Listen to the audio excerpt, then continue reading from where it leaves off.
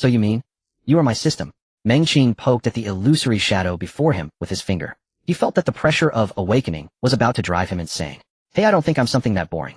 Oh my god, it's even a foreign system. The shadow muttered, trailing off mid-sentence. There was no tangible body to touch. It did not truly appear in the air, either, for the mirror in the room failed to reflect its existence.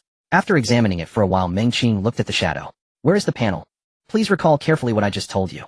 I am not the kind of thing you imagine. Then what are you? The shadow fell silent, and only after a long time did it reply in a muffled tone, I don't— Alright, according to my own guess I might. I mean, possibly I used to be a human just like you, and for some unknown reason, I ended up lodging inside your consciousness. Excellent. Meng Qing nodded, then stretched out his hand. Pay the rent. You have probably been living in me for 17 years, 9 months, and 4 days. He'll charge you 5,000 per month. That comes to a total of 1065000. Damn it. I haven't been staying that long. If I remember correctly, I've only been in your consciousness for 2 months. Meng Qing's expression stiffened. 2 months. Did that mean the system had crossed over together with him? He set the thought aside for now. Fine, 2 months it is.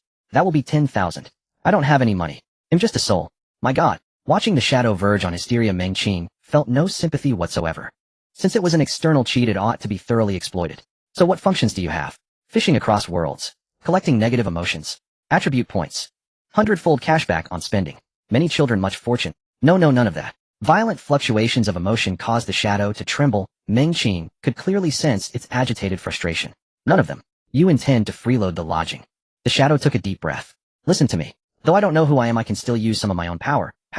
You understand what that is. Meng Qing grew solemn. You are an awakened. Perhaps, but I don't. In short, you can now use a portion of my power through your second layer of consciousness. But do not misuse it. I am currently extremely weak. Excessive use might truly cause my death. Fine, then what exactly is your ability? Space. For now you can only use it to store some items. And you still claim you are not a system. 2 months earlier, when Meng Qing was delivering food in Australia, he was suddenly transported to this world. It was a transcendent world, entirely different from Earth. Not only were there humans, but also demon races and insectoid races.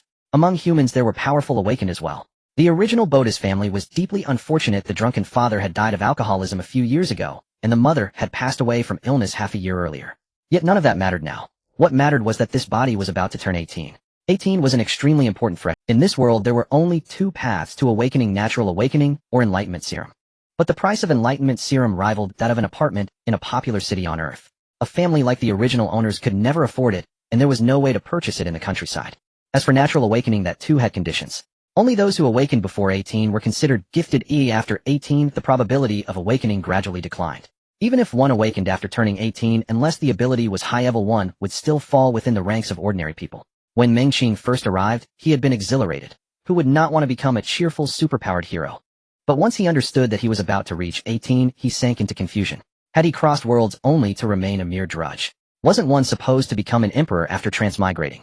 Why can't it be stored? After several attempts, Meng Qing glared into his consciousness at the shadow. Your power. The shadow fell silent, seemingly pondering the reason. After a while it tried to suggest, is it possible that the problem— How could it be my problem? Meng Qing's eyes widened. What grounds do you have for that? Do you remember what I told you before? You possess a dual spiritual dimension, and the place where I reside is the second layer. Do you understand? The second layer. So I believe that to use my power you must first learn to correctly employ your own dual spiritual dimension. Dual spiritual dimension.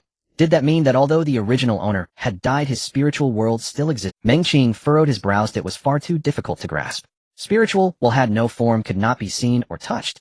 How was one supposed to switch between them? Wait. Meng Qing suddenly realized he had probably misunderstood.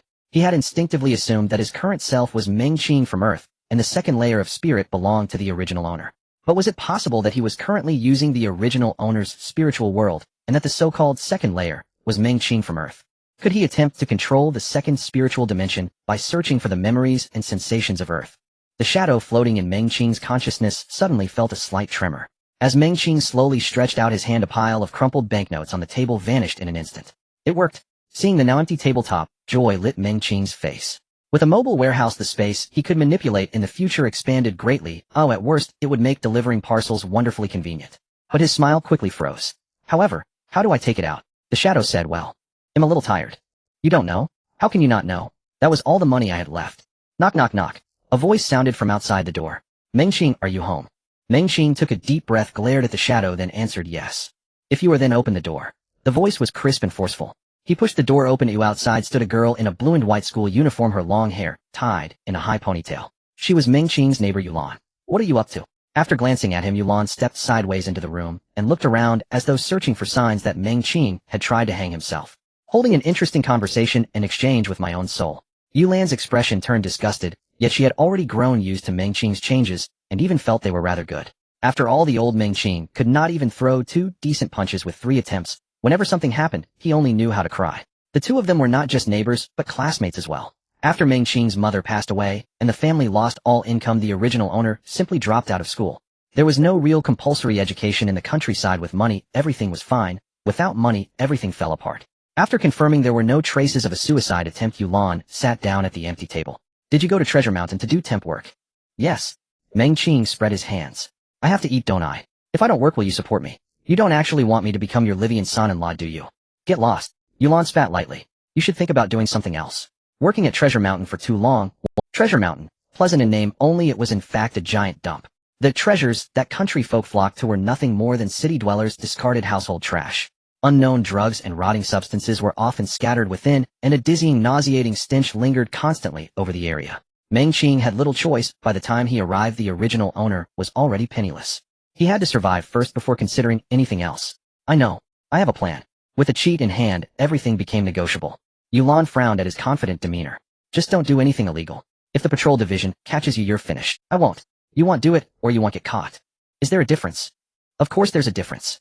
Faced with Yulan's severe gaze, Meng Qing felt the pressure of an older sister bearing down on him. When the original owner was young, other children often bullied him, and every time, it was Yulan who shouldered a wooden stick to stand up for him. When they could not defeat Yulan, the other children jeered that Meng Qing was her Livian husband. Although Yulan was even 1 month younger than Meng Qing, she had naturally become his Lanjia, elder sister-in-law. In any case, Yulan tapped the table. If you are really short of money, tell me. They'll get you some. You could follow those guys and flip goods to sell. That's still better than temp work at Treasure Mountain. Don't. Meng Qing waved his hand. If you give me money, your dad won't bear to scold you, so he'll curse me to death instead. If your dad ever awakens some weird ability and actually curses me to death, that wouldn't be worth it. Nonsense. Yulan slapped the table. My dad is already over 40. What ability is he going to awaken? Besides, she grew a little upset. My dad is not as bad as you think. Yulan's father truly was not a bad man. If he were, he would never have tolerated Yulan helping the original owner, whether intentionally or not, for so long. To endure that much was already rare. Meng Qing clasped his hands in mock salute.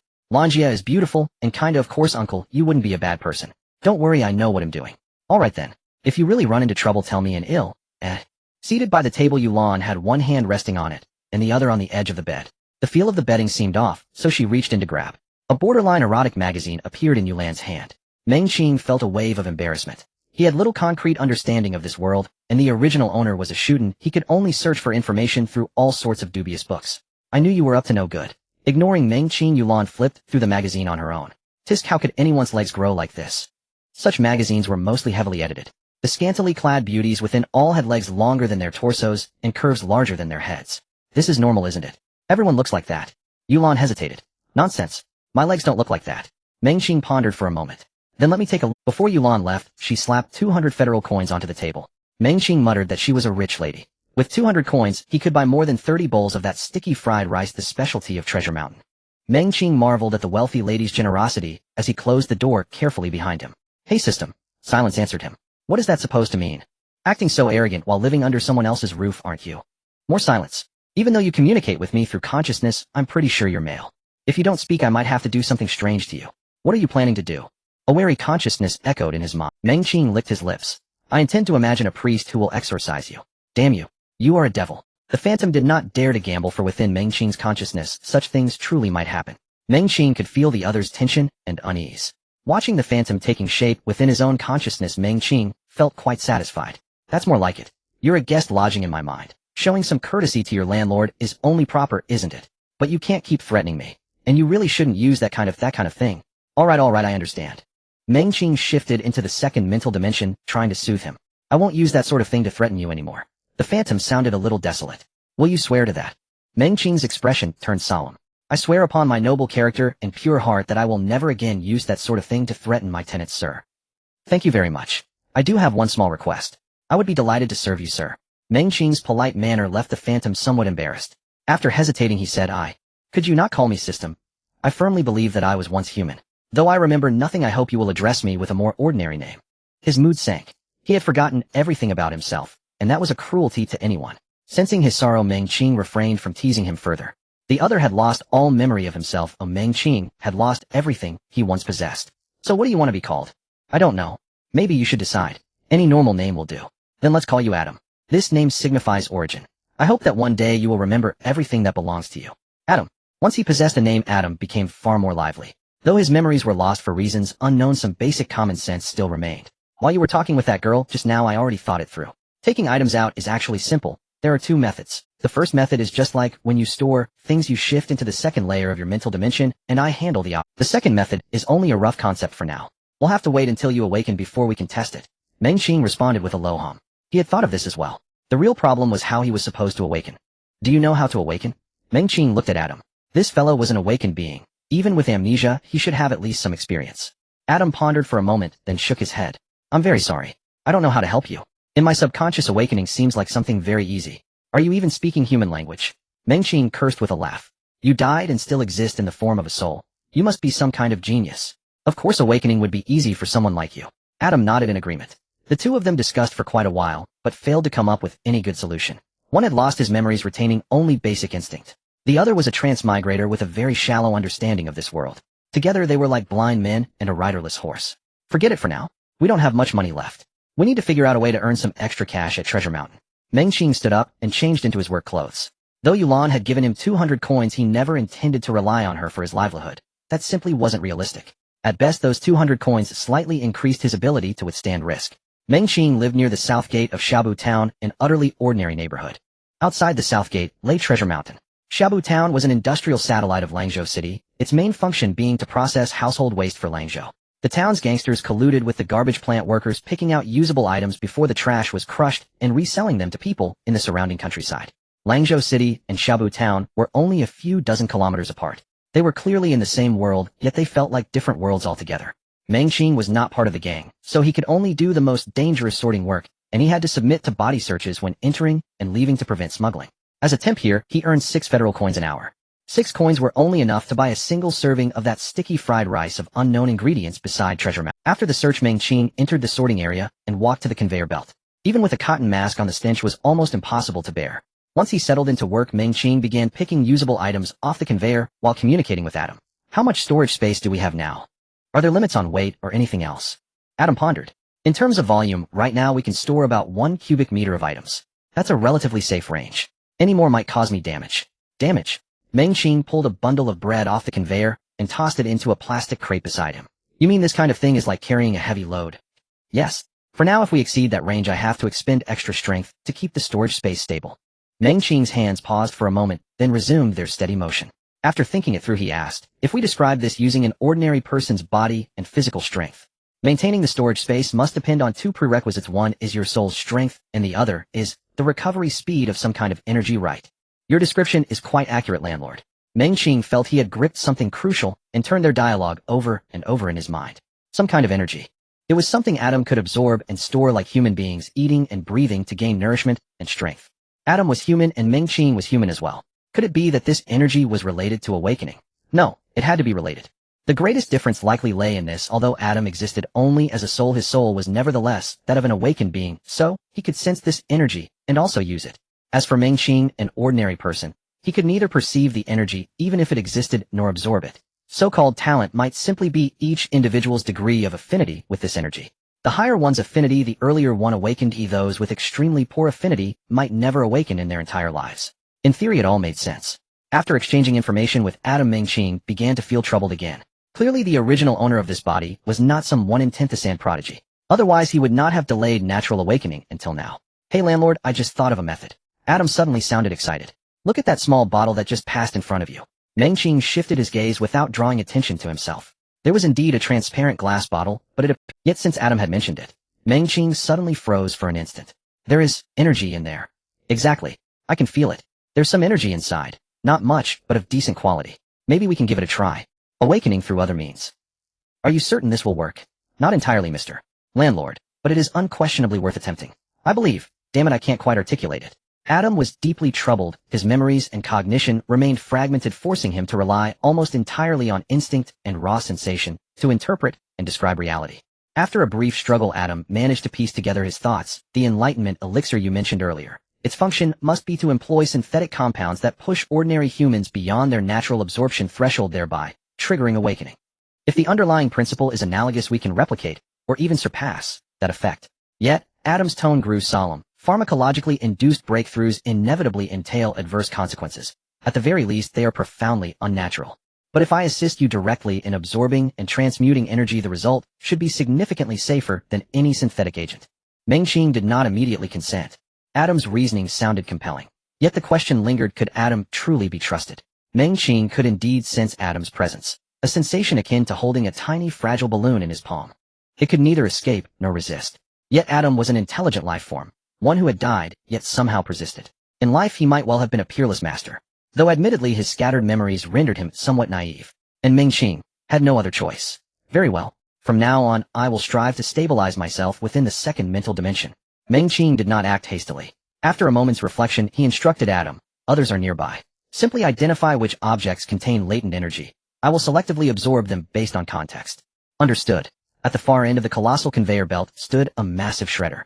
Each belt employed 6 sorters. Today Mengqing was assigned to the central station, flanked left and right with another sorter directly across. He did not let hope cloud his judgment. The greater the promise, the sharper his vigilance needed to be. Unauthorized concealment here was perilous. Even though these were merely urban discards, they belonged to the local syndicate. The green box approaching ahead. That bottle, same as before. That fruit, the dark one, yes. Adam issued steady prompts while Mengqing continued sorting normally, all the while observing his co-workers from the corner of his eye. Fortunately, everyone behaved as usual, heads bowed, focused solely on their tasks. This was syndicate territory. Even during moments of fatigue, workers feigned busyness. No one dared pause openly or glance around idly. No overseers patrolled the area, a tacit concession for such hazardous labor. A discreet bite was tolerated, so long as it remained modest. Smuggling, however, was strictly forbidden. Mengqing never stole food. Much of what mingled with household waste carried indescribable filth. Without thorough cleansing, he would never dare place anything directly into his mouth. But now, everything had changed. Even items encased in viscous, unidentifiable decay prompted him to reach in feigning routine labor. This was about his fate. Cleanliness had ceased to matter. Once he collected his timed wage at the exit, his shift ended. Back home, he first stripped off his work uniform and soaked it, then washed his body thoroughly. Is the energy sufficient? Mengqing stretched his joints. Having finished bathing, he felt remarkably refreshed. Though slightly lean, his physique was striking, possessing refined, delicate features. His original host had been timid, almost effeminate in demeanor, but under Mengqing's control his aura transformed entirely. He was a bona fide earthborn transmigrator and national-level debating champion, a veteran Weibo pugilist, a master performer of the retreat drum, a household debate champion, and a level 17 veteran artist of Tiaba forms. Upon arrival, the original host had already squandered every cent of family savings and starved to near delirium. Mengqing harbored no resentment toward his predecessor's timidity. After all, being raised by a chronic alcoholic made such passivity almost inevitable. Yet now that he had arrived, change began precisely at that moment. Uncertain, but we may attempt it. Though only a soul, Adam's elation resonated with crystalline clarity within Mengqing's awareness. Mengqing withdrew a deep crimson fruit from his storage space and drew a slow, deliberate breath. This was the turning point, the instant that would redefine his destiny. Before we begin, there is something vital I must say. Adam's voice turned grave as I commence energy absorption endeavor, above all else, to perceive the presence and flow of energy itself. This is paramount, though I cannot explain why. Mengqing nodded in silent assent. He had intended to do precisely that, even without instruction. After rinsing the fruit, he placed it gently in his mouth and began chewing slowly. Its sweetness evoked the memory of mangoes. Commencing now. At Adam's words, Mengqing instinctively closed. At first, nothing. Yet Mengqing persisted, emptying his mind and probing the void behind his eyelids. Adam murmured guidance. Attend to your body and your inner mental landscape. Imagine blood coursing through your veins. Envision air flowing from nostrils into lungs. Following Adam's cues, Mengqing sought his own form within consciousness, tracing its contours in the dark, listening inward for the thunder of blood and the roar of breath. Within the mindscape, Adam's translucent silhouette trembled faintly. Progress was proceeding flawlessly. His intuition had been correct. Guided by Adam, Mengqing dimly sensed the energies flow, vague, elusive, almost illusory. That sensation vanished in an instant. Already over. Mengqing opened his eyes. I felt nothing at all. Adam shook his head. To perceive even the faintest echo is extraordinary. This fruit contains vanishingly little energy. What about ambient energy, in the air? Mengqing frowned. Airborne energy is orders of magnitude scarcer still. Well then, so urban refuse held more latent energy than rural air. Fine. Just how absurd is this disparity? Am I being treated like some impoverished outsider? Onward, let's continue. Dismissing the infuriating inequity, Meng Qing craved only one thing: swift awakening, and the prosperous city life that followed. For country dwellers, entry into the city offered only two paths: status or qualification. Status meant official rank, or kinship with officials. Qualification meant spontaneous awakening before age 18. Cheat-enabled awakening still counted as spontaneous. These are the last remaining materials. Meng Qing gazed at several white crystals resting in his palm, substances he'd previously overlooked entirely. Only Adam's repeated insistence had drawn his attention to them. These were deliberately reserved, the final, most potent sample. Focus inward. These crystals contain exceptionally pure energy. Meng Qing nodded. His prior absorptions had sharpened his perception. Energy's presence and motion were now unmistakable, even if not visually manifest. Ready. Clutching the crystals, a cool, soothing sensation surged from his palms, spreading rapidly through his frame shuddered faintly. Pleasurable, profoundly more pronounced than any prior response. A soft crimson hue bloomed across his field of vision. I've awakened. You failed to awaken. Both voices erupted simultaneously. Meng Qing. Adam. In the countryside, there is no systematic awakening education. However, it has been said that the characteristic of awakening is the ability to see colors related to one's abilities through one's mental vision.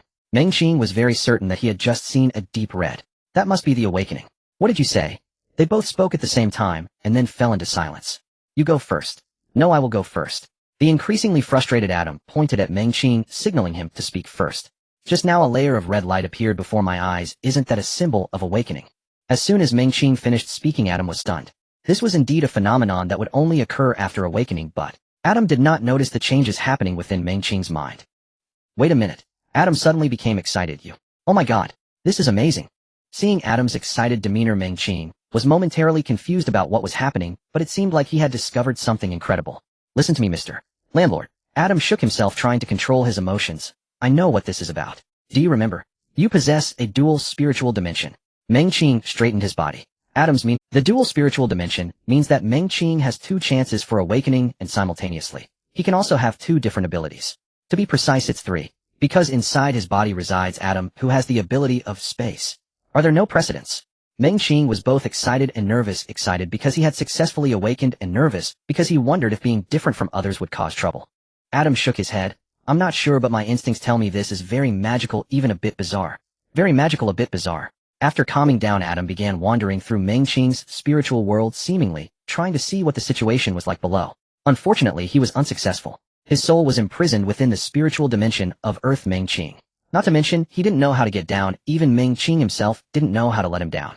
Stay calm, everything is starting to develop positively. Soon I can take you to the city for a better life, Mr. Adam. Thank you for your generosity, Mr. Landlord. After the excitement, both fell into silence. Adam was studying Meng Qing's spiritual world, while Meng Qing was thinking about what to do next. There were still many things that needed to be clarified. What ability had he awakened? How to awaken a second talent? Would he be different from others? Would there be dangers after entering the city? In the countryside, aside from lacking resources, information was also severely restricted.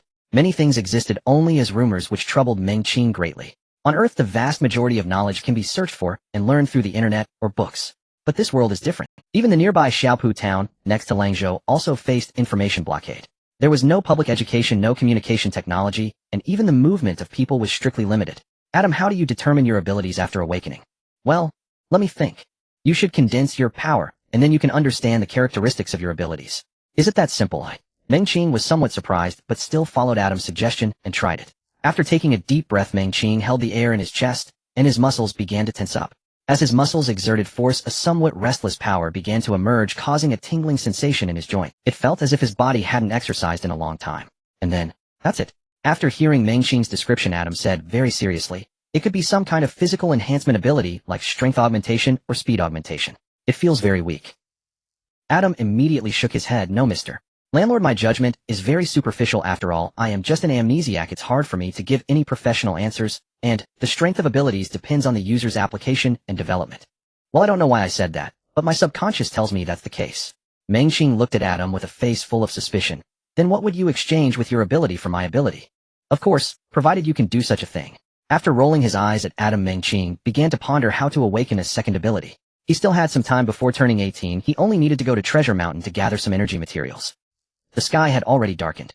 The countryside has limited electricity supply, and at night only specific areas provide power. For example, the waste treatment plant at Treasure Mountain, the main streets and office buildings in the town. The streets of the wealthy area also continue to provide electricity, but it is said that the prices at night are very expensive. The place Mengqing lived in was a relatively remote residential area and did not enjoy such treatment. Although he still felt quite energetic, Mengqing decided to sleep. Tomorrow we will go and get some of those white crystals, striving to awaken my second talent as well. Hearing Mengqing's words, Adam opposed. I suggest not to. Moi. Mengqing was puzzled. This method had already been proven to work, so why not? What kind of good person would refuse to take a shortcut and instead take a detour? Since there is a cheat, it should be fully utilized. Adam continued to explain, Sir, it's not that absorbing energy through those things is bad, but... Adam fell into the dilemma of thinking and speaking. It's just that since you have already awakened, how should I put it? Let me think. After you awakened, the barrier between you and energy has been broken, and I think you should now acquire energy through your own training. After saying that, he added, although I don't know why I feel this is the right way to go. Mengqing thought for a while. It sounded a bit mysterious, but it seemed to make some sense. But how to train? Do I have to go outside and run without sleeping? Isn't running on the streets at night illegal? Besides, even if he is an awakener, he should still need to eat and sleep right. There should be many ways to train. Running might be one of them. After all, your ability seems related to physical enhancement. If possible, maybe you can try to absorb energy from the air. Mengqing sat up from the bed, his eyes wide open as he stared at the gradually darkening room. After a long time, he lay back down. I can't feel the energy in the air. That's not going to work. Be patient, Mr. Landlord. Although the energy in the air is indeed very sparse, it does exist. You can try more and think about what it felt like when I assisted you in absorbing energy before. Before Adam could finish speaking, Mengqing sat up from the bed again. Wait a minute. You just said, you assisted me in absorbing energy, right? Yes, sir. In the darkness, Mengqing's eyes emitted a green glow. Do you need to sleep? You are dead. You are a spiritual entity, so you shouldn't need to sleep. It must be that way, right? Adam's phantom flickered. Oh my God, can you please not always remind me that I am dead? It's very cruel. Oh, I'm really sorry. I feel ashamed of my rudeness. Please forgive me, Mr. Adam. You can communicate with me normally. Oh, I feel like you are deliberately mimicking my tone. That doesn't make me feel close. Mengqing joined his hands together. All right, Mr. Adam, can you answer my question now? Of course, Adam nodded. In fact, I really don't need to sleep. Without a physical body, my soul does not feel fatigue. This is also thanks to the stable environment you provided. So, Mengqing said slowly, Mr. Adam, have you considered paying me some more practical rent? For example, while I sleep you could guide and absorb energy, since my body is your body, isn't it? Isn't that so? Is this really reasonable? Adam did not show any refusal to Mengqing's proposal, but he raised his own doubts. Questioning the rent. Well, Mr. Adam, please forgive my mercenary nature, though our pure friendship and the bond of life and death should not be measured by such a vulgar thing as rent. Mengqing patiently advised, but think about it, our current life is quite difficult. We need to toil for food, and during the day, I must earn money. This responsibility falls squarely on my shoulders. But at night, I think I should be able to get a little rest, shouldn't I, eh? Adam was still too young, and against the seasoned keyboard warrior Mengqing, he had no means to defend himself. A strong sense of shame and self-reproach welled up within him. Oh heavens, Mr. Landlord, please forgive my selfishness. I shouldn't only think of myself. You are right, we are now one, and I should do something for our survival. Please rest easy. The night will be my... Mengqing lay down for the third time, drifting beautifully into slumber. When dawn broke, Mengqing awoke, jumping out of bed first to assess his body. He felt more invigorated than usual upon waking, and his mental state was also better. There was none of that dazed sensation typically felt after sleeping. Was this the enhancement brought about by his awakening? Or was it the benefit of Adam working the night shift? The energy in the air is too sparse, but I assure you I did not slack off. If my calculations are correct, we should awaken a second ability in just 2 days. Still searching for energy bodies. After a night of hard work, Adam was also in great spirits and showed no signs of weakness. A top-tier worker. Yes, but not for myself. Mengqing replied while heading towards Treasure Mountain. When he first crossed over, he was on the brink of starvation. If it weren't for Yulan's assistance, he would have already restarted. Yulan was only a month younger than him and would soon join the ranks of useless. Now that he had prospered, he needed to find a way to help her. But he couldn't expose Adam's existence. Although Mengqing believed Yulan's help was sincere, Adam's presence was still too bizarre. Even though Adam was dead, he might still have enemies in this world. Basic precautionary awareness was still necessary. After Mengqing shared his plans and concerns with Adam, the latter agreed that it was feasible as long as they were careful. If you want to guide energy to others, that's also not a problem as long as they cooperate. The two of them began summarizing yesterday's experiences while formulating the upcoming awakening plan. The amnesiac Adam occasionally provided supplementary advice, of course, always adding, although I don't know why I feel this way. The treasure still emitted a rotten stench as always. After the awakening, Mengqing's sensitivity to this odor had become increasingly acute. But the good news was that his physique seemed to have indeed improved a bit, or at least he no longer felt the suffocating dizziness. Mengqing arrived very early. He deliberately chose the front end of the conveyor belt to maximize the collection of those white crystals. The front end was often the hardest position, facing numerous dangerous items and unknown decaying materials. We mainly select those small white crystals or other similar high-concentration energy bodies. After confirming with Adam, Meng-Qing immersed himself in his work.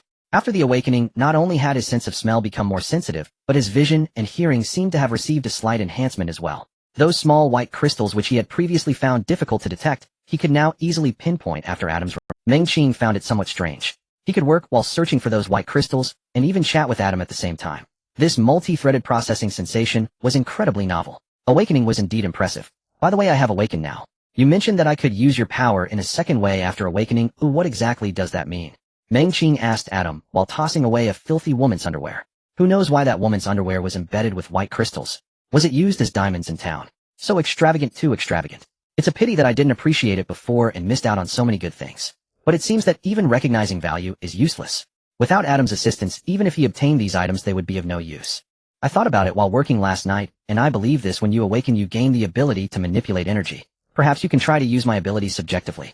Of course, this is just my guess, as I feel we have already met the necessary conditions. Adam continued to provide his disclaimer while speaking. After all, he was just an amnesiac. What could he do? Necessary conditions. You mean I can manipulate energy along with your spatial ability characteristics? Yes, Mr. Landlord, but there should be one prerequisite. What is it? This time Adam's speech flowed much more smoothly, indicating that he had indeed thought carefully yesterday. First, you need to understand what space is so that you can utilize my ability characteristics. If you have no concept of space, there may be issues. Either you won't be able to use it, or it may be dangerous. After placing a white crystal into the storage space, Meng-Qing felt puzzled. What is space? Isn't space right? Adam shook his head. How should I put it? Space is indeed right here, but the space you see and the space I see might not be the same. In your view, space is transparent and fixed. But to me it is not like that. It is tangible and not fixed. I can shape space and even fold it with my own strength. This notion was intriguing, and Meng-Qing immediately became interested and began to ponder. You mean when I can truly see space? I can perceive a dimension that others cannot see, and I can change them through you. Adam shook his head. After Meng-Qing's awakening, his shadow had already solidified more than when they first met. His movements were also more vivid. No, that understanding is somewhat flawed, Mr. Landlord. You are not seeing another dimension, but rather the true side of space. Let's put it this way. You can temporarily think of space as air. Under normal circumstances we cannot see air, but if dust or smoke appears in the air, do we not then have a more concrete impression of its existence? If we wave our hands to disturb the dust, is the air not also disturbed by us at the same time? Space has always existed, it's just that most people cannot see its true side. Meng-Qing pondered. Then, if I truly see the true side of space, won't my perception be affected in the future? It won't. Once you master it, not only will your perception not be affected, but there will also be many wonderful uses. For example, right now, Adam pointed at the pile of garbage in front of Meng-Qing. There is a very high-quality energy crystal inside. Meng-Qing was astonished. This usage was something he had never anticipated. But then he presented some bold ideas. You just said that space can be folded. Ew, does that mean I can perform long-distance teleportation or short-distance instant movement by folding space? Also, can I cast a two-dimensional space plane on someone to sever their body? And can we both use the folding ability simultaneously to compress an enemy into an abstract painting? Adam: It should be possible, but these need to be researched together once you master it. After awakening, Meng-Qing experienced a noticeable improvement. Although the abilities he displayed at the moment did not seem particularly impressive, his physical fitness had indeed been enhanced. Adam also became more stable due to Meng-Qing's awakening. On this day the gains were considerable. Meng-Qing collected over a dozen tiny white energy crystals. According to Adam, if one's physique was comparable to Meng-Qing's, only about 10 crystals would be needed to complete the awakening. After work, Meng-Qing returned home to wash up and change clothes, then headed toward Yulan's house. His finishing work meant that Yulan had already finished school. High school students in this world did not have evening classes or additional tutoring.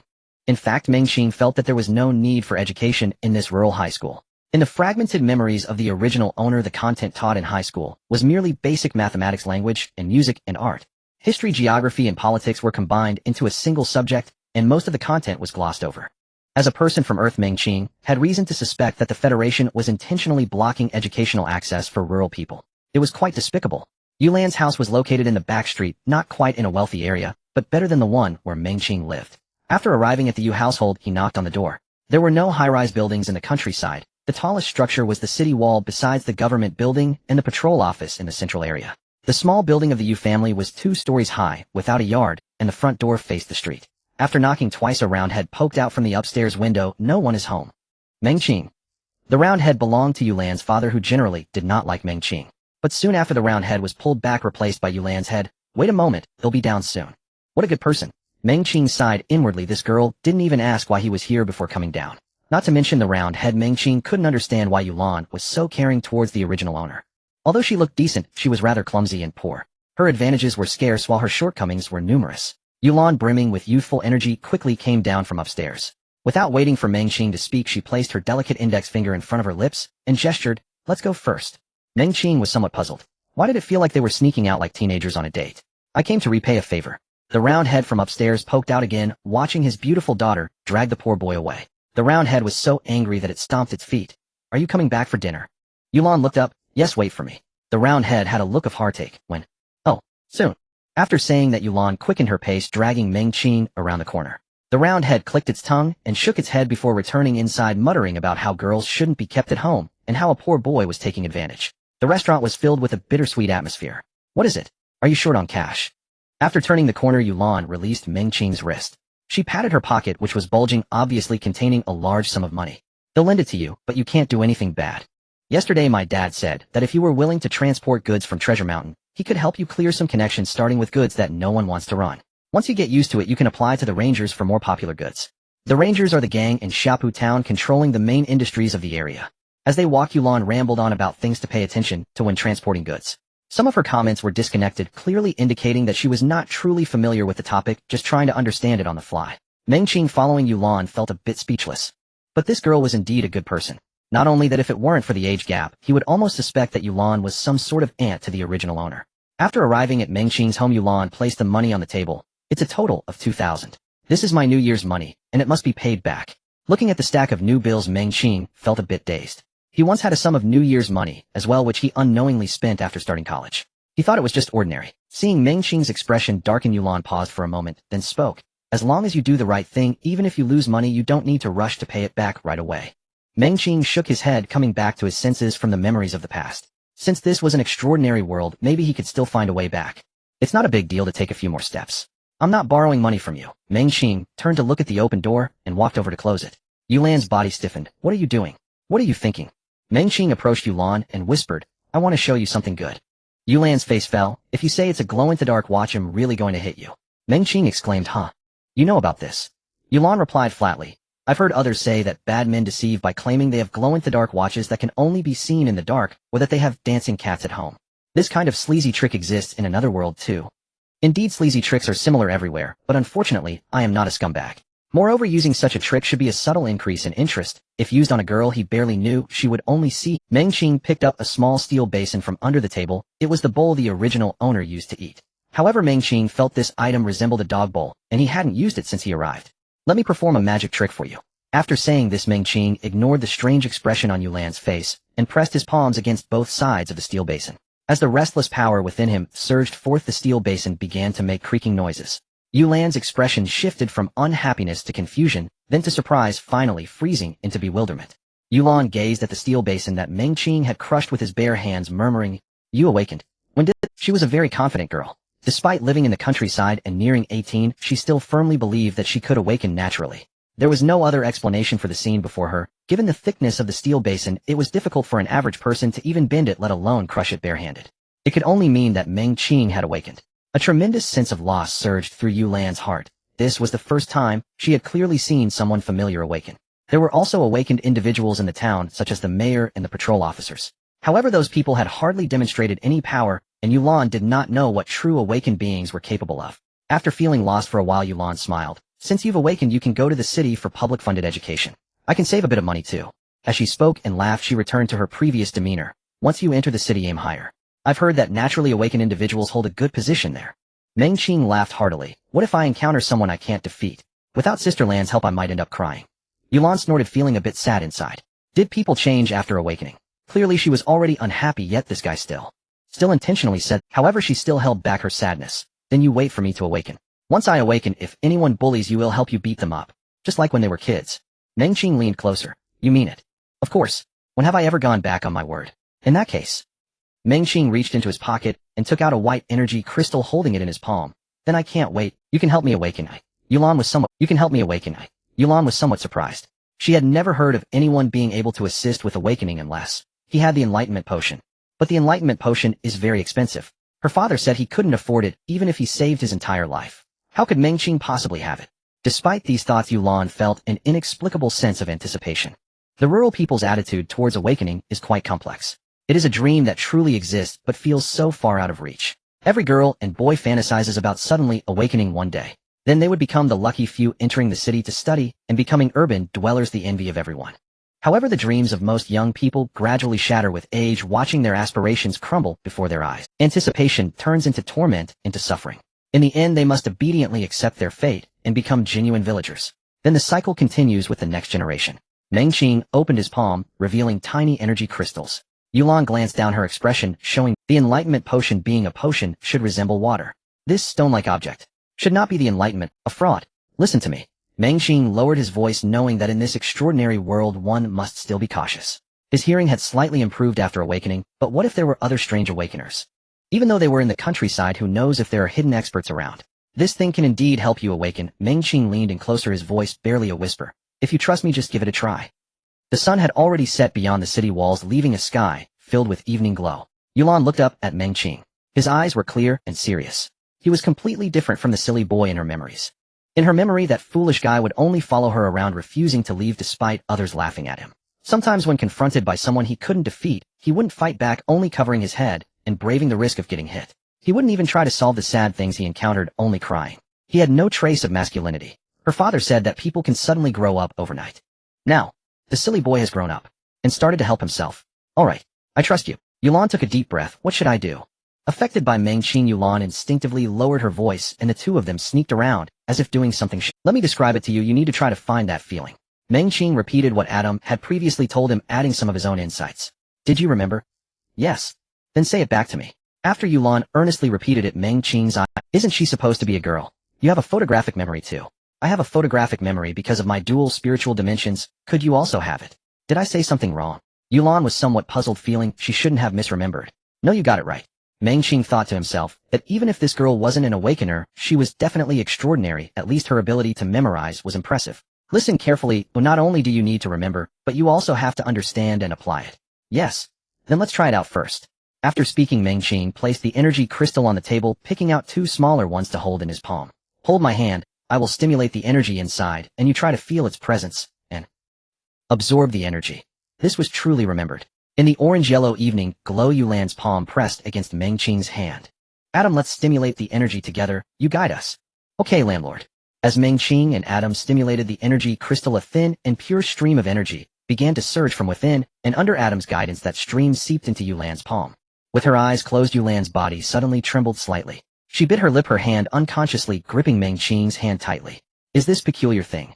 The energy Meng Qing mentioned. Why had she never heard of this method before? How did Meng Qing know about it? Stop overthinking it, Meng Qing reminded in a low voice. Focus. Hearing Meng Qing's serious tone, Yulan quickly gathered her scattered thoughts, emptying her mind to capture the magical energy.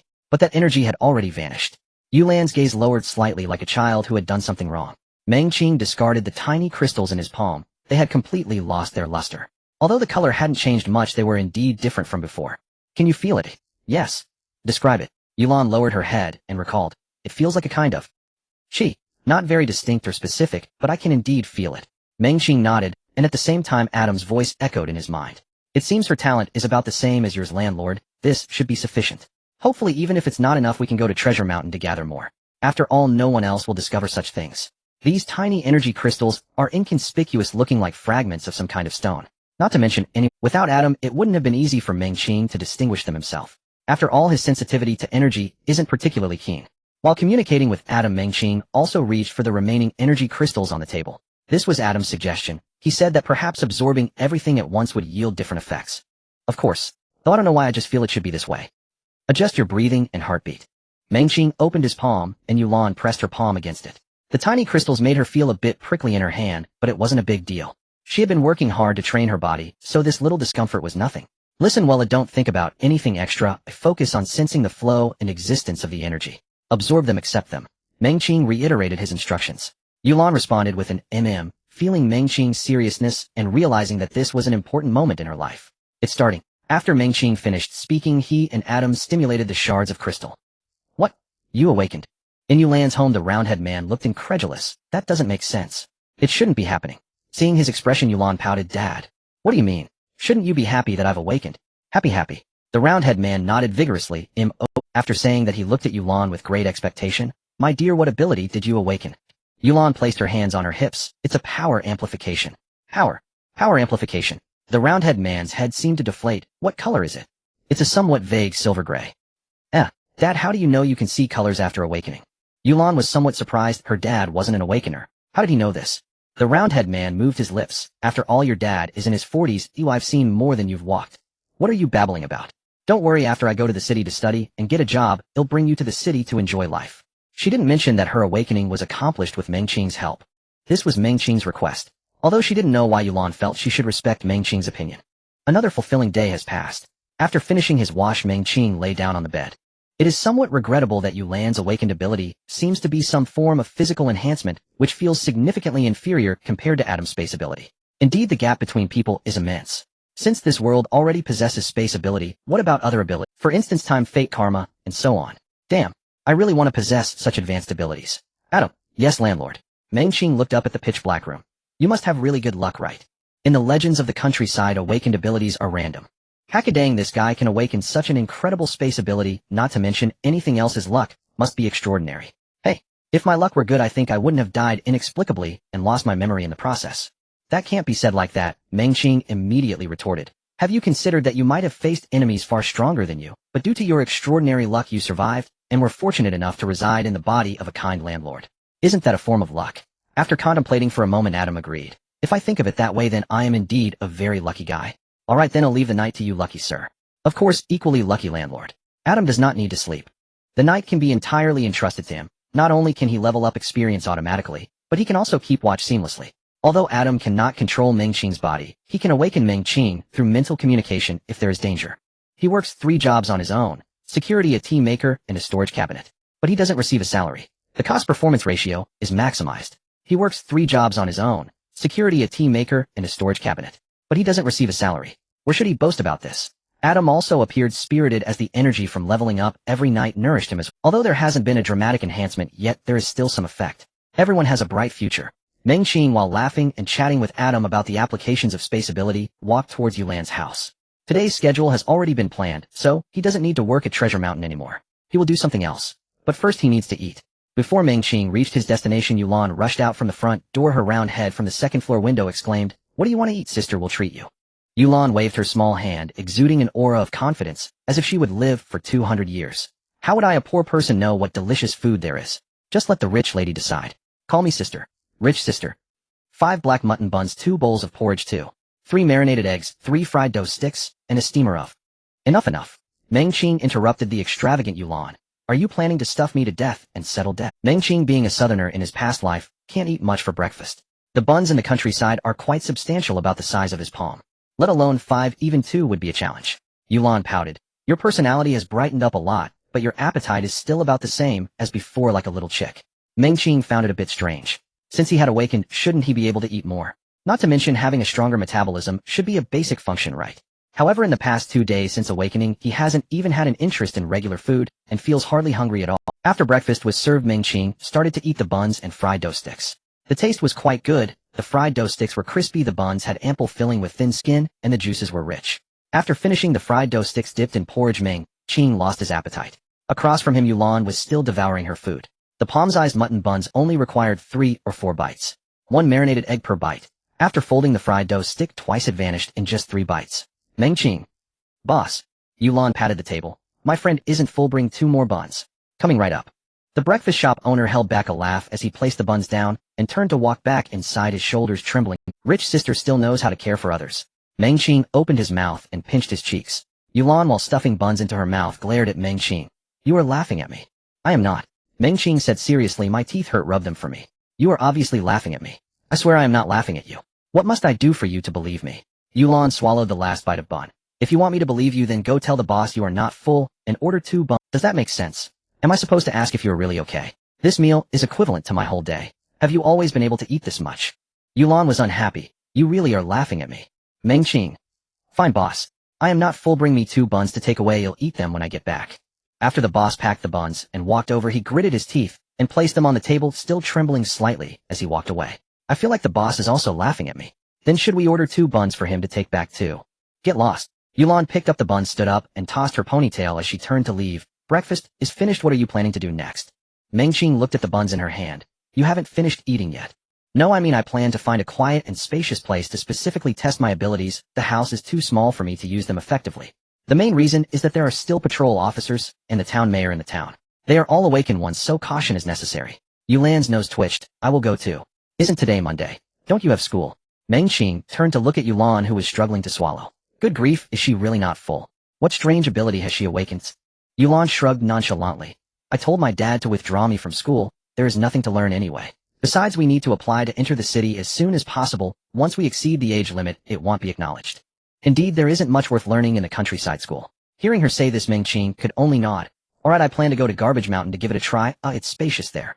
To the south of Xiaopu town is the direction to Langzhou city, where there are patrols. The east and west lead to other industrial towns with merchants passing through. Only the northern direction of Garbage Mountain leads to barren lands which ordinary people seldom visit. Treasure Mountain is the garbage of the city. Garbage Mountain is the garbage of the countryside. One could say it is hierarchically strict. Why does it smell so bad? Before reaching Garbage Mountain, a foul odor rushed to the forefront. Yulan's face turned pale. The buns she had eaten earlier now truly felt like a burden. Mengqing looked at her as if she were 3 months pregnant and found it somewhat amusing. If you think it smells bad, you can go back. You can wait for me to finish testing and tell you later. Honestly, it is a bit excessively smelly. Yulan didn't respond, merely holding her breath and trudging forward.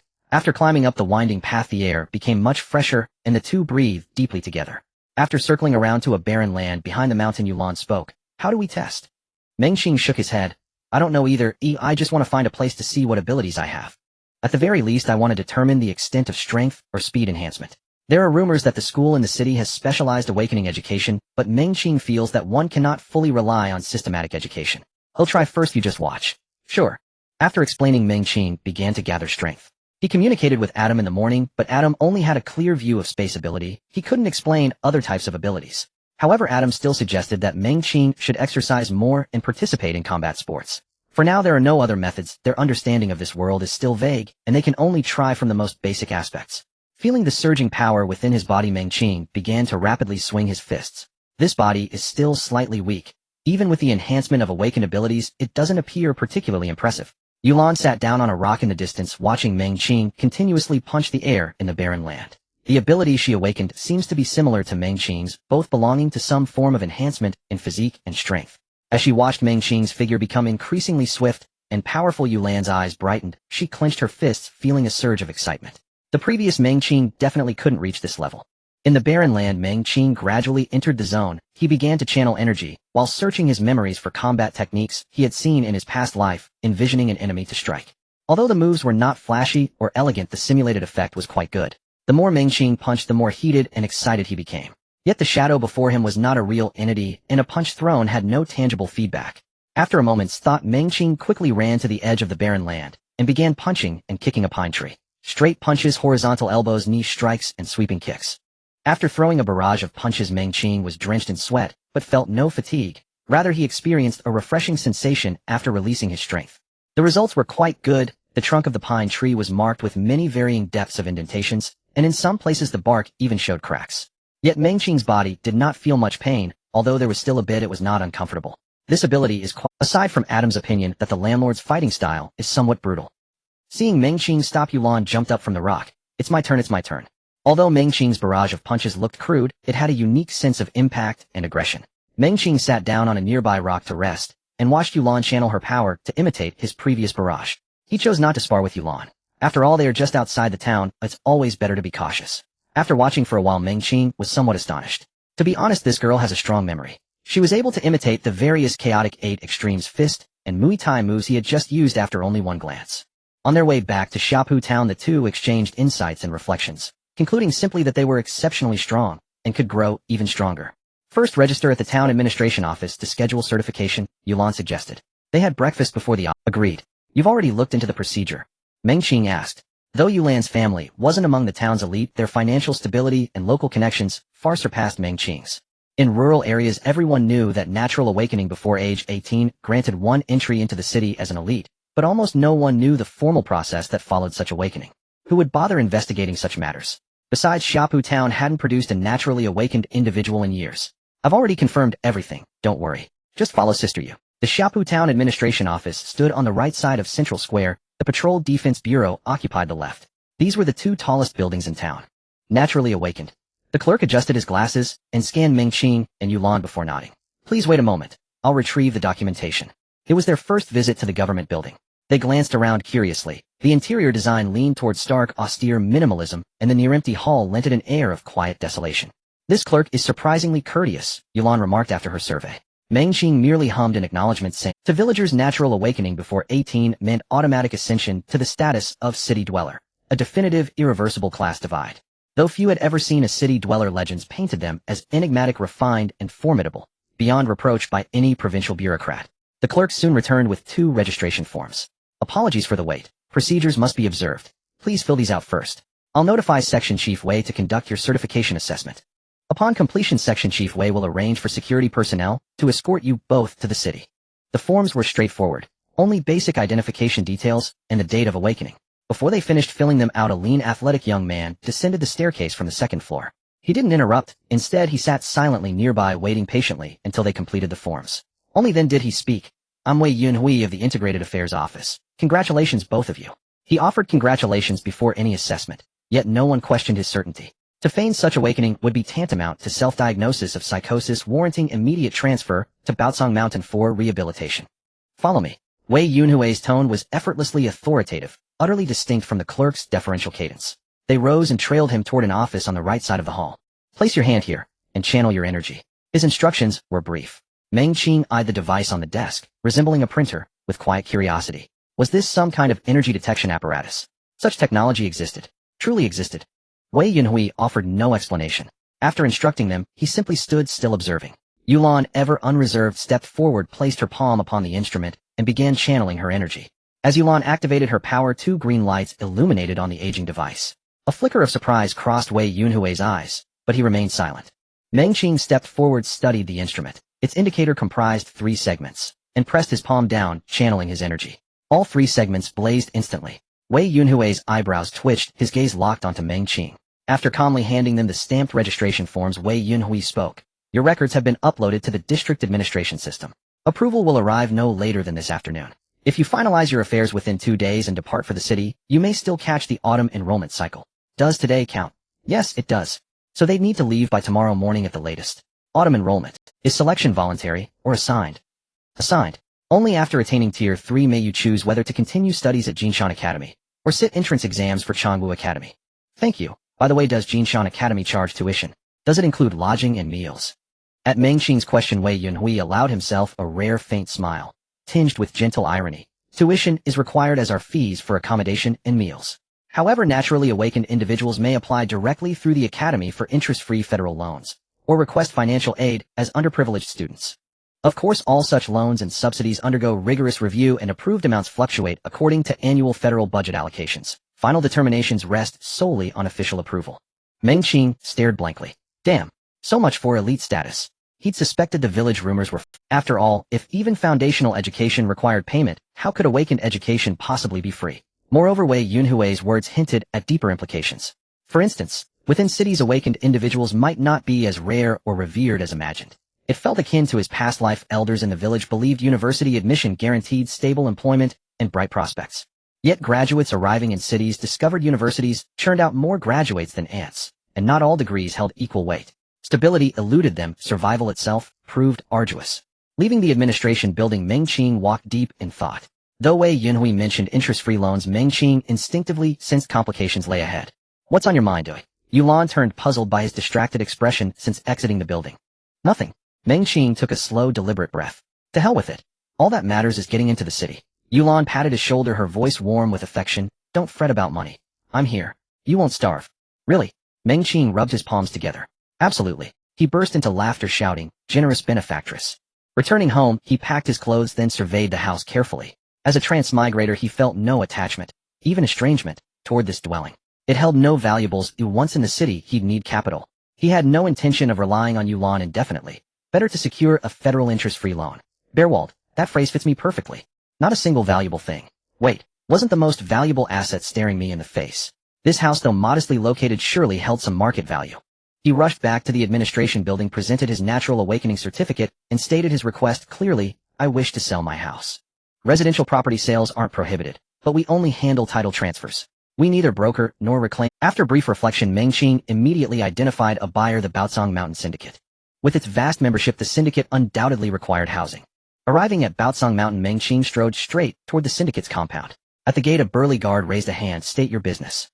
I'm here to discuss business with Director Chiu. The guard frowned, then, after several seconds, gestured him inside. Baotsong Mountain's rangers were formidable, though anyone bold enough to approach likely brought legitimate business. If not, a lifetime of unpaid labor on Baotsong Mountain awaited. As for assassination attempts, those weren't worth considering. Aren't you a temporary sorter on the assembly line? What business could you possibly have with me? Xiao Liang, broad-shouldered and thick-chested, regarded Mengqing. I'm selling my house. In town, Mengqing replied. Xiao Liang blinked. Baotsong Mountain couldn't register residents. Selling the house would render Mengqing a black household. Yet such transactions weren't unheard of. Each year, desperate souls sold homes to become black households. Still, Mengqing was the first to approach him with such a proposal. Which district? What size? Your asking price. Southgate 3rd Street, 2-bedroom unit. What's your offer? 10,000. Mengqing shook his head. Too low, far below my expectations. Reclining on the sofa, Qiu Liang remained unruffled. His men rarely needed town registration. Housing held little priority. 10,000 is fair. Carrying too much cash as a black household invites trouble. Mengqing shook his head again, pulling from his pocket the stamped registration form. I'm no black household. I'm entering the city. Where did you get the funds? Sold the house. Mengqing brandished his bank card, modest yet sufficient. 20,000 yuan precisely. Yulan, watching Mengqing's exuberance, asked, You've sold your house, so your town registration is void. Temporarily retained at the town level, then transferred to the academy upon enrollment, and later moved to employer registration post-graduation. Federal residency laws were extraordinarily strict, tethered inseparably to property ownership or formal employment. Either condition alone defined legal citizenship. What happened to bankrupt city dwellers remained unclear, but bankrupt villagers faced stark choice: scavenger or wilderness dweller. Yulan planted her hands on her hips. Do you feel nothing for Xiapu town? What's there to cherish? That 6 yuan bowl of gluey fried rice. Mengqing wagged a finger. Wherever my heart finds peace, that is home. Besides, he turned, winked at Yulan. Aren't you joining me in city studies? Wherever Sister Lan is, my heart rests in peace. Flattering nonsense. Have you tasted it? Quack. According to Qiu Liang, the tuition fee for a semester at Jinshan Academy is approximately 800 yuan, and the accommodation fee is 500 yuan per semester. Living expenses can vary, but 1 or 2,000 a month should be manageable. 20,000 yuan is sufficient for Mengqing to get through the initial difficult phase. Qiu Liang himself is an awakened one, yet for unknown reasons he has not entered the city and instead lives in Xiapu town. After calculating the expenses for Mengqing, Qiu Liang said something quite profound. If one day you make a name for yourself in the city, remember to take care of the folks in Xiapu town. If things don't work out in the city, you can always come back to me. You'll never have to worry about food and drink. The price he offered was very reasonable. The total cost of Mengqing's house was actually only around 1800 yuan. The extra money could be considered his investment in Mengqing. After all, Mengqing was the first person in Xiapu town to approach him about selling a house. This was Mengqing's last night here. After lying down, Mengqing first calculated his finances and then called out to Adam. You confirm that I can awaken my second ability tomorrow, right? Adam had mentioned yesterday morning that after 2 nights of absorbing energy, he should be able to awaken his second ability. Although Adam's outline was quite clear, his features remained somewhat blurred. After pondering for a moment, Adam responded, If my calculations are correct, you should be able to do so early tomorrow morning. However, I will hold back a bit. Once you wake up, we will absorb together so that you can feel your uniqueness right away. This was indeed very considerate. Mengqing nodded in affirmation and anticipation. Are you ready? Once aligned, Mengqing and Adam exerted their powers simultaneously. The refreshing sensation of the first awakening washed over him again, though it was slightly weaker this time. After a moment, Mengqing exclaimed to Adam, No color. After awakening, one could see the color characteristics of the ability through their spiritual vision. While it couldn't accurately classify the ability, it was a sign and symbol of a successful awakening. Adam was also bewildered. How is that possible? I clearly felt that your second layer of spiritual dimension became more active. But there really is no color. Mengqing was somewhat confused. If that was the case, didn't it mean that Adam's previous guess was wrong? The so-called second layer of spiritual dimension seemed to have no practical effect, merely Adam's rental space. This is frustrating. Both fell into silence, finding it hard to accept such an outcome. After all, they were both very eager to see what the second ability truly was. After a moment of thought, Mengqing suddenly spoke up. Adam, what do you think the color seen after awakening really is? Adam thought for a moment. I believe it is a side confirmation and manifestation of an ability usually related or compatible with the ability. Does that make sense? His first ability was Crimson, which enhanced his physical capabilities.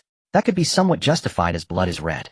But Yulan saw silver gray, and her ability also seemed to be some sort of physical enhancement. How does silver gray relate to strength or speed? Is it that Adam's assertion is incorrect, or is Yulan's judgment of her ability inaccurate? What color is your... Mengqing was somewhat curious. How could space have a color association? Adam replied without hesitation. No color, it manifests as transparent, interwoven, and folded. Of course, transparency itself is also a color. That's right. That's right. Mengqing murmured. Transparency itself is also a color. And what I see may not actually be colorless. Adam could not comprehend. Although his space had no color, it clearly had a sense of transparency, much like looking through glass still discernible. Adam, do you know what a blind person's vision is like? Black. No, Mengqing shook his head. Congenitally blind individuals do not have the concept of black. A more accurate expression would be void. My dad gave me a card saying it has 50,000 yuan inside. On the way to Langzhou City, Yulan chatted with Mengqing while gazing out the window. She had always been curious about the city. Children from the countryside are generally curious about cities, even harboring a twisted yearning. Mengqing and Yulan were relatively normal considering the original Mengqing was quite dull. As for Yulan, perhaps her round face spoiled her, making her only curious about awakening and the ecology of the city. Mengqing clasped his hands together, having drifted for half a lifetime in the countryside, yet to meet a benefactor. If a rich lady does not abandon me, I wish to take her as my godmother. The vehicle was a standard SUV, but it seemed the fuel wasn't gasoline. Yulan first shot a glance at Mengqing, then became serious. She withdrew her gaze from the scenery outside and turned to say softly, the city's patrol force is definitely more formidable than that of the town. You mustn't think about engaging in shady dealings. Mengqing chuckled. Can you think of me in a better light? Do you really believe I am relying on shady dealings to get by? To be honest, this girl guessed right. After learning from Wei Yunhui and Xiu Liang that the academy charges exorbitant tuition fees, Mengqing was completely disillusioned about the city. With Adam's spatial ability, engaging in some reasonable shady dealings seemed justifiable. The difference lies in how to go about it, and how much to earn. After all, he couldn't just get a job, could he? Working was out of the question. He had already done enough of that in his past life. In this lifetime, he couldn't do even a bit of it. I always feel like you're thinking of something bad. Yulan said halfway through before suddenly punching Mengqing on the shoulder. Listen to me properly. Mengqing exclaimed in surprise, and raised his hand, as if to retaliate. Seeing this, Yulan moved closer, lifting her cheek towards Mengqing. Go ahead, hit me. Mengqing. Can we not make the atmosphere so strange? It felt as if a little wife with a big belly was saying, go ahead, hit me, kill me, and the child in my belly too. Ugh, that's illegal. This girl isn't even 18 yet. Seeing Mengqing remain silent, Yulan huffed. Then she started rambling. My dad said he would regularly deposit some money for me every month, and would check the account balance. If it's not enough, he'll deposit more. You understand what that means, right? Does that mean your dad assumes I'm being supported by you? Yulan gritted her teeth. Can you be a bit more serious? Do you feel so distressed spending my money? I feel distressed not spending for a day, but if I spend I will feel distressed for a day. Yulan's eyebrows furrowed, her small chest rising and falling. After I finish the enrollment procedures, it'll take you to buy clothes. I want to see just how distressed you are. Seeing Yulan's angry expression, Mengqing expressed his gratitude. I feel so distressed I might burst out loud. In Langzhou City, after the guards of Xiaopu town escorted Mengqing and Yulan to the city gate, they left. He was not qualified to enter the city. After the staff checked the documents in the hands of the two, they made a phone call to confirm the information. Mengqing faintly heard that the organization they contacted did not seem to be the district government or Jinshan Academy, but rather the patrol department. The paperwork is fine, the temporary certificate will expire soon. Go to Jinshan Academy as soon as possible to complete the registration and obtain the formal household registration documents and credentials. Not only Mengqing, but Yulan's household registration also needed to be transferred. There was no room for negotiation. The two stood on the street at the city gate, gazing at their surroundings. Tall buildings, spacious streets, a variety of shops, and those uniquely shaped vehicles. The air was devoid of the smell of gasoline, filled instead with the fragrance of flowers and greenery. Yulan stood still, finally understanding why kids from the countryside desperately wanted to come to the city. Compared to the gray and odorous Xiaopu town, this place was truly a paradise. Everyone here wore clean clothes, and they probably had clean food as well. Perhaps there were many things she could not even imagine. Jinshan Academy is located beside Jinshan Lake. Although the fees are somewhat exorbitant, the surrounding scenery is quite nice. The wide school gate was bustling with people, but not crowded. Most were dragging suitcases or carrying bags. Mengqing and Yulan also each dragged their own luggage. Mengqing did not place his luggage into Adam's space. This ability was his most important external aid and should not be used for laziness. Following the signs to the registration area, the two completed the paperwork before dragging their suitcases to the Internal Affairs office for check-in. Jinshan Academy enforced on-campus living, or rather, compulsory accommodation fees. Whether to live on campus was up to them, the money had to be paid regardless. It was extremely exploitative. First, go to the dormitory to secure your bed. We will gather here at 2 o'clock to handle the household registration procedures, and then go buy daily necessities. After clearly explaining to Mengqing, Yulan flicked her ponytail and walked towards the girls' dormitory. Meng Qing had little luggage, just a few sets of old clothes packed in a carry-on bag. Countryside clothes are all old, the difference lies in how old they are. Building 3, room 106. Meng Qing pushed the door open and the 3 people inside turned to look at him. No chubby kid, no skinny monkey, and no glasses. They all appeared to be around 17 years old. There was no need to fight for beds. Each person had a set of upper and lower desks which were not spacious, but not cramped either. Meng Qing arrived last and was assigned to bed number 4 closer to the inside. After nodding to them, Meng Qing walked to his bed. After tidying up a bit, he glanced at the clock on the wall and started contemplating what to do next. Inside the dormitory, the 4 were either reading, sleeping, or daydreaming. There was neither communication nor sound. A top-tier, socially anxious dormitory. Landlord, Adam's voice suddenly rang out. Meng Qing remained in a daze. His communication with Adam was entirely in his mind and outsiders could not detect it. What is it? The energy here is more abundant than in the place you lived before. Meng Qing was somewhat puzzled. How much more abundant? Is there a numerical ratio? About 15 more than before, Adam replied, looking puzzled. Why is this the case? I don't know. Meng Qing frowned slightly, and then recalled something. You mean if calculated according to this ratio, isn't the likelihood of people awakening in the city 15 higher than those in the countryside? Perhaps it isn't calculated that way. Adam hesitated, unsure how to explain. This matter seemed to exceed Adam's understanding, but Meng Qing did not find it strange. In his past life, the resource distribution in the technologically advanced world was unbalanced, let alone in this extraordinary world. Previously, when panning for gold in Treasure Mountain, even the small energy fragments contained considerable pure energy. After their communication yielded no results, Meng Qing stood up and walked towards the school gate. The 2 walked side by side outside the school, and Yulan's expression was somewhat unfavorable. Do you have any news from your side? Meng Qing shook his head. My roommates don't like to talk, so there's nothing for now. Yulan responded with a and then frowned. The people in my dorm are quite chatty, but after they heard I was from the countryside, their expressions became a bit off. Meng Qing couldn't help but chuckle. This situation was also normal. People from the countryside and those from the city were not from the same world. Although this body was only a little over 17 years old, Meng Qing himself was already in his 20s. He had no expectations or nostalgia for campus life. This place was merely a venue for systematic learning. Don't mind them, Meng Qing said while stretching his body. We were never on the same wavelength as them. 9. 2. Some of you naturally awaken, while others awaken through the enlightenment potion. What I want to remind you is that these 2 are just different processes. The results are the same.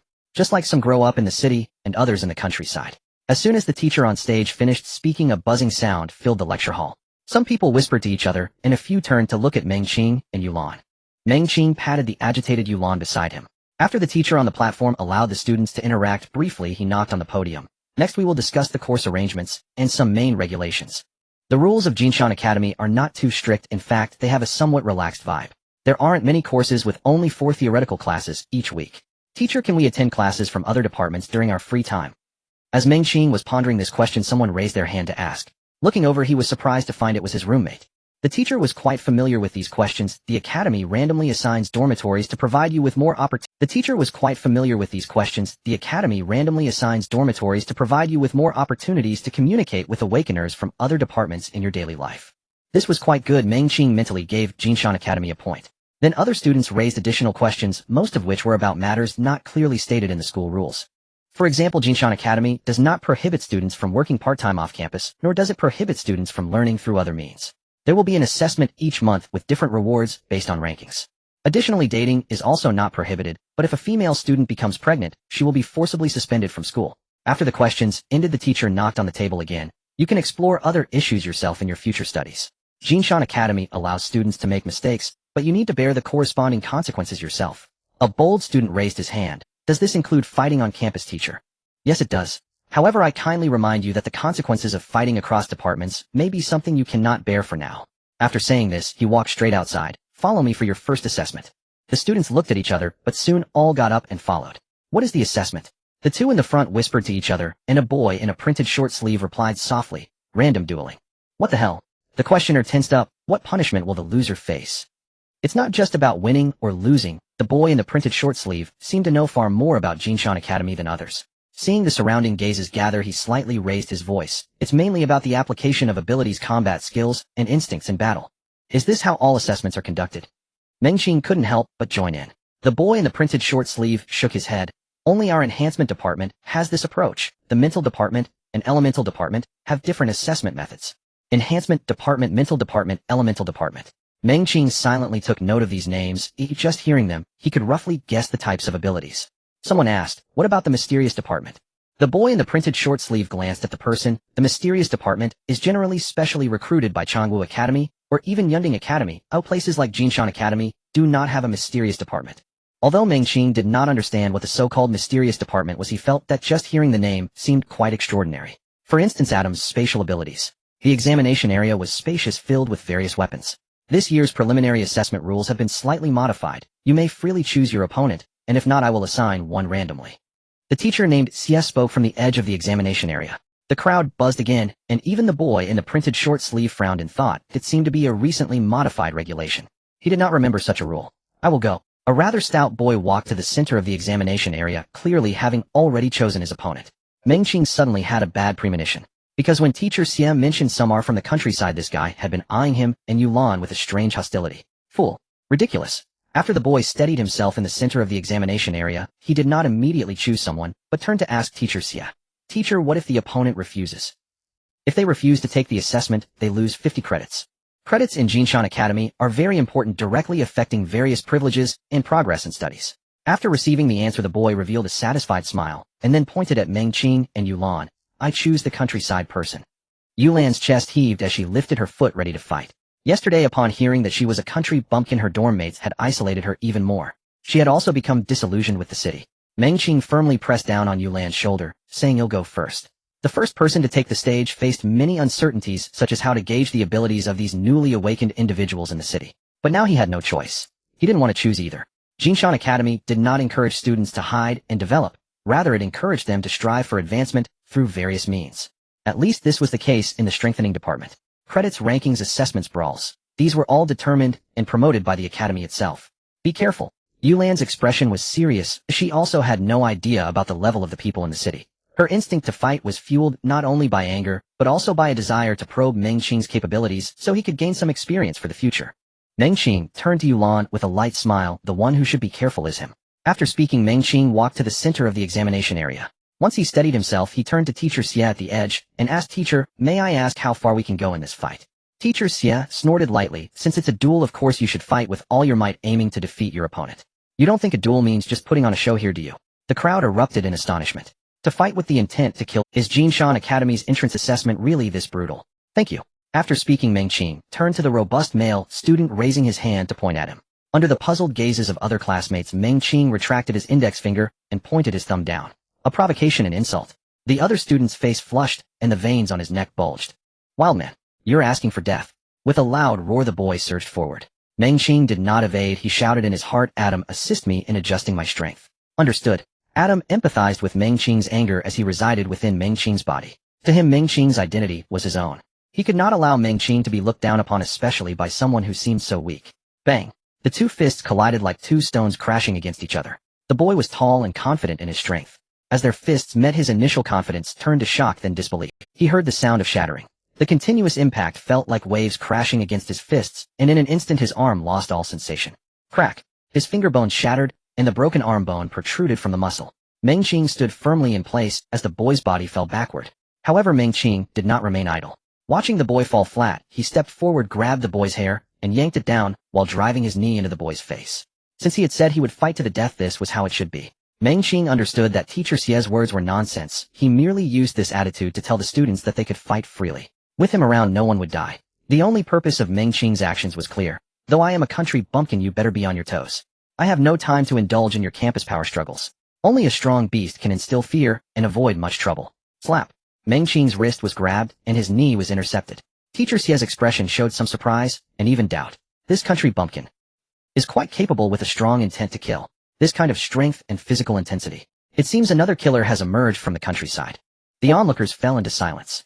Most felt a sense of retreat, as Mengqing had just bent the boy's arm with a single punch, and was preparing to knee him to death. That was somewhat terrifying. Although it didn't succeed, the method and momentum were enough to intimidate most of the people. Yulan clenched her fists. That's right, that's how you should fight. Yulan, a master of free fighting from Shapu Town, had fought alongside other children since she was young. She deeply resonated with Mengqing's swiftness and ferocity. After stopping Mengqing, teacher Xie dragged the boy to the side, showing little concern for his injuries. Next match. He did not announce a winner or loser. This duel itself was not about determining victory. Mengqing stood where he was, raised his hand to blow away the hair from his hand, and said to the boy drenched in cold sweat from the pain, "You better work hard this month. At the end of the month, I will find you for a fight. If you refuse, you'll lose points. Each time you step onto the stage, I will fight you until you doubt your life and drop out." The crowd. Is this even reasonable? But looking at his expression, he seems serious.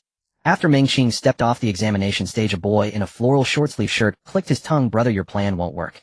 Mengqing smiled inwardly. He didn't force a facade with those who wanted to be friendly, as this short-sleeve boy seemed well-informed. "What do you mean?" Seeing Mengqing's attitude was relatively friendly, the floral short-sleeve shirt smiled. "These duels have rules and records. In subsequent assessments, the winner cannot choose the loser as their opponent unless the loser challenges you." "Why?" Mengqing asked, somewhat confused. The floral shirt shook his head. "To avoid situations like yours. Otherwise everyone would just pick on one person to endlessly gain points." Mengqing. That does seem a bit reasonable. Jinshan Academy's favorability 1. Mengqing's ferocity caused the students below to hesitate. They wouldn't die for sure.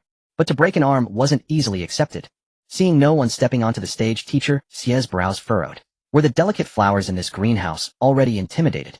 Since he'll go. Stepping onto the stage alongside Mengqing, Yulan did not hesitate. He had no reason. After all, they would have to fight sooner or later. Taking advantage of the lingering momentum to seize the initiative was also a strategy. Once Yulan stepped onto the stage, the others exchanged glances. Everyone knew that Yulan and Mengqing were in cahoots, both being country bumpkins. If Mengqing was that ferocious, Yulan was likely a fierce character as well. For a moment, many turned their gaze away, not wanting to be chosen by Yulan. But Yulan already had her target. She raised her hand and pointed at one of the girls. "I choose her." The girl bit her lip, her face pale. She was Yulan's roommate. Yesterday, she had mocked Yulan as a country bumpkin. Amid the sympathetic gazes around her, the girl wobbled onto the stage. Between being beaten or losing 50 points, she could only choose to be beaten. The girl bit her lip, her eyes brimming with tears, trembling as she approached Yulan and said, Yulan, please don't turn me into a cripple." She looked utterly pitiful. Teacher Xie at the edge of the examination area shook his head and sighed. "Sigh, with this caliber, the future of the Federation is concerning." Seeing the girl's condition, Yulan's anger diminished significantly. It was clear that the girl in front of her had no combat experience whatsoever. She wobbled there, let alone fighting. She might cry at any moment. It seems city people aren't that impressive after all. Yulan turned to Teacher Xie, signaling what should be done. The other party was already crying. Should she still fight? After some thought, Teacher Xie spoke. Jiying stepped down. Yulan stays to accept challenges from others. The winner gets 100 credits. Upon hearing this, the candidates instantly stirred.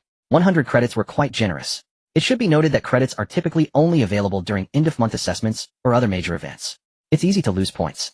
Upon hearing Teacher Xie's words, the atmosphere around them heated up once more, with some confident individuals beginning to stir. Mengqing was somewhat puzzled and turned to inquire of the floral short-sleeve shirt, "Why didn't I gain any credits for my previous fight? Was my performance not good enough?" That shouldn't be the case. The floral short-sleeve shirt shook his head. The authority to explain lies with the teacher, but usually points aren't given out casually. It seems the teacher wants to stimulate others. Honestly, I'm even a bit tempted to try it myself. Though I say this, the floral short-sleeve shirt did not take action. He stayed still, but many others did not. Soon a crisp voice rang out, "I'll go." The girl stepping onto the examination stage wore a training outfit. After observing her, Mengqing narrowed his eyes. Her steps were steady and her gaze was sharp. Moreover, there was a noticeable callus on her knuckles. After the girl in the training outfit stepped onto the stage, many around her displayed expressions of astonishment. Fan Xiaoji. Who is that? She is the junior sister from the poor man's martial arts hall. Mengqing's gaze remained fixed on the examination area while he inquired of the nearby printed short-sleeve shirt. "What is the poor man's martial arts hall?" The printed short-sleeve shirt paused for a moment before responding. "It's a place called the Self-Strengthening Martial Arts Hall, where the tuition is very cheap, primarily enrolling ordinary children or those with poor abilities who have awakened. The conditions there are quite harsh, and the training is quite extreme. Generally, those who go there come from families with difficult circumstances, hence, it is called the Poor Man's Martial Arts Hall." On stage, Yulan wore a serious expression. She was an expert in street fighting, and could tell at a glance whether her opponent was skilled in combat. Compared to the sobbing Jiying earlier, the girl in the training outfit before her was entirely different. The girl walked to the opposite side of Yulan, turned sideways, and raised her arms. "Self-Strengthening Martial Arts Hall, Fan Xiaoji." She had quite a heroic demeanor. Yulan clenched her fists, crossing her arms in front of her chest, as she responded to Fan Xiaoji's introduction. "Xiaopu Town. Yulan." Teacher Xie, who stood outside the ring, revealed an expression of anticipation. One was Mengqing's companion, a naturally awakened individual from the countryside. The other was a junior sister from the poor man's martial arts hall. Mengqing felt a bit worried. Judging by the opponent's stance, it was clear she had systematic fighting experience before awakening. Just the sight of the opponent's calloused palms was telling. To have trained to such a degree, her strength and skills were not those of an ordinary person. Yulan. Her techniques were all learned from the streets. Who? Fan Xiaoji stepped forward, bringing her arms together to launch a frontal attack. Opening cannon. Mengqing was startled. Although the stance had slight differences, the movement was nearly identical to the opening cannon in Bajiquan. Moreover, the initial movement she made resembled the Erlang carrying the mountain. Oh! Teacher Xie's eyes lit up. Those from the poor man's martial arts hall indeed had strength. Seeing her opponent rush, and Yulan remained calm. She first sidestepped past the opponent's elbows, then used the momentum from her turn to strike an elbow down towards the opponent's arm. Fan Xiaoji was taken aback. How did she know I was going to shoulder strike? But she quickly adjusted her mindset. Although Yulan struck her upper arm, she swiftly countered with a punch aimed at Yulan's jaw. Before the fist could land, Yulan countered with a grab, and Fan Xiaoji took the opportunity to thrust her shoulder forward. Both retreated simultaneously, their eyes filled with uncertainty. This country girl is so formidable. This city girl is so formidable. Although their exchange had only been a test, every move was still fierce. Seeing that Yulan was not at a disadvantage, Meng Qing felt slightly relieved. Others around had various expressions, but many still seemed unconcerned. Combat skills only held some value in the early stages. As one ascends, the importance of skills diminishes. What era are we in? Who still compares martial arts? It's obviously about weapons. The two on stage exchanged blows, and after the testing phase their attacks became increasingly fierce and swift. Both fighters bore bruises and bloodstains on their bodies and faces. Yulan naturally would not concede defeat. Meng Qing had easily turned his opponent into a roadside casualty. How could she lose? Fan Xiaoji was equally unwilling to yield. She had come to Jinshan Academy to learn, and without ranking rewards, her tuition for the next semester would be uncertain. As their fists and kicks accelerated, the spectators below felt dazzled. Many began to doubt these techniques seemed truly practical. At the very least, without weapons, combat was still quite strong. After both girls landed punches on each other, they retreated again. Although the physical enhancement from awakening had improved their physiques, their strength had also increased significantly post-awakening. Both felt a scorching pain surrounding their bodies. Yulan suspected her arm might be fractured, while Fan Xiaoji felt as if two of her ribs might be broken. They gasped for breath while their eyes searched for weaknesses in each other. The spectators held their breath. Despite the allure of 100 credits, it seemed this way of fighting might not be worth the cost. Credits are valuable, but health is worth more. Alright, it's a draw. Teacher Xie addressed the two who were panting heavily. Both will receive 50 credits. He spoke up, and the match was deemed over. The two, having not earned the full 100 credits, wore displeased expressions, but there was nothing they could do. After stepping down from the stage, Yulan was somewhat unhappy. I believe I could have beaten her. Meng Qing nodded in agreement. I think so too. Next time you should apply to use weapons. Well, make her flee in fear. Right. Yulan's eyes lit up. Aside from fists and feet, her favorite method was still using a staff. Next time applying to use a staff would surely make her opponent flee in terror. On the other side, Fan Xiaoji was also deep in thought. While her opponent's techniques were rough, they appeared to be rich in combat experience, and her learning ability was exceptionally strong. Some techniques that she used once were quickly learned by her opponent, who would then counter with her own attacks. She would choose her for the next match. Fan Xiaoji looked up towards Yulan's position, silently resolving, next time I will use weapons, and then you will know your mistake. After their duel ended, it was time for others. Meng Qing felt puzzled after watching several matches. Is the security in the city this good? How come these people lack any combat skills, mostly using straight punches and kicks? Though their skills were not excellent, some abilities were quite unique. Some individuals exhibited an unusual sheen on their skin, and some did not participate in the matches, such as two with vision enhancement. There was also one claiming their ability was aiming who did not participate in the match either. Seeing Meng Qing turn to look at her, the printed short-sleeved shirt spoke up. Although most enhancement types possess strength amplification or hardening abilities, some are not suited for combat. Aiming is one such ability. They usually become snipers. Snipers? That is impressive. Meng Qing wanted to ask something more, but Teacher Xie directly called out the name of the printed short-sleeved shirt, Wei Fu Li. Wei Fu Li's match was even more straightforward and swift. The opponent was a girl with little combat skills. Teacher Xie's calling was purely based on mood, not distinguishing between genders. Wei Fu Li was quite a gentleman and did not strike at the face or other inappropriate areas. After deflecting his opponent's attacks with ease, he held the girl's wrist and pushed her off the stage to end the match. Simple and expressive, polite and gentlemanly. Such an elegant fighting style garnered favorable impressions from men. Some bold girls cast glances at Wei Fu Li, but upon seeing Meng Qing standing beside him, they quickly averted. That country boy is too wild, it's best not to let him see. Getting punched by him is no joke. After the preliminary exam concluded, Teacher Xie shook the scoring device in his hand. Injured students come with me for treatment. The rest can move freely, but don't be late for regular classes. The first regular class is tomorrow, meaning today's teaching is over. After exiting the exam area, Meng Qing followed the directional map to the library. After selecting a book on the history of the Federation and another on overview of awakening, he found a seat by the window and began reading. The library was sparsely populated with only the occasional sound of pages turning. After 2 hours of reading, Meng Qing frowned tightly. Although overview of awakening did not explicitly state it, various pieces of information painted a harsh reality. Enhancement type, as the largest group of awakened individuals, had a very low ceiling. They were among the lowest branches of the four major types. According to the records in the overview of awakening, the vast majority of people in this world awaken abilities related to enhancement. The enhancement category is further divided into many types, such as single enhancements to certain bodily senses like vision, hearing, and taste. Moving up are overall strength or endurance amplifications. Then there are abilities like metallization, hardening, and powerful self-healing. Some rarer abilities are also classified under enhancement. For example, the aiming ability that Meng Qing had seen before belongs to a dual characteristic, but it is not particularly advanced. In contrast, the elemental and mental categories are much stronger. Although most are just simple summaries, one can still sense their power by looking at the summaries alone. Unfortunately, the book only briefly touches upon the mysterious category. It does not provide a conclusion or discussion. At the end of the book, the author leaves his thoughts on awakening. There is no distinction in abilities. All abilities possess infinite possibilities. As for the history of the Federation, it contains a detailed record of a millennium. 900 years ago, a peculiar energy invaded this world, causing over 80% of humanity to transform into corpse demons. A portion of the unaffected humanity opened the door to awakening through contact with the energy and summarized their findings to teach others. After more than a decade of exploration and war, humanity finally quelled the corpse demon rebellion. That period is also referred to as the catastrophe era.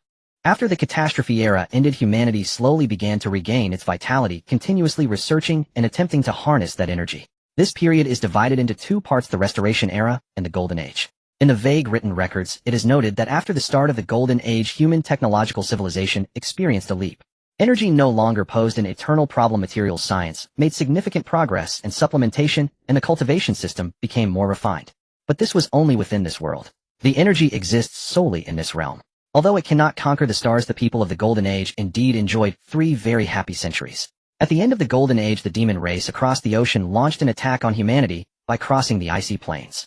The demon race is savage and bloodthirsty.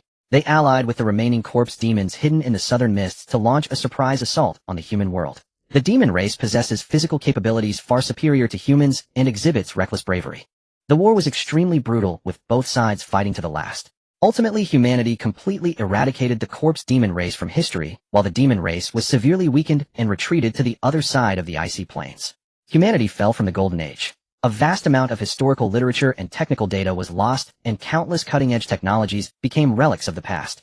The war need not have been so devastating. The main reason for all this was the emergence of traitors among humanity. In pursuit of power and authority, some individuals suddenly launched an internal rebellion during the war, leading to losses far beyond imagination. After the war ended, those who participated in the rebellion were exiled to the wilderness, commonly referred to as Wild One. In that war, all semi-divine powerhouses from both sides participated, causing the world to shake and inviting the end. The book suggests that the insect race is actually a mutated form of the corpse demons, as they all came from the southern Mist Sea. However, this claim lacks substantial proof. Fortunately, the insect race is not particularly strong. Although they cannot venture across the Mist Sea, they have always been unable to breach the barrier of the Southern Legion. To this day, the Federation stands alone in the eastern continent, suppressing the insect race, demon race, and wild ones. It turns out that this world has undergone 2 near-apocalyptic wars. In addition to the main chronicle, the book also records some other minor wars and key events and figures.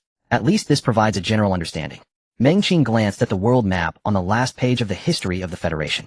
On the vast continent, the east is ruled by the Federation, while the west is governed by the Wiser Kingdom. Between the 2 major powers lie several small nations. Beyond the icy plains, the map only shows an outline resembling an outstretched hand marked as the Demon Kingdom. The southern Mist Sea is represented by a whirlpool, suggesting it is unexplorable. The outline of the continent is vastly different from Earth. With a foundational understanding of history and awakening, Meng Qing began to contemplate his second ability in it. He had researched it with Adam, who also acknowledged his view. Void is also a color representing a form of ability. However, this ability seems to possess some kind of passive characteristic, or perhaps Meng Qing's understanding of it. Adam could sense that Meng Qing's second mental dimension had been enhanced, and even made a rather nonsensical remark. "I must say, Mr. Landlord, your house is exceptionally sturdy and spacious." Meng Qing asked him why he said that. Adam replied, "I don't know, I'm just an amnesiac." But Meng Qing knew the reason. Because he is a transmigrator, if he can travel from one world to another, his spirit or soul must be exceptionally robust. After leaving the library, it was already noon, and his phone in his pocket vibrated. There are many styles of phones in this world, some made of flexible materials that can be worn on the wrist, some in the shape of wristbands projecting interactive screens, and even some in the form of glasses. Meng Qing chose the antique model, which is similar to the rectangular handheld device from his previous life, as he is more accustomed to it. Yulan, who came from the countryside, had never used a phone, and also chose the same antique model as Meng Qing. However, she is very clever, as she can use many things after just hearing the staff introduce them once. "He'll wait for you at the cafeteria entrance." "Okay." Upon following the sign to the cafeteria entrance, Yulan, who had been waiting, was already hopping with hunger. Where have you been? I've been waiting for ages. I went to the library to read for a bit. How about you? The two walked side by side inside. Their student cards are fully functional, encompassing on-campus consumption access cards, identity verification, and more. After teacher Xie took us for healing, I went back to change my clothes. Yulan tilted her head and glanced at Meng Qing. Didn't you notice that I changed my clothes? Who can tell? Aren't they all similar? I noticed it's quite nice. It looks better than the previous one. Meng Qing nodded. The two outfits are identical. How could this one look better than the previous one? Meng Qing replied. My point is, even if it's the same clothes, you can still exude different beauty. Beauty is in the bone, not just the skin. Really? Absolutely true. The two chattered as they walked to the window to select their meals, then moved toward a less. Let me tell you, the medical methods here are incredibly miraculous. Just now. A glass flew toward. Seeing this, Meng Qing hurriedly reached out to catch it. The glass bottle was quite heavy. If it hit Yulan's head, it would at least create. Not far away, a boy sitting on a chair raised his eyebrows slipped. Before he could finish, Meng Qing swung his arm back and smashed the glass bottle against his forehead. Bang! The glass bottle shattered on the table, food flying everywhere. Looking at the boy covered in food, Meng Qing handed the tray to Yulan, then stretched his joints, just slipped. There was no time to ask the other party why they suddenly provoked him. Since the other party had made a move, the reason was no longer important. Meng Qing stepped on the dining stool, welded to the ground, exerted force under his feet, and jumped onto the dining table, directly pouncing towards his opponent. The strength enhancement system has this advantage. In addition to amplifying strength and physical constitution, it also significantly enhances body coordination and explosiveness. Some actions that only existed in Meng Qing's memory could now be easily executed. The one throwing the bottle at Yulan was a boy dressed in white. He had a double peak badge pinned to his chest. This indicated that he was a sophomore at Jingshan Academy, a second-tier awakened individual. As Meng Qing charged across the dining table, the white-clothed boy narrowed his eyes. Although he didn't know how the academy would judge the situation, at least it wasn't categorized as interdisciplinary fighting. He could handle anything else. Seeing this, the surrounding people quickly retreated, and apart from a few bewildered freshmen, the upperclassmen, wearing school badges, showed expressions of interest. After all, it is already a violation for a sophomore to fight a freshman. How bold for a new student to charge directly in. This was quite amusing. As Meng Qing lunged from the dining table, he aimed his knee at the opponent's face. The knee and elbow joints are the most damaging. If you're going to strike, you must strike fiercely. Seeing this, Yulan threw the tray in her hand to the ground, jumped up, and prepared to assist. With the enemy already at the door, why talk about unknown? The rural customs are simple, focusing solely on results, not the process. Just as Yulan jumped on the dining stool, a large hand pulled her down. A man dressed in security attire looked at Yulan and said 2 against 1 is not allowed. Hasn't anyone taught you that? Allowed to fight, but not 2 against 1. Moreover, he was the one who made the first move. Yulan stomped her feet, but her wrist felt as if it was clamped down. No matter how she struggled, she couldn't break free. What kind of ridiculous rule is this? The security guard, looking relaxed, reached for his nose and said, "Who said fighting is allowed?" The teacher said so. Yulan glared at the security guard. Indeed, the freshman class in the morning had mentioned that fighting was a permissible form of making mistakes. Hearing Yulan say this, the security guard found it somewhat amusing, but had no intention of explaining anything to the furious little tiger before him. Well, let it be allowed, but 2 against 1 is out of the question. After saying this, the security guard released Yulan's wrist. If you insist on going, I won't stop you, but think carefully. The consequence of 2 against 1 is a total loss of credits and a major demerit. In the distance, Meng Qing was already engaged in combat with the boy in white. The scorn that initially adorned the boy's face had disappeared. In its place was a serious expression. Seeing that Meng Qing was not at a disadvantage, Yulan turned to the security guard and asked, what will the outcome of fighting be? It depends on the situation. Individual fights, happy houses, water parks, there's bound to be a suitable option. But you might also earn some credits. As he spoke, the security guard waved his hand impatiently. Just a security guard, don't ask me. Upon hearing this, Yulan indeed stopped asking questions, as Meng Qing was already locked in a fierce struggle. The white-clothed boy's skin shimmered with a faint grayish hue, and with each blow Meng Qing landed, it felt as though he was striking some form of metal. Especially on the arms, every time Meng Qing struck the opponent's arm, a clang sound would resonate. Is this the metallic form within the enhancement system? It seems his metallization is incomplete. It cannot cover his entire body, nor exist continuously. The boy in white only felt pain all over as Meng Qing's fists, feet, and knees deliberately targeted his weaker and more private areas, such as the neck, eyes, ears, and groin. The moves were quite insidious. To avoid crucial areas from being attacked, he had to divert strength to defend, which greatly reduced the sustainability of his metallization. What was even more infuriating and terrifying was, the opponent was completely unbothered by pain like a madman. Watching Meng Qing's arm bleed after being cut by the corner of the table, a trace of fear finally appeared in the boy's eyes. A madman. Absolutely a madman. The other party had clearly sustained multiple injuries, yet his strength and speed showed no signs of decline. In fact, he was becoming more frenzied. Seeing Meng Qing once again aim a kick at his groin, the boy in white could no longer contain himself. Gritting his teeth, he thought that at most he would spend some credits to heal. At least he couldn't lose. A sophomore fighting a freshman would already incur punishment. If he lost, the penalty would be even heavier. Moreover, he wouldn't be able to hold his head high in the future. With this thought, the boy in white completely relaxed his defenses below and concentrated all his strength onto his arms. He'll break your legs. A fierce light flashed in the boy's eyes, but Meng Qing revealed a sinister smile. I knew you couldn't hold back. As Meng Qing leaned back, the boy's counterattack missed. His ability wasn't particularly outstanding in speed enhancement, so he had taken most of the blows earlier. After missing a strike, the boy's momentum faltered, and a gasp of surprise came from the surrounding freshmen. After leaning back, Meng Qing supported himself with one hand on the table, and then used the reaction force to jump again. Bang! The boy's nasal bone shattered. Taking advantage of the opponent's dazed state, Meng Qing raised his fist and heavily struck the boy's jaw. The violent impact made the boy stagger back, and the dizziness from the broken nasal bone intensified. However, Meng Qing did not intend to end it there. His strike to the opponent's jaw served not only to exacerbate the opponent's dizziness and create rigidity, but also for a very important reason, to expose the opponent's throat. Seeing Meng Qing's fist aimed at the opponent's throat, the surrounding freshmen gasped. Some upperclassmen showed grave. Challenging across tiers within the same system is quite difficult, although not impossible. However, for a new student to directly defeat a sophomore. In the memories passed down at Jingshan Academy, this had only happened 2 or 3 times. Meng Qing's fist struck against a hand. A very ordinary hand, yet it did not budge an inch. The security guard who was picking his nose glanced at the white-clothed boy who was barely standing and turned to Meng Qing. Remember, as a student from the enhancement system, you can only fight like this when a teacher or security is present. If you knock the other party out of the ability to resist, in private you must stop. You can't actually kill someone. He could see that if he didn't intervene, this kid was truly planning to beat the other party to death. He was certain he would stop it. Meng Qing nodded, his breath easing slightly. As his ability faded, a violent pain surged through his entire body, and his fingers and ribs felt as if they were on fire. Oh no, I'm injured. Why didn't I notice earlier? Is it my ability? Meng Qing gritted his teeth, not revealing his weakness. Beside him, Yulan felt Meng Qing's slightly trembling body and grabbed his wrist. Go get treated. After leaving the cafeteria, Meng Qing began to breathe heavily. The accumulated pain from battle suddenly erupted.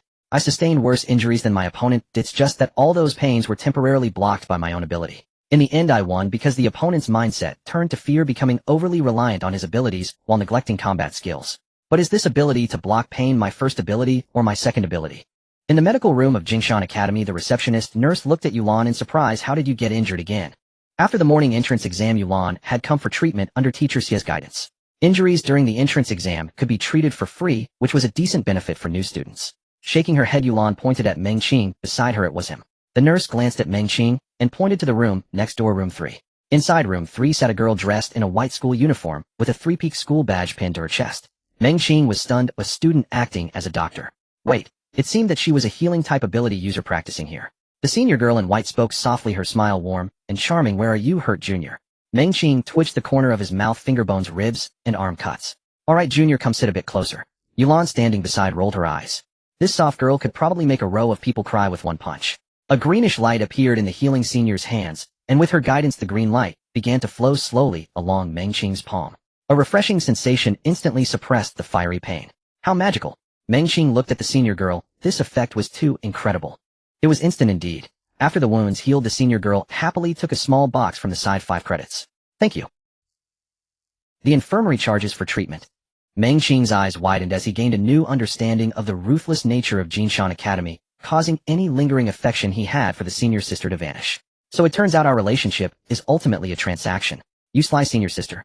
Of course, treating you is quite laborious for me. The senior sister's voice remained soft, but her words were icy. With this kind of injury, if you went to an ordinary hospital, it would take at least a month to heal. Don't you think that's already quite a bargain? Meng Qing trembled as he took out his student card. I don't know if it has any credits. After all, he was just a freshman and seemed to not have earned any credits yet. The infirmary allows payment on credit. The senior sister smiled sweetly. We can't just stand by and watch you suffer, can we? Damn it, you are a devil. Meng Qing wanted to curse the senior sister like Adam. No. Curse Jingshan Academy instead. Ding, card swipe successful. The senior sister's eyes lit up after she glanced at it. You have this many credits as a freshman. You should come often in the future. Meng Qing. What's the difference between this and being welcomed at a crematorium? Wait a minute. What do you mean by this many credits? How many credits are left? Meng Qing couldn't help but ask. The senior sister turned the payment terminal around, and the information displayed Meng Qing enhancement system. Credits, 95. Disciplinary action warning, 1 recognition. Where did you get so many credits? And why did you receive a warning? Because of a fight. After leaving the infirmary under the reluctant gaze of the senior sister, Yulan looked at Meng Qing with curiosity. She suspected that Meng Qing was secretly making money and had evidence. Meng Qing also looked puzzled. I don't know, maybe the credits are from Teacher Xie. Don't you also have 50 credits? Perhaps it was because his initial exam results were good, so he started with a higher amount. With questions in mind, Meng Qing found Teacher Xie in the office. Of course, if there were questions, he had to ask someone. After listening, Teacher Xie was equally puzzled. I only gave you 50 credits, where did you get another 50 credits? Forget it, let me check. After saying that, he entered Meng Qing's information into the computer to look it up. After glancing at it, Teacher Xie's expression became strange. You can take a look yourself. 976. 09. 03 Cafeteria fight. Handling result. Yang Xiao receives a serious demerit. 100 credits deducted. 3-day confinement. Responsible for the maintenance costs of the cafeteria's public property. Meng Qing receives a warning totaling 50 credits. So fighting can earn credits. Meng Qing and Yulan rubbed their fists together, feeling they had found a path to wealth. Seeing the two getting eager, Teacher Xie doused them with a bucket of cold water. Don't think about finding someone to boost your credits. The school will think of every method you can think of. If you really earn credits, won't that be a loss for the school? Meng Qing tentatively asked, can I find upperclassmen? Teacher Xie nodded. Yes, but I have to remind you, the credits you earn from challenging upperclassmen may not even be enough for a visit to the infirmary. Why? Meng Qing couldn't comprehend the math. Didn't seem right. Earning 50 credits in one shot would be enough for the senior sister's service 10 times. Your 50 credits this time did not come from the school. They were deducted from the second-year student you defeated. As an upperclassman, his punishment for attacking a freshman is naturally severe. But if you actively challenge upperclassmen, even if you succeed, you might only earn about 10 or 8 credits at most. 10 or 8 credits are not insignificant. It still feels worth a try. As long as there is profit after deducting the senior sister's medical fees, business can be done. Teacher, hypothetically, if I challenge a third-year student and win, how many credits would I get? Teacher Xie answered with a dark expression. There is no clear regulation, but if you really manage to do it, you would probably earn around 50 credits. Let me tell you, there is a significant difference between a third stage awakened and a second stage. They are entirely capable of beating you to the brink of death. Such an injury would require at least 50 credits to heal. Fine. Meng Qing felt a bit regretful of for now. He couldn't take advantage of the third-year students, but it shouldn't be long. After all, only 3 or 4 days had passed since his awakening. Don't even mention the second ability and Adam's space. The development and research of the first ability are still unclear. But Meng Qing had a vague guess and premonition that he would soon be able to challenge second-year or even third-year students. Then he would write his name on the rooftop, climb to the peak of Jinshan Academy. By the way, Teacher, why is cross-department fighting prohibited? While Teacher Xie was still there, Meng Qing hurriedly asked the doubts in his heart. Teacher Xie frowned. It can easily lead to fatalities. Only enhancement system students can engage in fights. Elemental system and mental system students are not allowed because their control over power is not yet mature. After thinking along with Teacher Xie's words, Meng Qing understood. Awakened from the enhancement system have tough bodies, making it difficult to accidentally kill someone in a brawl. But if an enhancer fights against an elemental or mental system mage, they could easily punch through them. Mages also struggle at first. It's easy for them to misjudge their strength and kill their opponent. After returning to the dormitory with Yulan and gorging on a meal, Meng Qing went back to his dorm. Although the senior sister's skills were quite good, they merely healed Meng Qing's injuries without alleviating his fatigue. Maybe that is another price. As Meng Qing thought this, he swiped his card and pushed open the dormitory door. The moment he opened the door, all 3 roommates looked at him as if they had seen a ghost. Meng Qing, you are all here. Have you eaten? We have. 3, great, I ate too. The dorm fell back into awkwardness, and after Meng Qing sat in the soft chair for a while, the person opposite finally couldn't hold back and spoke. I mean, no offense, but I want to ask, are you all that strong? Meng Qing's ferocity had already spread throughout Jinshan Academy, having shattered a second-year student's fingers in his first exam. He had turned a second-year student into roadkill in the cafeteria. It had been several years since such a fierce person had appeared. Meng Qing shook his head. I don't know any other rural awakened. Upon hearing this, the 3 felt a bit disappointed. They had heard some rumors about rural awakened. But now that they thought about it, those rumors seemed to have some credibility. After all, they are all from the enhancement system, all fierce people. With this in mind, Meng Qing took the initiative to speak to the person on the bed. My name is Zhou Zhou, elemental system, fire. As he spoke, Zhou Zhou raised his finger, and a flicker of flame danced at his fingertip. Li Yue, mental system, mind perception. After Li Yu finished, he glanced at the flame at Zhou Zhou's fingertip. My ability is not easy to demonstrate, unless you are willing to let me perceive you. Ren Xingyun, enhancement system, mimicry. The scholar from the same system raised his palm. Amidst the astonished expressions of everyone, his palm gradually began to change. The originally normal palm slowly revealed scales under his manipulation, and even the nails turned into curved hooks, like the claws of some fierce beast. After the 3 introductions, Meng Qing fell into confusion. The noble elemental system and mental system aside, even the fellow enhancer Ren Xingyun was rare with the ability of mimicry. Mimicry can change body structure according to one's imagination. This is said to be a very high upper limit type within the enhancement system, and it has even been specially noted in the Awakening overview that this ability is controversial. Some believe it should be classified under the mystical system. For me, the ability I awakened only amplifies a bit of strength and physique, and can only temporarily suppress pain, not even exempting it. Mengqing Enhancement System, Strength Amplification. The three in the dorm looked at him with strange expressions, and after a long while Rin Xingyun finally spoke. Strength amplification is that powerful. Strength amplification is recognized as below average within the enhancement system. It is only slightly stronger than those with incomplete abilities. Maybe. The one who is truly powerful is me. Mengqing felt he had made a cold joke. However, the three roommates clearly believed that he was speaking the truth. Apart from this reason, they couldn't think of any other explanation. After getting to know each other, the atmosphere became much more harmonious. Rin Xingyun closed the book and looked at Mengqing. According to the records in Jinshan Academy, challenging someone out of one's league isn't particularly rare, as every session has its geniuses, but it is quite uncommon for newcomers to directly challenge someone beyond their level. Mengqing waved his hand. It wasn't me challenging someone out of my league. I detest campus violence, it was him looking for trouble. Just turned 18 and afraid of campus violence. The three roommates exchanged glances. Before Mengqing returned, Rin Xingyun had already discussed Mengqing's performance in the exam with them. After all, it was too explosive. They simply couldn't resist talking about it. To be fair, both times he was provoked by others, so technically Mengqing, though the process was a bit terrifying. Rin Xingyun still remembered what Mengqing had said during the initial exam, to chase him down to the point where he questioned life and considered dropping out. Anyone who could say such a thing hardly seemed to dislike campus violence. Hey, do you guys know why those two guys are bothering me? I'm just a country bumpkin and don't know them at all. Hearing Mengqing's words, the other two shook their heads, expressing their ignorance, as Jinshan district is quite large, and even among classmates few truly know each other. Rin Xingyun then spoke up. I know the one from the initial exam, his name is Yang Huai. It is said that his father died at the hands of wild men many years ago. I don't know the one from the cafeteria. They both have the surname Yang. Mengqing remembered seeing the cafeteria kid called Yang Xiao with teacher Xia. They could possibly be relatives, never mind. Just a defeated dog. Mengqing protested. What does it have to do with me that his father died at the hands of wild men? I'm not one of them. The three in the dorm fell silent, and after a while Rin Xingyun, also from the enhancement system, began to explain. Actually, in the eyes of most people in the city, country folks and wild men are hardly different. After all, the vast majority of people don't know what the countryside is like. Wild men treat country folks like city people when attacking. City folks disdain country folks as if they were wild men. Are country folks not people in either case? After chatting for a while longer, the four took turns washing up and then laid down in their beds. They had quite an active day, and Mengqing was somewhat tired. Mainly, it was the overwhelming amount of information on the first day that made learning and digesting it a bit exhausting. Adam, do you think my ability of pain suppression is a trait of first ability or second ability? Clearly it's first ability. Why is that? Mengqing was somewhat confused. Adam's tone was very confident, indicating he had some basis. If he didn't have any precise evidence, he would definitely include his disclaimer. To speak frankly, landlord, I believe your exploration of second ability is still limited to void color.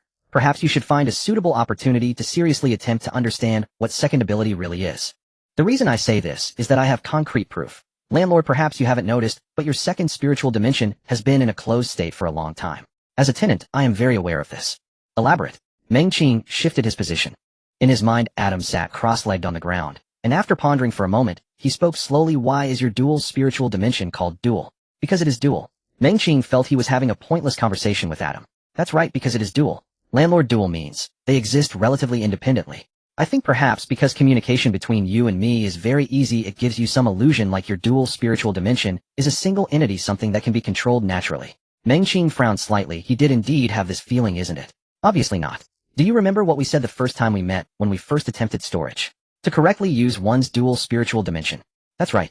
In fact, over the past few days, your second spiritual dimension has not really opened, even though we have directly coordinated a bit, but that was just a minor gap. Of course, I'm not blaming you, landlord. After all, our lives are indeed very difficult, and there are many things to deal with on a daily basis. But if you really want to master your second ability, or want to use my spatial ability, the prerequisite remains the same. First, you must become proficient in your second spiritual dimension. The communication between the two lasted quite a while, and Adam's guidance gradually turned into a discussion. After all, many things he understood were not necessarily deeper than Mengqing's, and some were even less so. Mengqing finally began to grasp some issues. After closing his eyes, he began to recall, trying to touch his second memories of Earth, everything about Mengqing on Earth. Emotions, memories, experiences. Everything. Thoughts surged like a tide, and the downside of having a sharp memory quickly became apparent. The faces of his parents, the appearance of his home. In those familiar scenes, he could even hear his parents nagging. Everything felt so familiar, yet so distant.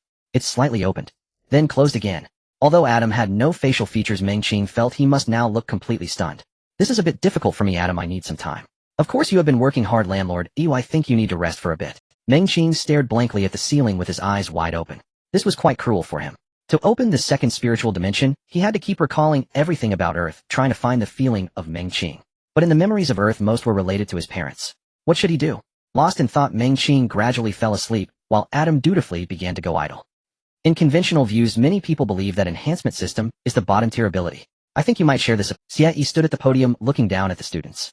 The students below were silent, apart from Meng Qing, and Yulan. The rest were all locals from Langzhou. They had some understanding of the classification of awakeners and their strengths. The status of the enhancement system has indeed been low for a long time, and after all, having a bit of strength and stamina is far less dazzling than the elemental systems, and not as mysterious as the spiritual systems. As for the mystical system, there's no need to elaborate. True children of destiny, kings of luck. Xie rested his hands on the podium, observing the expressions of the students. Most people indeed looked a bit disappointed, but there were also some who remained unconcerned, like Meng Qing, Yulan Fan, Xiaoji Ren Qingyun, and Wei Fuli. Meng Qing's confidence stemmed from his cheat, while Yulan's confidence came from her belief that as long as her fists were hard enough, no one could withstand her. Do you know how many known demigod realm powerhouses in the world today belong to the enhancement system? Upon hearing this, the students looked up at Xie. They didn't know. The Federation never publicized these to the common people. Among the known human demigod realm powerhouses, 3 belong to the enhancement system. The classroom immediately became noisy, and many originally downcast students suddenly felt empowered. In this world, the paths for awakeners in the enhancement system are actually quite limited despite their numbers being the highest. The most common path is to enlist in the military, followed by becoming security personnel. Taking a step back, one could become bodyguards for major enterprises. Finding a job is certainly not a problem, but compared to the other 3 systems, it really cannot be considered good. From the moment of awakening, there is an essential difference between awakeners and ordinary people. Yet most awakeners in this world remain stuck at the 3rd level. So today's theoretical class theme is, any path can lead to the end, the difference is who is walking it. Meng Qing and Yulan, sitting by the window, listened intently. A small portion of the city students, however, were drowsy. Many fundamental concepts were not unfamiliar to them, and they had even been exposed to them at home beforehand. After all, many of them awakened through the enlightenment potion, and families with this condition naturally provided early education for their children. However, Meng Qing held a skeptical attitude towards some assertions. For example, energy is fair. Xie believed that energy itself is fair, and the disparity lies in people, not in energy itself. Meng Qing did not believe it. If energy is fair, then why is the energy in the countryside thinner than that in the city? Does energy also favor the rich over the poor? After an hour of swimming in the sea of knowledge, Meng Qing felt satisfied. A systematic education is indeed different. Knowledge that is difficult for a country person to access is merely an introductory course here. Yang Huai, who was interrupted by Meng Qing yesterday, sat in the last row. Although the injuries caused during the preliminary exam had healed, he still needed some time to recuperate. He felt a bit dejected, unable to comprehend why there was such a vast gap between him and the others. Not only himself, but even his cousin had lost. And he was deducted 100 credits. He had become a disgrace to the 2nd year. When the class bell rang, Meng Qing stood up, preparing to head to the training ground to test his conjecture. Meng Qing, before he could leave the table, a girl with a fair complexion stood up beside him and reached out to block his path, her tone somewhat unfriendly. Meng Qing frowned, and others turned to look. I think you should apologize to Yang Huai, the girl said seriously. Do you know about Yang Huai's? I don't know, and I don't want to know, Meng Qing interrupted her bluntly, feeling irritated. There are indeed too many. Country people never talk like this. Today you hit me, tomorrow I hit you. If I can't beat you today, I'll come back tomorrow. After being interrupted by Meng Qing, the girl's face flushed red. Yang Huai is a descendant of heroes. His father is a hero who resisted the rebels. Hero? Rebels? So what? Just because he is a descendant of heroes, should I just stand by and let him beat me up? I see you aren't thinking straight either. Since he is a descendant of heroes, why don't you let the district and the academy allocate more resources to him? Why don't you help him yourself? Is it because you can't do it? Or you just haven't done it? Meng Qing spoke rapidly, not giving the girl a chance to retort. Her expression changed from flushed to pale. Teacher Xie. Meng Qing called out to Xie, who was about to leave. Xie's face was expressionless, and he felt a headache coming on. Is it really that hard to just get by in Jinshan Academy? Don't rush to leave, Teacher Xie. I heard from the security guard yesterday that fights can only be recorded if a teacher or security guard is present. The girl took 2 steps back upon hearing this. She just wanted to take a moral high ground and point fingers, never intending to engage in a free fight with a country person. Getting deducted 100 credits for losing a fight as a 2nd year against a 1st year is not a big deal. We're in the same department and the same grade. My remaining credits are enough to give you an unforgettable memory. Meng Qing's tone was calm, while the girl felt her legs turn weak and began to shuffle sideways. The surrounding students whispered among themselves. It seemed to make some sense. Xie stopped Meng Qing. Jinshan Academy indeed secretly encouraged students from the enhancement department to fight each other, but they did not advocate for one-sided beatings. After all, it benefits no one. Xie looked frustrated. How long has it been since you enrolled yesterday? Why are you so good at causing trouble? Meng Qing shook his head, quickly indicating that Xie's statement was incorrect. I didn't cause trouble. It was Yang Huai who picked on me during the preliminary exam. It was Yang Xiao who sought me out in the cafeteria, and just now it was that girl who provoked me. Exactly. Yulan huffed in agreement. People from the city always act superior. Hearing Yulan's words, Xie slightly furrowed his brows and casually asked, is the city not good? Yulan did not respond. The resources in the city are excellent, the energy is more abundant than in the countryside, and educational resources are also plentiful. But the attitude of the city dwellers made her feel like she did not belong here. Seeing that Yulan was silent, Xie, he did not press further and turned to Meng Qing. What about you? I don't feel anything. Meng Qing was indifferent in his past life. He had seen even more outrageous discrimination. He had long been immune to this sense of superiority. Bobo is right. Urbanization is not good. The issues in towns have existed for not just a day or two, they have persisted for hundreds of years. Once you become strong enough, others will naturally overlook your origins. Throughout Xie, he had not shown any discrimination towards the two's rural identities. Yulan was too lazy to debate these matters with Xie, as she only wanted to learn quickly, graduate, and then find a job to earn money. As for whether to bring her father to live in the city, she thought it needed careful consideration. After all, the people in the city did not seem very friendly towards them. The theoretical classes for the enhancement department are few each week, but the pressure is not small. The monthly assessments are not only related to credits, but also directly linked to rankings. The internal rankings are also very important, which concerns the rewards after the assessments. As for what the rewards are, they are not fixed, but their overall value is considerable. According to the theory class, a normal awakener, even if talented, requires 2 to 3 months to smoothly reach this. Then it takes about a year to advance to the third stage. After the third stage, one becomes a mature awakener. The vast majority of people will stop here and choose to work or join the military. The promotion of low-level awakeners does not have very obvious barriers. What is required is to familiarize oneself with the characteristics of their own abilities and use them. The academy has a detailed judgment mechanism, not solely based on combat. Even though Meng Qing has defeated the second-year Yang Xiao, he is still classified as a first-year student by the academy. I'm heading to the training hall, how about you? Yulan was full of enthusiasm for the end-of-month assessment. She needed to defeat that pretentious woman. I won't go to training yet, I still have some other matters to attend to. Meng Qing was not in a hurry to dive into training. Right now, he had something more important to do, figuring out how to unlock his second mental dimension. Once successful, he could not only use 2 different abilities, but also truly utilize Adam's spatial ability. After Yulan headed to the training hall, Meng Qing walked alone towards Jinshan Lake. Jinshan Academy does not solely belong to awakeners, it is divided into East and West campuses with Jinshan Lake as the boundary. The East campus belongs to awakeners while the West campus belongs to ordinary people. In the world of the extraordinary, ordinary people still have a place. The combat skills of enhancement awakeners are still very useful. The application of abilities should not be limited to greater or more. There should be more detailed or deeper avenues for expansion. Meng Qing walked slowly. He needed to think and explore the essence of his abilities. Or rather, what can be achieved after awakening. Why is the second layer of the mental dimension closed? This question Meng Qing and Adam had discussed repeatedly several times. Adam believed it was due to the barrier being too solid, resulting in a certain isolation from the outer layer. As for what the barrier was, Adam said he didn't know. Is it the original will of this body resisting? That doesn't make sense. The original will has already dissipated, even the memories are fragmented. Is it that I fundamentally cannot accept the transmigration? If that's how you think, then how would one be considered to have accepted? What if I approach it differently, not forcing acceptance, but instead considering self-splitting? No, let's not even talk about whether it can be done in the long run. It's also inconvenient and unsafe, but it might turn me into a lunatic. By the way, Adam.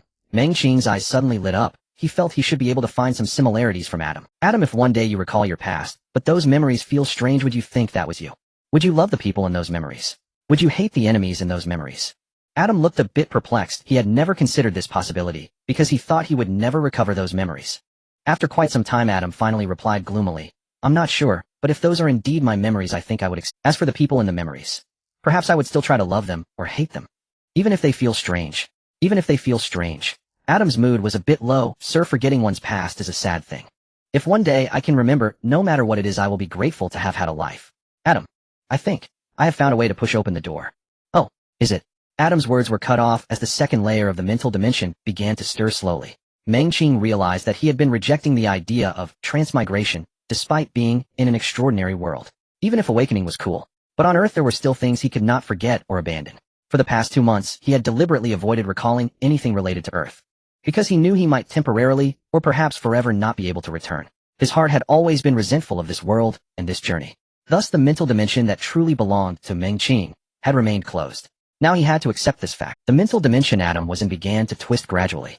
Although those solid mental barriers still existed, their significance was entirely different.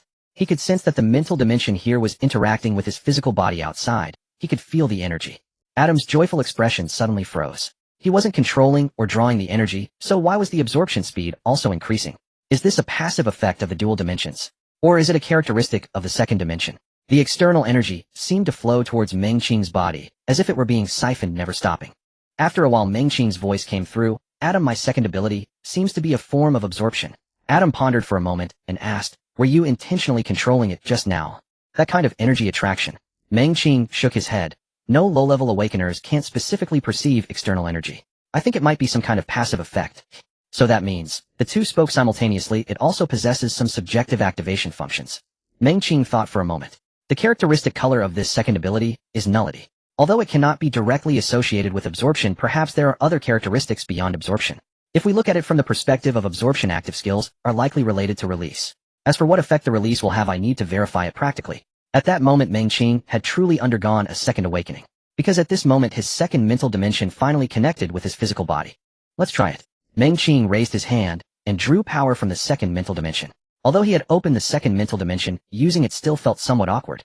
It required intense focus and deliberate effort. Oh my god! Adam exclaimed, wait. In the originally vast second-level mental dimension, energy began to surge out, and Adam's tiny shadow fluctuated like a solitary boat swaying on the waves. An indescribable force surged through Meng Qing's body. Pure and primal power, or rather, energy. Is it just an explosion? That's too ordinary. The first ability has such an effect too. Meng Qing expressed his disdain. Adam looked unsteady. Listen to me. I think your understanding has a problem. The energy imbalance just now nearly destroyed Adam's phantom. He was still shaken. Although my explanation may not be quite right, you can try to understand. Your mental dimension and body are currently just connected together. Do you understand? Although the connection between them is stable, it isn't deep.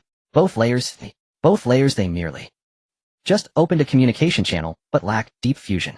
Perhaps that's the case. Meng Qing scratched his hair, considering the deep fusion between body and spirit. Sounds profound. What does deep fusion mean? I don't know, but I can speculate that deep fusion may represent the union of spirit and flesh. You can probably understand it like this. Speak plainly. It roughly means that your body and spirit achieve a certain compatibility, allowing power and spiritual energy to form a kind of coordination and transformation. Damn it. This is the simplest way I can express it. Meng Qing stared at Adam. Adam, you don't seem to be in a... You almost killed me just now. You recklessly drew energy from the second dimension without mature control. Adam jumped and pointed at Meng Qing. Do you even know what you just did? Alright. Adam took a deep breath and tried hard to calm himself. Mr. Landlord, your violent extraction of spiritual energy directly disrupted the stability of the mental dimension, and I, a weak tenant, was almost torn apart by you. Meng Qing didn't quite understand, but tried to grasp what he meant. Spiritual energy and physical strength are mutually independent, but if certain conditions are met, they can undoubtedly convert into one another, thus forming a balance and complement. Is spiritual energy the source of everything? No. Spirit and body are equal. Perhaps you can understand it like this. Spiritual energy represents characteristics. If you only have one ability, then there's nothing to discuss. You can just connect them directly. But now you possess 2 or even 3 characteristics, so you not only need to open them, but also... Do you understand what I mean? Meng Qing sat on the bench by the lake contemplating. Opening the second dimension merely laid the foundation for dual abilities. Now he needed to make more reasonable distinctions and applications. Otherwise it could cause some disorder or even collapse. This should be achievable. Meng Qing furrowed his brows, continuously switching his spiritual energy and feeling the differences between the 2 mental dimensions. No, that's not it. Meng Qing suddenly raised his head, starting to reflect and summarize. If I intentionally distinguish them, it goes back to the previous erroneous assumption. I should find a way to connect them. Jinshan Academy Training Hall. The reinforcement department has a large number of students and occupies the largest area, with an entire building of training halls, ensuring that most people have ample training space. Yulan wielded the staff in her hand vigorously. The staff was produced by Jinshan Academy, forged from some unknown alloy, and felt quite heavy. After finishing a set of staff techniques, Yulan walked over to Meng Qing, who was sitting on the edge wiping her sweat. Is there something? Meng Qing smiled and shook his head. No, just came to see you. After finishing, she sniffed the air. To be honest, even a sweaty young girl still had a pleasant scent. What are you sniffing? Yulan rolled her eyes at Meng Qing, then raised her hand to wipe her neck and smeared it on Meng Qing's cheek. Come. No. After pushing away Yulan's damp hand, Meng Qing showed a look of disgust. Can we talk about hygiene? Aren't you? Yulan spat and slid her palm down Meng Qing's clothes to wipe off the sweat. After wiping off the beads of sweat, Yulan suddenly frowned. That Fan Xiaoji, she must also know some weapon skills. You know this. That poor martial arts school's junior sister, apart from theory classes, hadn't really been seen much. She has calluses in her palms. Yulan recalled the duel between the two, noticing that not only did the opponent have calluses on her finger joints, but also in her palms. She was tough to deal with. The opponent's martial arts were very systematic both in terms of strength control and experience. If the opponent was also skilled with some kind of weapon, it might not be so easy to win against her. Although Yulan was skilled with the staff, her stance and technique were more akin to street fighting. She was not satisfied, especially after awakening. She could clearly feel her lack of more precise training. Mengqing raised a finger, his eyes lighting up. Hey, I've got an idea. Without waiting for Yulan to ask, Mengqing quickly said, since the courses at Jinshan Academy aren't tight, why not go to the poor martial arts school and sneakily learn from them? Once you learn her skills, you could not only anticipate your opponent, but also achieve unexpected victories. What do you think? Since it was called the poor martial arts school, the fees shouldn't be too high. Definitely not more expensive than Jinshan Academy. Let's go. Yulan got up immediately without a second thought. Although this method was a bit cunning, it was definitely worth a try. Go change your clothes first. Mengqing looked at Yulan, who was drenched in sweat, and waved his hand in disgust. You don't plan to go out like this, do you? The poor martial arts school is located in a corner of Jinshan district, close to the city wall. The public transportation in Langzhou is quite developed, and Jinshan Academy is a popular route. The two took the bus directly to their destination. The poor martial arts school didn't have a grand entrance, just an ordinary-looking courtyard. At the entrance sat an old man with gray hair scrolling on his phone. On the 3D screen, a voluptuous young lady was introducing the latest products to her family. Sir, is this the Self-Reliance Martial Arts School? The old man looked up and glanced at the two. Yes. After speaking, the old man's fingers danced on his arm, and a series of hearts floated up on the 3D screen. Though the old man was aging, his heart remained youthful. Unfortunately, the young lady showed no interest in these free hearts, not even a thank you, brother. Entering through the gate, what greeted their eyes was a fairly large outdoor training ground. Various stone locks. However, although they were called stone locks, a significant portion looked metallic. Walking to the edge, Mengqing chose a medium-sized stone lock and grabbed the handle. The unique cold touch of metal transmitted from his palm. Mengqing lifted it, but the stone lock did not budge. He couldn't lift it after awakening. What material is this? Yulan nearby also became curious. After swatting Mengqing's hand away, she grabbed the handle and attempted to lift it. It also didn't move. I still don't believe it'll let me try it. Grabbing the stone lock again, Mengqing activated the power. One of the characteristics of his first ability is strength and physique enhancement, which can be divided into passive normal state and active activation. Once the strength surged, Mengqing lifted it again, and the stone lock budged slightly. Is this really a stone lock? Mengqing was astonished. Though he hadn't measured his pulling power specifically, it should be close to a ton after activating the first ability. A thing this size only moved slightly. Mengqing took a deep breath, holding it in his chest, and opened his second mental dimension. Pure energy began to flow under Mengqing's guidance, enhancing his first ability's characteristics. This is what he thought of after contemplating connection and fusion. Merging the two powers together, though still immature, it had a certain foundation. The metallic-colored stone lock lifted from the ground, suspended in midair. Can't you handle this? Just as Mengqing was feeling proud, a voice came from beside him. If you can lift lock now. 9. You probably don't need to learn from the Self-Reliance Martial Arts School. Mengqing and Yulan simultaneously turned their heads towards the source of the sound. A man seemingly around 40 years old stood at the edge of the outdoor training ground, observing them with keen interest. Or are you here for something else? Mengqing set down the stone lock, stirring up a cloud of dust. Are you the director? Yes, what about you? What brings you here? Mengqing scanned the man, noting that he appeared to be an average middle-aged man in terms of both stature and appearance, seemingly not someone of great skill. However, one should not judge a book by its cover. Running a martial arts school in Langzhou and having a modest reputation must indicate some ability. Mengqing turned to Yulan, signaling her to communicate on her own. I want to learn some combat techniques or weapon applications, Yulan spoke up. The man glanced at her and then nodded. The tuition is 500 a month. One class per week. The timing is flexible. Charging monthly for just one class a week. The price was indeed not expensive, but what could be taught in just one class? Although he felt somewhat puzzled, Mengqing did not voice any doubts. Fan Ziota's strength was also among the upper tier of newcomers. The training methods of the poor man's martial arts school must have their merits. Even if there were none, at least it could help Yulan understand some of Fan Ziota's strengths and combat habits. What about you? The director looked at Mengqing. Mengqing shook his head. I came along with her. I don't have any plans for that at the moment. As for combat techniques, having them would be nice, but Mengqing did not wish to invest too much into it. His ultimate goal was still to discover his own strength. For him, developing his own multiple abilities was far more important than delving into combat techniques, both in terms of immediate returns and growth potential. After Yulan completed her registration, she left the martial arts school with Mengqing. It was still early, and there were no theory classes scheduled for the day. The two decided to go for a stroll. This looks delicious, Yulan remarked. That one smells good too. On the bustling commercial street, Yulan looked around eagerly, her hand clutching her small wallet, itching to spend. Though her father had given her a substantial amount of money before entering the city, Yulan was quite restrained in her spending. On the day of enrollment, both she and Mengqing only bought some essential daily necessities, not even adding any new clothes. Fortunately, Jinshan Academy provided each student with 3 sets of uniforms, saving them some expenses. "They'll treat you," Mengqing said, pulling out some money from his pocket. After paying the tuition and accommodation fees and purchasing daily necessities, he still had about 4,000 left, and 4,000 hoping to make it grow was unrealistic. He had to find other ways to make money. For instance, monetizing the credits from Jinshan Academy. This could be considered a lifeline that Jinshan Academy left for the less fortunate. Credits were indeed important, but they were not as crucial as food. "Forget it'll treat you then." Yulan swallowed hard. "Let's try the flavors." In the city, prices were steep. A simple fruit snack cost does. After gritting her teeth and purchasing 2 portions, they respectfully placed the food in their mouths. It was soft and delicate, sweet and delicious. Yulan's eyes lit up. The function of Xiapu town was as a garbage processing plant, and the surrounding land was severely polluted. The fruits that grew naturally nearby were basically inedible. The few edible fruits did not originate from Xiapu town, but were sorted out from the garbage from Treasure Mountain. This was the first time Yulan had tasted such fresh and delicious fruits. "Delicious!"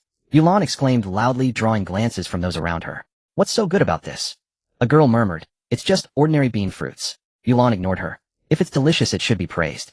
After turning to Mengqing, she whispered, "Shall we get it? Let's really savor the flavor." "You eat, I've had my share already." The taste of that thing was similar to wax apple. Aside from being juicy, it really didn't have much of a distinct flavor, though the texture was definitely much softer.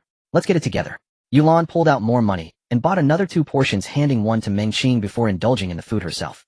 To avoid giving in to the temptation of getting another portion, Yulan pulled Mengqing away from the fruit stall while eating. After walking a distance, she smacked her lips, reminiscing about the taste, and sighed. "The things in the city are truly delicious. But the people in the city are just average." After browsing the commercial street for a while, Yulan bought herself some relatively inexpensive clothes, and the two headed towards Jinshan Academy. Under the bright sunlight, beads of sweat appeared on both of their foreheads. "I heard from people in the dormitory that even if we graduate from Jinshan Academy, those of us in the enhancement department won't find particularly good jobs." With a clothing bag in hand, Yulan walked lightly. "If the grades are average, we will be forced to graduate after the 3rd tier." Mengqing replied with a simple "It's still early, and besides, I've inquired. As long as one's strength is sufficient, one can apply to stay at the school as a teaching assistant while continuing to pursue further studies, or apply to Changwu Academy." Changwu Academy is a school for awakeners directly under the jurisdiction of Langzhou. Most of the newcomers there are either geniuses or have rare abilities, and Changwu Academy also offers awakening education from the 4th to 6th tiers. It's not something just anyone can enter. "Aren't you not on good terms with those in the dormitory?" Mengqing asked curiously. Just a couple of days ago, Yulan had mentioned that her relationship with her dorm mates wasn't great. Those city folks kept pestering her. Yulan thought for a moment. "The elemental type roommate is quite nice. She told me some things about the city." "That's good. There are indeed many idiots in the city, but there are also quite a few normal ones. Most people are relatively normal." Like Mengqing's several dorm mates, they view the countryside with a sense of unfamiliarity, or rather, in such an environment, many people living in the city naturally categorize country folks as wild people. This situation cannot be entirely blamed on them. After all, country folks need qualifications to enter the city, and city dwellers cannot just freely go out. Langzhou is vast and has everything. From birth to death, there's no need to leave. "What do you have to treat me with?" In the Jinshan Academy training hall, Yang Xiao lowered his head, not daring to meet the other's gaze. "With all my remaining credits, plus all the credits I can earn before graduation." The other person spoke nonchalantly. "You lost to a newcomer and got deducted 100 points. Considering you earn about 10 points every month from the assessments, how many points do you think you can have?" Yang Xiao's expression turned awkward. The other person was speaking the truth. After the deduction last time, he had less than 20 credits left. He had stayed in the 2nd year for over half a year. This was what he had painstakingly accumulated since entering the academy. Had it not been for the fortunate participation in a District 13 joint exam, he wouldn't have been able to gather this many credits. Yang Xiao mustered the courage to look up at the other person. "I have such a record, it's already impossible to get a recommendation letter. After graduation, I will join 5th Masters Merchant Association."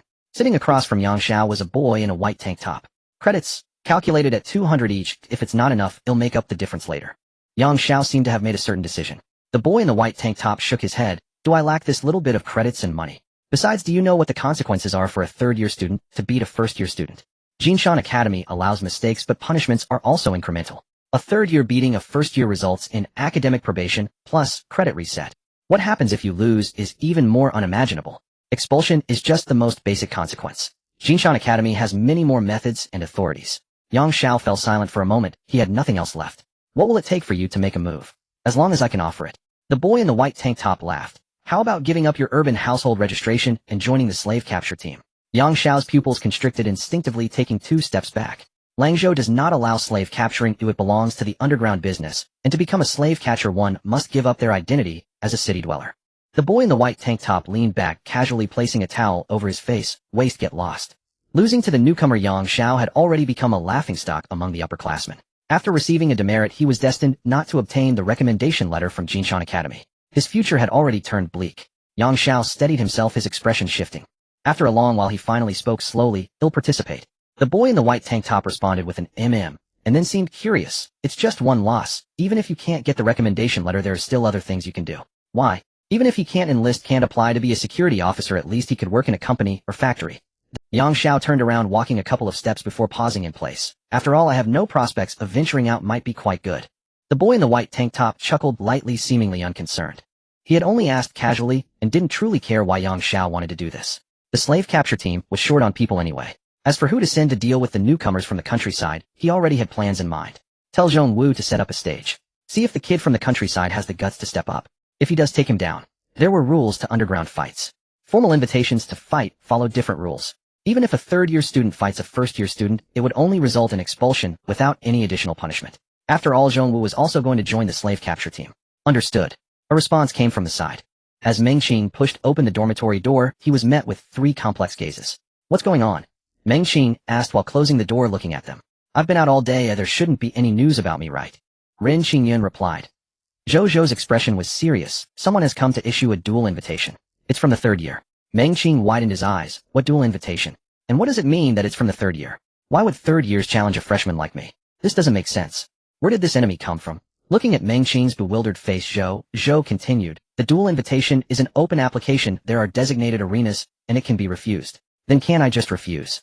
"This isn't an assessment. Our refusing such an unreasonable invitation shouldn't incur any penalties, right?" "No, the dual invitation can be refused, but..." Zhou hesitated. After thinking for a moment, he decided to tell Meng Qing. "We suspect the other party is targeting you for trouble. If you don't accept the invitation within the school, they may very well resort to violence outside of school, and might even directly attack you inside the school at all costs." Meng Qing sat down behind his desk. He shouldn't have any enemies. If he had to name one, it would be the Yang brothers Yang Huai and Yang Xiao. What's the difference between the 3 types? Meng Qing decided to ask for clarity before considering how to respond. "There's a significant difference." Zhou tapped the table. "The dual invitation will not result in death or permanent injury, and there will always be teachers present. However, if it's an attack, the other party could inflict some irreversible injuries on you, like to your eyes or ears. These injuries can only be healed by a healing type from the extraordinary realm.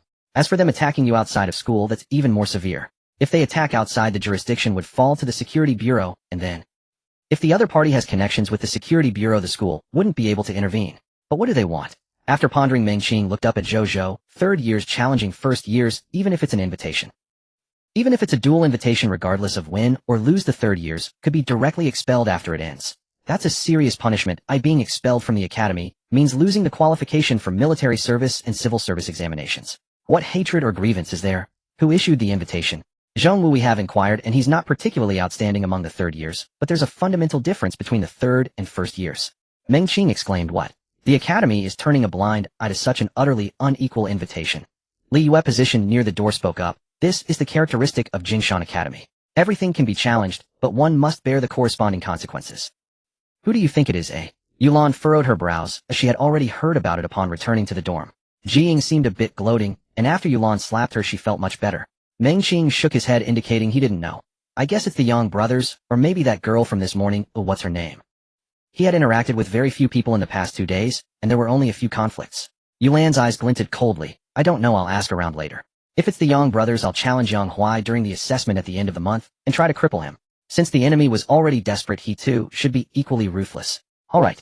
Meng Qing nodded. He couldn't actively choose Yang Huai for the end-of-month assessment, but Yulan still had one more chance. Meng Qing had confidence in Yulan's skills. Even if she couldn't cripple him, at least she could keep him quiet for a while. The two of them discussed as they walked towards the teaching building. In the office, he seemed to be waiting for Meng Qing. "The time is set for tomorrow afternoon. You should be aware of the stakes." Xie crossed his arms. To be honest, such shameless invitations were almost unheard of at Jinshan Academy. After all, most awakeners still care about their reputation, and the vast majority of students cannot bear the consequences of such degrading invitations. But the educational philosophy of Jinshan Academy is such that they prefer to despise cowards over the weak. Before Meng Qing could speak, Yulan took the lead and asked, Teacher Xie, who is looking for trouble with Meng Qing? I know it's definitely not someone named Zhong Wu. He's just a pawn pushed out.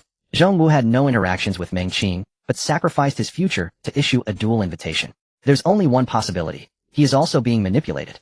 Do Yuantong ranked 5th in the 3rd year. Xie chuckled lightly. What do you want to take action against Do Yuantong? 5th in the 3rd year. Still somewhat capable. Yulan and Meng Qing exchanged glances, but remained silent. It wasn't their style to make threats. Knowing who the enemy was enough.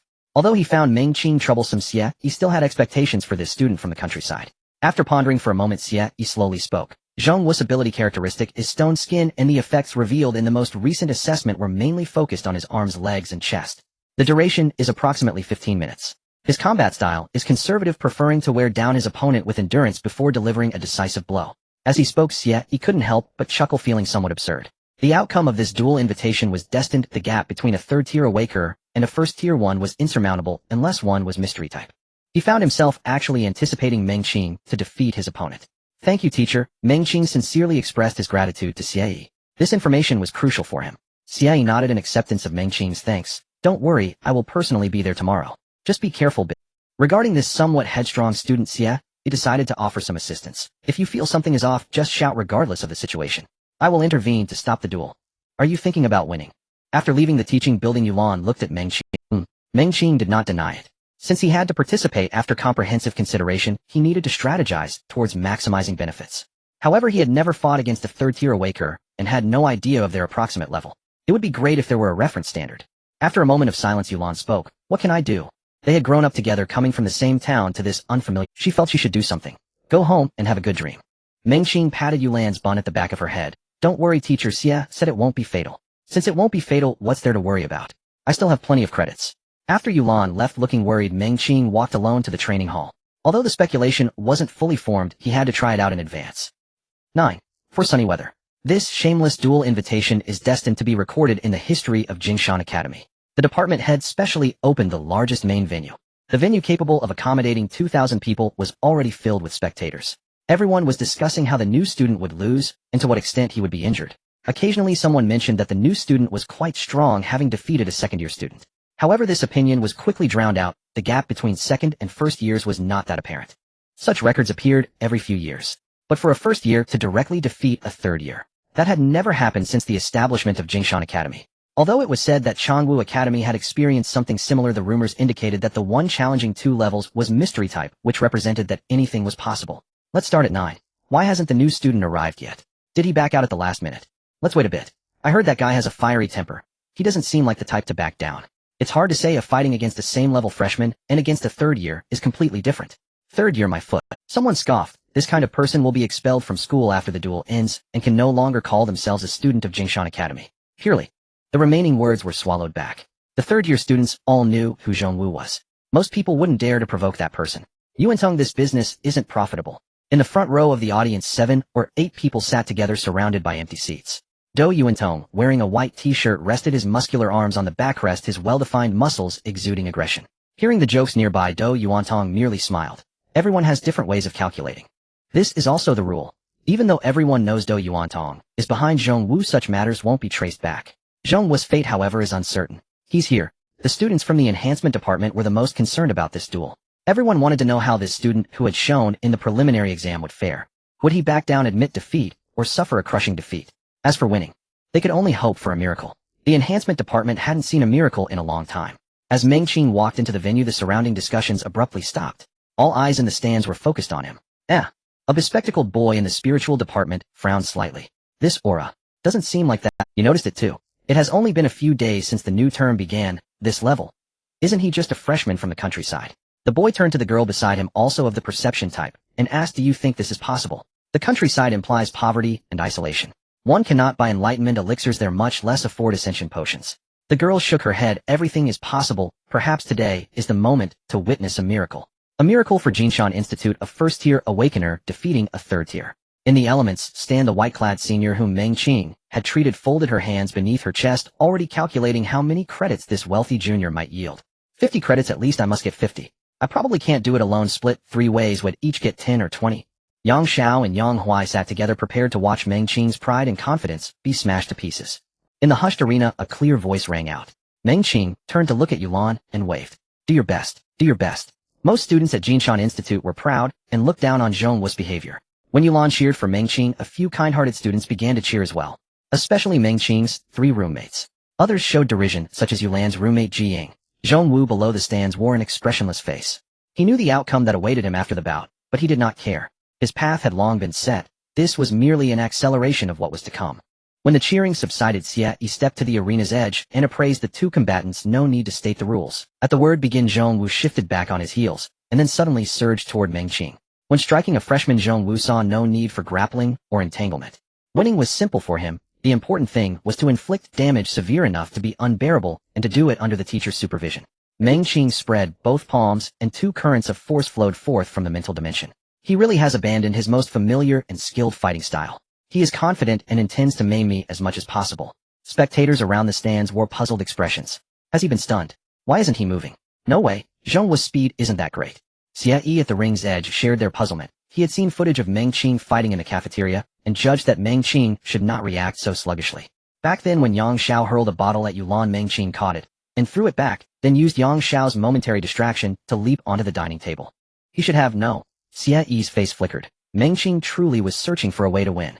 In the center of the arena, as both forces mobilized, Meng Qing slid his right leg back and leaned his body sideways and forward. What is he doing? Such an odd move. Meng Qing paid no mind to the crowd's wonder. He was doing his utmost to map the opponent's lines of movement. The other's speed exceeded his, yet it was not unlimited. With a Wu Zhong Wu's body lunged before Meng Qing, he did not aim for the head directly. That would likely draw a teacher's intervention. He planned to close and then in the shortest possible instant deliver catastrophic damage to Meng Qing's brain or eyes. Whether Langzhou City harbored any transcendent tier healing awakeners was uncertain, but Jinshan Institute likely did not. Severe trauma to the brain or eyes would be beyond the institute's capacity to heal. Called it. As he sidestepped, Meng Qing seized Zhong Wu's wrist with his left hand and pulled it forward. As his body tilted back, his right hand condensed his second ability and struck Zhong Wu's chest with force. You're courting death. Dragged forward slightly by Meng Qing, Zhong Wu still steadied himself by force. As his right hand strove to break free, his left drove a punch into Meng Qing's flank. Striking that area would not summon a teacher's interference, but it could rob an opponent of strength through intense internal shock. Then thud. Meng Qing's fist smashed into the right side of Zhong Wu's chest, while Zhong Wu's blow landed on Meng Qing's flank. In the stands, Yulan clenched both fists. Such an exchange gave Meng Qing no gain. Why did he do this? What purpose? No pain. With his first ability activated, Meng Qing felt no pain at all, yet he knew he ought to be injured. His abdominal organs might have taken damage. There was no time to inspect. Within the limited time he must. Zhong Wu's expression quivered between shock and doubt. He could not fathom why Meng Qing's face betrayed no change. He felt no sign of anomalous transformation in Meng Qing's abdomen. That meant Meng Qing possessed no augmented reinforcement ability. Impossible. And then, Zhong Wu suddenly felt a stifling blockage in his chest's aura. That area should have been wrapped by his stone skin ability. He attempted to raise his chi to reinforce the petrification, but the next moment terror leaked into his eyes. My ability has failed. The chest area cannot be covered. As the petrification at Zhong Wu's right chest dissipated, Meng Qing's eyes brightened with joy and then hardened with ferocity. It succeeded. He had disrupted Zhong Wu's ability trait. Last night Meng Qing and Adam had discussed feasibility. Perhaps my first ability is potent, but I have not yet developed or studied its characteristics enough, and I have no time to refine it further for now. Adam understood the gravity of Meng Qing's dilemma. After a moment's hesitation, he tentatively offered, Mr. Landlord, if you don't mind, perhaps you could use mine. No, Meng Qing interrupted Adam. No, Adam, your ability is far too conspicuous. Although Jinshan Institute is not the most formidable school, there are certainly experts here. Your space ability is distinctive after all. So what do you plan to do? Though a so-called third-tier awakener may not be as fearsome as imagined, Mr. Landlord, your awakening is very recent. Time waits for no one. Even though Meng Qing had been tirelessly thinking and researching his abilities, 3 or 4 days was an extremely short span for meaningful progress. I intend, through my second ability, to defeat, no, to destroy him. Adam was taken aback. He could not comprehend where Mr. Landlord's confidence stemmed from. Although the nightly AFK granted him extra energy and Meng Qing's reserves were indeed richer than other awakeners of his tier, that did not mean he could obliterate an opponent above his rank. Today I kept pondering why the trait of my second ability felt so hollow. Passively, it is merely absorption acceleration, while actively it manifests as an energy eruption. This does not fit the nature of the void at all. Later I wondered, could this void be not only directed at me, but also capable of targeting an enemy? Meng Qing's unorthodox notion surprised Adam. Instinctively, it seemed plausible, yet it felt difficult to— So then, Mr. Landlord. Oh my. Can you explain it more clearly? Meng Qing thought for a moment. I believe energy eruption is only its most superficial application. If it can absorb and release, then it can also destroy and disrupt. Adam said your logic is remarkably odd, and this must be verified. If you wager the duel on mere conjecture, so I need you to help me verify the feasibility of destruction. The energy in the air and the energy within an awakener are fundamentally the same. If I can disrupt the structure of the air's energy, I can disrupt the structure of an awakener's energy. Genius. Mr. Landlord, you must be a genius. I need to see your experiment right away. Suddenly Zhongwu reared back. Not only had his energy trait been shattered, that corruption was spreading outward from his right chest. He stared at Meng Qing in panic, searching for clues. Such an unheard-of ability. Could he be of the mystery classification? As a strengthening-type awakener, Zhongwu's tolerance for pain far exceeded ordinary people, yet now a throbbing ache swept his body. Something seemed wrong, as if something were blocked. Zhongwu's breathing quickened, and a strange maroon flush crept across. He instinctively wanted to yield to this uncanny power, but his throat felt constricted, as if something gripped it, and he could only produce ragged huffing sounds. Meng Qing stepped forward and seized Zhongwu by the throat. Bang, bang, bang. 3 strikes, each one disrupting the energy structure of Zhongwu's arms and left chest. An astonishing suffocation shifted Zhongwu's complexion from maroon to coal black. Spectators in the stands and Xie at the side of the arena widened their eyes. They could not comprehend what had just happened. Only the two on the mental stand rose and exchanged a stunned glance. That freshman disturbed the energy flow. After demolishing Zhongwu's defenses, Meng Qing glanced at Xie. Xie gave a slight nod. The meaning was clear: do not kill, everything else is allowed. Simple enough. Meng Qing gathered his power in both hands and simultaneously poured it into Zhongwu's ears. He did not shatter the skull nor destroy brain tissue. With some luck, Zhongwu's later years might be spent in a wheelchair. With worse luck, he would be reduced to drooling. In the stands, Dou Yuantong rose to his feet. Zhongwu was of no, but that freshman seemed to be looking at him. Looking at Zhongwu, who lay on the ground like a pile of mud, twitching uncontrollably, Xie walked up to the stage slowly. Unbeknownst to him, several teachers had also appeared in the stands. Xie glanced at the department head, who nodded slightly. The duel has ended. The results will be announced immediately. The stands fell silent, an unprecedented moment in the history of Jinshan Academy. The third-year students challenged the freshmen, and the freshmen won. Zhongwu expelled from school, no treatment provided. An uproar ensued. The expulsion was expected. After all, it was a case of a larger defeating a smaller and losing at that. But the notion of not providing treatment implied, wait to die. Our resources at Jinshan Academy will not be wasted on someone like you. The senior students all turned their gaze towards Dou Yuantong. Zhongwu was beaten like this because of him. Feeling the unusual stares around him, Dou Yuantong's eyes narrowed slightly. Although his subordinate lost, Dou Yuantong himself still exuded great deterrence. However, some were not afraid of him. Yuantong, don't dampen the spirits of the other brothers. Since Zhongwu has been expelled, hurry and send him out for treatment. This little money should be nothing serious for you. No need to worry. Dou Yuantong snorted coldly before waving his sleeve and leaving. Before departing, he instructed those behind him. Take Zhongwu to the company after the event. Meng Qing, 500 credits. 1 commendation. As soon as Xie announced it, a wave of astonishment rippled through the crowd. 500 credits. A normal awakened individual studying at Jinshan Academy, even without spending, could accumulate only around 200 credits from enrollment to graduation. Those ranking at the top would barely reach about 400 credits. This does not even account for daily expenses such as visits to the infirmary or special training rooms. With a single battle, Meng Qing earned 500 credits. Even if he lay idle until graduation, he would still secure a top-tier recommendation letter. The department head in the stands turned pale. Nonsense. This kid Xie is doing it on purpose. A commendation. This isn't even an event. Just giving credits is one thing, but a commendation too. Forget it, let it be a commendation since the 500 credits have already been given. Wait for me in my office, I'll ask the head for additional benefits for you. After quietly speaking to Meng Qing, Xie approached the department head with a beaming smile, ignoring Zhongwu, who was still twitching nearby. Yulan Feng rushed to Meng Qing's side like a gust of wind. You really did it. You. Wait, tell me when there are few. The venue remained lively, and many people's expressions towards Meng Qing had changed. Some even speculated about the subsequent developments. If such a person isn't considered a genius, then what exactly constitutes a genius? Meng Qing waved his hand at those around him as a gesture of thanks for their earlier support. Did I mean that you should give 500 credits and a commendation? I see you want me to commend you. The department head frowned. Xie, however, grinned. Director, I know what you're thinking. You're simply worried that Changwu Academy will come for people once they hear the news. Changwu Academy is the top institution in Langzhou. Such news cannot be concealed, perhaps not even until tomorrow. Meng Qing might receive an olive branch from Changwu Academy this afternoon. Did you know you gave so many credits? If Meng Qing transfers to Changwu Academy, the credits he earned at Jinshan Academy could be converted into material rewards.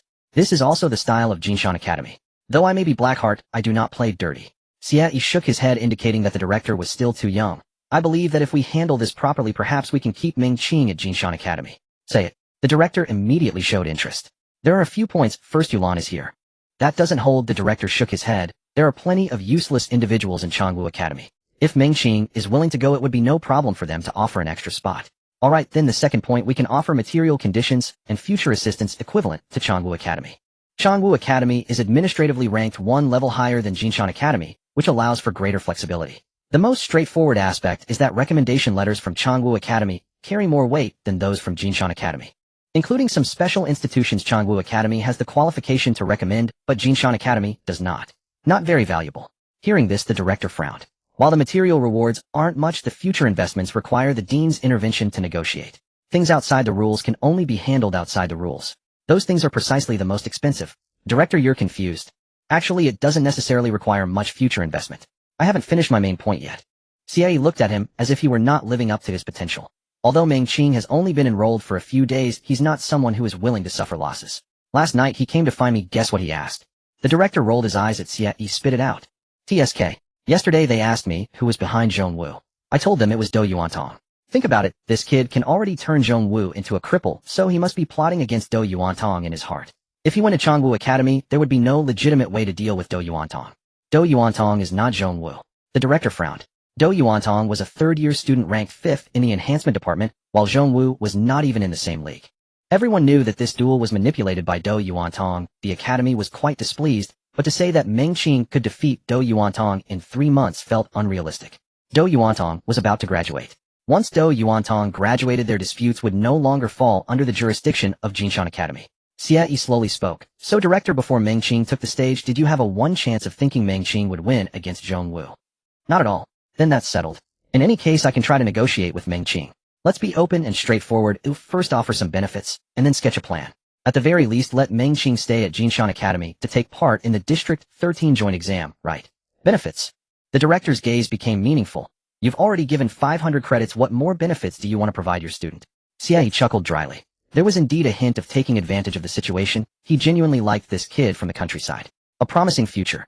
Director, you might be mistaken. Xie blinked. They both came from the countryside, and what they lack the most is this. Xie gestured with his hand, quickly pinching his thumb and index finger. For them right now, what could be more appealing than money? The director pondered for a moment. It does seem to make sense. Awakened individuals from the countryside must first face the issue of livelihood. Alright, go talk to him, but be careful not to overdo it. If you exceed my expectations, you'll have to deduct it from your salary. The results of the duel quickly spread throughout Jinshan Academy. Everyone was discussing that brief, yet bizarre. Isn't he a power amplifier? He took down Zhong Wu in just a few moves. Unclear, but I heard from the mental department that his strength seems to have some uniqueness. Uniqueness? Could it be from the mystical department? That doesn't seem likely. It appears that there are no strength-based individuals in the mystical department. In the mental department, 2 perception-type students were engaged in a heated discussion with their classmates. Awakened individuals from the mental department naturally have a stronger perception of energy flow compared to others, which is their inherent advantage. Perception types are the elite among them, capable of distinctly observing the flow and properties of energy from the very beginning. His ability characteristics manifest as crimson, which completely aligns with the traits of body enhancement. Then how do we explain the disruption of energy? I've never heard of anyone being able to do such a thing. Of course there are. Our department has individuals who can do this, like mental shock, emotional manipulation, and spiritual suppression. These can to some extent create blockages and disruptions to energy. That's not even the same concept. This is one concept. Are you a freshman? You don't recognize the concept of spirits and bodies are originally one entity. Isn't disrupting spiritual power and bodily energy the same thing? You're just talking nonsense. The office of CAE. Mengqing looked at the smiling teacher, feeling unfamiliar. It'll be straightforward. You will soon receive an invitation from Changwu Academy, and they will likely offer you some enticing conditions such as providing a better learning environment, opportunities to enter better institutions after graduation, and they might even promise you a future chance to study at Yunding Academy. Mengqing blinked, not responding.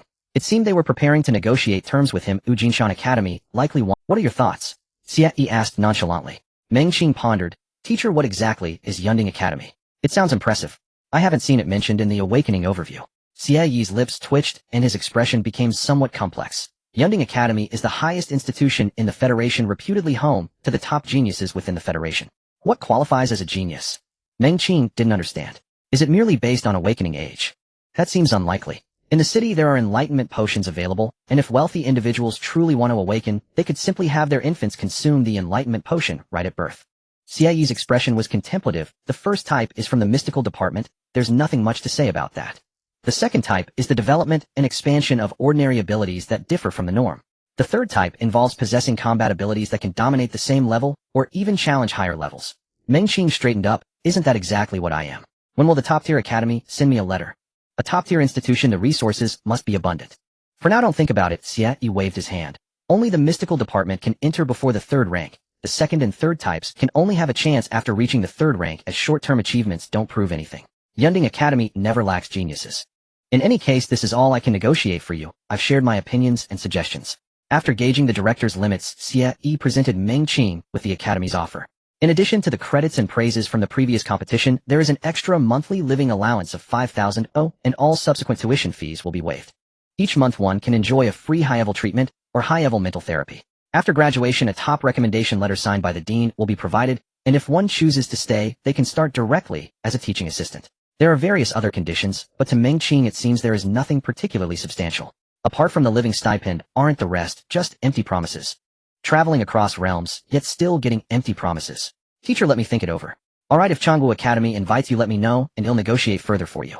After leaving Xie's office, Yulan slowed her pace. Are you really going to Changwu Academy? Meng Qing replied with a chuckle. Don't worry, wherever I go I'll take you with me. Changwu Academy isn't owned by your family, you can't just say you'll bring me. Moreover, if I'm not capable going there. After pondering for a moment, Yulan looked up. You should go just like we moved from the town to the city. If Changwu Academy invites you, you should go. Go to hell. Meng Qing whispered. Since Teacher Xie is negotiating terms, it means Jinshan Academy wants to keep me. I suspect it might be related to the District 13 joint exam, but that old man isn't being straightforward, probably waiting for Changwu Academy to make the first offer. I'm not with the mystery department. I suspect Changwu Academy's invitation won't have particularly favorable terms, so I might as well take the opportunity to leverage Jinshan Academy. The main point is, if we go to Changwu Academy, how can we justifiably deal with Dou Yuantong and the Yang brothers? These reasons are all objectively valid. Yet another reason is that Meng Qing feels that the development of abilities should come from personal exploration rather than his victory over Zhong Wu relied primarily on himself. Being at Jinshan Academy or Changwu Academy mattered little. The foundational theoretical knowledge could be learned anywhere. That makes some sense. By the way, you took a punch earlier, didn't get hurt at all. Right? Meng Qing pressed his hand against the spot where Zhong Wu had hit him. A slight pain radiated from his abdomen. If he hadn't intentionally focused on it, he would have hardly noticed the pain. Seeing this, Yulan's expression turned serious. You should go to the infirmary for treatment. This kind of thing cannot be taken lightly. A minor injury usually only costs around 5 credits. There's nothing major wrong. The receptionist at the entrance glanced over and revealed a strange expression. After Meng Qing turned to go to room 3, the receptionist seemed puzzled and glanced again. Subcutaneous tissue damage, bruising. Mild damage to the spleen. Is the freshman so resilient? Did that guy Zhong Wu go easy on him? In room 3, a healing senior enthusiastically rubbed her hands. I've been waiting for you for half a day, Junior. Meng Qing insisted. There's no need for that. I hope the senior can wait for me elsewhere instead of here. Other places can offer development too, the senior said while pulling open a soft bench beside her. Come sit a bit close. After the treatment, the senior brought out a small box for payment. 3 credits, thank you. You all make money so easily. Meng Qing took out his student card and handed it over. Though 3 credits is merely pocket change for him, now the options for strengthening students to earn credits are incredible. The pathways for element and mental students are much more abundant. Many public services at Jinshan Academy are not provided by teachers or staff, but rather by students. After leaving the infirmary, Yulan threw out a brief "there's class at the martial arts school" and left in a hurry. Meng Qing's earlier discussion with her about the application of abilities made her eager to find a place to practice. Meng Qing went to another place instead. He needed to clarify who had asked Dou Yuantong to take action, as well as what Dou Yuantong's specific identity and level were. Xie should know the answers to these questions, but he may not necessarily say them. However, another person might know and would likely inform him. I don't know who asked Dou Yuantong to take action, but I do know a bit about his identity. Wei fully interlaced his fingers on his thighs, leaning slightly back against the training hall's chair. Meng Qing couldn't help but glance at him a couple of times. He didn't look like a strengthening student at all, more like a scholar from the mental department. Dou Yuantong is the youngest son of the owner of Lianshan Mining Company. His family primarily contracts the mineral extraction business around CC Town. It's said he also engages in some underground business. The son of a mining boss. Involved in underground dealings. That seems quite troublesome. Anywhere in the world, those capable of mining are not to be underestimated. With such a strong family background, it would require re-evaluating the balance between Jinshan Academy and Changwu Academy. Are you thinking of taking action against Dou Yuantong? Wei fully turned to glance at Meng Qing. He had also been present during the morning's competition and had seen it. Yet it seemed that the impact of that battle was not very significant for him. If I don't take action against him, he will come for me. There's no avoiding this. Meng Qing's mind was continuously pondering the optimal solution at hand. Either take Yulan to Changwu Academy to develop for a while, avoiding leaving the school to minimize danger. But this method might not be reliable, plus the initiative is in Do Yuantong's hands. Alternatively, one could quickly find a way to advance to level 3 and become a teaching assistant at Jinshan Academy, which would provide some degree of protection from Jinshan Academy. But that would also be quite slow. The strength of Jinshan Academy lies internally, not externally. The last option would be to find a way to take the initiative. Is that even possible? There are many awakened individuals in the city, though most are low-tier. Lianshan Mining definitely has quite a few capable awakened individuals under its command. As a newcomer from the countryside, what methods could he employ to confront a mining boss with connections in the black market? The gap between strength and influence is not something so easily bridged. After thinking for a while, Meng Qing turned to Wei Fuli. Are there other companies in Jinshan district engaged in mineral? Wei Fuli smiled slightly. Of course, besides Lianshan Mining, the most substantial one should be Zhou Mining. I'm not particularly familiar with events outside the city, but I've heard that the two companies have clashed several times over a mining site, with Lianshan Mining consistently gaining the upper hand. After finishing, Wei Fuli stood up preparing to leave, but after a moment's thought he added to Meng Qing, Lianshan Mining's underground dealings involve slave capturing. Theoretically, this is illegal. Just after exiting the training hall, Meng Qing received a call from an unfamiliar number. The caller claimed to be from Changwu Academy's admissions office. The efficiency was startling. The other party suggested meeting outside Jinshan Academy or somewhere else, but Meng Qing declined. He couldn't be sure if this was Do Yuantong's scheme. Realizing this, Meng Qing felt a tinge of regret. He shouldn't have allowed Yulan to leave Jinshan Academy. Upon hearing Meng Qing say it was inconvenient to leave Jinshan Academy, the other party replied, "Alright, I'll come over personally." Longzhou City covers a vast area divided into 13 major districts. The 13 districts are further categorized into outer 9 districts and inner 4 districts. The distance from Changwu District to Jinshan District isn't short. Whether driving or taking a bus, it takes 1 to 2 hours. After hanging up with Changwu Academy's admissions office, Meng Qing dialed Yulan's number, feeling somewhat anxious. People engaged in underworld dealings don't usually adhere to rules. "What's up?" Yulan's voice came from the... Hearing this, Meng Qing slightly relaxed. After class at the martial arts school, come back to Jinshan Academy as soon as possible and don't linger outside. Understood. Yulan's response was succinct. She grasped Meng Qing's meaning in an instant. After giving her instructions, Meng Qing pocketed his phone and found a random place to sit. Before the person from Changwu Academy's admissions office arrived, he needed to reorganize his thoughts. He had to ensure he could gather more useful information and make the right choice. If you are interested in enrolling at Changwu Academy, please schedule a screening assessment at your earliest convenience. He not only outlined Changwu Academy's educational advantages with remarkable clarity, but also proactively briefed Meng Qing on key precautions and preparatory steps. Changwu Academy offered negligible material incentives, practically none at all. Yet he emphasized that its average academic standard far surpassed that of Jinshan Academy, and its internal incentive programs and career placement support carried significantly greater weight. All this hinged upon one condition: self-initiative. "Once you've decided, contact me promptly." Even though Meng Qing remained an unverified prodigy, Changwu Academy extended him full respect. No additional stipend was offered, not because the academy was stingy, but because admission itself constituted a rare privilege and reward.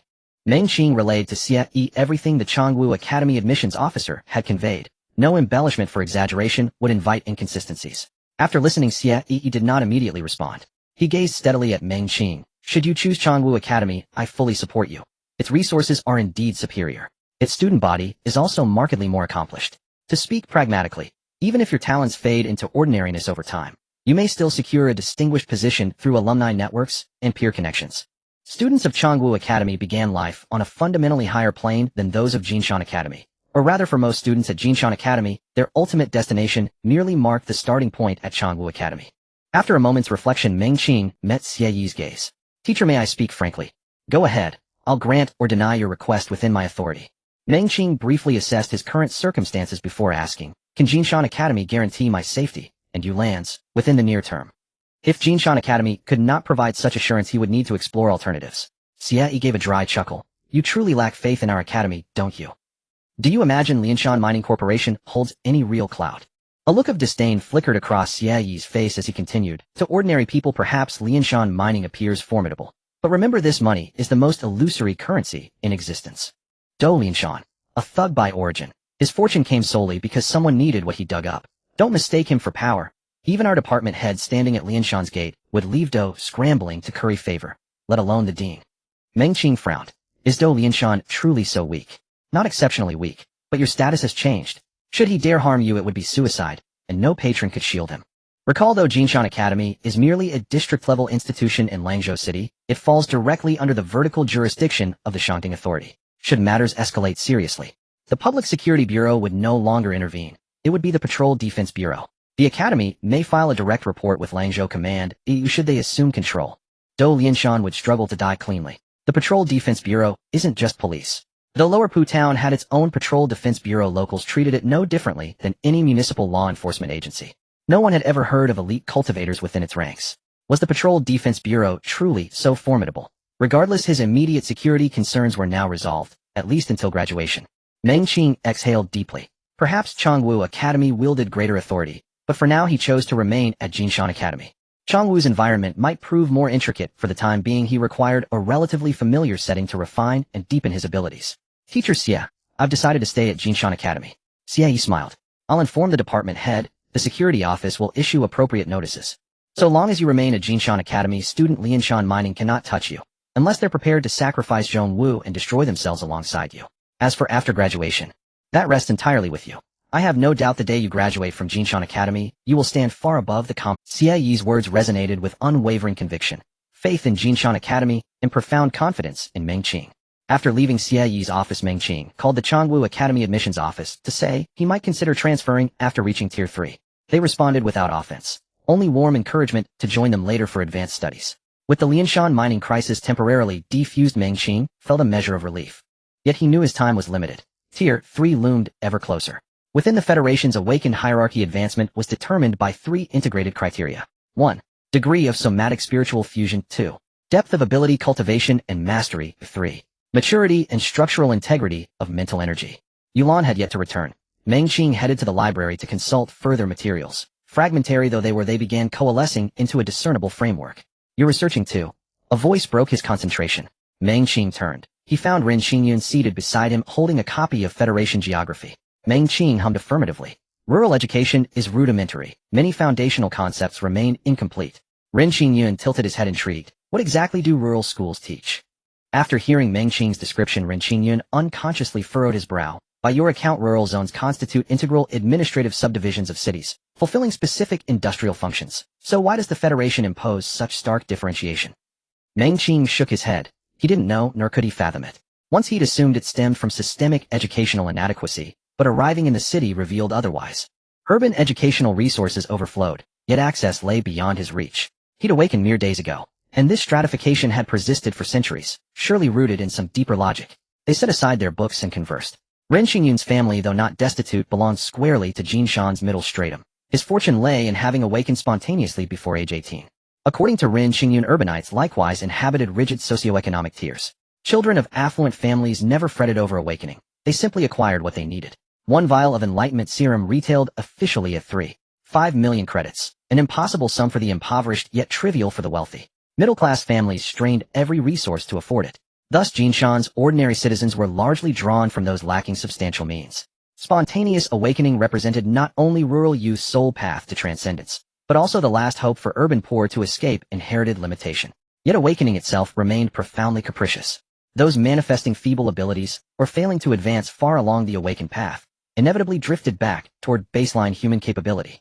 Jinshan's famed Poverty Marshal Hall specialized in recruiting those deemed redundant ability holders, e.g., partial limb enhancement or isolated muscular fortification. Ren Xingyun stood in stark contrast to Wei Fully. Wei possessed an effortless elegance, unattainable to ordinary men, while Ren embodied the grounded authenticity of modest origins. After some discussion, Meng Qing suddenly asked, I've heard whispers of awakening serums even in the countryside. What precisely are they? The substance was shrouded in arcane regulation, never seen rurally. Folklore vaguely claimed it guaranteed manifestation of extraordinary powers. Ren Xingyun paused, recalling. Reportedly a relic of the Golden Age, its synthesis method and components remain classified. It's unsurprising you've never encountered it. It's consumed instantly upon acquisition. Circulation is nearly impossible, and my family's finances place it equally out of reach. He sighed softly, turning his gaze toward the window. Jinshan Academy, the hallowed sanctuary aspiring awakened dreamed of entering. Yet once inside, one realized how arduous true distinction proved. Even among peers sharing the same sacred spark, innate and cultivated disparities ran deep. Meng Qing couldn't grasp Ren Xingyun's melancholy. Born in the city, he'd always breathed denser ambient energy, his very birthright.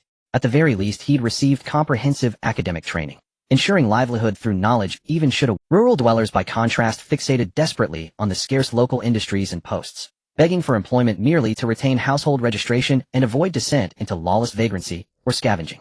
Sensing Meng Qing's confusion, Ren Xingyun murmured softly, Perhaps you think me ungrateful, but wait. You'll soon understand the chasm between urbanites may dwarf the gulf separating villagers from feral outcasts. Growing up in such a hierarchy is its own special torment. Meng Qing indeed felt that Ren Qingyun was never satisfied. Born in the city, his life was naturally secure, and he had even awakened the controversial mimicry ability within the enhancement system. Overall, it was already quite impressive. If he was still not satisfied, where would the rural folks go to reason with him? After watching a while of the federal history of war, Meng Qing left the library. The eastern continent ruled by the Federation was incredibly powerful. Powerful enough to suppress all directions by itself. Despite the occasional small-scale rebellions ignited by the exiled wild men from the Golden Age, the Federation remained unshakable. After a simple meal in the cafeteria, Meng Qing spent a few credits to head to the closed training facility to practice. This move was exceptionally useful. Not only could it weaken the opponent's ability characteristics, but it could even disrupt the flow and circulation of energy within the enemy's body. If only I could have a perception-type ability, then I could immediately pinpoint the key nodes in the enemy's energy circuit. Zhong Wu's stone skin ability was not a full body form. It was unclear whether it was due to lack of development or if he inherently belonged to the category of deficiency. His ability had many coverage gaps requiring no extra effort to search. But as one ascended, the development and application of others' abilities would gradually become more refined, making it difficult to spot flaws with the naked eye. Lianshan Mining Company. In the top-floor office, Do Yuantong stood in the middle of the carpet, his hands hanging down. On the sofa across from Do Yuantong sat a middle-aged man in a cotton-spun jacket, the very owner of Lianshan Mining, Do Lianshan. Do Lianshan fiddled with a string of white jade prayer beads and casually said, "Go handle the dropout procedures tomorrow." "Dad." Do Yuantong shook all over and looked up at Do Lianshan, his face showing disbelief. "It was just a small matter, so why would it be like this?" Do Lianshan snorted lightly. "What's wrong?" The office fell into silence, and after struggling for a long time, Do Yuantong finally spoke with difficulty. "I have 3 months until graduation." By then, he was 5th in his 3rd year, and according to the original plan, after graduation, he would join the garrison and then apply for an external position in CC Town to expand the family business. Do Lianshan ignored him and continued, "After dropping out, go work at the mine with your uncle for a while." "No way." Do Yuantong could no longer hold back. Do Lianshan ignored him and continued, "After dropping out, go work at the mine with your uncle for a while." "No way." Do Yuantong could no longer hold back. "Dad, I have a bright future. Why should I drop out? Why should I go to the mine? A rural nobody." "Shut up." Do Lianshan yelled angrily as the white jade prayer beads in his hand shattered into dust. "This is why you should go to the mine. Do you really think you are some genius? Do you really think your 5th place is based on your own talent and effort?" Seeing his son stunned in place, Do Lianshan calmed down and continued, "Without the enlightenment potion, without the promotion potion, without your elder brother's guidance, what do you have to show for it? Huh? Since childhood, I've told you that there are people beyond people and heavens beyond heavens. Compared to true wealthy people, we are poor, and before true power, we are but grass. In front of true geniuses, you are merely mediocre." Do Lianshan's words were not finished, but Do Yuantong's expression shifted from anger to unwillingness. "I am mediocre. I am mediocre. Everything is better with my elder brother. Since I am so unnecessary, why did you bring me into this world?" His chest heaved violently. The resentment and unwillingness that had accumulated in his heart for many years gushed out like a flood. "Have I never worked hard? I am not as good as my elder brother, so I have always been helping the family business. I am not as good as my elder brother, so I have always tried to be a good brother, a good son. Isn't that enough? What more do you want from me? For a trivial rural brat, you want me to drop out and go dig in the wilderness? Have you ever truly cared about me since childhood? Have you cared about me like you do for my elder brother?" Looking at his son, who was engulfed in rage, Do Lianshan shook his head and sighed. Such an attitude left Do Yuantong feeling dead inside. No matter what he did in his father's eyes, he would always be the one causing trouble, always stirring up issues. Elder brother was perfect, even his farts smelled sweet. "Fine, I will drop out, I will go dig." Do Yuantong's eyes were vacant. "You can at least tell me why, right?" Do Lianshan stood up and walked in front of Do Yuantong. The two of them locked eyes, with neither showing a hint of warmth, only coldness and unwillingness clashing. Do Lianshan, with his tiger-like stature, had a presence far superior to Do Yuantong. "I will tell you why, because you are my son. No one knows a child better than the father. You lost face at Jingshan Academy, and you will definitely find a way to regain it, right?" Zhong Wu, in a sense, is the child of Lianshan Mining. Do Yuantong did not care about Zhong Wu's life and future, but he did care about his own reputation. That kid from the countryside, the Jingshan Academy, wants to protect him, wants to keep him. "What do you have? What do I have?" Do Lianshan's expression was cold, his muscles bulging, as if he was ready to slap his son across the face at any moment. "The security department of Jingshan Academy has already called. If you know about it, you will definitely think of a way to act within the school. Your underlings are numerous. Right? You definitely think that anyway the rules are there, Jingshan Academy won't do anything to you, right? Your underlings are no different from Zhong Wu. When the time comes, they will all fail, and you will have to act yourself." He knew his youngest son too well. Thanks to the family's support, he became a 3rd-tier awakened one, and with the help of his elder brother, he stood out from Jingshan Academy. Egotistical and narrow-minded. Once he was displeased, he would inevitably act personally. It was hard to say who would win or lose, but his own future would undoubtedly be ruined. Rather than this, it would be better to let him train in the wilderness for 2 years, temper his character, and then return to the company to work in a few years. But Do Lianshan did not say these words. He knew it would be useless. The youngest son would only grow more resentful, feeling that he was being looked down upon.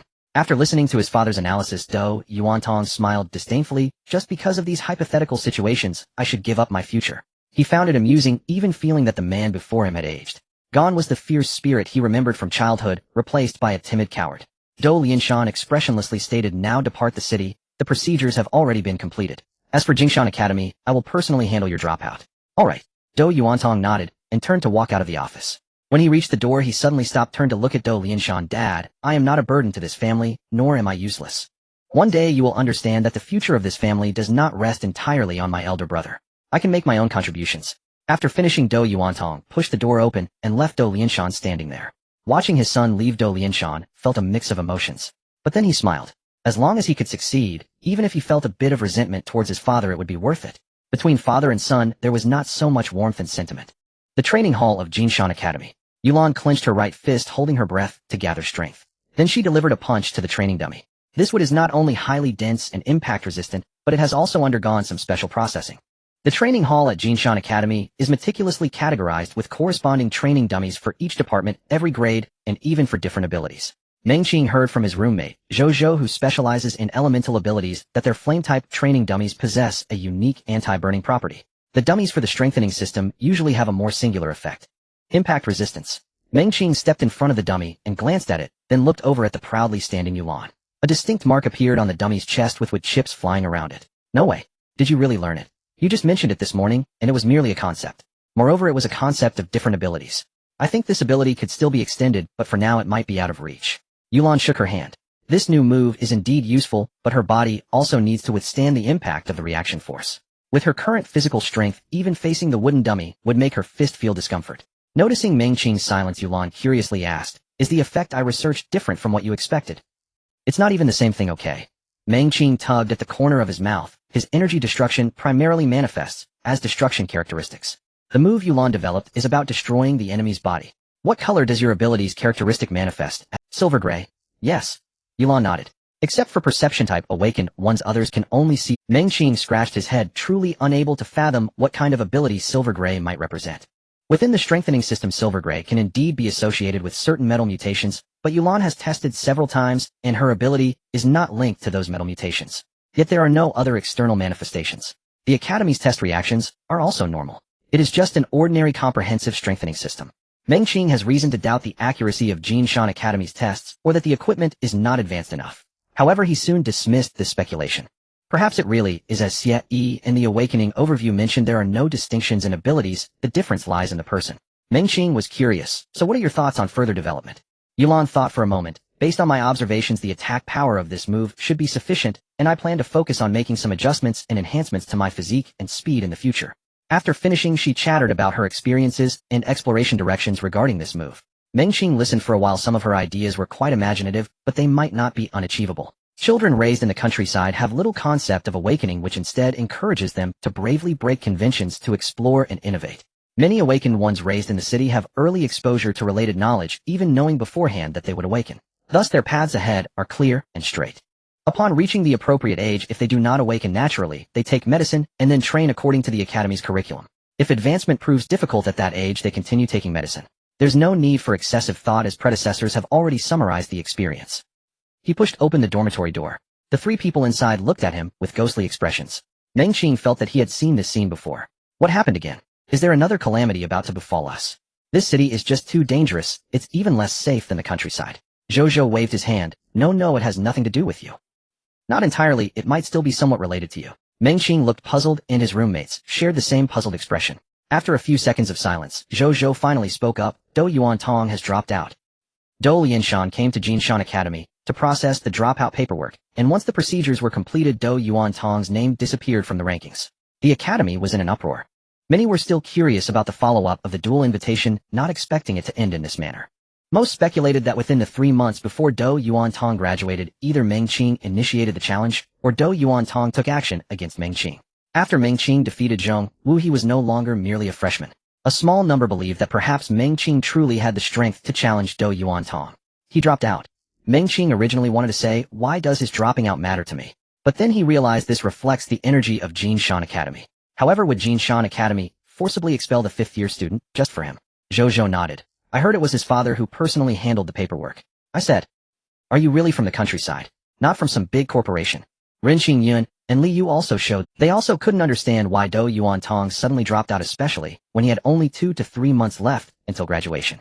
Even if Meng Qing defeated Zhongwu, Do Yuan Tong could simply ignore it.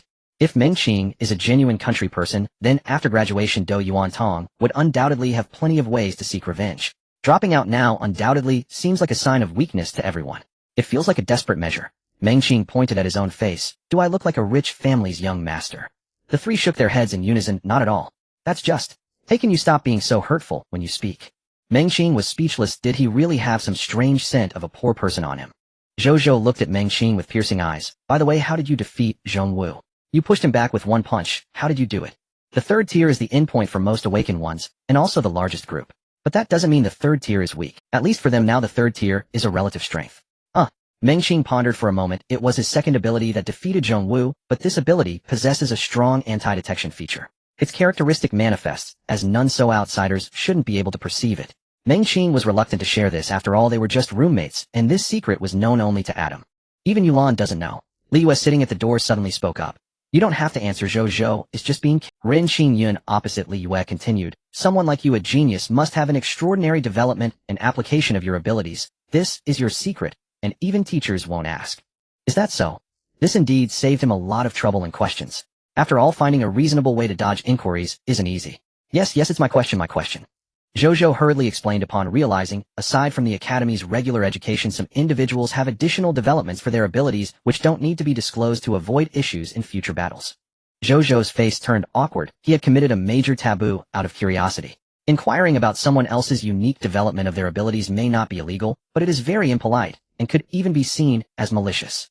Seeing Zhou in a cold sweat, Meng Qing did not pursue the matter, feeling it was indeed an unintentional mistake. Moreover, since entering the academy they had provided him with a lot of informational help. It's fine. By the way, do geniuses really need to fight? Can't they do some stable work instead?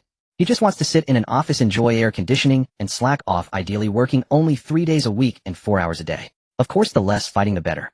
Ideally none at all. Li Yu laughed heartily. Stable jobs are mostly done by our spiritual system. Elemental systems also have some, but strengthening systems basically have none.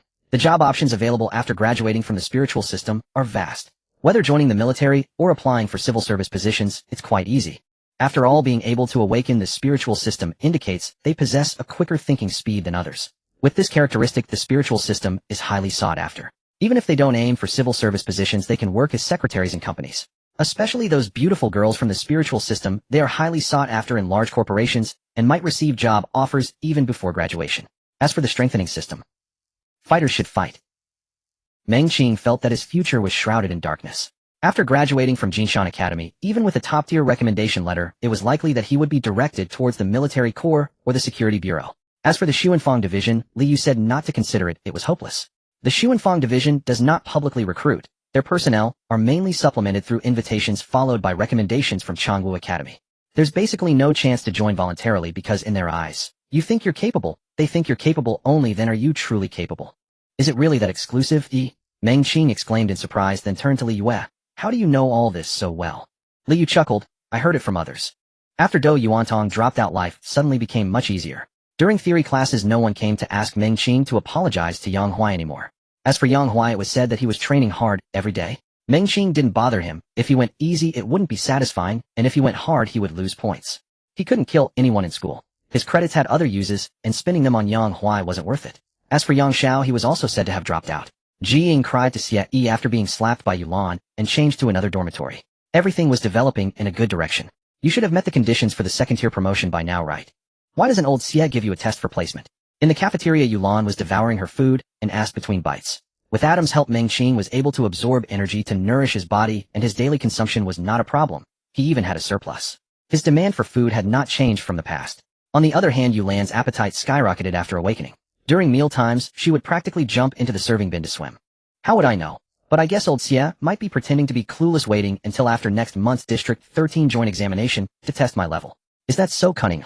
This should be called strategy. Meng Qing stroked his chin. Shameless honors. Yeah, I could get something from old Xie then. Yulan chewed her rice, and after swallowing hard said, what kind of comparison are we talking about? Her daily training was much more fulfilling than Meng Qing's, basically from dawn till dusk either at Jinshan Academy or at the Poor Man's Martial Arts Hall. The targeted training at the Poor Man's Martial Arts Hall perfectly filled in the gaps from Jinshan Academy. I heard from Wei Fully that each grade and department sends 5 people. A single academy sends 45 participants. The specific process isn't clear, but it seems like there's some variation each year. Why is that? I heard it tests on-the-spot abilities. You can't just practice mindlessly, who knows.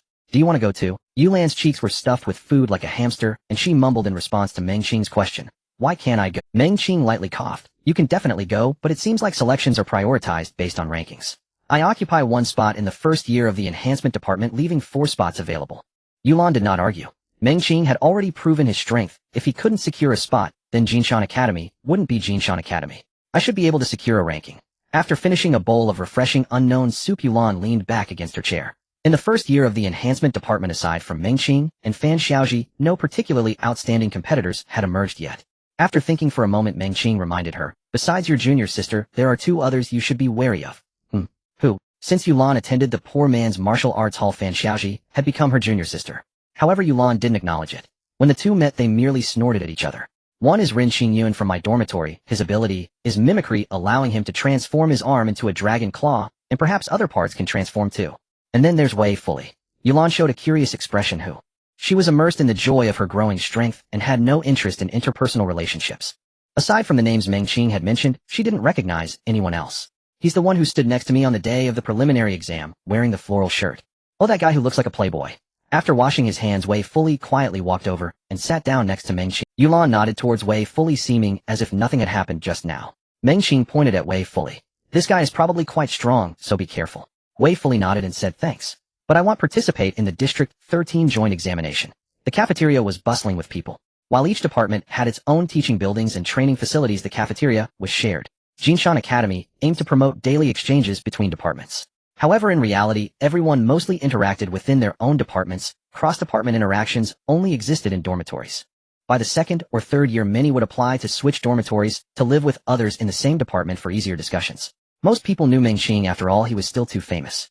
Some pointed at them, but no one came to provoke them. First-year students acknowledged they couldn't compete, while 2nd and 3rd years felt it wasn't worth it. The lessons from the past were still fresh. Most people came to learn, waiting to graduate and seek a future. Only a madman would think about causing trouble all day. Meng Qing felt a bit annoyed by the pointing, but couldn't say anything. He hadn't yet reached the level where people would be intimidated just by looking at him. The 3 stood up and walked towards the cafeteria exit. As they walked, Meng Qing asked, not participating? Wei Fully nodded. Not participating, I'm not interested. He spoke naturally, and Meng Qing couldn't help but glance at him. If it were someone else, Meng Qing would have silently thought to himself, what does it mean to be uninterested? But coming from Wei Fully, Meng Qing felt he genuinely wasn't interested. Alright, then I wonder what this year's examination. With Wei Fully not participating, Yulan has one less strong competitor. She only needs to focus on dealing with Fan Xiaoji and Rin Xingyun. Wei Fully smiled. I'm not sure, but with you from Jinshan Academy this year, you should be able to secure a good ranking. What good is ranking anyway? No matter how high you rank, aren't you still behind Changwu Academy? Meng Qing genuinely didn't understand the significance of such joint examinations. For each academy, reputation is far more important than anything else. Wei Fully's explanation made sense, and Meng Qing deeply agreed. But then he raised a question. With Changwu Academy around, how can other academies hope to take second? Inside Changwu Academy, either geniuses or practitioners from mysterious systems resided. Regular awakeners would purely be seeking abuse. Though Meng Qing himself had a mysterious system entity within him, he was still stuck in the introductory stage of mastering his spatial abilities. Changwu Academy. Wei Fully raised a finger and shook it. They do not participate in rankings, and the individuals they select won't be the strongest in their year. On the contrary, they would choose those at the bottom of their class to participate. For students from other academies, participating in the District 13 joint examination is an honor. For students from Changwu Academy, it is a disgrace. Mastery of strength does not merely mean unleashing raw power in a single burst. Beyond magnitude, great or small, one must also achieve precision. Do you understand my meaning? Yes. Adam's expressive fluency had grown markedly. Meng Qing did not confine him indoors, thus everything Meng Qing witnessed Adam could also perceive. This young man possessed extraordinary learning aptitude, truly befitting a prodigy who had awakened the spatial ability. In essence, it means controlling energy with exact numerical calibration. Correct. We have completed baseline testing. Next comes your dedicated training to internalize numerical control. In the days since Do Yuantong withdrew from school, Meng Qing had explored further applications and conceptual frameworks for his abilities. Though most remained in early experimental stages, his progress was nonetheless encouraging. Both of his innate abilities now possessed clear developmental trajectories and coherent syntheses. Henceforth, he would allocate slightly more focus toward refining his spatial ability. Yet accessing the true spatial realm through Adam came with a prerequisite: absolute precision in mental force manipulation. Only after mastering such precise control could he peer into the true spatial realm via Adam's perception, and thereby command spatial forces. Life felt deeply fulfilling. With the Jinshan Academy, stipend material comfort remained modest, but the gnawing anxiety of scarcity had eased considerably. Do not artificially separate mental force from physical strength. They share a fundamental unity. Upon awakening, both become manifestations of your strength. Yes, exactly so. Proceed, gradually, incrementally strengthen, then sustain it at a stable amplitude. It wasn't aimed at me. Beyond quantity, direction is equally vital. Silence. The first time is always September 10th, partly cloudy. This world observes no Teacher's Day. According to the comprehensive history of the Federation, festivals here are exceedingly rare. Only 3 official holidays exist: New Year, National Day, and Victory Day. New Year falls in spring, on the 4th month. National Day commemorates the Federation's founding. Victory Day marks the triumph over the demonic clans. There are no Dragon Boat or Mid-Autumn festivals, nor any Valentine's or Christmas days. It had been over 10 days since Meng Qing enrolled at Jinshan Academy. During this period, beyond cultivating his own abilities, Meng Qing spent most of his free time studying in the library. Come to my office. His phone vibrated, a message from Xie Yi. Meng Qing glanced at it, mildly surprised. This was Xie Yi's first message to him. Ordinarily, Xie Yi reclined lazily in his office, only emerging if students sought him out directly. He never initiated contact unprompted. A hardened cynic. Received. After sending it, Meng Qing instinctively slapped his own hand. Years of corporate drudgery had conditioned him to reply reflexively. Xie Yi's office. Meng Qing had not yet arrived. I'm here for your student. Shut up. Xie Yi shot the visitor a sharp glare. Don't burden me with your work details. I don't want to know. He twisted his neck with a weary sigh, as though already contemplating retirement. Across from him sat a middle-aged man dressed casually in unremarkable civilian attire. Now that you hold office, if you require his services, you must compensate him properly. No freeloaders, understood? Am I really that kind of person? The man protested indignantly. My current poverty stems precisely from excessive generosity. Is that so? Or is it because you send money monthly to that young widow? Let's return to your student. Get out, he's here. Knock, knock, knock. A crisp rapping sounded at the door as Xie Yi straightened slightly in his chair. Enter. Meng Qing pushed open the door and stepped before Xie Yi's desk. He didn't recognize the other man, but judging by context, the summons clearly originated not from Xie Yi, but from this stranger. Before Meng Qing could speak, Xie Yi tapped the desk sharply. You talk with him. Without another word, he rose and departed, utterly disengaged. He stood, exited, closed the door, all in one seamless motion. Meng Qing frowned, puzzled. Once Xie Yi had left the man seated beside the desk, appraised Meng Qing from head to toe. Meng Qing. Born in Xiapu Town 958 CE. Awakened last month on the 29th. Previously worked at Xiapu Town's waste processing station, later sold his home to pursue studies in the city. Suspected ability: comprehensive enhancement with concurrent pain immunity. As the man recited Meng Qing's dossier, his gaze swept over him with clinical scrutiny. Meng Qing felt a quiet unease stir within him. None of this information was particularly confidential. Most could be publicly verified. So why recite it? If you're truly capable, reveal that I am a transmigrator. Then I'll concede you're extraordinary. Demonstrates an unusual energy disruption technique and possesses foundational combat proficiency. Personality underwent dramatic transformation within 6 months. If you can even name Adam residing within my mind, then I'll grant you full credit. Now I ask you, how did you awaken? How did you awaken? How did you awaken? The question resonated with uncanny force, echoing relentlessly within Meng Qing's consciousness. Meng Qing instinctively tried to utter natural awakening, but his throat constricted as though gripped by an invisible hand. Landlord, he's disrupting your cognition. Switch to the second dimension now. Adam's urgent voice pierced Meng Qing. Hurry, or you'll be fully guided. Chilled, Meng Qing instantly plunged his awareness into the second dimension. Upon successful transition, the suffocating pressure vanished entirely. Yet Meng Qing did not relax. He opened his mouth and spoke calmly. I awakened naturally. The man nodded, then deliberately dissipated his influence. A subtle loosening rippled around Meng Qing's body. He exhaled softly and met the man's gaze. Who are you? I am Fu Chuanxiu, Deputy Captain of Unit 7 Operations Division, Jinshan Bureau Patrol and Defense Directorate. Fu Chuanxiu spoke with measured cadence, his expression softening ever so slightly. He held firm confidence in his own capability. Countless methods existed to resist interrogation. Yet this youth, by both ability and background, seemed wholly unprepared to withstand it. With background verification complete and clearance confirmed, it was time to address the matter at hand. On behalf of the Patrol and Defense Directorate, I invite you to assist in investigating a case. Patrol and Defense Directorate. Meng Qing's expression shifted, complex intrigued. Earlier you had mentioned that direct enrollment was impossible. One could only join upon formal invitation or recommendation. Recalling this, Meng Qing cautiously asked, does this constitute an invitation to join the Patrol and Defense Directorate? Though Liu hadn't elaborated, Xie Yi's prior remarks suggested the Directorate wielded extraordinary authority. Join. Fu Chuanxiu clicked his tongue dismissively. With your current strength, you'd simply be walking into death. This is strictly investigative assistance. Your role is intelligence gathering. Condescending is he. Undeterred, Meng Qing pressed. Then what level of strength qualifies one for membership? A faint twitch lifted Fu Chuanxiu's lips. When you can effortlessly slay a Tier 3 awakener, you may then apply for an internship. Effortlessly slay Tier 3. That seemed reasonable. The vast majority of awakeners plateaued at Tier 3. If one couldn't subdue Tier 3 awakeners decisively, or struggled even to do so, it would hardly inspire fear among their peers. Should you attain that threshold, approach me through Xie Yi, but only after assisting us with this investigation. What case? Investigate Tianyi sect disciples among Jinshan Academy's new cohort. The Heavenly Dao faction. The Heavenly Dao is known alongside the Spirit Society and the Rebels as the three top criminal organizations within the Federation. The library only contains brief introductions to these three families. They have all committed heinous crimes. For instance, the Heavenly Dao was responsible for the shocking Eastern Capital heist, while the Spirit Society focuses on hunting awakened individuals. The Rebels are much simpler, just like their name suggests. They engage in military confrontation with the Federation. Meng Qing felt a sudden disinterest in joining the patrol department. Come on.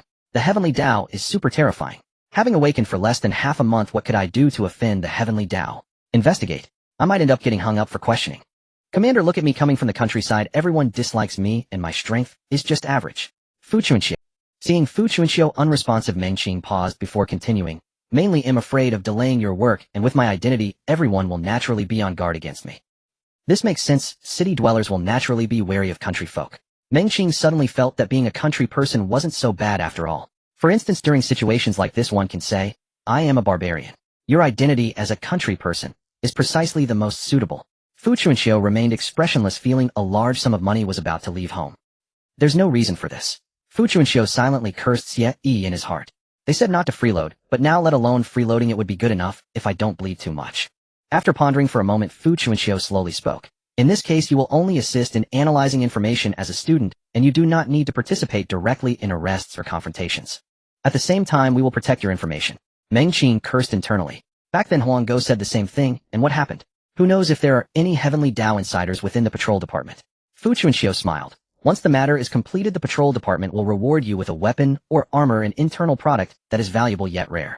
Once your strength is sufficient, I can directly give you an internship position. Meng Qing's expression turned solemn. As a citizen of the Federation, I feel it is my duty to contribute to the stability and prosperity of the country. Come on. It's just assisting from the side. It's not that dangerous. The Heavenly Dao has always acted covertly. They rarely confront the Federation directly, and some grassroots disciples may not even realize their identity. Wait a moment. Meng Qing was somewhat puzzled. What does it mean not to realize their identity? This seems too strange. Isn't the purpose of preaching to expand power and faith? If grassroots believers lack a sense of identity and belonging, what is there to preach?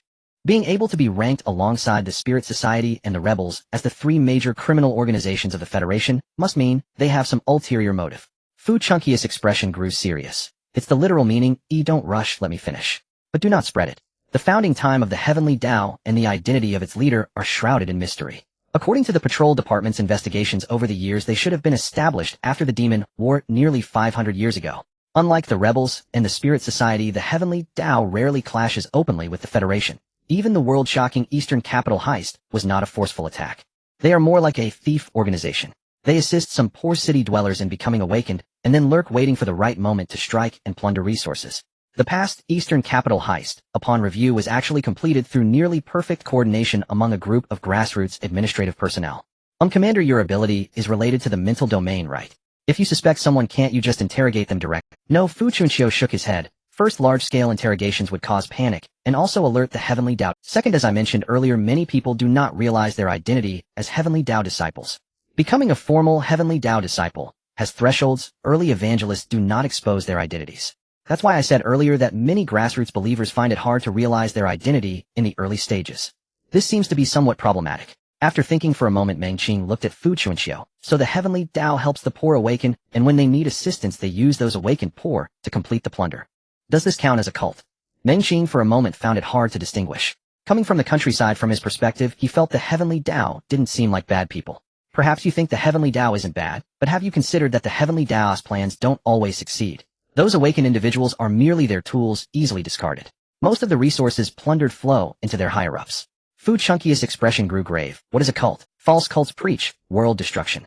True cults preach making the world a better place, and use that to manipulate the fates of ordinary people.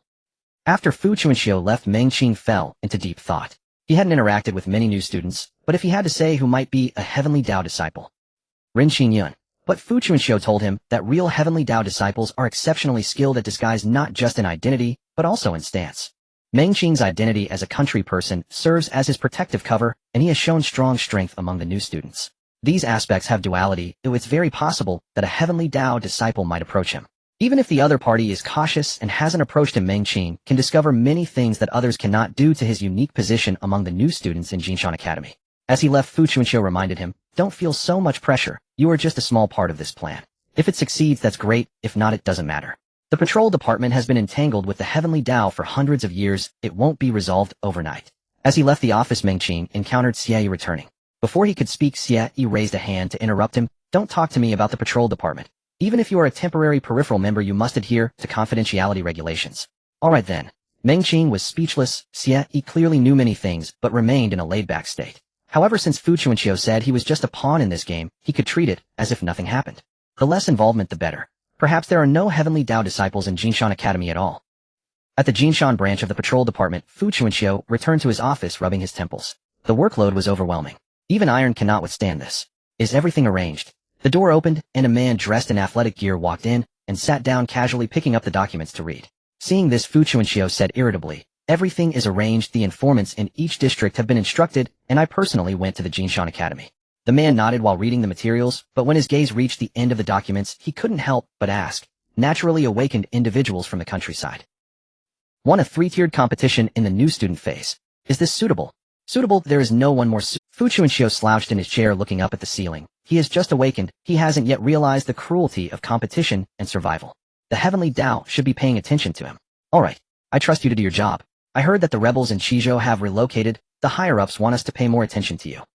The man hadn't finished speaking when Fu Chuanxiu sprang up from his chair. No time, no time. Every day I hear the wind and just get worried. There are already too few personnel. Where are we supposed to find people to investigate the rebels? The Spirit Society's matters are still unresolved. Now we have to check the rebels right after sending arrangements to the Heavenly Tao? Is our department the only one left to handle things? What about the other teams? Are they all just here to eat and drink? After knocking on the table, Fu Chuanxiu showed a weary expression. "If it weren't for the fact that this lousy job pays well, I would have run away like Egu too." This is likely one of the benefits of the dual spiritual dimension. Given the urgency of the situation back then, I couldn't verify its efficacy. Fu Chuanxiu's interrogation ability belongs to the spiritual category, a power particularly effective against targets whose awakening rank falls below his own, commonly employed by federal judicial and security departments. Although you evaded that opponent's ability this time, you must recognize that stronger spiritual awakeners may lie ahead. When that day arrives, this trait may no longer shield us. Adam spoke with deep concern. Neither he nor Meng Qing belonged to the spiritual awakening lineage. In this world governed by awakeners, spiritual abilities are the most insidious, striking without warning. A mere glance, a subtle gesture, even a single note can serve as their catalyst. Meng Qing had heard Liu speak of this in their dormitory. The most formidable spiritual awakeners require no activation condition at all. They infiltrate or disrupt an opponent's spiritual energy directly. They rewrite memories, distort cognition, impose profound hypnosis. We're unlikely to encounter such formidable individuals anytime soon, but this trajectory warrants serious contemplation. As Meng Qing conversed with Adam, he adjusted his own spiritual energy. Today's control had been subpar. His spiritual energy surged erratically and dissipated unpredictably, stirring quiet frustration within him. Spiritual energy had always been his weakness. Even after unlocking the second dimension, his command over it remained clumsy, far from seamless or instinctive. He had audited classes in both spiritual and elemental disciplines, yet gained little. His innate aptitude diverged sharply. Much of what was taught in spiritual theory remained opaque to him. Knowing and truly comprehending are worlds apart. His exceptional memory, however, proved advantageous. Whenever gaps emerged, Adam swiftly filled them. Though progress remained slow, it was tangible. Sensing another ripple of dissipation beside him, Adam could no longer hold his tongue. "Landlord, shall we pause for a moment?" Meng Qing hummed in assent and rose, heading toward the campus gate. Lately, impatience had taken root within him, an agitation that robbed him of stillness and focus. Especially after Fu Chuanxiu's interrogation, that anxiety had swelled to near-breaking intensity. Stepping beyond the gates of Jinshan Academy, Meng Qing boarded the bus bound for the Poor Martial Arts Hall. The bus teemed with passengers. Though automobile manufacturing existed in this world, the Federation actively discouraged private ownership. Public transit remained the overwhelming choice. The impoverished lacked the means to purchase vehicles. Even middle-class families refrained from such expenditure, preferring instead to save for their children's enlightenment elixirs. Awakening was a gamble, but never a total loss. Fortune might grant elemental or spiritual affinity. Even third-rank awakening could secure a respectable livelihood. Extraordinary luck, awakening into the mystical tier, could elevate an entire family across a social stratum. Even misfortune yielding only the strengthening tier, or worse the defective ability, ensured stable employment and enhanced physical resilience. Investment didn't cease post-awakening. Tuition demanded funds. Advancement to mid-tier required costly ascension elixirs. This path to power and influence could indeed be paved with coin. Poor Martial Arts Hall. Two figures darted across the training ground. Yulan wielded a Qimei staff, Fan Xiaoji gripped a Liuhe spear. They exchanged blows with breathtaking speed and precision. Wrong. Fan Xiaoji's spear shuddered violently as she leapt backward. Your strength feels unnatural. In their clash, she distinctly sensed her spear trembling on the verge of shattering. That sensation hovered just beyond perception. Each time she deflected it, yet intuition never lied. Yulan stood opposite, spear poised, a smirk playing upon his lips. What's wrong? Are you surrendering? Around them, Martial Hall students watched with rapt curiosity. The title Little Senior Sister carried weight, and earned. Among this generation of disciples, Fan Xiaoji reigned unchallenged. Before her awakening, she'd already bested newly awakened peers. It's you who should yield. You possess raw force alone, your technique riddled with flaws. Fan Xiaoji kicked the spears, but Tin with her right foot lifting its shaft smoothly. Again. Enough. Take a break. A voice cut through the air from behind the crowd. The hall master waved dismissively. Disperse. Once the students scattered, he turned toward the entrance. Meng Qing lingered at the main gate, observing Yulan and Fan Xiaoji without interruption. Yulan adhered to a strict daily regimen. Yet each afternoon they shared lunch at Jinshan Academy's canteen. They exchanged academic progress and distilled insights. Yulan wiped a fine sheen of sweat from her brow, returned the Qimei staff to its rack, and approached Meng Qing. My session isn't over yet. If urgent, I'll inform the hall master. We can leave now. Meng Qing shook his head. No urgency. I merely needed air. Unfamiliar with most places, I thought I'd watch how your training's progressing. Since enrollment, he'd absorbed knowledge voraciously. Cultural lore, theoretical frameworks of awakening, personal hypotheses forged through relentless reflection and practice, all had exacted a toll. Mental exhaustion had settled deep within him. Occasional respite was essential. This world felt alien. He possessed no friends. Only Yulan offered familiarity, anchor, and warmth. That comfort stemmed both from the residual intimacy inherited from his predecessor and from Yulan's unwavering support and kindness since his arrival. She was genuinely good, especially toward him. They settled onto a stone step beside the training ground. Meng Qing surveyed the area. Disciples trained individually, their methods rudimentary. Many lifted stone locks, simple, almost primitive. Is this method reliable? He murmured, skepticism. It's affordable, yes, but looks painfully basic, something one could replicate at home. Yulan nodded slowly. Most either haven't awakened yet, or manifested only the strengthening tier, often weakly. Beyond monotonous combat applications, the strengthening tier harbored a grave flaw: widespread defective ability. Some manifested enhancement in only isolated limbs, others experienced negligible attribute gains, far below average strengthening awakeners. Though the Federation never officially labeled them worthless, societal consensus had hardened defective awakeners were destined for mediocrity, merely marginally superior to ordinary humans. Such awakeners held little advantage in job markets, often met with mockery. Many disciples at the Poor Martial Arts Hall fell precisely into this category.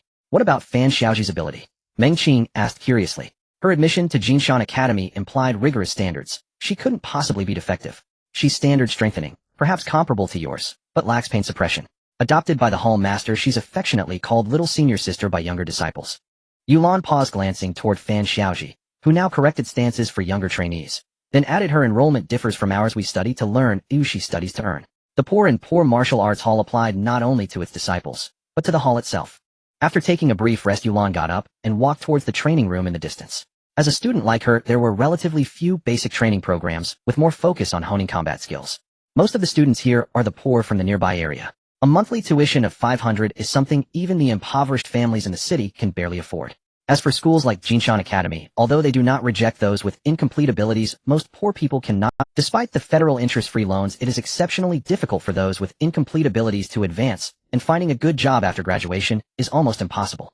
This is the most conflicted group of people. Ordinary folks live their lives as expected. In contrast, regular awakeners have a relatively stable future. Those with incomplete awakenings have a bit of a future, but not much. After sitting by the training ground for over 20 minutes, Yulan's class came to an end. The two walked out side by side. Do you know how to break through from the 3rd tier to the 4th tier?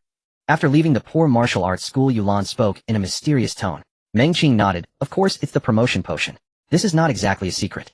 The country folks don't know about it because there are no purchasing avenues and no awakeners to promote it, but it's different in the city. Let alone specialized schools for awakeners like Jinshan Academy, most people are aware of it. The promotion potion is similar to the enlightenment potion, but the effects differ. The function of the enlightenment potion is to unlock the genetic locks of the human body, allowing individuals to gain abilities and become awakeners. The promotion potion, on the other hand, solidifies the body by injecting special substances to further integrate energy with the physical form. These are all basic theoretical knowledge which was discussed in the regular class a couple of days ago. Awakening is the threshold, yet what follows is an even more costly endeavor. For ordinary families, purchasing a single enlightenment serum nearly bankrupts them. As for the ascension serum, it remains unattainable, even in dreams. Beyond Tier 3, the ascension serum becomes indispensable, precisely why the vast majority of awakened individuals remain stranded at Tier 3. An official Tier 4 ascension serum retails at 5 million credits. Even a Tier 3 awakened individual must save for years to afford one.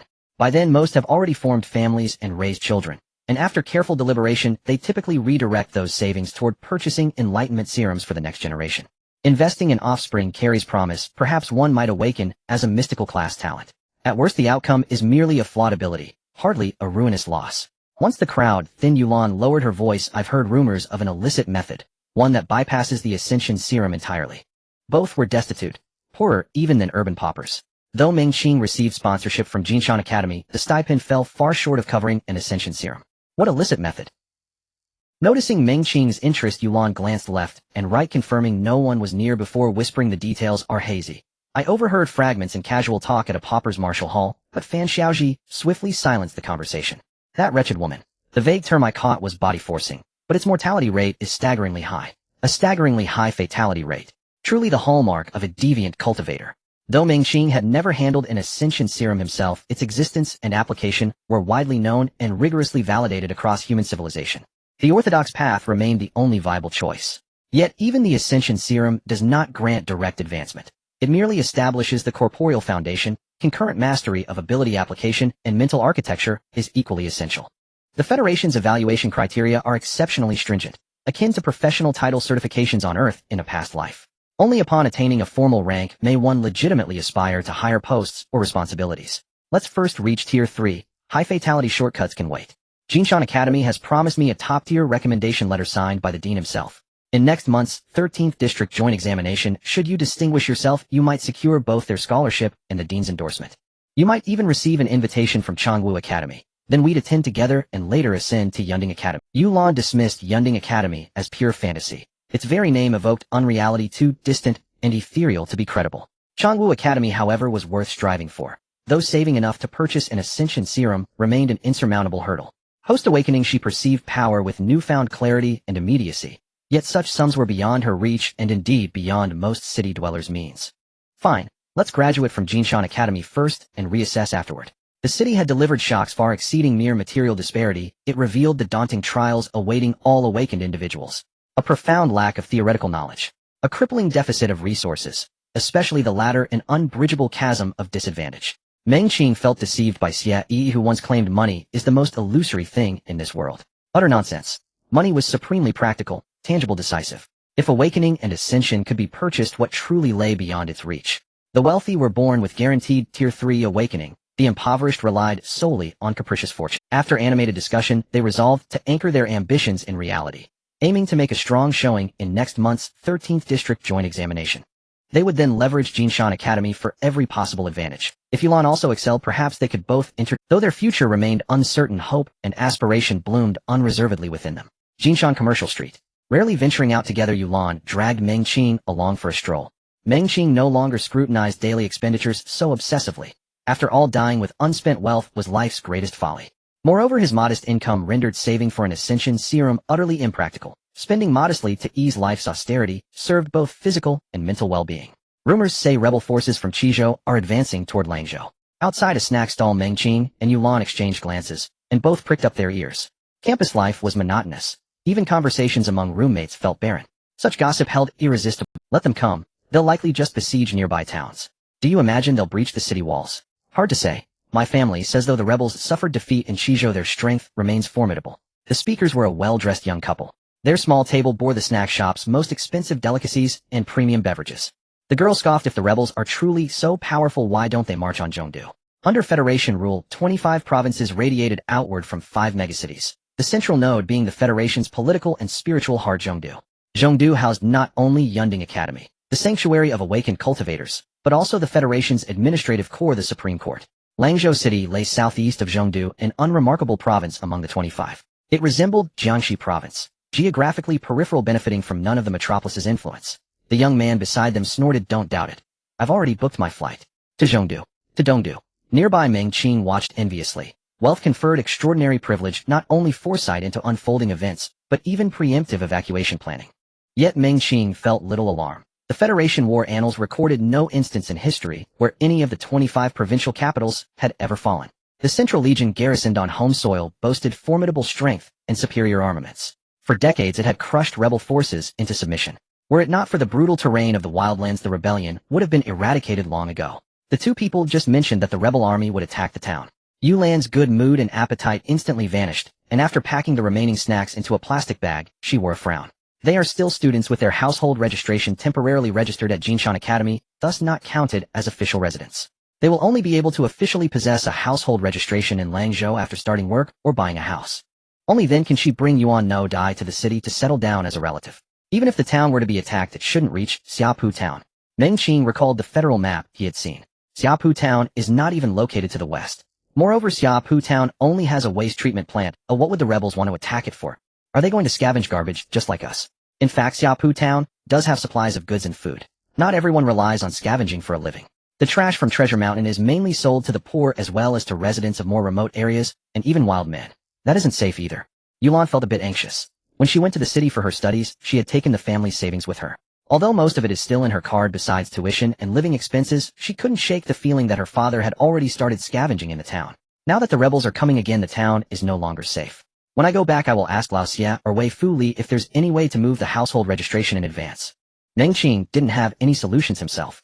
He was also a poor student. Although he had some fame at Jinshan Academy, it would be difficult to convert that fame into tangible benefits. After all, fame is not strength. Although he still had a few hundred credits left, even if he sold them all, it wouldn't be enough for him to own property in the city. Changing the nature of the household registration. Xie pondered after hearing Meng Qing's description. There are methods, and they are open and transparent. You can change it by finding a qualified company to process formal employment, or by becoming a federal civil servant. But that's essentially saying nothing.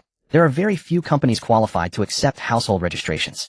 Not to mention Yulan, even Meng Qing himself, might not qualify. Places like the Poor Man's Martial Arts Hall are not qualified to accept household registrations. To become a civil servant, one at least needs to be promoted to the 3rd tier to be eligible to take the exam. And there's also the daunting competition. Meng Qing himself had a path. The promises made by Jinshan Academy before included the position of a teaching assistant. But his household registration change has nothing to do with Yuan Naodai. Even if he married Yulan, it wouldn't help. Only direct relatives are eligible. In-laws are not accepted. Teacher, is there any unconventional way? Xie Yi shot a glance at Meng Qing. Unconventional methods are for those with strength. Do you think you are strong enough? Seeing Meng Qing in a dilemma, Xie Yi sighed. The person who contacted you before, if you can really help him resolving the household registration issue, would just be a phone call away. Fu Chunxiu. Yes, the authority of the patrol department is considerable. Don't think about asking him for help right now. First consider whether you can assist him. After Xie Yi finished speaking, he waved his hand to dismiss Meng Qing. Meng Qing cursed under his breath, feeling helpless in his heart. Fu Chunxiu wanted him to help investigate Tian Yi's disciples, a matter he had no desire to get involved in. When Fu Chunxiu reaches out to him, he can just say he doesn't see anything wrong. After all, he wasn't afraid of Fu Chunqiu's interrogation. After thinking it over, Meng Qing decided to keep this option as a backup. Next, he would go find Wei Fu Li to ask. That guy seemed mysterious. Perhaps his family ran a big company. After inquiring around, he found out that Wei Fu Li didn't stay in the dormitory at night. The bed assigned to him by the school had remained empty. He hadn't slept in the dormitory since enrolling. This situation was relatively rare among the freshmen. At Jinshan Academy, there are teachers available for questions anytime, professional training grounds, and most people do not have private cars at home. From both a learning and living perspective, staying on campus is a better choice. The only circumstances for commuting are either if the family lives very close to Jinshan Academy and has at least a moderately well-off condition, or if the family is wealthy and has a car. Wei Fu Li should belong to the latter. After returning to his dormitory, Meng Qing washed up and picked up the federal geography he had borrowed from the library to start studying. After a while his roommates returned one after another. After Do Yuantong dropped out, Meng Qing's college life gradually fell into a routine, and he became more familiar with his classmates. Although a small portion of people still had some resistance to his identity as a country bumpkin, most were curious and chatted with him about country life. Old Meng is back. Zhou from the elemental department greeted him while taking off his clothes. His bed was opposite Meng Qing's, and he usually talked quite a lot. Nothing much, just came back to lie down, Meng Qing replied while flipping through his book. In dormitory 106, a Meng Qing was the country boy while Ren Xingyun was the poor city dweller. Zhou and Liu were hard to say, but Meng Qing felt that their family conditions should be acceptable. Both of them awakened through drug use. One from the elemental department, and the other from the mental department. They were quite lucky. Especially Liu, as long as he graduates smoothly from Jinshan Academy, a quality job would be guaranteed. As they chatted, Ren Xingyun and Liu returned to the dormitory one after another. The pace of the freshman courses is slow, and everyone has plenty of free time. Taking advantage of the idle conversation, Meng Qing glanced at Ren Xingyun. Ever since Fu Chuanxiu reached out to him, he had felt that Ren Xingyun was a bit suspicious. From every angle, Ren Xingyun fit the traits of Tian Yi's disciples. Meng Qing originally wanted to hint and probe. Whether to tell Fu Chuanxiu was another matter. Having cards in hand is always a good thing. However, this thought was quickly dismissed. Fu Chuanxiu had said that Tian Yi's disciples were very cautious. Initiating contact with them would raise their alertness. But ever since the library incident, Ren Xingyun had not said anything with a hint of resentment towards the wealthy. He had reverted back to his usual self, focusing solely on training and reading. After lights out, Meng Qing recalled what Yulan had mentioned about the sinister techniques during the day. Adam, do you know about the sinister techniques Yulan talked about today? Aren't you supposed to not need sleep? Adam's shadow moved slightly since the daytime. I have been contemplating this issue, but I cannot understand it. Meng Qing was instantly intrigued. Let's discuss it. Brainstorming is beneficial. Although the methods of sinister cultivators carry risks, if a way to counter those risks can be found, it wouldn't be considered sinister anymore. The price of promotion potions is quite terrifying. Saving money, honestly, would likely not be easy. If it were an ordinary world, he could still use Adam's spatial abilities to engage in smuggling or similar businesses to earn money. But in a transcendent world, spatial abilities are rare, but not non-existent. Once discovered, it's hard to explain. Moreover, with the federal government's tight control over supplies, he would need to find upstream and downstream channels to smuggle anything. These are not accessible at present, but the goods available are not very profitable.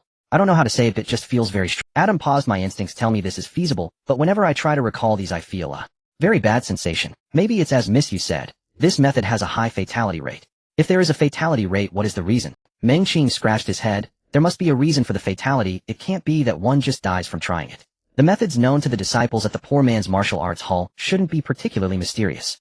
There must be others who know as well. For instance, Xie. Didn't that guy say that money is useless? Those who can say such things either have so much money that they can't spend it, or his promotion doesn't rely on money. After entrusting his body to Adam's autonomous operation, Meng Qing drifted into sleep. He was not one prone to dreaming. Yet tonight he experienced an unusually long and tedious dream. Within the dream he wandered through a mist-shrouded world, walking endlessly. At first countless figures surrounded him, but their faces remained indistinct, blurred by the thick, drifting fog. The farther he advanced, the fewer figures remained. Eventually only a single silhouette lingered in the haze. Though still immersed in the dream, Meng Qing felt an uncanny familiarity, as if he had glimpsed this figure somewhere before. He tried to draw nearer, yet found himself utterly unable to control his body. It moved as though detached from his will, mechanical, lifeless, marching forward towards some unseen destination. Huff, huff. Meng Qing jolted awake, gasping for air, overwhelmed by an exhaustion unlike any. Since his awakening, his enhanced constitution and Adam's passive regeneration had rendered fatigue nearly obsolete, a sensation long forgotten. Oh, you're awake. I was just about to rouse you. Adam wandered the second floor, glancing around curiously. Did you dream? Your spiritual energy fluctuations last night were highly anomalous. After regaining full awareness, Meng Qing replied, yes, I dreamed. But it was strange. I don't know what dreaming feels like, but isn't strangeness inherent to dreams? Perhaps. Meng Qing dressed, rose from bed, and washed up. Today held mandatory classes. Absences and tardiness were unacceptable. As he walked toward the academic building, the dream lingered stubbornly in his thoughts, elusive, inscrutable. In theory, the human mind cannot conjure images of things it has never seen. Even the most surreal visions are but fragmented echoes of buried memories. Yet when, where, had he ever witnessed such a fog-draped realm? Or those silent, unswerving figures marching forward without purpose or pause? For enhancement type awakened at rank 1, physical integration with energy is primarily cultivated through augmenting strength, reflexes, and endurance. Simultaneously, frequent use of one's ability remains the most stable path to strengthening spiritual energy. Of course, students with means may also employ ascension elixirs or seek guidance from mental type awakened. Xie's lectures had gradually evolved from their tentative beginnings into rigorous theory-rich instruction. now delving deep into foundational principles. An official ascension elixir for rank 2 cost 4 million credits, a luxury unnecessary for low-rank awakened, yet undeniably transformative when used. Mengqing and Yulan exchanged a glance. A rank 2 ascension elixir was beyond their reach. Hiring a mid-tier mental-type awakened was equally impractical. Those capable of such mental construction were rarely below rank 4, and even then only those with specialized aptitudes such as dream weaving could undertake it. Li Yue, their dorm mate, had once remarked that even the least expensive rank 4 mental-type awakened charged roughly 500,000 credits. Wealthy students wore expressions of quiet resignation. As expected, those from modest or impoverished backgrounds grew visibly grim. A few glanced twice at Mengqing. Rural-born students couldn't afford ascension elixirs, nor could they access elite mental conditioning. Even prodigies risked falling behind. The wealthy may lack extraordinary ceilings, but their floors are guaranteed. After class, Mengqing and Yulan followed Xie to his office. Teacher, if we can't afford ascension elixirs, are there alternative methods to solidify our foundations? They stood before his desk unwavering, silent, resolute. We won't leave until you answer. Each year students from impoverished backgrounds posed this very question. Xie had long grown accustomed to it. You are naturally awakened. Consistent training suffices. He poured himself a cup of tea, paused thoughtfully, then added, the gap isn't as vast as you imagine. And remember, possessing strength differs fundamentally from knowing how to wield it. Is that so? Mengqing frowned, quickly spotting the flaw. But affluent students' parents are likely awakened themselves. Don't they receive private tutoring, family instruction, even personal mentors? The wealthy didn't merely administer awakening elixirs and abandon their children. Sustained investment followed. Ascension elixirs and guided mental construction were merely the baseline. Advanced capability development and application inevitably came with expert supervision. Thus, all 3 pillars of advancement progressed in unison. Damn. Both Yulan and Mengqing darkened. Money truly was power. Xie held his steaming teacup in silence for a moment, then nodded slowly. Yes, it's true. Yet you and they compete on entirely different tracks. Those with economic privilege never vie for your positions or your livelihoods. Families capable of supplying elixirs and private tutors either own enterprises or place their children directly into provincial governance upon graduation. Enhancement types enlist in the military or join the civil guard. So why concern yourself with them? Mengqing drew a slow, deep breath, finally grasping Ren Xingyun's earlier words. To mature within such a system was to grow increasingly burdened by injustice. Fortunately, most students hailed from ordinary households. Providing even a basic awakening primer was no small feat. Only a rare few could afford continuous elixir consumption. Mengqing steered the conversation back. Are there other ways to fortify one's foundation?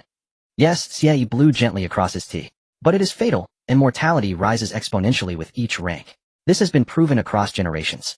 A memory seemed to surface. He set down his cup, eyes fixed on the swirling tea foam. I misspoke earlier. Money is not the most illusory thing. In fact, it is profoundly tangible. It purchases everything this world. He waved dismissively at the 2 rural students. Work hard after graduation. Rank 3 awakened typically live a century, 70 years of productive labor, if fortune smiles.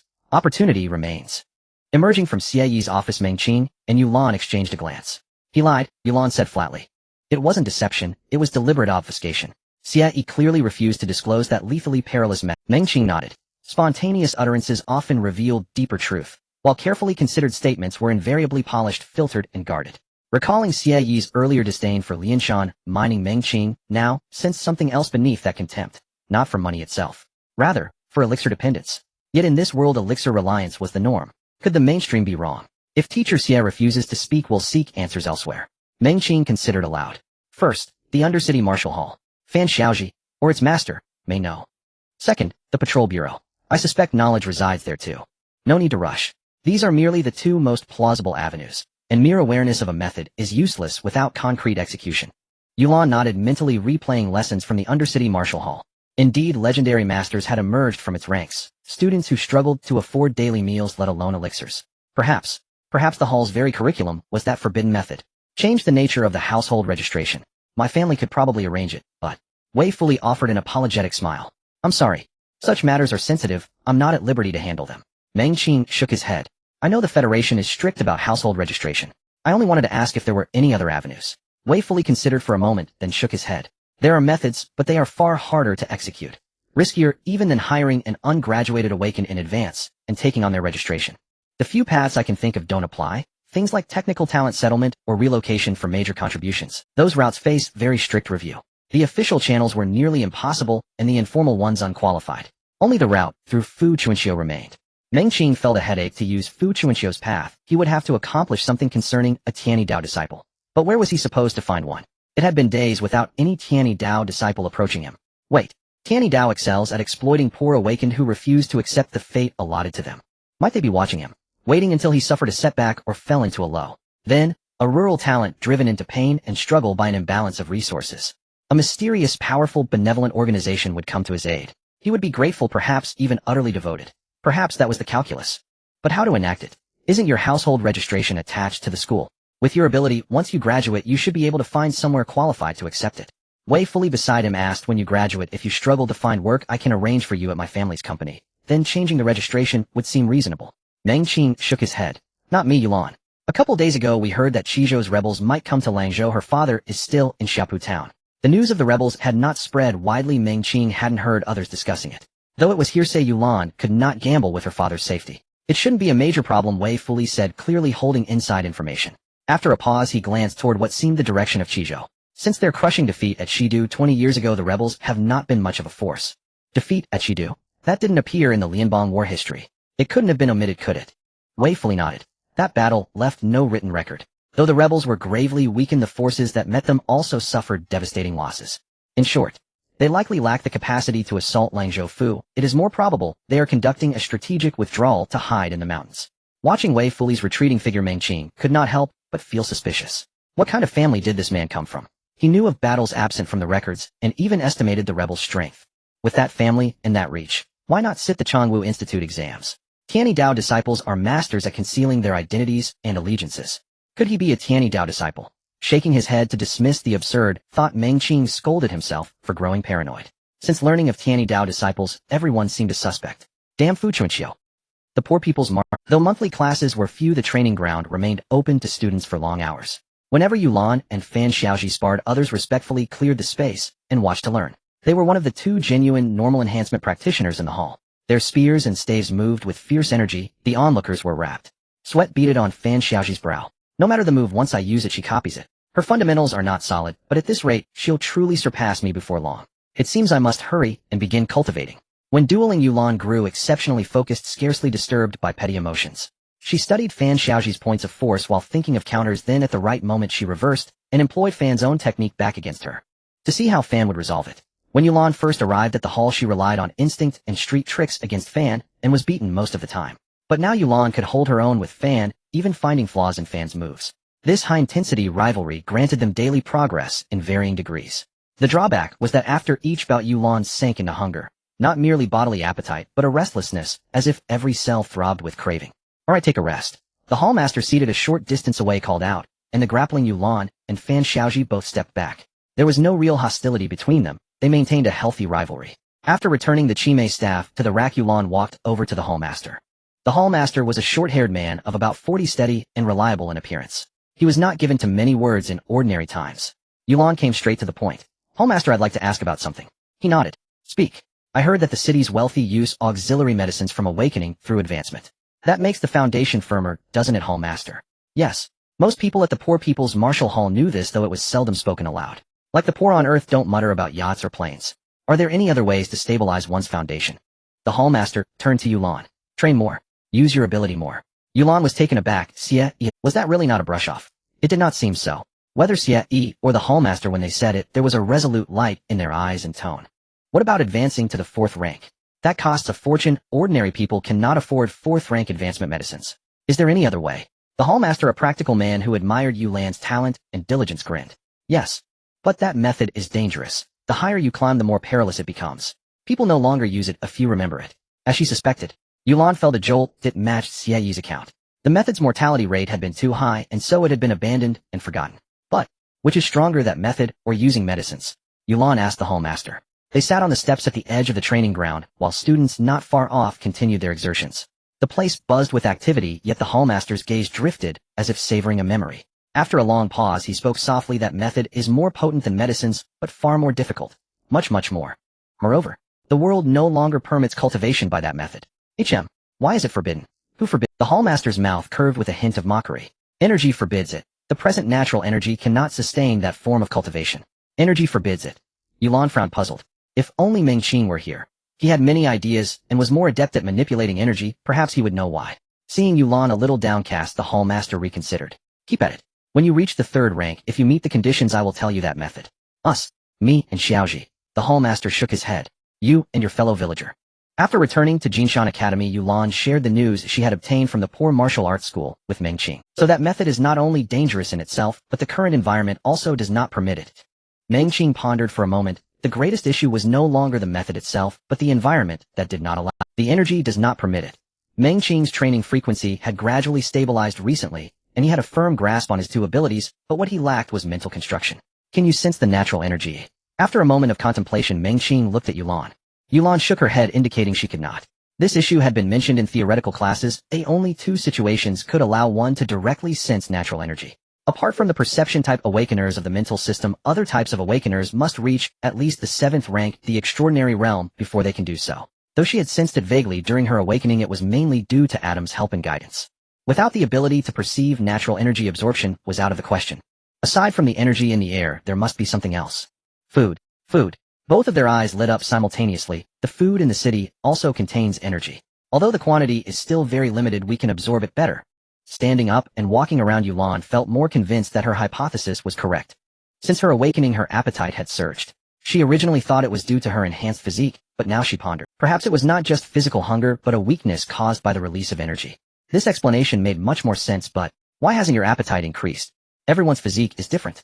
I don't train as intensely as you do, and it's possible my ability consumes energy. Adam's existence must not be exposed. Yulan had no way to counter mental type abilities, and telling her would not. For now, Adam's greatest assistance was still the ability to continuously draw and absorb natural energy at night to consolidate his foundation. Although the energy in the air was sparse, it should yield results over time. Moreover, his training frequency had been increasing recently, and the integration between his body and energy had made significant progress after repeatedly activating his abilities. The enhancement type had a very apparent impact on the physical body. Meng Qing's previously thin physique was now slowly developing some muscle definition. And one more thing. Meng Qing turned to look towards the inner 4 districts. The energy in the outer 9 districts was denser than that in the town, but would the energy in the inner 4 districts be even more concentrated? What about the 5 great cities? Would the energy there be so dense that it could drip? The inner 4 districts cannot be accessed casually, Zhou explained while controlling the flames dancing at his fingertips. Those are all sensitive departments. People from the outer 9 districts need a pass to enter. After saying this, he explained more about the inner 4 districts to Meng Qing, who had come from the countryside. Although the inner 4 districts are administratively equal to the outer 9 districts, people generally believe the inner 4 districts are half a level higher. It gathers factories, military camps, research institutes, state government locations, and major governmental departments. Haven't you ever been? Meng Qing asked curiously. I have, Zhou replied, dispersing the flames from his palm. You can go if you want to, you just need a proper reason and paperwork, like going for medical treatment, attending school, or handling business at various units. That's not so bad, it isn't completely segregated. But now he didn't have any legitimate reason to go. No, he did. The joint examination in the 13th district was being held in Chongli district next month, so he could go in and have a look under the guise of that. Aren't you also representing Jinshan Academy's first-year students in next month's 13th district joint examination, Lao Ming? Zhou turned and said, a hint of envy in his tone. Getting a good ranking in the 13th district joint examination will be a bonus for future job applications. Is it like an Olympiad? Meng Qing cursed, inwardly somewhat unconvinced. Even if his resume looked good, so what? He would still be a worker, and the enhancement type was destined to only do physical or combat jobs. Aren't you participating? Meng Qing asked, puzzled, as Zhou's abilities seemed well mastered, even if the fireball he demonstrated was not very large. Me? Zhou laughed heartily. My strength doesn't even rank among the elemental freshmen in Jinshan district. Why would I participate in any joint examination? Although there was some self-deprecation, Zhou did not show excessive disappointment. Such matters had little to do with ordinary students like him. The freshman stage belonged to the geniuses, while by the 2nd and 3rd years, they gradually became the playthings of the rich. Even children from moderately well-off families stood by as mere followers. The guard Liyue interjected. I heard that this year each academy has retained some talented individuals with potential. The 13th district joint examination, particularly for freshmen, is likely to be more intense than in the past. The other 3 turned their attention to him. Liyue was usually someone they could chat with, but not too much. However, the information he shared was often rarer than that of Zhou. Seeing his roommates looking at him, Liyue coughed lightly. I heard it has to do with the education policy and funding plans of the Shangding. The specifics are unclear. It probably isn't implemented in our year. Each academy is likely preparing in advance. September 19th. The sky is cloudy. With the upcoming examination of the 13th district and the end-of-month assessment drawing near, Meng Qing has suspended his daily visits to the library for study, instead dedicating a significant amount of time to honing his abilities. He believes that he should now be regarded as a second-tier awakener. The three essential elements for promotion are the development of abilities, physical integration, and mental construction. Currently, the weakest aspect is likely the mental construction. However, this refers to the second-tier mental power. He has already mastered the first layer of mental interaction. As it stands, the gap between him and Fu Gu should be the difference in energy intake. After all, Fu Gu may have already used the promotion potion twice at this stage. It's no wonder that Ren Qingyun is annoyed by those wealthy people. Even with someone like Adam assisting him in absorbing energy, it feels insignificant, while an awakener from an ordinary family starts off at a great disadvantage. As levels rise, the gap will only widen. Yulan has been so busy lately that he hardly sees her. Sometimes, she doesn't even return to Jinshan Courtyard for lunch in the afternoon. Ever since discovering that method, Yulan's training has become increasingly rigorous to the point of being somewhat extreme. Desiring to learn that more powerful promotion method is one reason, the other is wanting to graduate early and find a place to settle down. After leaving the gates of Jinshan Courtyard, Meng Qing boarded a bus headed to the Poor Martial Arts Academy. A whole morning of training left his body and mind somewhat fatigued. Lying in the dormitory felt stifling. Since there were no classes today, he decided to check out the Poor Martial Arts Academy. After choosing a seat by the window at the back, Meng Qing turned to survey the surroundings. Although Langzhou ranks poorly among the 25 states of the Federation, it is entirely different from the countryside. Tall, orderly buildings, meticulously manicured green spaces, wide roads, and clean streets. Looking out at the scenery, Meng Qing even felt a fleeting sense of returning to Earth, albeit in an unfamiliar city. Who would have thought that such a seemingly normal world would actually be an otherworld filled with numerous extraordinary beings? When the bus arrived at the commercial street, Meng Qing got off. Remembering that Yulan had been starving lately, her eyes shining with hunger, he decided to bring her some food. The commercial street was as lively as ever. Occasionally discussions about rebels could be heard, but most people seemed indifferent. The strength of the Federation has long been ingrained in people's hearts. To most, the rebels are merely another form of 2 servings of meatballs, 2 servings of fruit tea, and let's say 4 servings of wraps.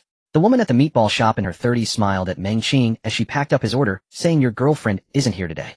"No. I mean, she's not my girlfriend. She's a classmate." Meng Qing felt somewhat speechless. It seemed women in any world love to gossip. They all seem to enjoy shipping couples. The female boss chuckled, wearing an expression that said, "I understand, dear, you're a student from Jinshan Courtyard, aren't you?" Meng Qing exclaimed in surprise. He wasn't wearing his school uniform today, and they had only been there to buy things twice before.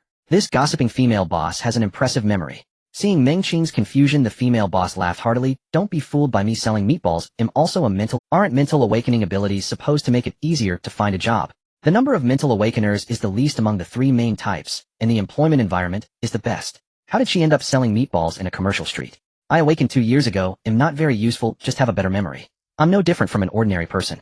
The female boss remained cheerful, seemingly unconcerned. This situation isn't unusual in the city. Awakening past a certain age, except for the mysterious type, has little future. One cannot apply to awakener academies or receive salary increases as an awakener. Job hunting might be slightly easier than for ordinary people, but the salary cannot compare to that of regular awakeners.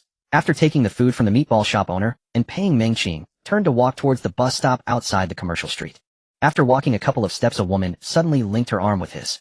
Meng Qing turned to confirm. He didn't recognize. "Don't stare at me, relax, walk slowly, and get me a cup of fruit tea. They'll pay you."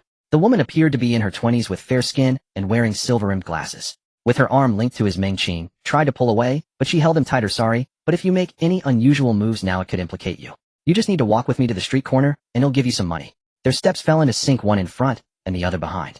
After contemplating, Meng Qing slightly adjusted his pace to walk parallel to her, raising the bag containing the fruit tea with his right hand. "You'd better not get me into trouble. Just leave this place." Damn it. The more Meng Qing thought about it, the angrier he became. He came to buy food for Lanzi, yet found himself unwittingly caught up in such a situation. Who is this? She sneaks around the city, clearly belonging to the bad guys. Is it the Heavenly Path? The Spiritual Society? The Rebels? He couldn't think of anyone else. Don't tense up, relax a bit, or you'll be noticed. After pulling out the fruit tea from the bag, the woman leaned closer. A faint floral scent wafted into Meng Qing's nostrils. Just as he was about to speak, the woman interrupted. "They are coming. Don't say anything strange. There are strong trackers inside. Talk about what couples should talk about." "How the hell would I know what couples talk about? And who is chasing her? It can't be the patrol division, right? What about food? Help me out here." After a few seconds of silence, Meng Qing relaxed his body, sliding his left hand around the woman's slender waist. The woman's body trembled slightly, as if she had been electrocuted, but her pace did not change. It seemed she was really thirsty. She quickly slurped down half a cup of fruit tea through the straw. "You should get the 3-color fruit with honey-scented lemon combination, and it would be best to add some moon mist tea. I should find a thrifty, gentle, and kind girlfriend, preferably one who can provide me with a generous dowry." The woman paused, and the fruit tea in the straw flowed back. "Is this how couples chat? That doesn't seem right." After taking another sip of fruit tea, she softly asked, "How have you been lately?" "Just okay, studying for exams. How about you?" The woman tightened her grip on Meng Qing's arm, not sure if it was due to nervousness or a reminder for him not to ask inappropriate questions. Yet she still continued the conversation. It's been alright, pretty much the same as before. Waiting for you to earn money to support me. Oh, that might be difficult. Meng Qing sighed. The woman looked puzzled. Why? I went to the hospital for a checkup. Hearing this, the woman felt a twinge of regret, not expecting to have unwittingly implicated a patient. But Meng Qing's next words darkened her expression. The doctor said my stomach isn't good, and I can only eat soft food. So you supporting me might actually work. Then I'll support you. There were many young couples bustling about on the commercial street, and Meng Qing felt that it shouldn't be a problem to mix in at the street corner. Money didn't matter anymore. It was best to leave quickly. If the patrol officers caught them, it would be hard to explain. He wanted to ask who the other person was. This was one downside of the extraordinary world. There were too many strange and peculiar abilities. The two walked leisurely with the woman, even resting her head slightly on Meng Qing's shoulder, making them look like a real couple. Meng Qing's nose twitched. It was surprisingly fragrant. Hearing Meng Qing sniff, the woman flicked her hair, and her hair was beautiful, dark and shiny. They exchanged glances, both seeing the unspoken words in each other's eyes, but the act had to continue. Meng Qing turned his head, pressing his forehead against hers. I like it, I love you to death. Seeing Meng Qing lean in, a flicker of panic flashed in the woman's eyes, but she still held back and didn't pull away. No way. Is he really going to kiss me? Even if we are a couple, we shouldn't do it directly on the street, right? Looking at the woman's startled and shy expression, Meng Qing laughed, but there was no smile in his eyes. It's in public. Just after saying that, he pinched her soft waist. The woman bit her lip, her willow-shaped eyebrows slightly converging. They walked and chatted, taking nearly 10 minutes to cover a few hundred meters from the dumpling shop to the street corner, pretending to be a couple out for a stroll. As the destination came into view, Meng Qing felt a slight sense of relief. It was over. He still had to go back and buy a fruit tea, yes. This woman even mentioned she would pay for his fruit tea. Thinking of this, Meng Qing turned to look at her. The woman's expression was tense, her originally apricot-colored lips slightly pale. After forcing herself to calm down, the woman's arm tightened. Meng Qing gritted his teeth, suppressing his anger as he asked, do your family know that I'm with you? Are they coming to find you? The woman shook her head. They don't know, but they should come to see me after a while. Now suddenly parting might attract their attention. What are you planning to do? Meng Qing's expression was somewhat anxious. We can't sneak around for the rest of our lives, can we? We'll talk about it then. If it really comes to it, I can ask my brother for help. Or, should I take you to meet him now? Meng Qing thought for a moment. What business does your brother-in-law do? The woman's lips moved slightly, and looking into Meng Qing's cold eyes, she finally spoke. He works as a training teacher at an educational institution, and his family values him highly. An educational institution as a teacher. It couldn't be that one, could it? What about your parents? Have they retired? Not yet. The woman gently shook her head. They run a small business commonly known as retail. Retail? Spirit Society. Tian Dao is called a thief by the patrol officers because they don't like direct confrontations. The Spirit Society was different. Those lunatics aimed to hunt awakened ones. Wait. Why is the Spirit Society after this woman? Even if she might be a disciple of Tian Dao, there was no need to go this far, right? What if this woman exploded directly? What to do? Think quickly. Taking a deep breath, Meng Qing began to reassess the situation. The pursuers behind were from the Spirit Society, and the woman beside him might be a disciple of Tian Dao. If he ran now, it might attract the violent assault of the Spirit Society lunatics. Second, it would cause chaos, and he wouldn't be able to explain it to the patrol officers. The characteristic of Tian Dao was to help in secret, and then activate as needed. Even if he had experienced interrogation by Fu Chuanqiu, he could still potentially be classified as a disciple of Tian Dao. It was even possible to direct suspicion toward Yulan. Yulan had no ability to resist interrogation, and at that time his assistance in awakening would be exposed. If Fu Chuanqiu interrogated Yulan, everything would be over. He could only gamble on the unknown brother-in-law. Let's hope he truly was what Meng Qing speculated. Tian Dao, the preacher of Langzhou Prefecture. Nothing. At the exit of the commercial street, two men and one woman looked at each other. Is there a possibility of missing something? Or did she hide in a shop? No way. It shouldn't be too late. Wait. A young man with long hair sniffed, seemingly searching for something in the air. The crowd on the commercial street was too dense, and there were too many food shops, which greatly interfered with his sense of smell. There is a residual scent of her here. Did anyone pass by here? Another man only slightly recalled before quickly answering. Only 5 women passed by. 3 went inside, and only 2 left this street. One was wearing a red jacket with short hair and leather pants. The other was in a beige small suit, but there was a man beside her looking like a couple. Yes, it's them. She disguised herself as a couple, and they might be her rescuers. The 3 searched around, and soon spotted Meng Qing and the woman who had already walked over 100 meters. Why them? The woman in the group spoke as they hurried forward. Her residence doesn't have such flamboyant clothing. In such a short time, she wouldn't have had the chance to change, and besides the scent. Generally speaking, a more elegant scent fits the style of her residence. It's definitely them. The pursuer confirmed the earlier statement. Catch up, swift resolution. Don't alert the patrol off. They've caught up. We've been exposed. Run. After turning into an alley, the two quickly started to run. Meng Qing arranged for Adam to be on guard against the enemies behind, and asked the woman how far is the rescue point. I've already notified him, he should be arriving soon. Damn, what does arriving soon mean? There's no fixed location, right? A distance of 180 meters escaping wasn't easy. After quick thinking, Meng Qing asked again, what abilities do the pursuers have? Even though I know the pursuers can hear since we've been exposed, there's no need to play dumb. One is a mental type and two are enhancement types. One is sensory enhancement, and the other has metal attributes. What levels are they? Wait. The woman slightly focused her energy and probed back. When they were in the commercial street, she couldn't probe too deeply, or she would be detected by that mental type. The mental type should be level 5, the tracker is level 4, and the one with metal attributes is level 3. Meng Qing fell silent upon hearing this. The pursuers seemed somewhat wary and didn't dare to use long-range attacks directly. A level 5 mental type, plus 1 level 3 and 1 level 4. Adam, do we have any way to deal with these? In the second layer of mental dimension, Adam quickly replied, based on the current situation, the pursuers likely want to quietly end the fight through the control of the mental type, so we have a certain information advantage. The biggest problem is how to deal with those two enhancement type awakened ones. In the dual dimensions, the mental type awakened ones couldn't forcefully interfere with or control Meng Qing. But dealing with the level 3 and level 4 awakened ones was still incredibly difficult. The lunatics of the Spirit Society aimed to hunt awakened ones and were nothing like the useless Zhong Wu. If it really comes to it, Adam's tone was serious. Perhaps I can take the risk of temporarily controlling your second mental dimension. Are you sure? The pursuers were getting closer, and Meng Qing looked back to see a man and a woman less than 30 meters. Adam's proposal was indeed very risky. If a tenant got hold of the key, what would happen?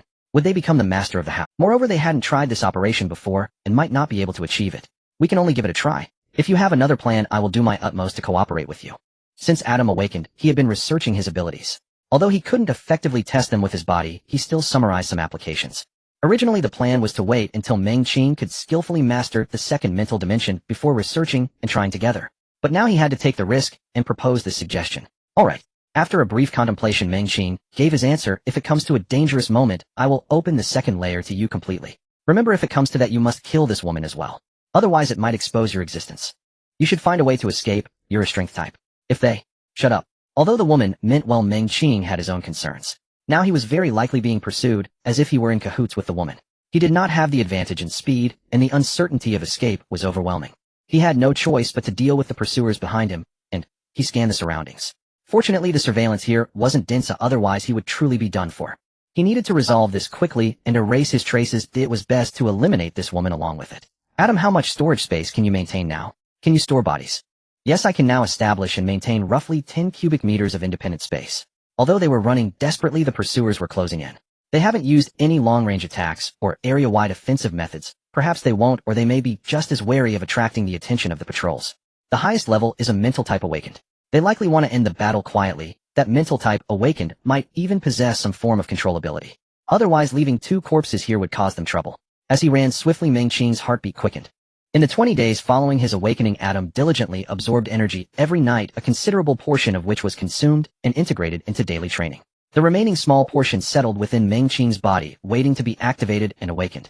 Upon emerging from the alley, the view opened up to a green area with grass and trees intertwined. Meng Qing scanned his surroundings. The person he was supposed to meet had not appeared.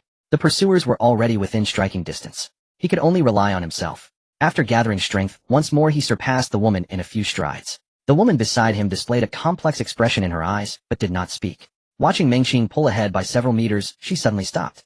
Then she quickly turned around and unleashed her abilities towards the rear. Her means of combat were quite limited, as she could only inflict a brief mental shock on the enemy, which, although powerful, faced the threat of a stronger mental type awakened behind her. She had only one chance. As long as I can severely injure two strength types temporarily, he will have a chance to escape. The woman suddenly paused and turned, catching the two pursuing strength types off guard, but they quickly understood the reason. A dull tearing sensation erupted in their minds, and both felt as if they were spinning in a dizzying whirl. It was like the sensation of being drunk, their bodies losing the support of gravity and starting to drift uncontrollably towards an unknown direction. Xiao Xiao, go chase the one in front. A low shout reverberated in their consciousness, instantly nullifying the sensation of weightlessness. The two strength types regained their senses. In a split second, they veered off their original path, running towards the left and right sides respectively.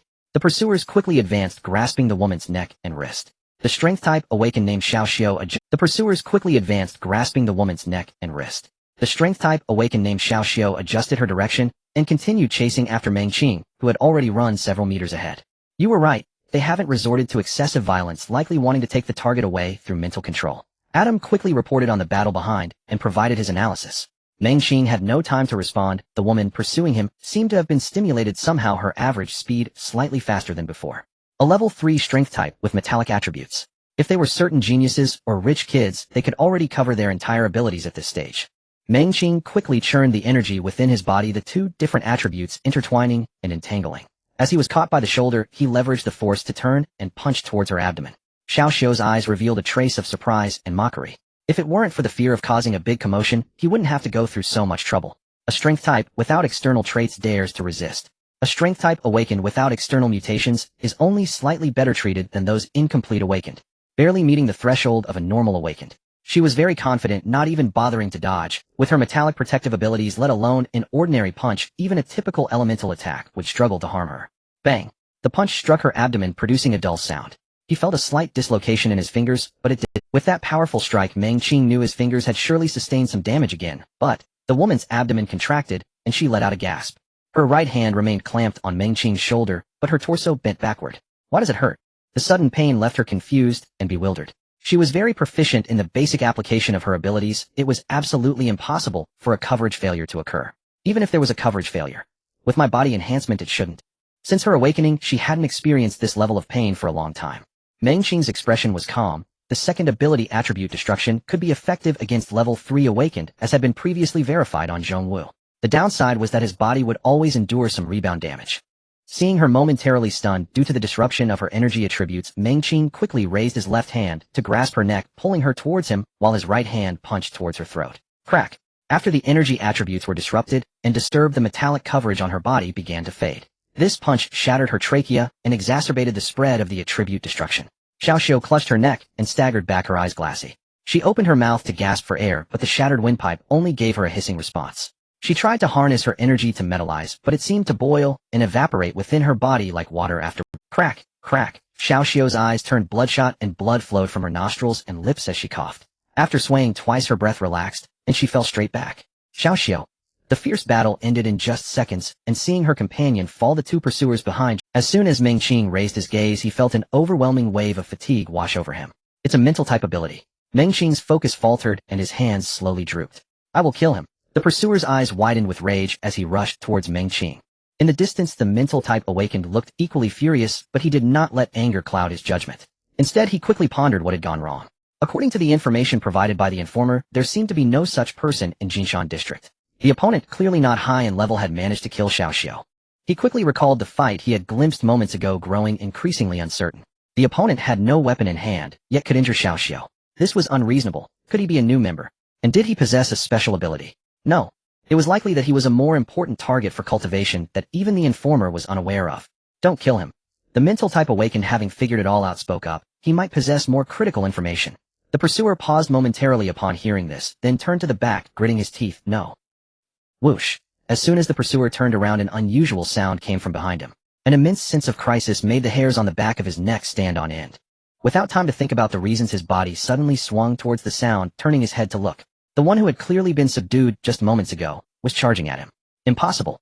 The pursuer's heart trembled. To break free from the control of a tier 5 psychic one, either had to be tier 5 or even higher. If the opponent had such strength, why would they run? The confusion in his cognition left him momentarily dazed, but that intense sense of crisis quickly awakened him. He became a pursuer not only because he awakened his sensory enhancement, but also due to a crisis awareness unlike that of ordinary people. With this sense of crisis, he successfully evaded several threats that could annihilate his team. After dodging another attack, the pursuer carefully observed Meng Qing. Something was off. If the opponent was inherently strong, he should have sensed a crisis alert when they were at the snack street. He himself was not strong, or rather, he could defeat Xiao Xiu only with some special means that were not sustainable or stable. With that thought, the pursuer drew the dagger hidden at his waist. Meng Qing, standing opposite, felt a sinking feeling. Half of the battle plan had failed. This guy had an exceptionally abnormal reaction ability. His original plan was to feign being controlled by the opponent's psychic powers, waiting for them to come close to launch a surprise attack. Both enhanced individuals had foundational physical stats higher than his own, eye-charging, and would definitely raise their alertness. Once they created distance, catching up would be nearly impossible. He could only lure them in, and then have a chance to engage closely before unleashing his characteristic destruction ability. Seeing the pursuer retreating again, Meng Qing frowned. Should he risk having Adam use teleportation to close the... But such instantaneous shifts in power could disrupt his control over the second ability. If he failed to launch an effective attack upon closing, and not only would he fail to achieve substantial results, but he would also directly expose his spatial ability. The scene fell into a stalemate for a moment. The pursuer, dagger in hand, hunched over, while the distant psychic user also wore a look of suspicion. However, he soon showed signs of joy. Although this person was unarmed, he definitely had armor on him, and it was of no low grade. Otherwise, how could he have escaped from his control in such a short time? He must be very important. Extremely important. He possesses armor that can resist psychic control. His identity is crucial. Capture him. Hearing the voice from behind, the pursuer paused slightly. Could this person really possess armor of such caliber that resists psychic control? Yes, this makes sense. If this deduction holds, this fellow is indeed a significant figure for the opponent. Capturing someone like him would yield invaluable intelligence and a piece of armor worth a fortune. The pursuer's spirit soared. He gripped the dagger and slowly approached. The speed displayed by the fleeing opponent was inferior to his own. He only needed to be cautious of the ability that allowed him to defeat Xiao. A Tier 4 Awakener had officially stepped into the intermediate tier. Even if their abilities did not lean towards speed or strength, they still possessed a markedly clear advantage when facing Meng Qing. Watching the pursuer close and step by step, Meng Qing let out a soft breath. There was no choice left in this situation. Understood. As the two completed their interaction, a peculiar sensation surged from Meng Qing's body. In the second layer of the psychic dimension, Adam's psychic power began to flow and envelop Meng Qing's body. I will prevent him from harming your body. Although you have yet to experience the true aspect of space, you can familiarize yourself with this sensation in advance. Adam's voice was confident. Despite Meng Qing's frail form, and even though he could not recall what kind of power with the support of a vessel, the pursuer appeared weak and insignificant in his eyes. The pursuer, bending down, trembled all over. An overwhelming sense of crisis rushed toward him. He vaguely felt that his body was about to be shattered by some unknown force, like glass breaking upon hitting the ground. The pursuer's pupils suddenly constricted, and his breathing became uncontrollably rapid. His abilities and body emitted a strong alert and resistance. Escape! Escape! Escape! What is it? What is it? 2 warm streams of blood flowed from the pursuer's nostrils, and the lethal sense of crisis caused his body to lose balance in an instant. Meng Qing slightly raised his right hand and moved his fingers. His body, although a bit unfamiliar, but this sensation was quite nice. The energy, though weak, was sufficient. The pursuer standing opposite Adam appeared dazed. For some reason, he felt that the person before him had changed. Although it was still the same person, the subtle expressions and the range of bodily movements had shifted, and the aura had transformed. After getting somewhat accustomed to the body, Adam raised his head to glance at the pursuer and the psychic awakeners behind. What are you waiting for? The distant psychic awakener couldn't see the pursuer's face, but instinctively sensed something was amiss. The pursuer was usually cautious, but he had already analyzed the enemy's information for him. Why was he still hesitating? The moment the psychic awakeners spoke, it coincided with Adam raising his head. He was not perceptive, he was not very sensitive to the characteristics and flow trajectory of energy. But the instant his gaze met Adam's, a fragmented sensation enveloped his psychic energy. Adam stepped forward and lightly tapped the pursuer's forehead with his finger. The pursuer's body instantly stiffened. As he fell straight down, a web-like pattern inexplicably appeared in his vision. He saw the shattered scene. The psychic awakener behind trembled, watching the pursuer fall. He struggled fiercely to free himself from that bizarre illusion. That person. After managing to calm himself down, he made a decision in just 1 second. Escape. He turned and fled without a hint of hesitation. Seeing this, Adam's finger twitched slightly, but he retracted it the next moment. Someone is coming very strong. Without the time to explain further, Adam instantly retreated into the second layer of the psychic dimension.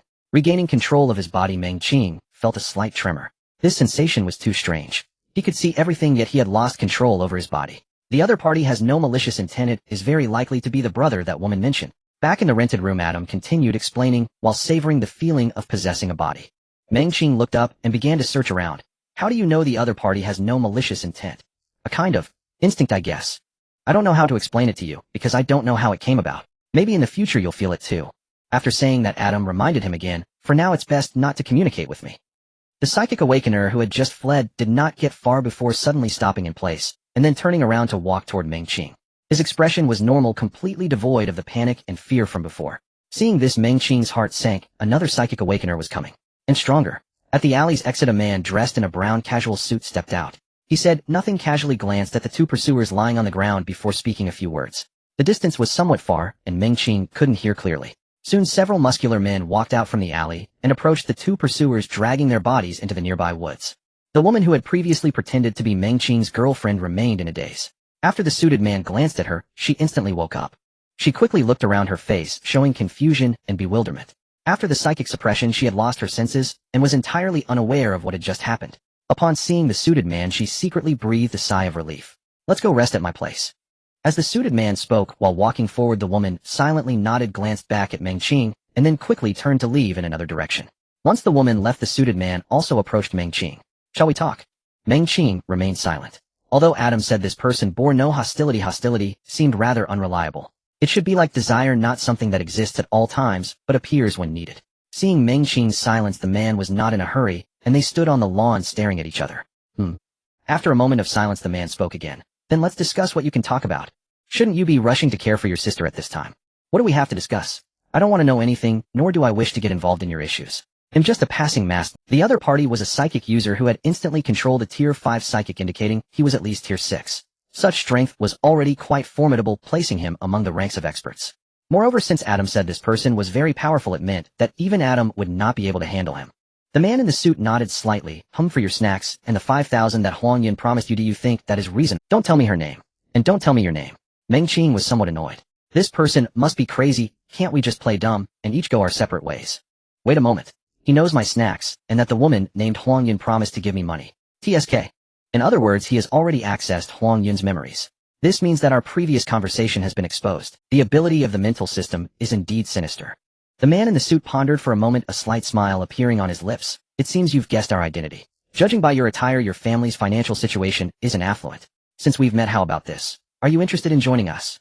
Meng Qing's expression turned wooden. Fu Chunxiu had asked him to investigate Tianyi Dao, and now Tianyi Dao invited him to join. Do you really not know what a black hand is? He'll feign agreement for now, then let Fu Chunxiu lead a team to deal with you, and you'll know you were wrong. But it shouldn't be this. The patrol department is powerful, and for many years they haven't dealt with Tianyi Dao.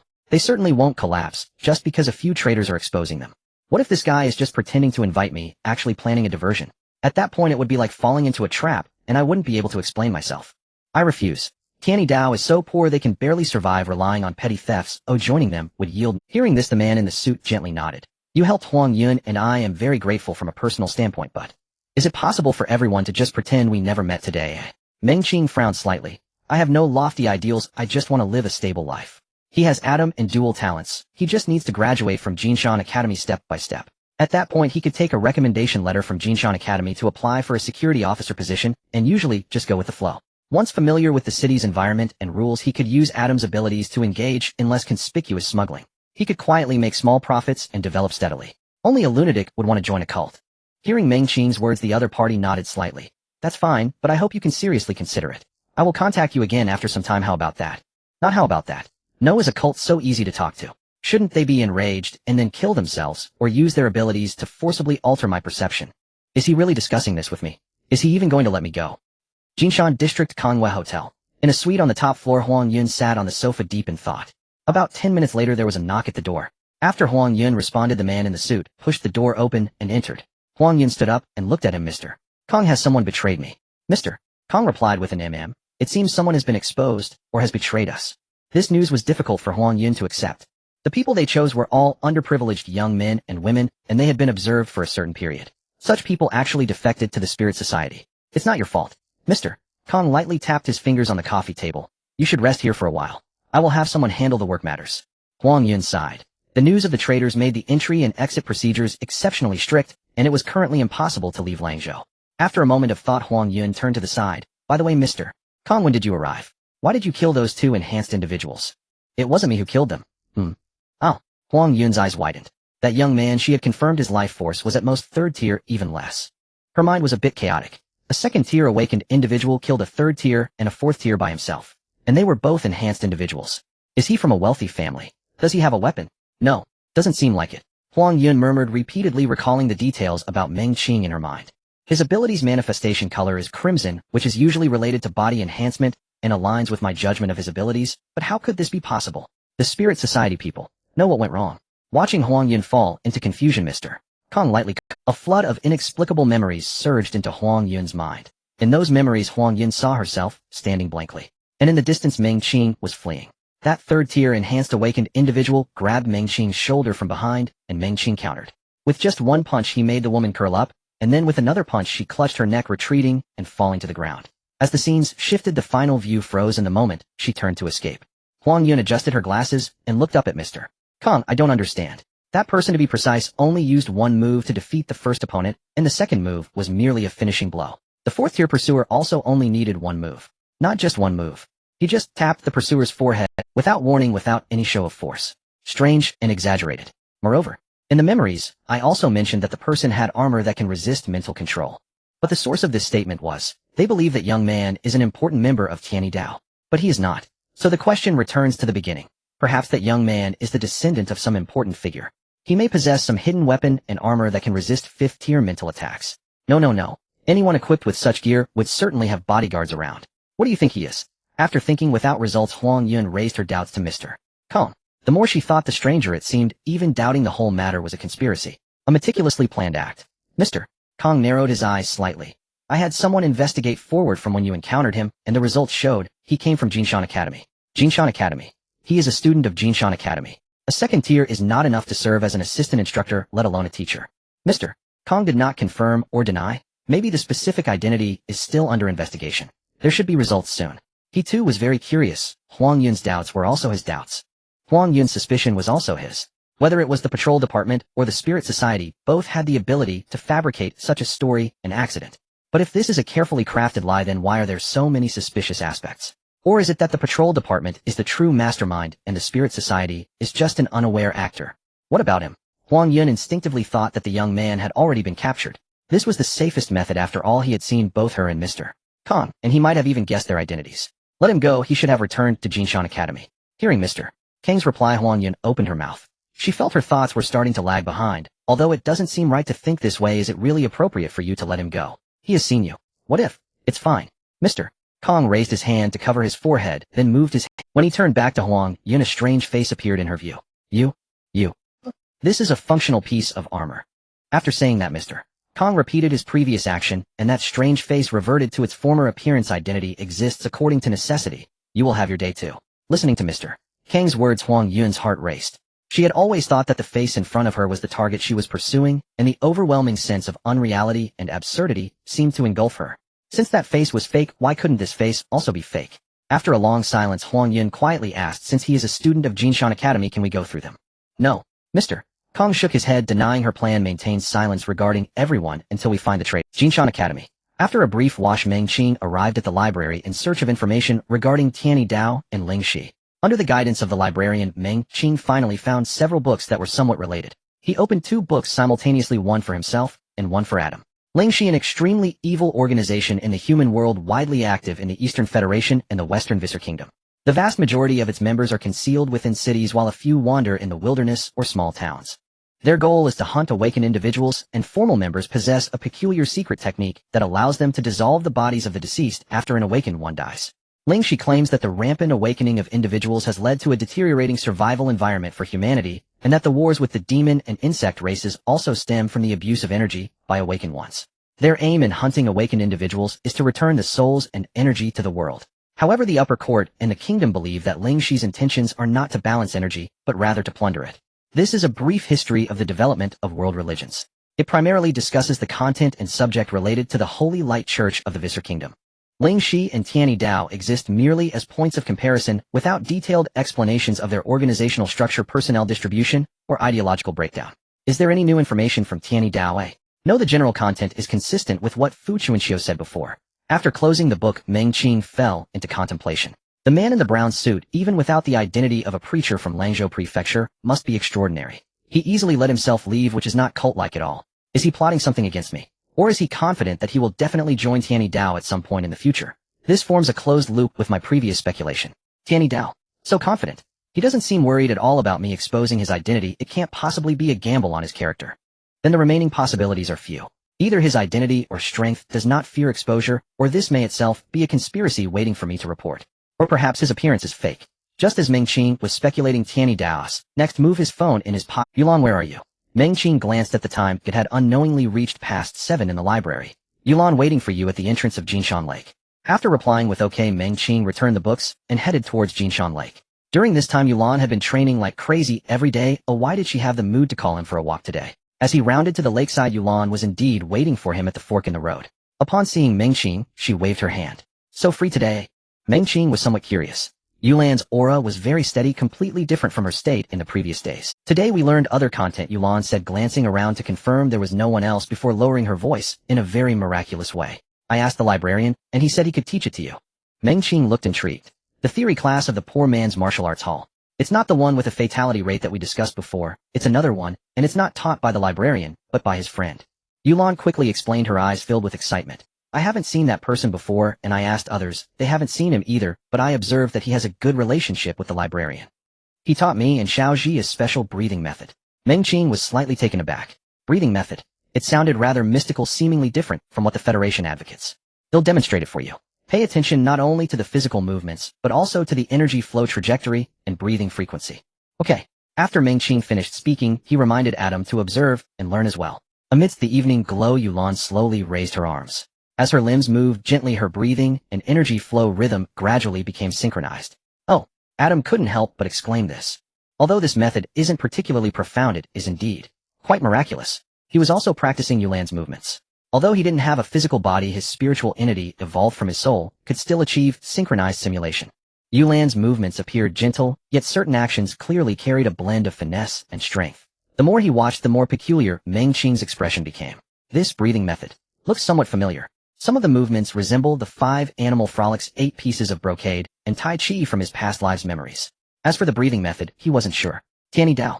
The name feels reminiscent of something akin to Taoism from his past life, yet their style of actions is completely unrelated. However, this set of breathing methods bears some similarity to the Taoist schools. After completing a full set of the breathing method, Yulan's forehead slightly glistened with sweat, seemingly not an easy feat. Did you remember the movements? Mengqing nodded. I remembered. Good, then next I'll explain the frequency of the breathing rhythm and the trajectory of your own energy flow. This seems simple, but actually completing a full set is still a bit strenuous. Just as Yulan was about to begin a detailed explanation, Mengqing raised his hand to press down. I'll try it first, you check if there are any mistakes. Hearing this, curiosity flashed in Yulan's eyes. Does Mengqing's memory also match her own so well? Is this also a result of awakening? However, she didn't dwell on these small matters, and after a hum, she signaled Mengqing to start. Adam, help me adjust the energy movement. Okay.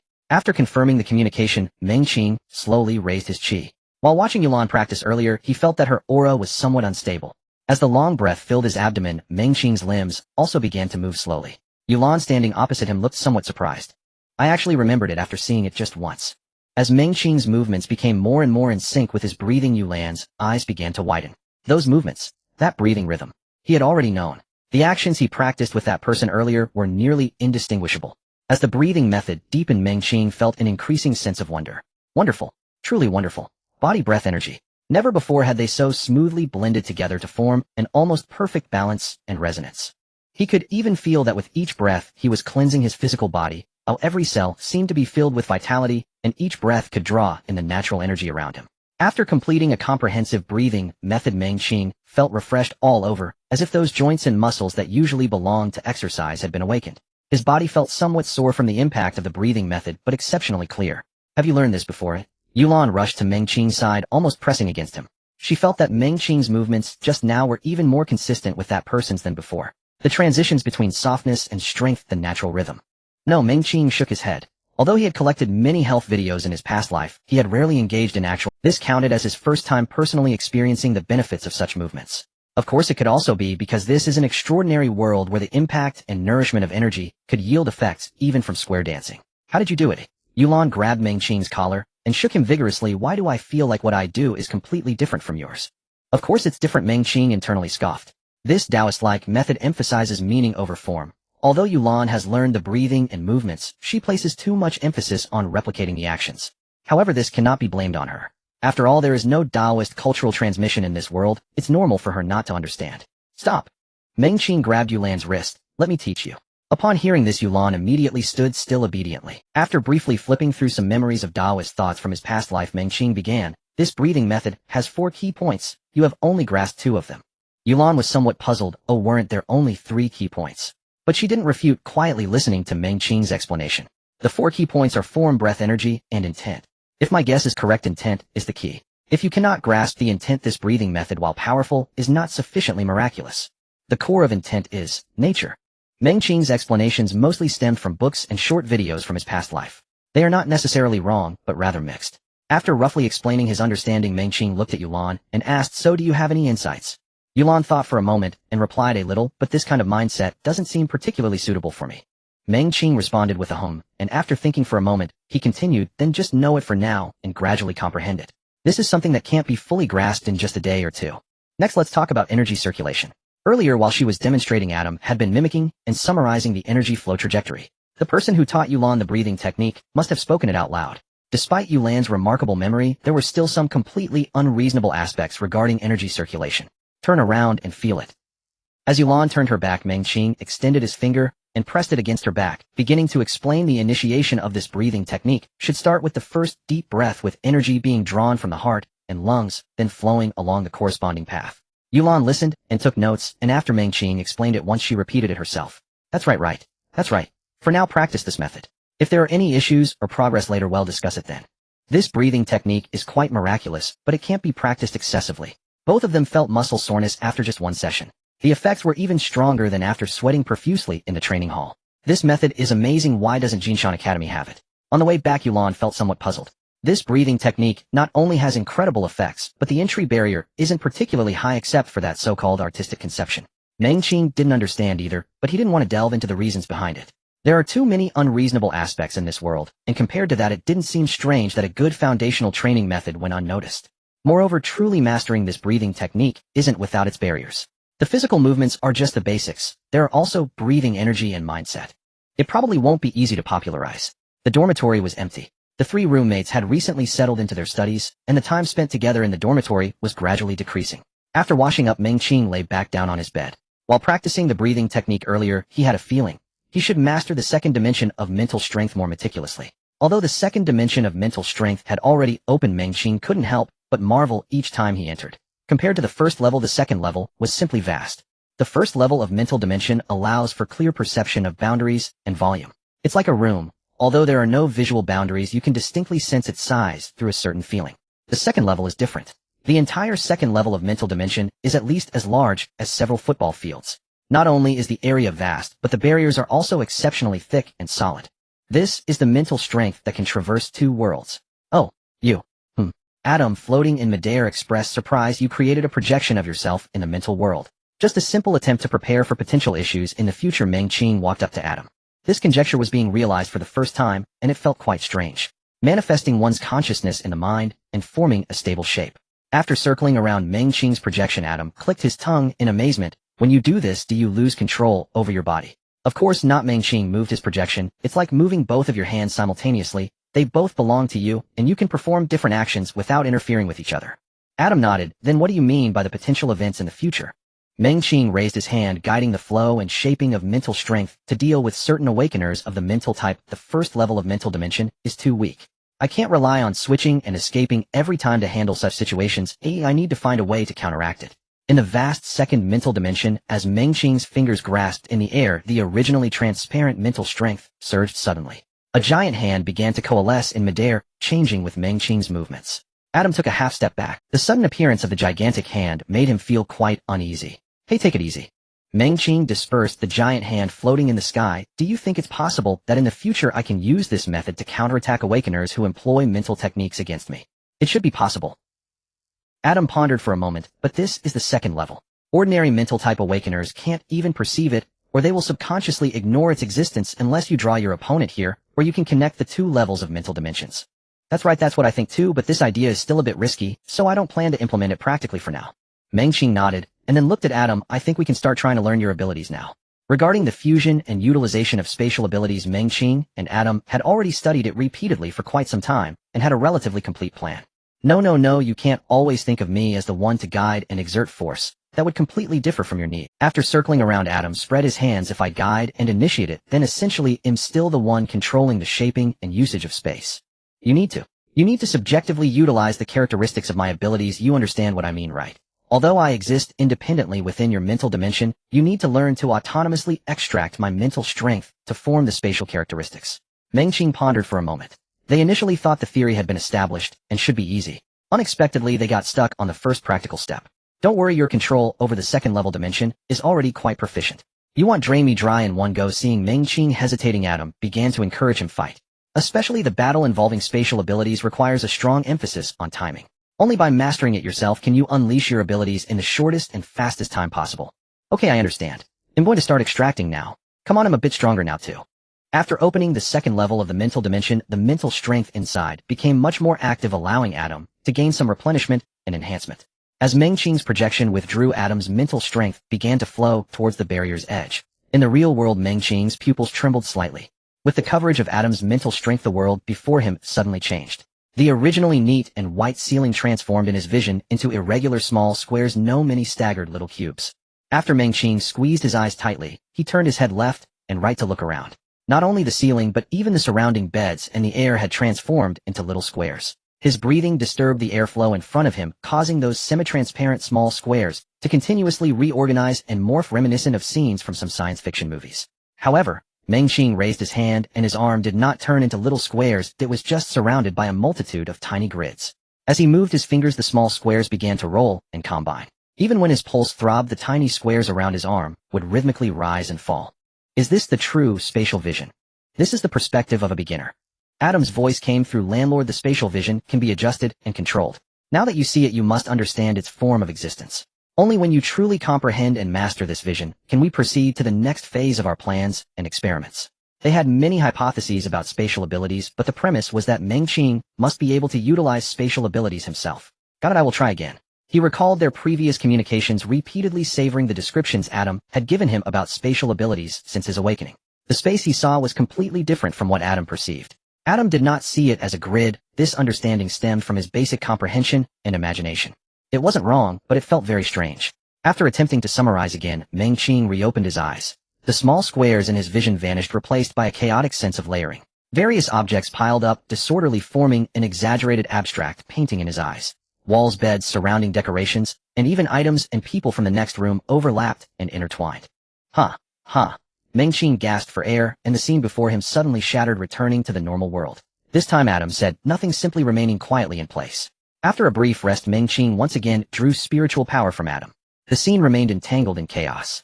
After a moment's thought, Meng Qing tried to adjust his perspective while separating the interwoven objects. Beep. The dormitory door opened, and Liu walked in, glancing at Meng Qing, who was sitting on the bed with wide eyes. What are you doing? Thinking about something. Meng Qing tried to control his facial muscles, making his expression appear less fierce, and Liu let out an "oh" and closed the door. Watching Liu entangled with the bed and wardrobe in his vision, Meng Qing, this spatial vision would probably drive anyone with a low SAN value insane. After slightly adjusting his mindset, Meng Qing began to gradually adjust his gaze, trying to separate Liu from the wardrobe and bed. It was not easy. His vision had no clear patterns, and any objects ahead intertwined with each other. Adam, if I think about it this way, shouldn't I be able to see Liu's intestines? Why did Liu still appear human in the spatial vision, albeit with a somewhat odd shape? Adam contemplated for a moment before answering. You want to see his intestines? That should be possible, but it seems to involve something else. Let me think for a moment. After a while, Adam continued, this should be related to energy. If you want to see intestines, you can try looking at an ordinary person.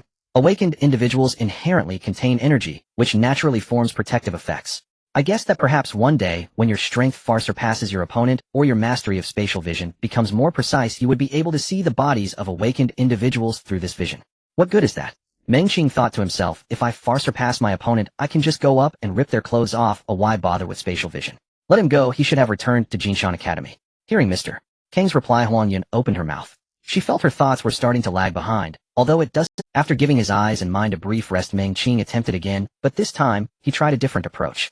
He attempted to keep his left eye in normal vision, while using spatial vision with his right eye. When he opened his eyes, the world before him instantly transformed into a chaotic, overlapping realm, creating a disarray between the flat world and the three-dimensional world.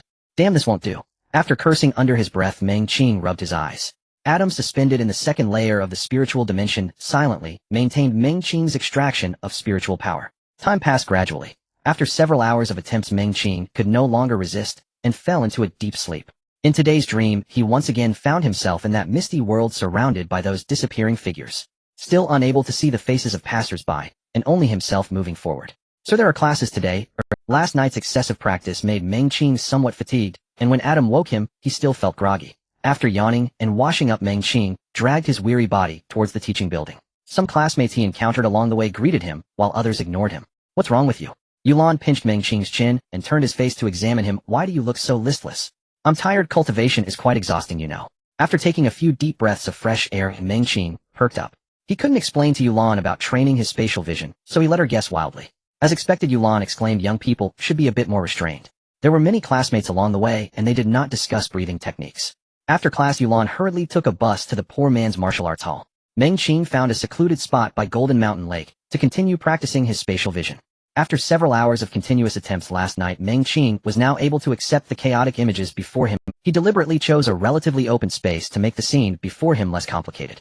As he continually adjusted and transformed his perspective, the chaotic intermingling of objects finally began to establish some order and gradually became more reasonable. When a tree was finally pieced together into its original form, Meng Qing punched the seed. Is it done? It should be. You already have a solid foundation, landlord. Next you need to look at more complex things while continually attempting to adjust your visual distance and detail. Visual distance. Without waiting for Adam to respond, Meng Qing's pupils slightly constricted, and then a sharp screech rang in his ears, causing the vision before him to shatter and revert to the conventional scene. Damn it. Can't you try a little at a time? Adam's phantom flickered. Your second dimension is quite large, but that doesn't mean it truly has that much spiritual power. It just needs to be filled. Also, I can't withstand such extraction from you now. Are you even listening to me? Meng Qing did not answer Adam. Just then he saw a familiar person. Rin Qingyun. Why does he know someone from the third year, especially the second and the third year? Though it was just a fleeting moment, and he couldn't see what they were doing, Meng Qing confirmed he wasn't mistaken. During this time, he had gained some understanding of Jinshan Academy. That second-year student who would graduate in just over 2 months was rumored to be the young master of a food company. Did Rin Qingyun not dislike wealthy individuals? How could he have any interaction with him? If he is a disciple of the heavenly sect, shouldn't his targets be primarily the... No, wait. Meng Qing quickly recalled what happened yesterday. The lunatic from the Spirit Society attempted to capture Huang Yun. Where did their intelligence come from? There were traitors within the heavenly sect. They sold information about Huang Yun. This traitor, could it be Rin Qing? He is Meng Qing. Based on the information, he is a natural awakener from the garbage processing town of Xiapu. After quickly reviewing the 2 documents, Huang Yun couldn't help but gasp. So it means that both we and the people from the Spirit Society were wrong. They speculated that the young man named Meng Qing might be carrying some high-level protective gear. However, from the information in this document, this seems highly unlikely. Jinshan Academy would never be so generous. Such high-level protective gear would either belong to a 5th level or above spiritual awakener's personal resonance equipment or be classified as controlled general equipment.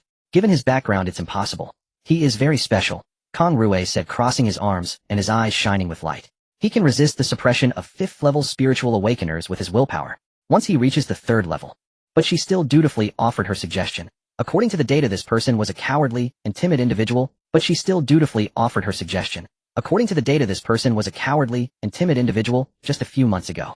Do you think that's normal? A naturally cowardly person can almost be immune to the suppression of spiritual awakeners with his will. It seems completely unreasonable. That was his past. Kong Rue shook his head. People can suddenly mature.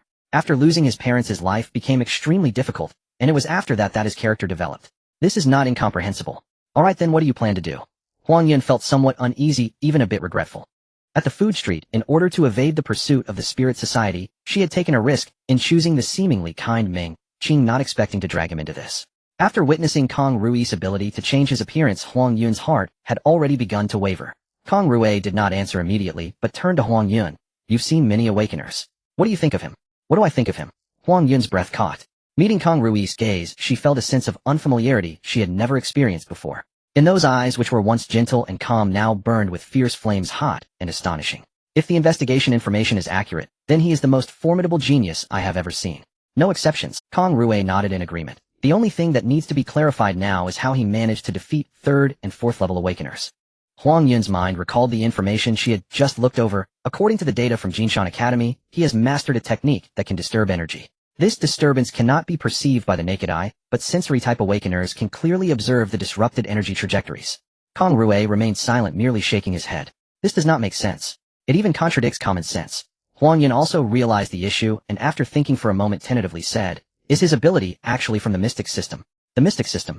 The group with the fewest members among awakeners, their abilities usually possess some special effects that far surpass those of other awakeners. They are also recognized as the chosen ones capable of challenging higher levels. So far, humanity has not fully documented the mystic system. Kong Rue shook his head again. Huang Yun was somewhat curious. Not that either.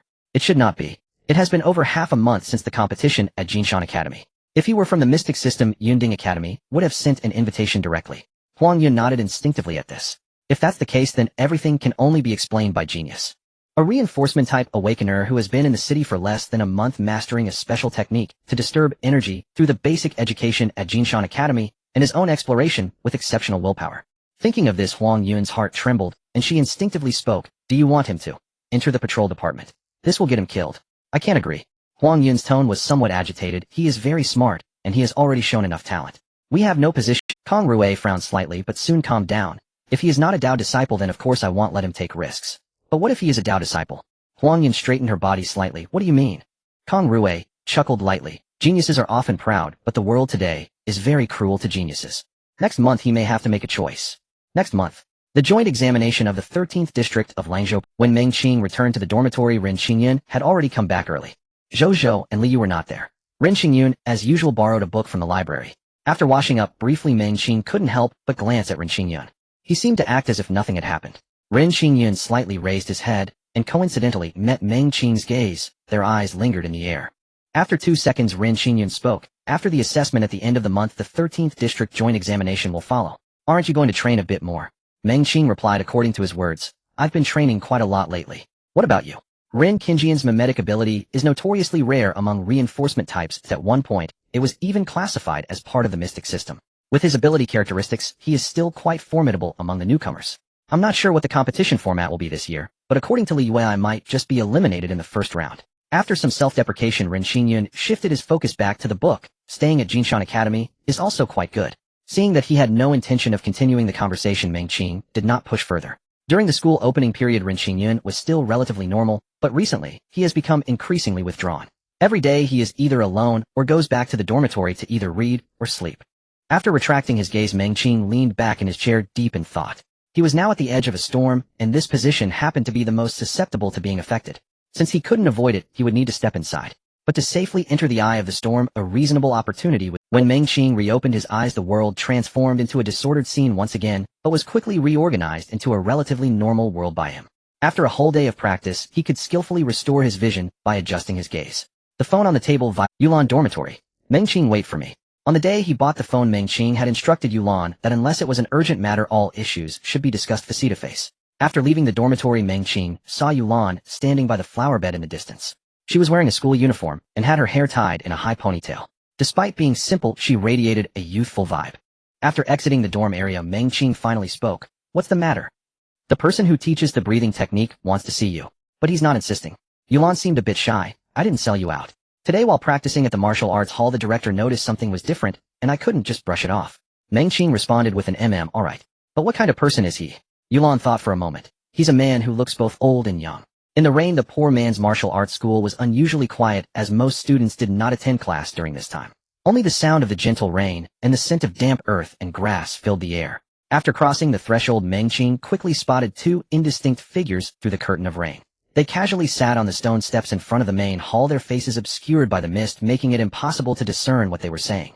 Yulan whispered beside him, that's the person. He said he just wanted to talk to you for a moment. Meng Qing had a nagging feeling that talking seemed toxic, as once one engaged with a stranger it often led to being inexplicably embroiled in bizarre affairs. He wanted to turn and leave, but his feet seemed to have a mind of their own as they trudged into the rain. I went to see him, but his thoughts differ from ours. He is still finding a solution. It's not that he has no solutions, but it's just that his ideas are too naive. You can't blame him for that. The 2 men sitting in front of the main hall chatted casually. As Meng Qing and Yulan approached, the curator waved to them, inviting them to sit beside him. Under the eaves was a small table adorned with a set of black tea utensils, and a small red clay stove nearby puffed out warm air. After exchanging glances with Yulan, Meng Qing and she sat down on the remaining sides of the square table. Opposite the curator sat a man in a light blue robe. He appeared quite young, yet his short hair was interspersed with striking white strands. Especially his pair of eyes. Unlike the murky and yellowed pupils of the elderly, Meng Qing felt that this man's eyes seemed to have weathered many storms. Indeed, both old and young. While he was silently ridiculing, the man in the blue robe unexpectedly turned his gaze toward Meng Qing. I haven't taught that little gadget to anyone for a long time, the man said, a smile gracing his face. Meng Qing wanted to stand up and thank him. Although the breathing technique seemed nothing more than an inconspicuous little gadget to the man, it was of great assistance to him and Yulan. The man pressed his palm down, signaling him not to be so courteous. If you can learn it, it shows your affinity with it. Meng Qing expressed his gratitude, but did not voice the questions swirling in his mind. In this world there are no followers of Taoism. Those so-called insights were derived from his own experiences and explorations from his past life. Asking might not yield any useful answers, and could instead lead to new troubles. For instance, the explanation of Tao follows nature is inherently vague. One cannot simply transcribe the Tao Te Ching on the spot. His ability to apply the breathing technique was slightly better than Yulan's. Purely due to his knowledge, it could hardly be called enlightenment. Regardless of whether he traversed to the past or future or to another world, Meng Qing did not consider himself a genius. Although he could recite the Tao Te Ching from memory, explaining it proved exceedingly difficult. Mere transcription is inadvisable. The man in the blue robe poured 2 cups of tea and pushed them towards Meng Qing and Yulan. After Meng Qing downed his cup in one go, he gestured to Yulan. The two stood up and earnestly thanked the man in the blue robe. Practice more. When you have time, it won't do you any harm, the man said with a smile before returning his focus to chatting with the curator. Although Yulan did not quite understand, she followed Meng Qing into the rain and out. Only after exiting the poor man's martial arts school did Yulan speak up. Was that really just a brief look? She had expected the man to teach something else, but to her surprise, he had only spoken 2 or 3 sentences from beginning to end. Meng Qing replied with a mum. Although he was unclear about the man's strength, he felt it must be significant. This world was still too perilous. The 25 cities within the Federation appeared tranquil, yet Meng Qing sensed that such days might not last long. It was best not to meddle in the affairs of the big shots. After returning to Jinshan Courtyard and practicing the breathing technique, Meng Qing opened his spatial vision once more. Although the breathing technique was miraculous, it did not enhance spiritual intelligence. It merely allowed Meng Qing's body to better integrate with energy. The application of his abilities still relied on his not-so-smart brain, requiring gradual pondering and experimentation. Adam, I tried the method you suggested on my way back today. Oh, you can be more specific. I've given you many suggestions. I used spatial vision to observe the internal organs of ordinary people. And it truly worked, though it was a bit disgusting. Recalling the scene he had seen on the bus, Meng Qing felt his stomach. Adam shrugged. You should learn to get used to it, Mr. Landlord. This world is evidently quite dangerous. How do you know? Weren't you supposed to have amnesia? Meng Qing inhaled deeply, suppressing the feeling of nausea. I did have amnesia, but while you're learning, I am also learning. This world is clearly not safe, though otherwise I wouldn't have died, would I? That makes sense. Powerful awakened beings from the mysterious systems have perished, and Adam possesses spatial abilities which are evidently unmatched for escaping, yet he still died. This world is indeed fraught with peril. Meng Qing looked at Adam, whose face remained obscured, and felt a pang of suspicion. This guy speaks with a foreign accent. Could he be a big shot from the Kingdom of Weiser or the Shining Light Church? Had he recently died? Perhaps in the future, he might have the chance to uncover his true identity. After resting for a while, Meng Qing rubbed his eyes, exhaled softly, and opened his eyes again.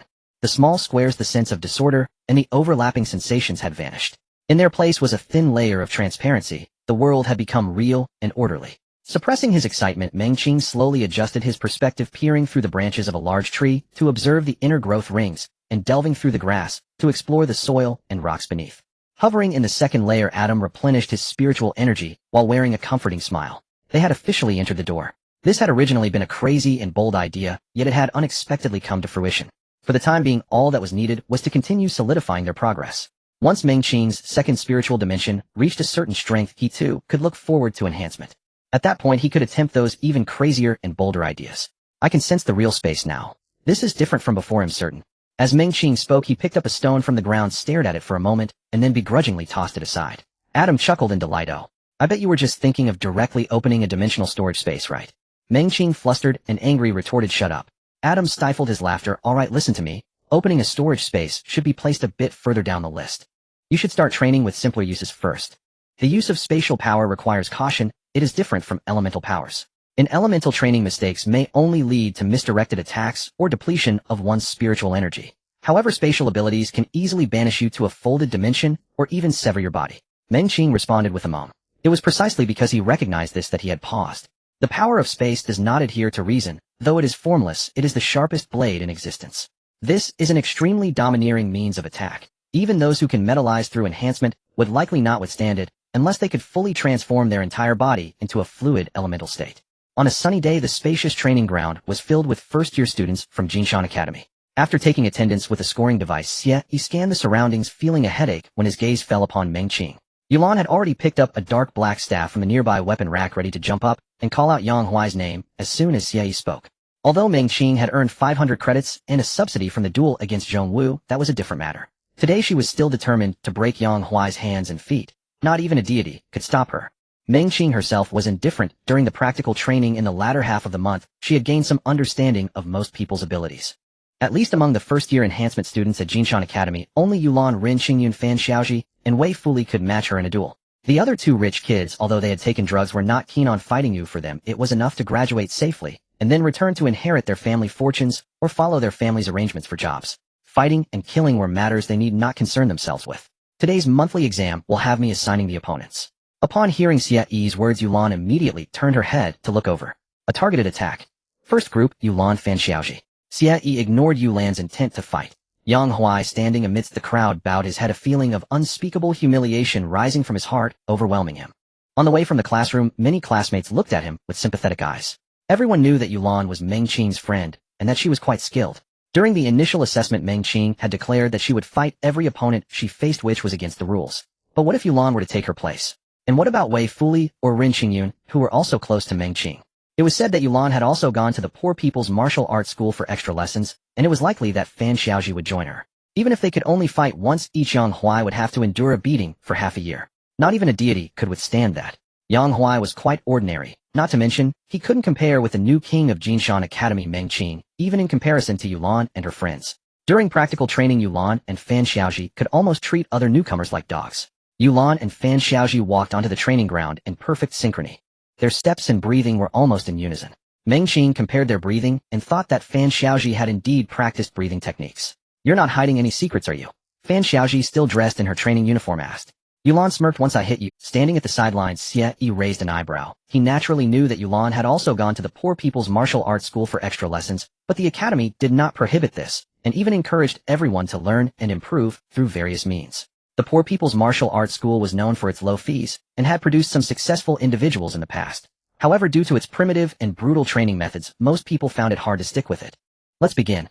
As soon as Xie Yi's voice fell, Yulan and Fan Xiaoji simultaneously gripped their weapons, and two dull sounds of air being sliced through rang out. The long spear and the staff turned into two shadowy figures, one black and one gray, their movements grand yet nimble. The spectators could only hear the sounds of impact, but could not see the details of their actions. Was this also taught at the Poor People's Martial Arts School? Wei Fuli, standing next to Meng Qing, asked curiously. Although he knew about the Poor People's Martial Arts School, he had never been to observe, and the others shared the same curiosity. Yulan was a country girl who had just entered the city not long ago, yet had made such evident progress in this short time. Still, many were skeptical, whether joining the military or training as a security officer. They were all equipped with standard firearms. Weapons like knives and guns were already outdated. "It should be," Meng Qing said. Besides the breathing techniques, she was not clear on what else Yulan had learned at the Poor People's Martial Arts School. Their training methods were different. Crack! With a swift motion, Yulan broke Fan Xiaoji's spear in half with her staff, causing Xie Yi, who was standing at the edge, to change his expression slightly. Although the first-year equipment was not of high quality, breaking it in such a manner was not something just anyone could achieve. It required more than just strength and technique.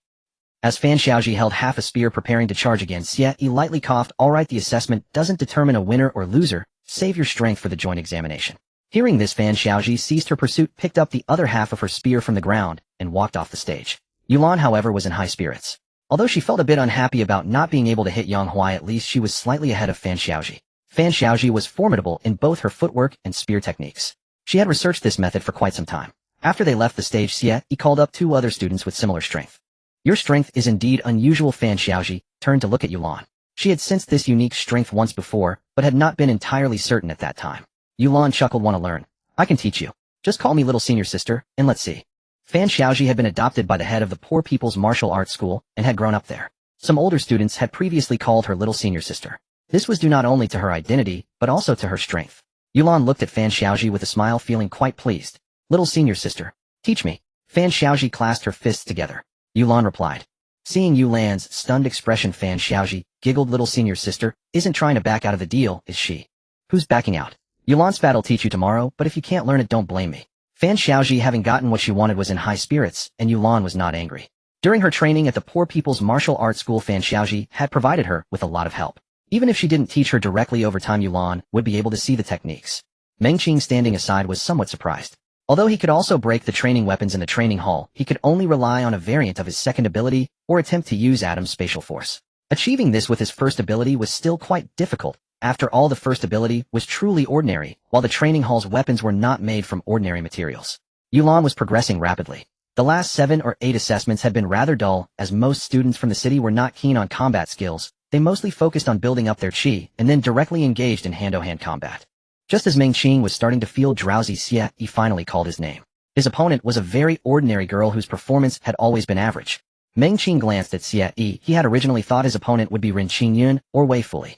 The girl felt somewhat intimidated by Meng Qing, but when she thought of her credits, which were covered in a faint bronze hue on her forearm, she felt reassured. "Meng, please go easy on me." She had a clear understanding of her own abilities. Faced with a monster who could defeat second-year students on the first day of school, being friendly was the most advantageous choice. Seeing Meng Qing nod in response, the girl mustered her courage and quickly charged forward. The spectators' gazes were fixed on the stage. Previously the way Meng Qing had defeated Zhong Wu had been strange and swift, leaving everyone puzzled. This time it finally ended. The crowd blinked in disbelief. Although the girl was only average, she usually trained quite seriously. As soon as she approached Meng Qing, he swiftly seized her wrist, pulled her aside, and then gave her a gentle push on her back, sending her out of the ring.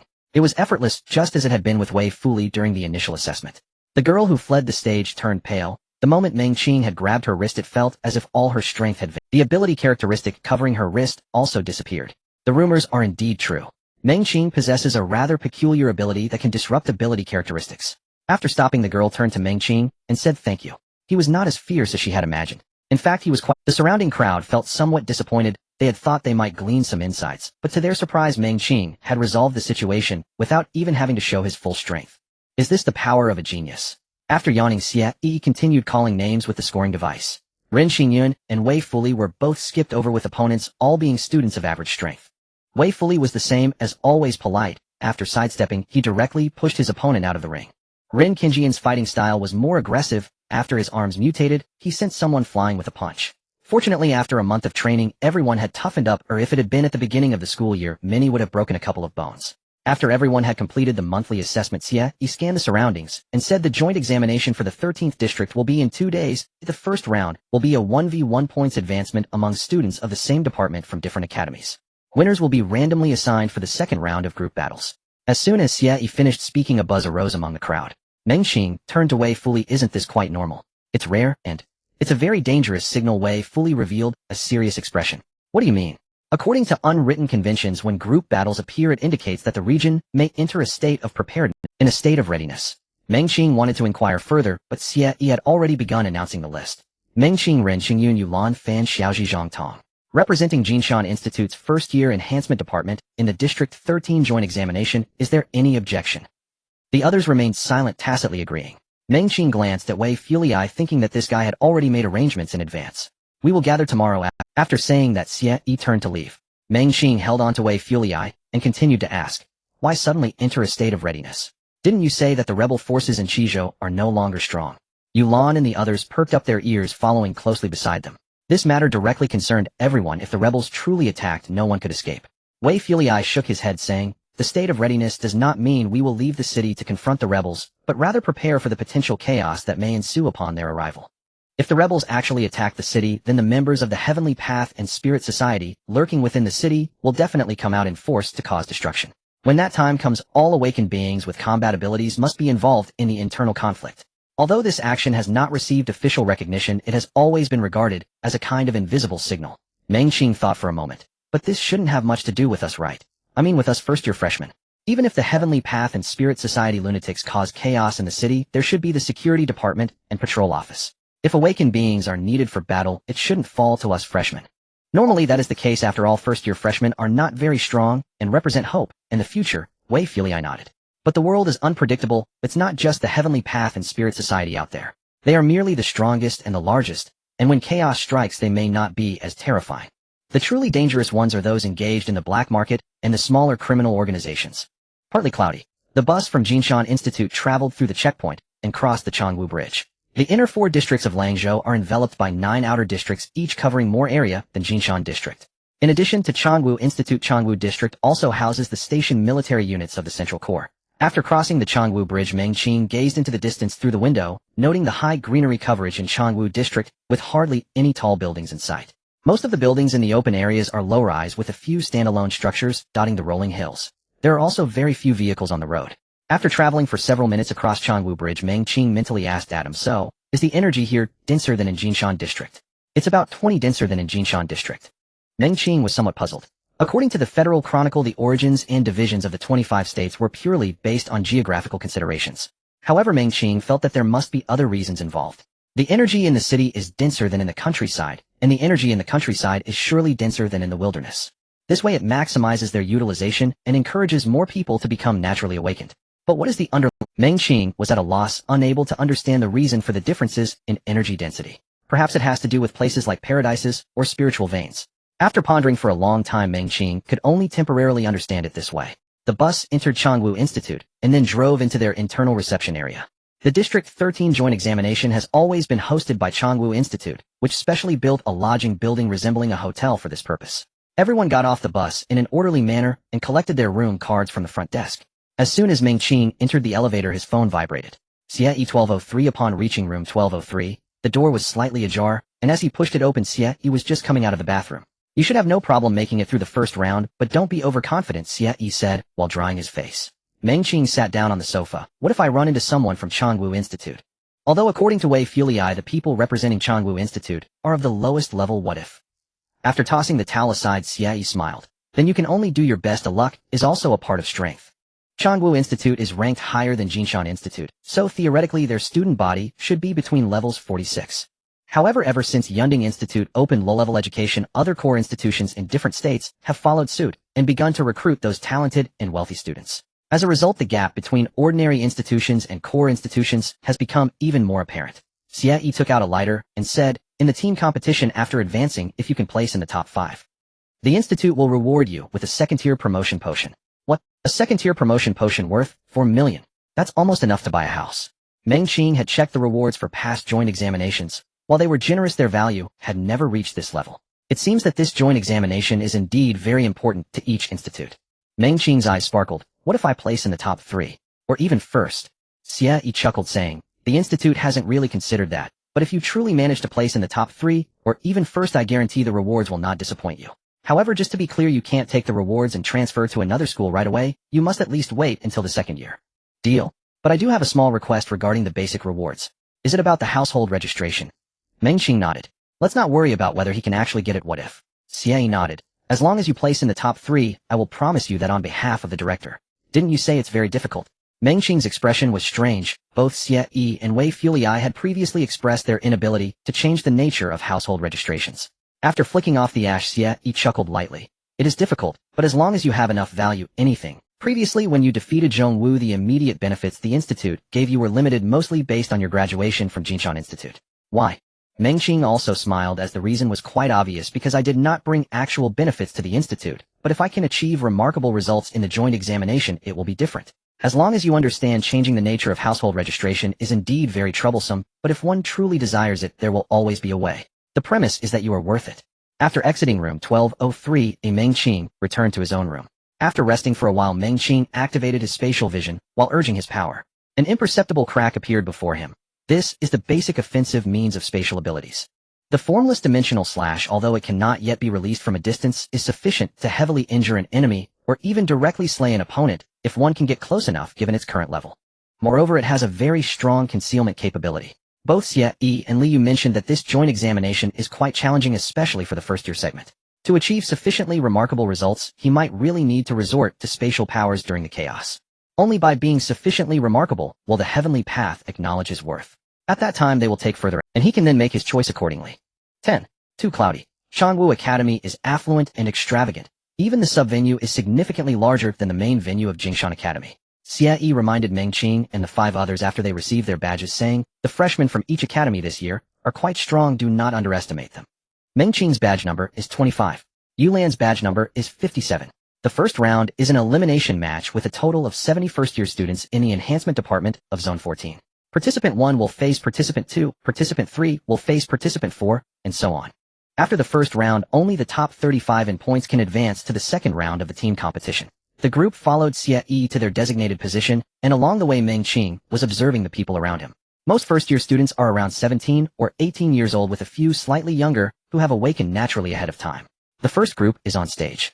The spectator area around was packed with people, which surprised Meng Qing. However, upon closer inspection, he found that most of the audience were adults while students were actually in the minority. Seeing Meng Qing looking around, Xie whispered, most students have gone to watch the third-year matches. Those watching the freshman matches are mainly people from various enterprises. Yulan exclaimed, why? If they perform exceptionally, enterprises may offer to sign contracts with you in advance and provide a scholarship, but you will have to work for them for a certain number of years after graduation. Fan Xiaoji scoffed. These enterprises are not to be trusted. Those contracts are predatory. It's best not to sign them. Xie did not refute Fan Ziota's words. The enterprises invest money in training, and after graduation the students contribute their efforts. Signing contracts with enterprises is a mutual choice. Although some terms are indeed harsh for many students from impoverished backgrounds, it is still an option. After all, by the second or third year, children from wealthy families will quickly pull ahead of those from ordinary families. They will already have relatively stable futures and are unlikely to sign contracts with enterprises. Meng Qing's mind suddenly cleared. This so-called Zone 13 joint examination was indeed very important for the poor. The rewards from the joint examination itself and the rewards from their own academy, along with the opportunity to sign work contracts with enterprises in advance. All of these are very important for the poor, especially for families in financial difficulty. The first group match quickly concluded with a speed type against a metal-altered individual. The speed type awakener darted left and right, but the opponent's defense was astonishing. After several failed attacks, he was instead caught off guard and struck in the chest, collapsing to the ground. It was actually a strike to the chest. Meng Qing thought to himself, if it were him, he would definitely aim for the head. Hitting the chest is too slow to take effect. Just as he was contemplating this, he turned his head and reminded, though I told you not to underestimate your opponent, don't just hit blindly either. Do you think I'm a natural-born killer? Meng Qing was absolutely unwilling to admit what he had just been thinking. The others nearby turned to look at Meng Qing, their expressions clearly responding to his earlier comment. No, what do you mean by that? Meng Qing protested. I'm a good person. Fan Xiaoji snorted. You're not good at all. Every time Meng Qing fought, he fought to the death. The guy named Zhong Wu was said to have become completely brain dead. Just as they were criticizing Meng Qing, the second and third groups below finished their matches as well. The first-year students' control over their abilities is indeed limited. Although some stood out from an entertainment perspective, there was little to commend. The fourth group is on stage. Ren Xingyun stood up and walked towards the stage. He drew number 8. Seeing this, everyone returned their gaze to the stage. Although it would be difficult to be grouped together in the subsequent team matches as students of Jingshan Academy, a sense of camaraderie naturally rose. Meng Qing leaned slightly forward. Ren Xingyun ranks second among the new students in the enhancement department of Jingshan Academy, even above Wei Fuli and Yulan. Mimicry, once classified under the mysterious department, is a power with nearly infinite possibilities. Ren Xingyun still wore a serious expression upon seeing his opponent's uniform. Xie and the others frowned slightly. This is bad. Ren Xingyun drew a tough opponent. Fan Xiaoji clicked her tongue. Did he draw someone from Mingda Academy in the first match? Mingda Academy, located in the Mingda district of the Inner Four Zones, has consistently ranked second in the joint examinations, second only to the long-standing champion Changwu Academy. Zhang Tong sighed and said, fortunately it's a points system. As long as we perform well in the next 2 matches, it will be fine. It can't be that the next match is also against Mingda Academy, right? As they lamented for Ren Xingyun, he had already taken the initiative to attack, his hands transformed into thick dragon claws with scales glinting on his skin. The student from Mingda Academy, initially a bit arrogant, changed his expression upon seeing Ren Xingyun's dragon claws and immediately activated his abilities to cover his arms. Bang! After a dull thud, the Mingda Academy student stumbled back, one arm drooping lifelessly. A gasp arose from the surrounding preparation area and audience. With just one strike, he broke the arm of a metal-altered awakener. And this was a student from Mingda Academy. Before the gasps ended, Ren Xingyun pressed forward again. The opponent couldn't even defend in time before Ren Xingyun landed a heavy punch to his abdomen, sending him flying. Are the students from Jingshan Academy this powerful? Mimicry abilities are indeed strong. It was once part of the mysterious department. It's a pity he was born in the wrong era, otherwise he should be in Yunding Academy by now. There's even someone stronger. I've heard that this person is just the second among the new students of Jingshan Academy. Nearby in the preparation area, a group was discussing. This is just the second. Then who is the first? The details are unclear, but I know he defeated a second-year student on the first day of school, and later also defeated a third-year student. Hiss, such a person wasn't taken by Changwu Academy. Meng Qing turned to look over there, and Zhang Tong beside him said, that's a student from Qingwen Academy, who has been entangled with Chongli Academy in the 3rd and 4th places of the joint examination for years. In the inner 4 zones named after literature, martial arts, virtue, and propriety, while the names of the outer 9 zones are more arbitrary. Ren Xingyun won decisively, garnering a lot of attention, and some enterprise representatives were already tempted. Mimicry abilities are absolutely worth investing in. I wonder if Changwu Academy intentionally arranged this. After Ren Xingyun, the matches became increasingly intense. Meng Qing and the others' expressions grew increasingly serious. After watching several matches, Meng Qing took the opportunity to ask Xie as the contestants came down, this is no longer just about first-year newcomers, right? The strongest one can already fully metalize. Yet he isn't even a student from Changwu Academy. Xie replied, otherwise what do you think a genius is? How can someone without real skills participate in the joint examination?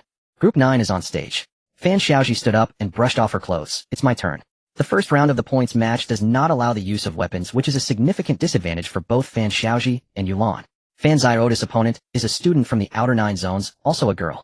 After entering the arena, the two quickly engaged in combat, and ultimately Fan Xiaoji won, due to her combat experience. Upon returning to the preparation area, Fan Xiaoji appeared calm, but her hands trembled slightly. Her abilities must strengthen muscles and bones as hard as iron. Go for treatment. Xie pointed to the exit of the preparation area. As the host, Changwu Academy has much experience having drawn many healers as logistical support from various academies. After 3 more matches, the broadcast announced Group 13 is on stage. Meng Qing stood up, cracking his knuckles. I'm going to scout ahead. As he stepped onto the stage, Xie and the others' expressions suddenly darkened. His opponent was wearing a red and black uniform. This uniform comes from Changwu Academy. Meng Qing appeared strangely subdued on the arena floor. He turned toward the standby zone and saw Xie grimacing in discomfort, while Fan Xiaoji and the others wore expressions of deep sympathy. So my opponent is no ordinary foe, likely from Changwu Academy. With a faint smile, Meng Qing strode into the center of the arena. His adversary was a tall, youthful boy whose face still bore the softness of adolescence. Surely not yet 18. Which rank are you among Jinshan Academy's competitors? The Changwu Academy boy did not rush to attack. Instead, he regarded Meng Qing with condescending disdain. Students from the inner 4 districts were notoriously proud, rarely initiating aggression against those from the outer 9 districts. Meng Qing remained silent, then exploded forward with explosive leg strength. As he advanced, 2 streams of energy swiftly converged. Simultaneously, he activated his spatial perception, a heightened visual field. The Changwu Academy boy sneered. He had heard rumors of a savage provincial recruit from Jinshan Academy who had even rejected Changwu's invitation. Yet even among prodigies, chasms of disparity existed. Seeing Meng Qing charge headlong, the boy did not evade. He met the assault heat in channeling his energy forward. Rumor says he possesses a technique that disrupts energy flow. Humph. What would a provincial upstart know of refined energy manipulation? The instant the Changwu Academy boy unleashed his energy, his skin darkened to ashen gray, and even his clothing subtly shifted to match the hue. In the standby zone, protocol officer Hua leapt to his feet, shouting, "Damn it. That's outright cheating." Not only Jinshan Academy exploited system loopholes, everyone did. Indeed, the Changwu Academy boy was a freshman this year, but in a certain sense he had already transcended the threshold of low-tier awakeners. Meng Qing's expression flickered mid-rush, but his momentum never wavered. Changwu Academy, even their weakest, is this formidable. Not only could he alter his physical form, his garments shifted in tandem. Laughter rippled across the standby zone and spectator stands. Those present, competitors and spectators alike, were seasoned enough to recognize this scenario. Most assumed the outcome was already sealed. Even Xie believed all hope was lost. He merely prayed Meng Qing's luck would improve in the next 2 matches. Only Yulan held her breath, eyes locked unblinkingly on Meng Qing, convinced he would win. That timid, tearful boy had transformed into a resolute young man, capable of guiding her awakening, refining flaws in her breathing method. He would not lose. Meng Qing surged forward like thunder incarnate. With each breath, his internal energy surged violently. His second abilities, enveloping and merging, grew denser, more instinctive. This was an unconventional application of the breathing method, not confined to cultivation but forged directly in combat. Clang! His fist struck the Changwu boy's flank, sending a sharp, resonant vibration up his arm. The Changwu boy's expression shifted. His strike had missed entirely. Impossible. Our speeds were nearly identical. How did he sidestep my blow at the very instant of impact? A faint smirk curved Meng Qing's lips. His spatial vision granted sight far beyond human comprehension, surpassing even the compound eyes of beasts. It offered panoramic 3-dimensional perception and extraordinary motion sensitivity. Powerful, but taxing to sustain. At the moment of impact, Meng Qing didn't shift tactics. Instead, he transformed his fist into a palm and struck the same spot again. His second ability, trait disruption. Darkness swallowed the Changwu boy's vision. Immense force bent him sideways at the waist. An unfamiliar shockwave pierced his skin, flooding his abdominal cavity and battering his organs like crashing waves. Spurt. Scalding blood erupted from the Changwu boy's mouth. His pupils dilated. He strained to summon energy for defense or counterattack, but his body felt ravaged by illness, utterly devoid of strength. Blood and vomit choked his voice, staining his robes. Meng Qing shook out his hand. Earlier you asked which rank I hold at Jinshan Academy. Forgot to mention, I'm number 1. Silence crashed over the arena like a vacuum. Even the referee forgot to declare the result. Moments later, thunderous applause erupted, the first of the tournament. Yulan leapt to her feet, clapping wildly, her joy eclipsing even her own victories. Corporate representatives in the stands applauded while whispering, exceptional talent, stronger than that earlier mimicry candidate. Directorly, such prospects won't be ours to claim. Still worth trying. Contracts can always be renegotiated. True. Let's see who's willing to pay the highest. Xie and his companions stood frozen, disbelief etched across their faces. Changwu Academy had dominated Langzhou Prefecture's inter-academy exams for years, not by a margin but by an unbridgeable chasm. Their lead was sheer, vertical, abysmal. To them, Mingdao Academy, the perennial second place, was no different from a stray dog from the outer 9 districts. In decades of Langzhou exams, victories over Changwu candidates were vanishingly rare, and certainly never against opponents this formidable. The Changwu boy Meng Qing, defeated though officially a freshman, had deliberately exploited regulatory loopholes to Xie refused to believe this boy ranked lowest among Changwu's freshmen. Clearly Changwu Academy takes policy adjustments very seriously. Other academies' standby zones erupted, especially Qingwen Academies seated beside Jinshan. What the hell? Sure, everyone's exploiting bugs this year, but this is absurd. This kid isn't some bottom-tier Changwu recruit, he's elite. Call him bottom tier, and I'll eat it on the spot. Bro, I'll bring you some hot noodles right after. He's incredible. If we're paired in team events, I'd follow him anywhere. Better hope you're on his side, not facing him. Under the scorching gaze of thousands, Meng Qing rubbed his hand and walked back to Jinshan Academy's standby zone. Xie hurried over, finger bones injured. He recalled Meng Qing's ability, temporary pain suppression during battle, but injuries still accumulated. On the first day of school, Meng Qing had fought Yang Xiao like a madman, shattering finger bones yet pressing relentlessly. Meng Qing pressed gently on his knuckles, then shook his head. Probably not. My constitution's improved. Maybe it's just. Get treated now. Xie Yi's tone turned grave. Changwu Academy will cover it. Even if you're perfectly healthy, get checked. Why waste a free treatment? Treat what? You're the one who needs treatment, Meng Qing muttered. Xie Yi cleared his throat. Pick a plant-type awakener. Their abilities heal wounds and restore stamina, and Meng Qing immediately rose and headed toward the standby zone's perimeter. This did need attention. He still had the afternoon's matches ahead. Meanwhile, Zhang Tong had already lost his first bout. His face was pale. His opponent hadn't even been from the inner 4 districts. The first 3 Jinshan competitors had won. Only he faltered. If Wei fully had competed, I wouldn't have had to embarrass myself. Before arriving, Zhang Tong had considered himself lucky, representing Jinshan in the inter-academy exams, guaranteed base academic credits, essentially free points. Now those free credits tasted foul, bitter even. Returning to his seat, Meng Qing turned to Yulan. Yes. Her reply rang with unwavering certainty. Her match was imminent. Meng Qing nodded. He had already shared the combat applications of the breathing method with Yulan, but how well she'd mastered it remained unknown. In this match, Meng Qing had deployed nearly all his abilities. His first ability, baseline stat amplification and pain suppression. His second ability, trait disruption. His spatial ability, 3-dimensional perception. And the breathing method's combat enhancing integration. 2 techniques remained and used dimensional slash and atom. Both were devastating, his strongest techniques. Yet they could never be revealed publicly, especially atom. Those moves were reserved solely for true enemies, and once unleashed they demanded absolute lethality. In the preparation area of Changwu Academy, there were no supervising teachers present, only 4 students dressed in red and black uniforms sitting on chairs. Observing a fellow student being assisted to the temporary infirmary, a girl with a bun scoffed, Jin Yuan is such a waste, losing to a country bumpkin from the outer 9th district. I heard he's just a rural kid. The boy sitting at the other end chuckled before saying, though he's a country bumpkin, theoretically, he could still become our classmate. He might come over in his 2nd year. He was a country bumpkin before he came here. What can Jinshan Academy teach him? The girl crossed her arms, disdain clearly etched on her face. The boy at the other end didn't engage her further and switched to another topic. I heard Do Yuanchang's brother dropped out. Is that the one named Do Yuantong? Well, the girl with the bun started to say something, but swallowed her words. It was unwise to badmouth Do Yuanchang, especially since he had already exploded with rage over his brother's dropout. I wonder if Do Yuanchang will have a chance to deal with that country bumpkin this year. It should be unlikely unless that guy challenges. If Do Yuanchang were to challenge him, he would be losing face. He probably wouldn't do that. There are still 2 more rounds of scoring matches, and we may have a chance to meet him. If not, we can only wait for the team competitions. The team competition isn't about individual performance. Oh, everyone should take care of themselves. With the announcement of Group 29's turn, Yulan stood up. All eyes immediately focused on Yulan. Jinshan Academy's performance this year had been outstanding, with the first 4 students winning 3 matches. The opponents were all quite competitive. The one who lost was rather lackluster, just average. Since Meng Qing had exited the match, many were observing him, and Yulan sitting next to him naturally drew special attention. Those who were more in the know had even gathered information from outside. This girl named Yulan also comes from the countryside, just like that guy Meng Qing. It's worth looking forward to. After both competitors took the stage, Meng Qing instinctively turned to Zhang Tong. Zhang Tong had not yet recovered from the shadow of his defeat, but when he noticed Meng Qing's inquiring gaze, he said, Yulan's opponent is from Chongli Academy.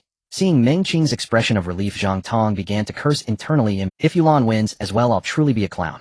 He kept complaining in his mind about Wei Fulai, who despite being exceptionally strong chose not to participate in the league exam. If he had, he wouldn't have to embarrass himself. Upon stepping onto the stage, Yulan quickly adjusted her breathing. Her match was relatively late, and having gleaned some experience from watching earlier matches, she felt confident against most opponents except for the ones from Changwu Academy. After all, she had her own unique ultimate skill. Ding! The bell for battle rang, and Yulan propelled her power, swiftly covering her limbs before charging at her opponent. Her movements were swift and graceful, with a silvery gray glow faintly rising from her palms. Xie Yi in the preparation area was momentarily taken aback. He blinked, confirming he wasn't mistaken. Wait, Yulan's ability was supposed to be an ordinary physical enhancement, right? How could she have an external manifestation? Are all the students this cautious this year? Do they not trust their teachers at all? Are they all hiding their abilities? Is Jingshan Academy's reputation really that poor? Meng Qing was also surprised Yulan had indeed mentioned that her abilities characteristic was silvery gray, but she had never shown it before. Was this newly developed?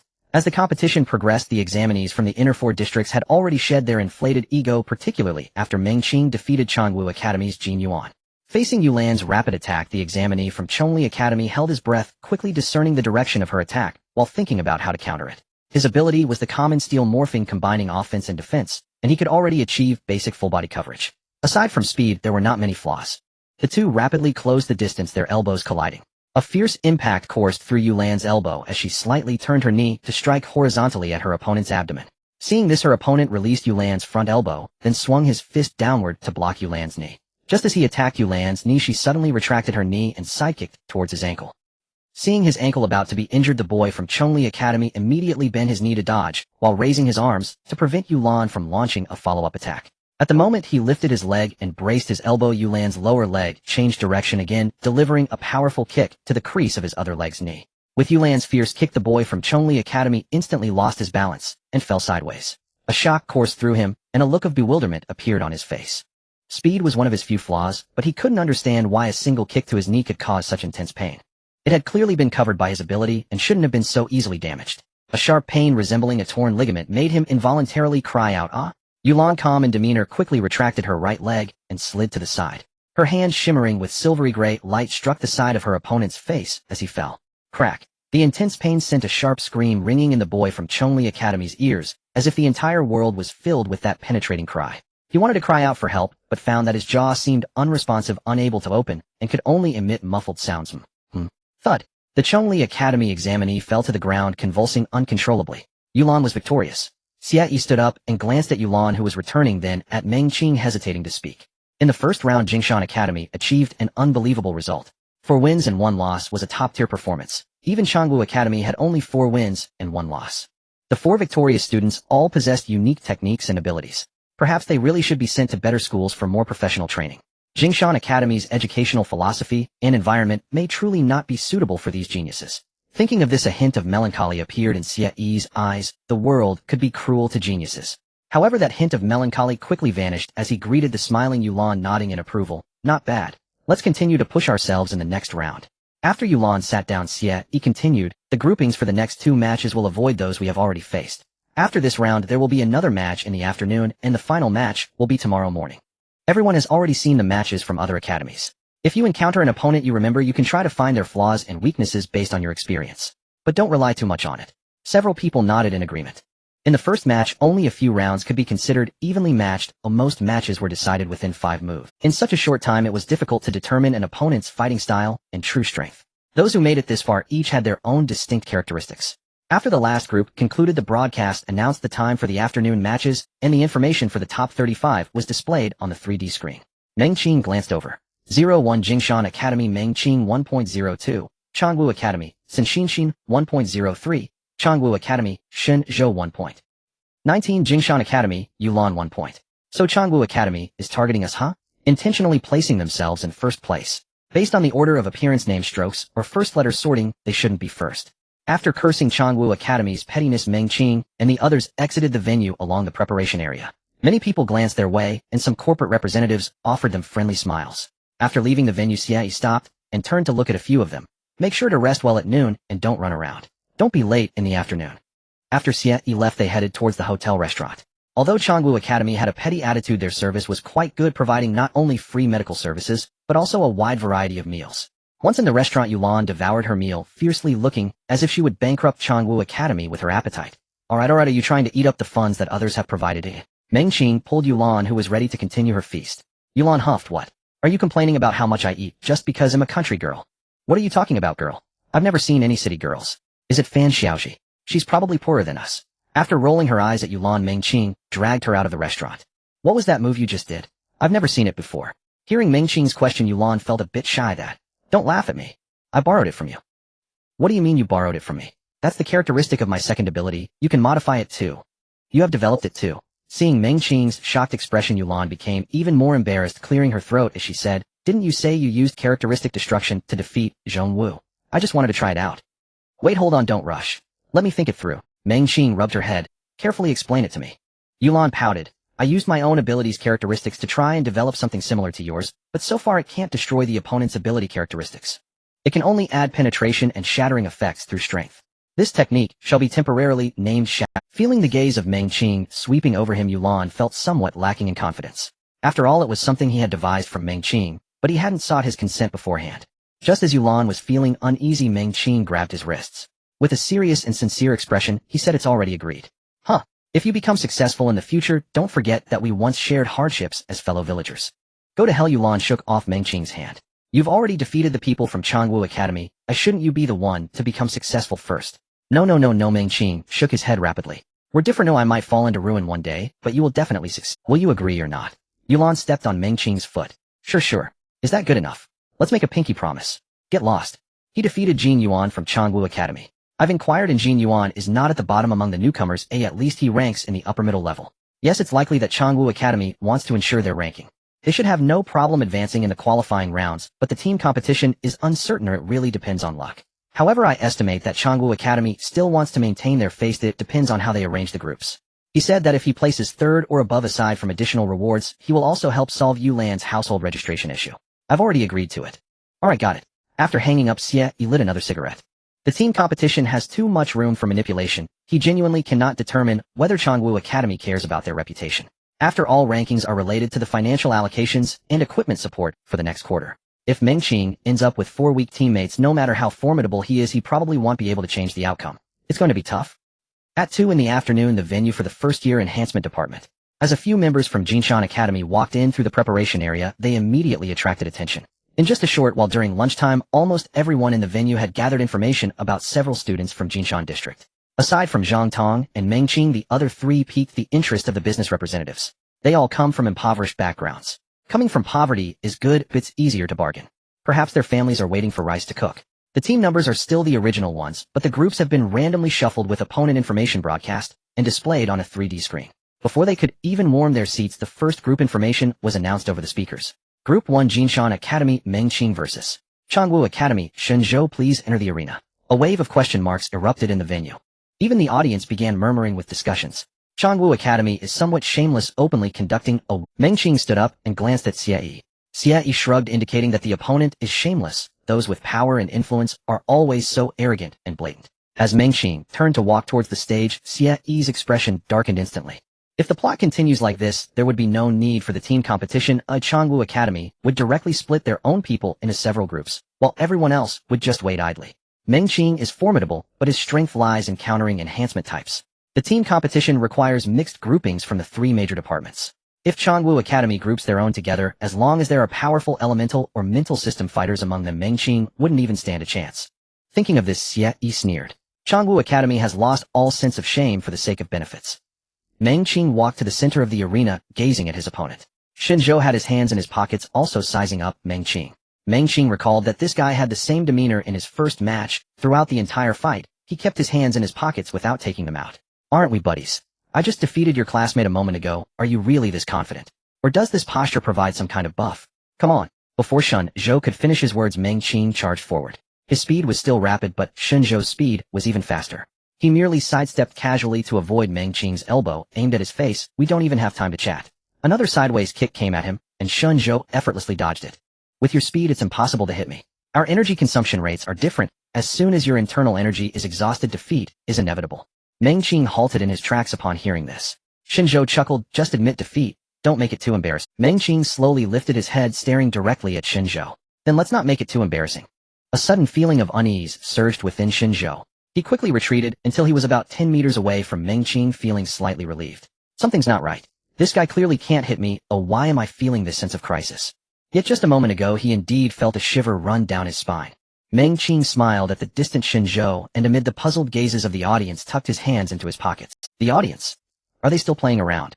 You both are pretending, right? Shenzhou's eyes darkened upon seeing this. His opponent was humiliating him in the same way. No, even more so. Because the opponent clearly didn't do anything just now, yet he inexplicably retreated so far. In the month of studying at Jinshan Academy, Meng Qing's vital energy had been well replenished, and his small frame no longer appeared as frail as before awakening.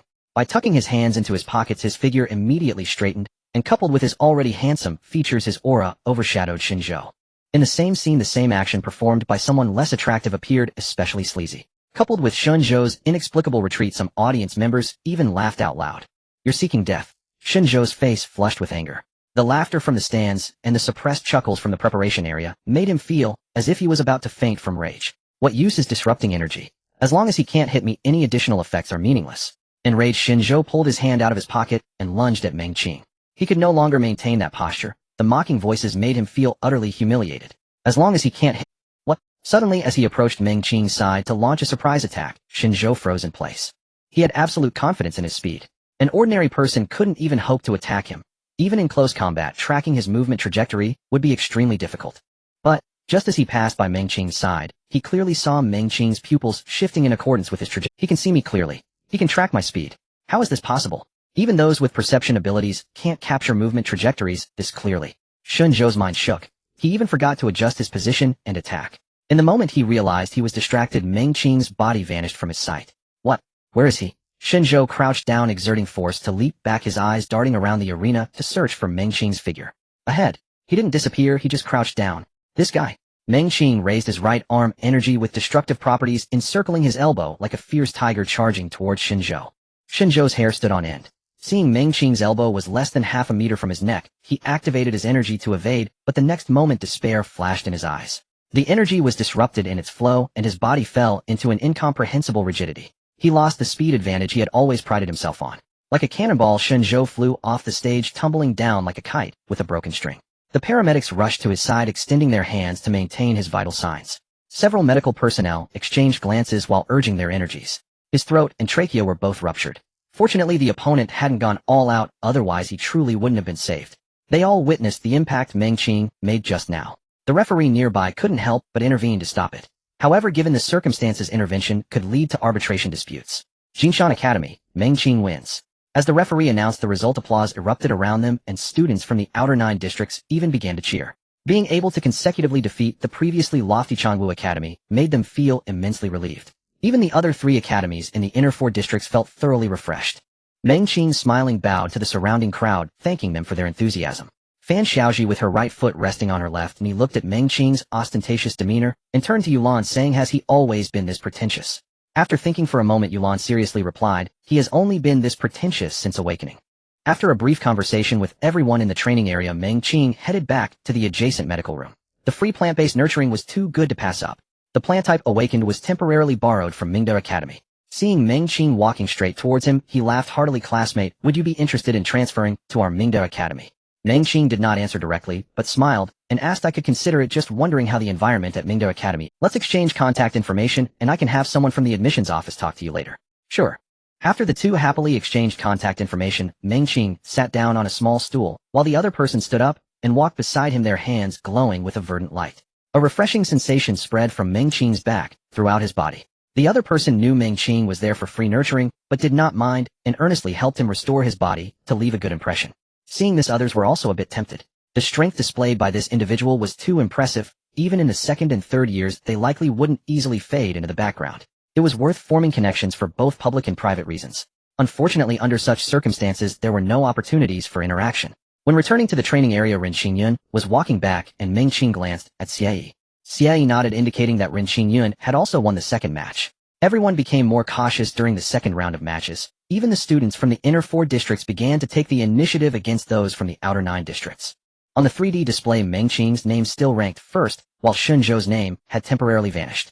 Group 9 Changwu Academies, Tsinxinshin versus Mingda Academies. Zhao Tingchuan, please enter the arena. This Zhao Tingchuan is the top newcomer from Mingda Academy. Zhang Tong, knowing that Meng Qing and Yulan were both from the countryside and unclear about many details in the city, took the initiative to act as a narrator. Both of these individuals are very strong. In the last round, they both defeated their opponents with one move, showing no depth to their abilities. Meng Qing was somewhat surprised upon hearing this. He thought Changwu Academy would continue their shameless tactics, such as arranging an unknown opponent against the temporarily 2nd-ranked Tsinxinshin to hide their strength, then use that to create a disparity in information for the 3rd round. Sitting at the other end, Xie was also curious. The rankings on the 3D display clearly suggested that it was not simply a manifestation of Changwu Academy's malicious intent. In cases of ties, the judging panel ranked candidates based on their displayed overall strength. If that were the case, it could be anticipated that Meng Qing's next opponent would definitely be this girl named Tsinxinshin. Arranging for her to face Mingda Academy's top player now showed great confidence, aiming to seize the initiative first. Xin Xinxin, with her hair tied in a bun, and Zhao Tingchuan, who was heavily muscled, stepped onto the stage simultaneously. Despite their youth, both exuded a strong aura. Zhao Tingchuan was imposing while Xin Xinxin was swift and sharp. Ding! The bell rang, and both unleashed their power to charge forward. Their exchanges were incredibly fast. Only when Meng Qing activated his 3D vision could he clearly distinguish each of their movements. Zhao Tingchuan was grand in stature, while Xin Xinxin was quick and fierce. This Zhao Tingchuan is very strong. His abilities lack external characteristics, yet his speed, strength, and physique are exceptionally powerful. Xin Xingxin's ability is a bright silver, but has a certain slashing effect. Zhao Tingchuan has been injured. Meng Qing watched intently. These two were different from Shun Zhou and Jin Yuan. Shun Zhou and Jin Yuan heavily relied on their ability characteristics. Once their abilities did not yield the expected effects against an opponent, they would become flustered. Moreover, their combat experience and mentality were lacking. They liked to show off before battles and were easily deceived and provoked. But Zhao Tingchuan and Xin Xinxin were not like that. They seemed like individuals who had undergone real battles and bloodshed. The two had already engaged in a fierce struggle, with Xin Xingxin's abilities slashing effect inflicting several wounds on Zhao Tingchuan, the crimson blood soaking his school uniform, making him look like a chainsaw maniac. Wait, something's not right. Meng Qing's vision quickly circled around Zhao Tingchuan. This guy's blood loss isn't as significant as it seems. His wounds are healing in a strange manner, and his heart rate hasn't been disrupted by the blood loss. Through the spatial vibrations around Zhao Tingchuan, Meng Qing could clearly sense that Zhao Tingchuan's breathing and heartbeat were not only stable, but were gradually increasing. What a berserker bloodline. Is it blood loss that increases his attack power? Xin Xinxin seemed to realize this as well. Taking advantage of their entanglement, she quickly transformed her punch into a palm and struck fiercely at Zhao Tingchuan's abdominal wound. If the wound became severe enough to be unbearable, he would have to either abandon his healing ability and fight desperately, or withdraw from the match. A fierce light flashed in Xin Xingxin's eyes, her fair hand pierced into Zhao Tingchuan's lower abdomen like a blade drawn from its sheath. Feeling her hand penetrate his abdomen, she ducked to evade his counterattack before quickly retracting. Her objective had been achieved. Zhao Tingchuan's defeat was certain. The spectators shook their heads in disappointment, feeling that if Zhao Tingchuan hadn't faced someone from Changwu Academy, this match should have been a guaranteed win. After all, Meng Qing had already defeated him. Just as everyone awaited the referee's announcement of the result, Meng Qing's eyes narrowed slightly. Zhao Tingchuan had not yet lost. This guy's heartbeat and breathing were accelerating in a nearly savage manner. Was this an ability characteristic? Or was it a developed effect? Meng Qing pondered silently. This ability was quite useful, growing stronger with each battle, but it required a high demand for the healing ability. Seeing Zhao Tingchuan standing in place, Xin Xinxin, who had just retreated, kneeled and pushed off to return her entire being like an arrow released from a bow. With such severe injuries, it wouldn't be easy for Zhao Tingchuan to rely on his healing ability to maintain himself. Victory and defeat were imminent. She's going to lose. Meng Qing leaned back slightly. Zhao Tingchuan utilized Xin Xingxin's battle plan. Xin Xinxin aimed to deliver a fatal blow while Zhao Tingchuan was recovering, playing right into his hands. Bang! Xin Xinxin was sent flying, her eyes filled with disbelief. Her chest caved in, broken ribs piercing her lung and heart, and the medical staff on standby rushed forward to heal her. Mingda Academy's Zhao Tingchuan wins. Applause erupted around them. The atmosphere in the Changwu Academy training area felt out of place, with a few remaining silent. First it was Jin Yuan and Shun Zhou, and now even Xin Xinxin had lost. If they had lost to Meng Qing, it would have been somewhat easier for them to accept. Although Mingda Academy had always been second in previous joint examinations, to them second and 13th were no different. This was not just their shame, but a humiliation for the 500-year-old Changwu Academy. Out of 5 individuals, 3 had already failed to score full points in the first round. A puzzled expression crossed Xie Yi's face. It was clear that Changwu Academy had manipulated the grouping, but why did they deliberately match Xin Xinxin against Zhao Tingchuan? Was there an error in estimating strength? Or did they have other plans? After Zhao Tingchuan defeated Xin Xinxin, the entire venue erupted in excitement, first with Jinshan Academy's Meng Qing, followed by Mingda Academy's Zhao Tingchuan. The invincible myth of Changwu Academy seemed to be fading. Tomorrow morning at 9 o'clock, the third match, don't be late. Xie Yi emphasized his gaze on Meng Qing. Don't wander around, just go back to the hotel and lie down. Meng Qing. Everyone had good luck in the second match, winning all their games. Even the supporting character Zhang Tong managed to score. At present, the chances of advancing with 2 points were already quite high. The refereeing panel for the joint examination was composed of leaders from various academies, so even in the case of ties there would be distinctions. No need for a tiebreaker. Apart from Zhang Tong, the other 4 from Jinshan Academy were all within the top 25. The third round of the competition proceeded exceptionally smoothly, as this time the grouping seemed to have finally returned to a state of randomness. Meng Qing was matched against a candidate from the outer 9th district. Although the opponent was decent, Meng Qing easily defeated them, securing a fixed score of 3 points. Ranked first, Yulan and the others were also assigned opponents from outside Changwu Academy and Mingda Academy, except for Zhang Tong, who faced an opponent from Qingwen Academy and suffered a crushing defeat. I feel like Changwu Academy is targeting me, Zhang Tong said gloomily. This result would not have been particularly embarrassing in previous joint exams. After all, he still scored 1 point. But now, everyone else advanced with full scores. Meng Qing ranked 1st. Rin Qingyun ranked 9th. Yulan 13th. Fan Xiaoji 15th. He was eliminated. Is this reasonable? Just consider it an experience accumulation. Xie Yi patted Zhang Tong on the shoulder, feeling somewhat regretful. Zhang Tong's strength was not bad, ranking above average among all candidates, but unfortunately his luck was truly lacking. However, luck is also a part of strength. Zhang Tong's family was in decent financial condition and he was ambitious. He still had the opportunity to participate next year as a second-year student. But by that time, it would probably just be about accumulating credits. After confirming the advancement spots, the host began to announce the rules for the second round of team matches. With a total of 105 new students from 13 academies and 3 departments qualifying, 5 people would be randomly grouped, ensuring at least 1 person from each department. They would form 21 small teams to compete for points. The team competition wouldn't have so many frills. It would be a direct battle royale mode. Each small team would hold a points card, and once all members of a team lost their combat ability or had their points card taken, they would be directly eliminated. After the time ended, teams would be ranked by the number of points held. The scores of each academy would then be calculated based on the rankings of the participants. The time limit was 12 hours. On the 3D projection screen, Meng Qing quickly scanned the team assignment numbers. The few participants from the Golden Mountain Academy's reinforcement department were not grouped together, and in the 0-3 team Meng Qing belonged to, besides himself, there was only 1 candidate from the outer 9th district. But looking at the name, he had no impression. According to the rules, among the other 3, there must be 1 from the mental department and 1 from the elemental department. The last one was unknown. Grouping complete candidates are to gather in East District 1 by 7 a.m. tomorrow. Meng Qing turned to Xie Yi. Xie Yi nodded. In reality, the second round of the team competition has already begun. Watching Xie Yi leave, Meng Qing suddenly understood. Changwu Academy deliberately delayed the main competition until 7 a.m. tomorrow, firstly, to give injured candidates in the points competition time to recover, and secondly, to allow candidates time to communicate and formulate strategies. The competition had already started. The first thing to do now was to find his teammates. Just as Meng Qing was about to ask for the location of the Eastport Academy's preparation area, a somewhat thin candidate had already arrived at the Golden Mountain Academy's preparation area.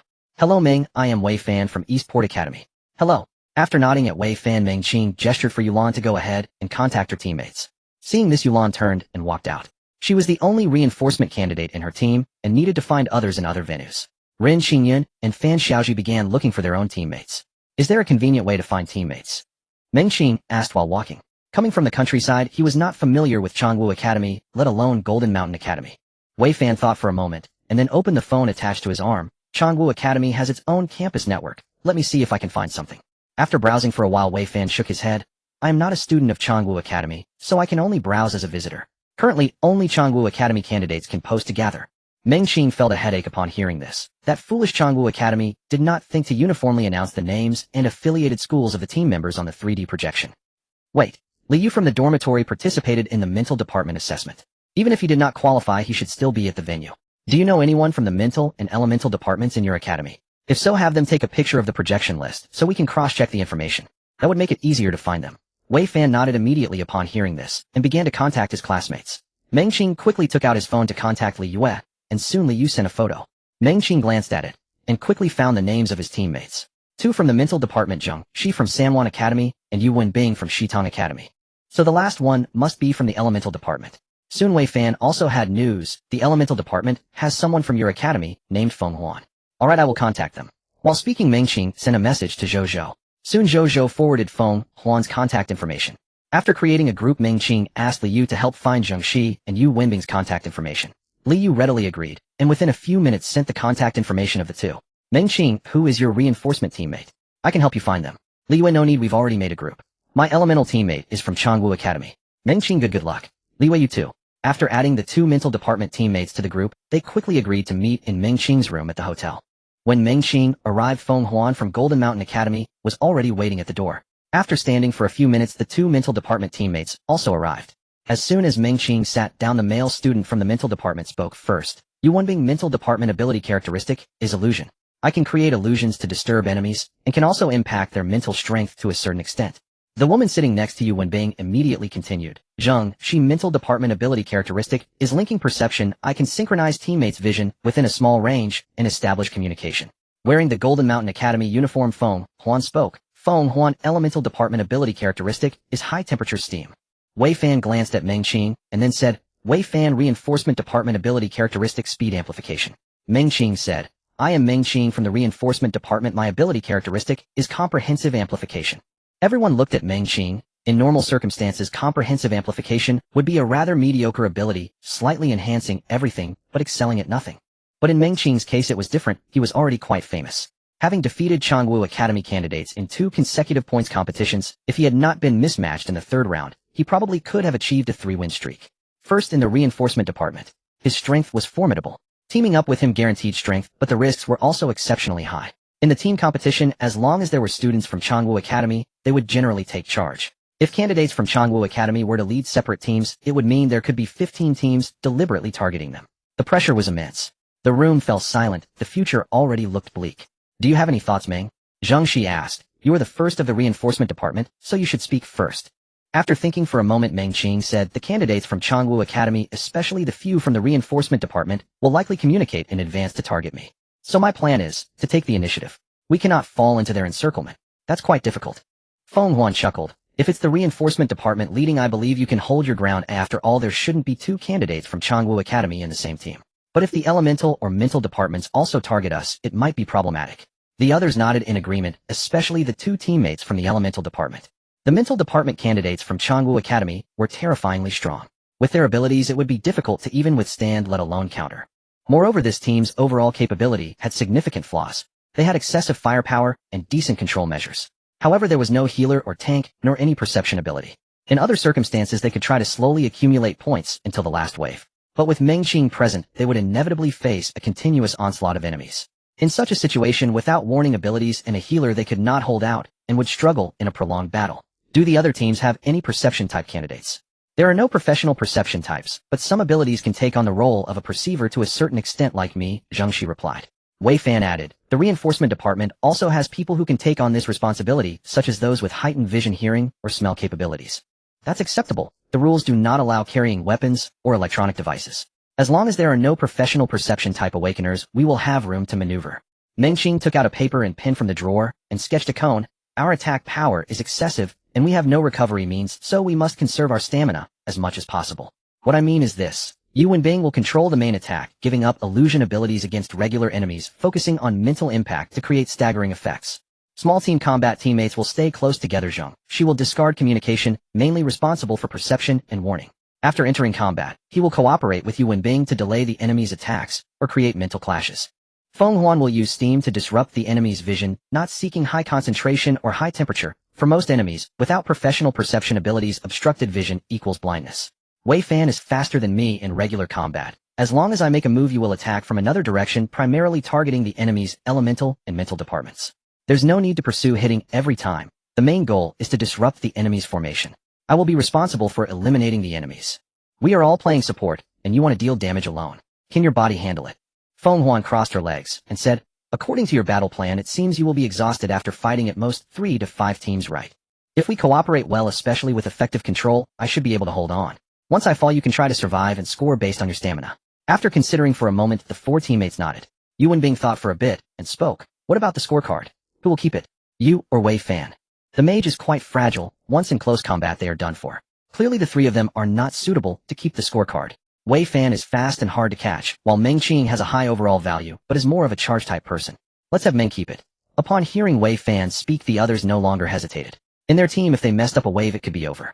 It didn't really matter who kept it. Meng Qing felt a bit relaxed. Although his teammates weren't very strong, at least they weren't completely foolish. Everyone was willing to cooperate, which was already a win at the starting line.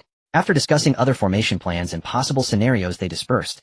Meng Qing took out his phone to check the message Yulan had just sent. Yulan, oh no, there's an idiot among my teammates. Meng Qing, elaborate. Yulan, cafeteria. Meng Qing 1. The one leading the team is from Changwu Academy's spirit department. No, she isn't an idiot. It's another elemental type. That person embarrassed herself in the score competition. She insisted on targeting the team of the person who made her embarrassed. Yulan said while slurping noodles. Meng Qing replied with a slight hum. Did your team leader say she wants to target me? No. Yulan rubbed her stomach and said, I see she's very proud, almost wishing we would just stand still. I doubt she would specifically come looking for you, but if you encounter her, be careful. Her ability is Beast Master, which naturally brings along teammates. Meng Qing was a bit speechless. Isn't bringing equipment prohibited? She can, but the judging panel has restricted the quantity and types she can bring besides her dog. She has 2 lynxes and 2 birds. What else is there? Is she raising a dragon at home? That's too absurd. Most enhancement abilities are relatively singular. It seems there are more powerful individuals in the elemental and spirit departments. Looking at it this way, his own team seemed pitifully weak. After a moment of reflection, Meng Qing asked, but if your team has an idiot, won't that easily expose weaknesses or even cause internal strife? There won't be any internal strife. Yulan hiccuped a smile on her face. If she keeps talking tomorrow, we'll take her out first once the competition starts. Meng Qing gave a thumbs up. Awesome. Adam, you need to cooperate with me to synchronize energy recovery tomorrow during the day and try to maintain a balance of inputs and outputs. After returning to his room, Meng Qing began discussing details with Adam. That might not be easy, landlord. Your fighting style is still too rough. However, we can try to get your body into a fully charged state tonight. As for after the competition starts, you need to find time to rest, and then let me recover your energy immediately. Meng Qing nodded. He wasn't particularly worried about energy. The passive feature of his second ability is accelerated absorption, and with Adam managing it, it should be enough to maintain balance. The biggest problem is stamina. In this Battle Royale competition, Changwu Academy will definitely deploy regular supplies within the arena. But relying solely on regular supplies will make it hard to sustain high-intensity battles for 12 hours. His spirit and body had not yet fused, and the spiritual power and physical strength could not complement each other. It's still due to being broke. If he had money-consuming 2nd to 4th tier promotion potions on the spot, would have solved everything. After a moment of daydreaming, Meng Qing fell asleep, and Adam started his night shift. Stop eating. If you get diarrhea before the competition starts, you're done for. Nonsense. My metabolic ability is very strong. Ooh, I could eat some mint and not get diarrhea. Yulan cursed loudly while stuffing buns into her mouth. After arriving at the fixed gathering point, everyone boarded the bus in an orderly manner according to their groups. The location of the team competition is not at Changwu Academy. Along the way, many people were sizing up Meng Qing, their gazes filled with envy and sympathy. Being able to participate in the joint examination means that idiots are a minority. Most can guess that Meng Qing will definitely be targeted and besieged in the team competition. Meng Qing ignored those gazes, and after getting on the bus, he began to rest with his eyes closed. The convoy took about an hour to reach its destination, a secluded place in the mountains. This area is within a military restricted zone. During the team competition, you are not allowed to leave the competition area. There will be real-time monitoring at the boundaries, and if you hear a broadcast reminder, immediately adjust your route to return. No malicious killing during the competition. Group 01, get off the bus. The vehicle stopped and the members of Group 01 got off the bus. After moving a short distance forward, Group 02 also got off. Meng Qing calculated silently in his mind that the distance between the two groups was at least close to a kilometer. With such a large competition area, it would probably be difficult for the opponents to besiege him without perceptive awakeners increasing their chances of survival. Have you memorized the routes? I have. After the competition starts, find an opportunity to head to the high ground. That way I can simulate the map. Group 03, get off the bus. Upon hearing the voice from the broadcast, Meng Qing and his teammates quickly got off the bus and headed into the mountains. Group 01 is led by Changwu Academy's Elemental Department, and Group 04 is led by Changwu Academy's Enhancement Department. Which side do you plan to deal with first? After entering the mountains, Yuan Bing observed his surroundings while asking. Meng Qing pointed to the left. Start with Group 04. There are no Changwu members in Group 05, so they are likely to avoid Group 04. This way our safety radius will be slightly larger. Looking for Group 01 might result in encountering Group 02 on the way. The others nodded in agreement, adjusting their formation to advance according to the strategy discussed yesterday. Meanwhile, what are you doing? A girl spat blood, her face filled with terror. Standing opposite her were 4 people with 2 dogs and 2 cats. Yulan picked up a relatively handy stick from the ground and hoisted it onto her shoulder. Withdraw from the competition on your own request to the monitoring team. Why should I? Because we want to win. Then I. The girl tried to argue, but her pupils suddenly dilated, and she turned to flee back the way she came. Yulan felt a shock in her heart. Isn't this woman a beastmaster? How could she have such a strong control over humans? Are humans also beasts? Once the elemental-type girl exited the boundary zone, staff immediately approached to assist her and led her to the nearest temporary medical point. Let's go. After the beast-controlling girl said this, she turned and walked into the mountains while 2 hawks circled overhead. Outside the boundary, within a hidden 2-story building in a mountain hollow, various spectators observed the competition through countless monitoring screens. Team 12 kicked out a teammate as soon as the competition started. Not bad. It seems there was a disagreement, but isn't Team 12 led by that Lin family girl? They have a chance to win the championship. How could that girl have a conflict with her? Who knows, young people can be impulsive and rash. Groups 3 and 4 are closing in on each other. It seems the first team to be eliminated is about to appear. Meng Qing from Jinshan Academy, and Sin Xinxin. Want to make a bet? Sure. He'll bet on Meng Qing. Then he'll bet on that Sin family girl. Someone is approaching us rapidly, less than a kilometer away. Zhang Shi quickly reported her sensing ability was indeed limited, and unlike sensory types, she couldn't analyze her opponent's characteristics through life force. Her sensitivity was also inadequate. Should we crouch, or let's meet them hidden? Their ability to accurately approach us indicates they possess a similar capability. Crouching in place will only rigidify our formation. Pay attention to control create chaos. Understood. Leading Group 04 was Cin Xinxin, who had lost to Zhao Tingchuan in the points competition. Although she had suffered serious injuries yesterday under the dual treatment of medicine and awakeners, she had already regained her vitality. Zhao Tingchuan was in Group 17 too far from her, while Meng Qing was right next to her. The other side is also approaching us. The distance is very close. One of the mental-type awakeners in Cin Xingxin's team spoke up. Once within visual range, execute the attack according to the battle plan. Cin Xinxin spoke coldly. Despite losing a match in the points competition, the natural dominance of Changwu Academy remained. Soon the members of both teams appeared in each other's sight. Cin Xinxin charged ahead at the forefront, while Meng Qing slowed his pace slightly to maintain a safe distance from. This area was entirely primal ecology. In the late autumn season, the ground was covered with dead branches, and after a brief estimation of the distance, Meng Qing suddenly changed direction, swiftly charging towards the right flank, seemingly intending to bypass Cin Xinxin's offensive and target her teammates first. Meanwhile, Wei Fan also moved towards the left flank according to the previously formulated strategy. This distance should be sufficient. Wei Fan's gaze was calm, gripping a branch sharpened with a stone. Although external weapons could not be brought in, it was not forbidden to create makeshift weapons from local materials. The three following Zhang Shi urged their powers simultaneously. A wave of warm steam suddenly emerged around, although fainted briefly, threw Cin Xingxin's team into a state of panic. Just as they instinctively attempted to dodge Zhang Shi and Yu Wenbing unleashed their mental assault simultaneously.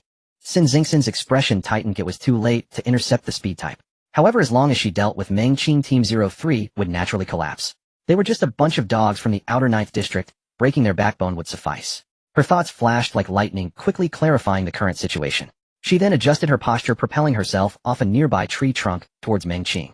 Characteristic destruction also has its process. After one encounter, you can only temporarily disrupt my traits, while I can take half your life. My team has a plant type that can heal wounds, while your team is a blank slate. Her speed was fast, even rivaling some speed-type awakeners from the outer 9th district. Her attack style was fierce, supported by her team's attributes. Meng Qing had already activated all-round awareness. In the three-dimensional field of vision, Cin Xinxin's movements and intentions were clear as day. Information disparity was a wonderful thing. Cin Xinxin thought she could trade injuries with him, but she was utterly incapable of doing so.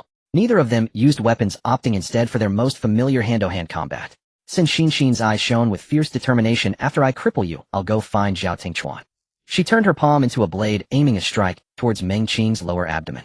There were still limits to the competition, otherwise she would have chosen to stab his neck. As Meng Qing's fist wind closed in, Cin Xinxin felt elated indeed, just a rural dog that only knew how to charge and strike. Jin Yuan and Shen Zhou were useless, losing to such a rural dog. Just as their fists were about to hit their targets, Meng Qing suddenly twisted his waist, narrowly evading Cin Xingxin's palm blade. Bang! The fist, enveloped in dual powers, slammed heavily into Cin Xingxin's chest. Even with the cushioning of flesh, it still sent her body flying backward. Watching the scenery rush past her, Cin Xinxin felt everything was so surreal. Why could he dodge my attack? His fists are so heavy, feeling even heavier than Zhao Tingchuan's. My rib is broken again. I might have ruptured something in my heart or lungs. After landing a hit, Meng Qing quickly changed direction, charging towards the flank. He needed to swiftly deal with the remaining. After landing a hit, Meng Qing quickly changed direction, charging towards the flank. He needed to swiftly deal with the remaining opponents, and then rest and adjust. Defeated in one move. That Sin girl is not Jin Yuan. Don't say that Jin Yuan was also eliminated. How could they be eliminated so quickly? He was right next to Zhao Tingchuan from Mingda Academy. Jin Yuan was just too arrogant. They felt that losing to Meng Qing was entirely an accident.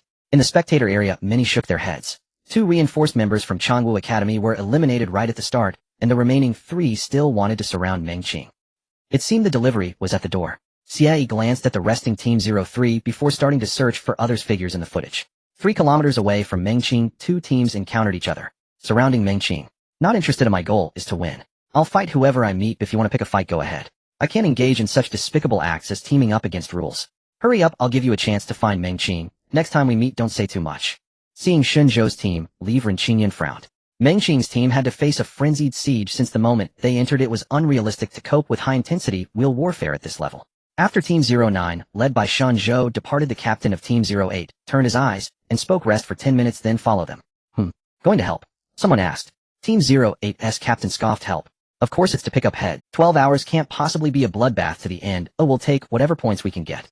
Alright, picking up heads is good. Heads must be picked. Hopefully we can keep picking. Hearing the relaxed banter of the team members, Team 08's captain said nothing further, simply looking up at the hawks soaring in the sky. When it comes to picking heads, who could outdo her? The energy here is slightly richer than at Changwu Academy, but not very obvious. In short, this is good news.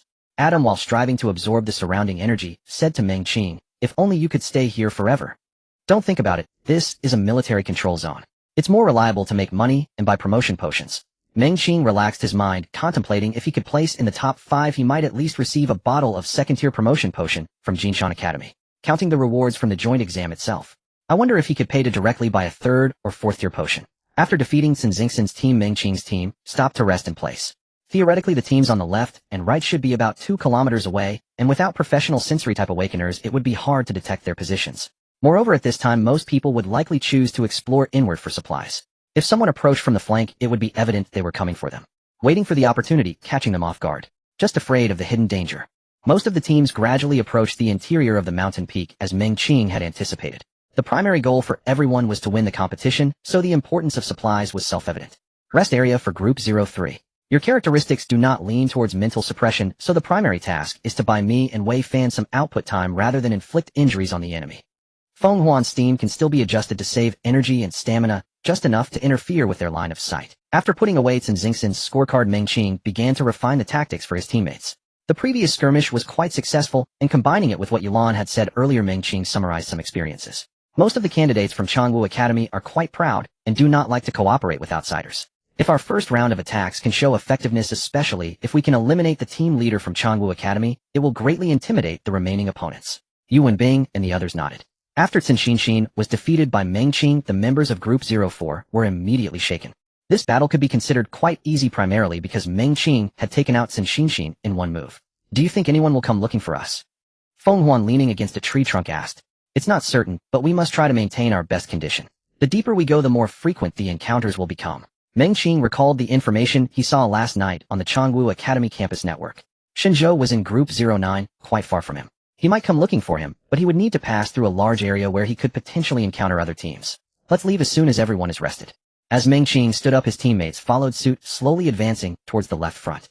If Shenzhou did not come looking for him, then he would go find Shenzhou. After dealing with the awakened candidates from Changwu Academy's strengthening system, the targeted pressure would be significantly reduced.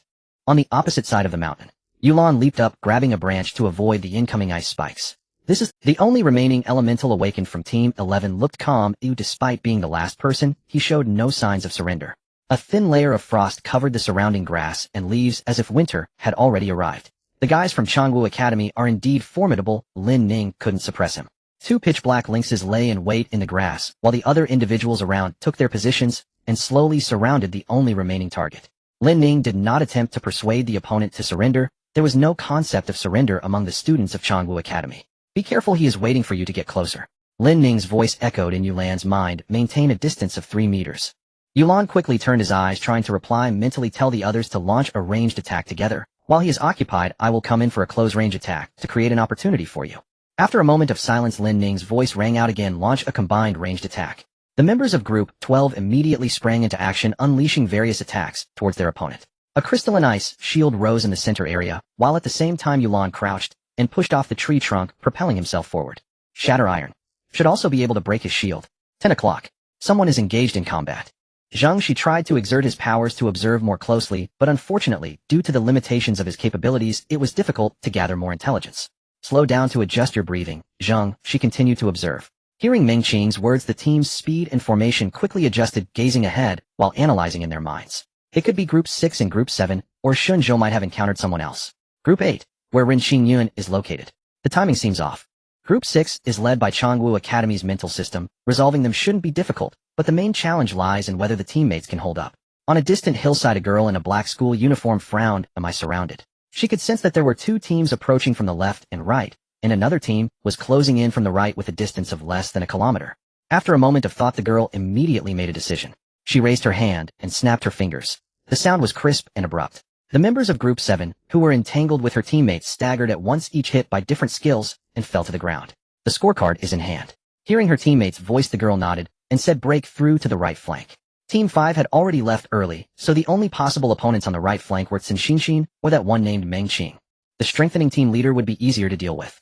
After breaking through them, the room for adjustment would be much larger.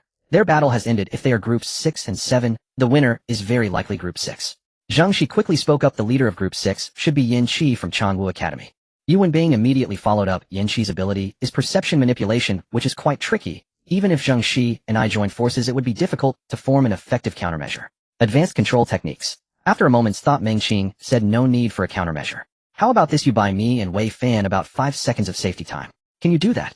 After thinking for a moment, the 3 mages nodded together. If it's just 5 seconds, they should be. Seeing the 3 respond, Meng Qing continued to speak to Wei Fan, keep a certain distance from us. Once the enemy sees you, hide to the side, immediately creating invisible pressure on them.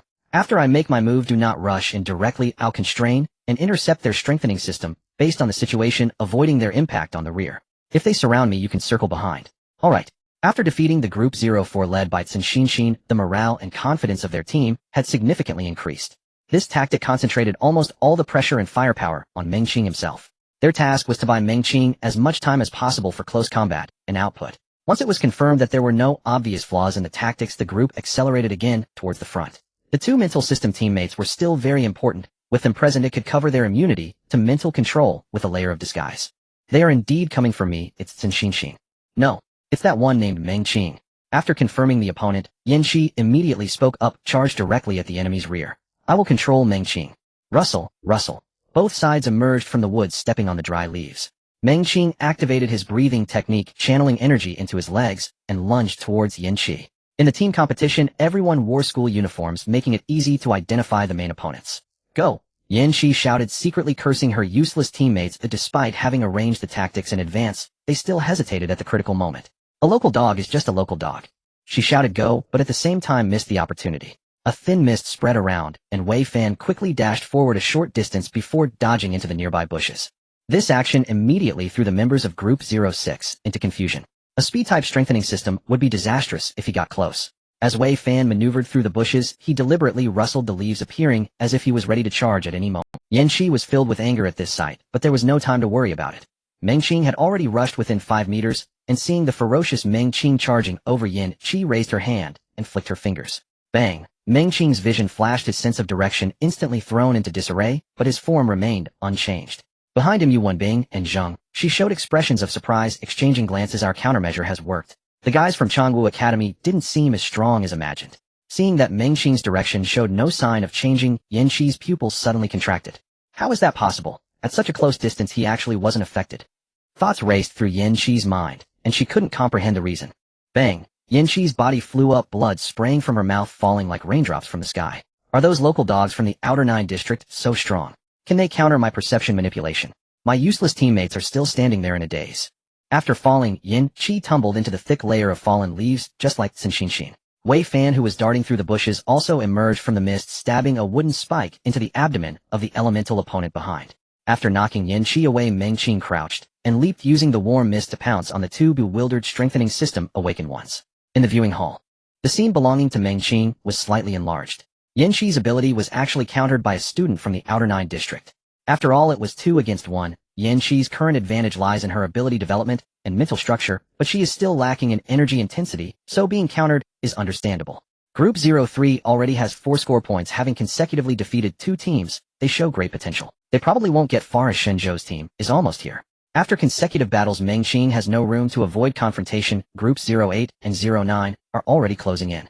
Watching Meng Qing, who was trying to rest and regain his strength in a race against time, Xie nodded slightly. The performances of the 4 newcomers from Jingshan Academy were impressive, especially Meng Qing. As the top of the strengthening system, his teammates were not of high quality, but they still won 2 battles decisively through tactical coordination. However, this style of play, Xie was somewhat worried. Meng Qing's team was still lingering on the outskirts. If they couldn't quickly head to the center circle to search for supplies, they would soon become exhausted. Just as others had said, Shenzhou and Rin Qingjian's 2 teams were closing in on Meng Qing, one behind the other. How far could they go? We have very little time to rest. Meng Qing felt fine himself, but the 3 mages began to show signs of fatigue. Nearly an hour had passed since the group competition began, during which they had experienced 2 battles, and over half an hour. Given the physical enhancement level of the mage trio, they were already starting to show signs of exhaustion. Shenzhou embarrassed himself in the points competition. He doesn't seem like the type to have a broad mind. He will probably try to bypass other teams to come directly for me. However, since Shenzhou is leading, the good news is that his team's spiritual type will not be particularly strong, at least not stronger than Yin Qi. The bad news is that we must recover our strength here first, or we may fall behind in supplies. After defeating Team 06, Yu Wenbing and Zheng Zai's confidence soared once again. They even withstood Yin Qi's perception control. How could the spiritual attacks from other academies not be manageable? If the neighbors hoard grain, I'll hoard weapons. The neighbor is my granary. Zheng Xi said, while relaxing, we'll advance slowly. The people in front will definitely encounter each other. At that time we can just seize supplies from them. Meng Qing replied with an hum. Shrink the perception range appropriately, don't overexert, and maintain it around 5. From the very beginning, Meng Qing was not particularly worried about opponents from the enhancement or spiritual systems. He was the strongest in the enhancement system himself, and he had knowledge of most high-quality competitors. The spiritual system would be countered by his dual spiritual dimension. The biggest problem was the elemental grandmaster from Changwu Academy. The strength of the mages in his team was quite limited, and the spiritual system's counter against the elemental system was not obvious. Once they encountered the Grandmaster from Changwu Academy, the greatest flaw of this team would undoubtedly be exposed. The 08 team led by Ren Xingyun should be the elemental team from Changwu Academy. Ren Xingyun himself was quite strong, and with an elemental mage from Changwu Academy. I hope they won't come together. Our pace will increase the consumption of stamina. In the left wing of Team 03's rest area, a voice of complaint rang out. We respect your opinion, to encircle Meng Qing first, but at this high-intensity pace, even if we arrive, our combat power will be nearly depleted. Shinzhou's face darkened. What do you know? Before the competition, I had already arranged an encirclement plan with others. Meng Qing should be stalling with Sun Xinxin right now. As long as we join and we can score directly, and with Sun Xinxin's assistance nearby, we don't have to worry about ambushes. Changwu Academy is truly shameless. The speaker was an elemental type from Jinshan Academy. Shinzhou's expression changed dramatically upon hearing this, and he immediately turned and struck the opponent in the chest. Cross-team alliances, while not explicitly prohibited, indeed carry a hint of shamelessness. After knocking the elemental teammate away, Shinzhou looked up at the camera embedded in the tree and said, this person has withdrawn from the competition. Soon several staff members appeared from behind, carrying the elemental candidate from Jinshan Academy away. Others looked at each other in surprise. Seeing that he had intimidated his teammates, Shinzhou felt pleased. Let's keep moving. He stood up to go forward, but the others remained motionless. Seeing this, Shinzhou's face grew even darker. What do you mean? I'm withdrawing. One candidate said coldly, although Changwu Academy is strong, you are shameless, and I don't believe you can place. With that, the other two candidates chimed in. I'm withdrawing too. I'm withdrawing. The three turned and walked away, leaving Shinzhou trembling with anger. They had already indicated their withdrawal. He could not attack them. Damn it. These country bumpkins. Huh. After taking a deep breath, Shinzhou proceeded forward with a grim face. What those country bumpkins said was not wrong. The spiritual types were too strong, and it was difficult for him to secure a rank from them. Since the outcome was already determined, he might as well follow through with the original plan. Team up to eliminate someone named Meng. After resting for 20 minutes, Meng Qing looked puzzled as he gazed towards the left wing. Theoretically, Shinzhou should be arriving soon. Even if he had to wait for his teammates, he shouldn't be taking this long. Could he have been stopped by Team 08? The mage trio had also recovered some stamina, but the feeling of hunger was starting to set in. Advance inward. I will temporarily take on the perception task. Meng Qing stood up and reallocated responsibilities. Zheng Xi's energy had dropped significantly and could no longer expend it on perception. The four teammates nodded in agreement. Comprehensive amplification can indeed function as a perceiver within a small range of auditory and visual senses. After all, this characteristic allows for a bit of everything. Natural awakeners are truly formidable. Their energy affinity is higher than ours. Wei Fan joked while looking around with his wooden spike in hand. For now, there should be no enemies around, and everyone's mood had relaxed a bit. All four teammates were drug-induced awakeners, and they had already inquired about Meng Qing's information. A natural awakener from the countryside of Jinshan district, strong and ruthless. But as a teammate, he was exceptionally reliable. Meng Qing responded with an HM. This was a universal viewpoint, and he did not correct it. In fact, this body's original energy affinity was quite poor. If Adam hadn't appeared, he would probably already be working on a construction site. Now his natural absorption rate was higher than others entirely, due to Adam's coordination and the passive characteristics of his second ability. After nearly half a month of practicing the breathing technique, the activity of his cells had also increased significantly. A combination of factors led to the current affinity and absorption efficiency. All of it was due to effort and sweat. In the observation area, just over an hour since the competition began, the team details already showed that 7 teams had been marked as eliminated. Shinzhou's team fell apart. Without perception abilities, he ended up going the wrong way alone.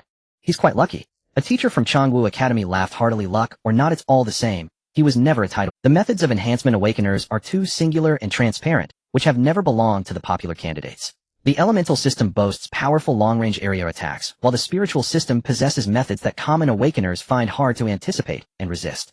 At this stage, enhancement types often have only one opportunity to attack against the other two systems. One encounter might even lead to defeat. And what about Meng Qing? A corporate representative turned to the Changwu Academy teacher, who had just spoken. The other party thought for a moment before shaking his head. Meng Qing's team composition is still relatively weak, and the team he just defeated led by Yan Qi is not strong either. Yan Qi's team relied too heavily on her control abilities, and their on-the-spot responses were poor, making it difficult to progress far. The ones truly favored are the top two from the elemental and spiritual systems. Xie Yi rested his hands on the back of the chair, watching Team 03 steadily advance on the screen. Come on kid, I've placed a hefty bet on you from the outside. After passing the left hillside, give me some time to establish the model while I search for the enemies. The venue for the team competition appears shaped and wavy when viewed from the cross-section, with all teams ultimately converging into the central valley from all directions. After adjusting the direction, Meng Qing led the team to ascend the left hillside. Rest in place, Zheng, After organizing the team, Meng Qing quickly climbed up a massive tree. I hope we won't be discovered, he asked while climbing. Adam replied confidently, the three-dimensional vision is different from mental perception. The awakened at this stage shouldn't notice us. That's good then. Once at a high point, Meng Qing slowed his breathing as Adam took control. As Adam assumed the body, the field of vision swiftly ascended from its original position. After confirming the terrain, a three-dimensional holographic projection appeared in the second-dimensional space. Immediately the vision began to fragment into pieces and continuously refined. One team after another began to appear on the screen, simultaneously marked on the holographic projection of the spatial dimension. The locations of supplies placed in various spots were also tagged. Damn it, this is the best I can do for now, Adam complained. He felt he was still too weak. If he were stronger, he could even adjust the movement trajectories and combat visuals of those teams. In the center of the valley, two individuals simultaneously looked up toward the direction of Meng Qing. Did you feel that too? Yeah, a gaze passed by, but it was just for a moment. Strange, isn't there a contestant in this team competition with the eagle eye ability? Yes, that girl from the Lin family brought two falcons, right? One of them pointed to the black dots circling in the sky. Lin Ning can share vision with the beasts she has deeply tamed. The other person shook his head. It feels different. After the model and annotations were established, Meng Qing slid down the tree trunk to the ground. The positions of most opponents were already determined. I need to rest for a while, at least an hour, Adam reminded before going offline. Not only the mage trio, but even the strengthened Wei Fan was beginning to feel parched. Found the supplies, 2 o'clock direction. The 4 teammates immediately perked up. While hunger wasn't too pressing, thirst was indeed unbearable. At the 2 o'clock direction, there were not only supplies, but also a person running around chaotically. Shenzhou.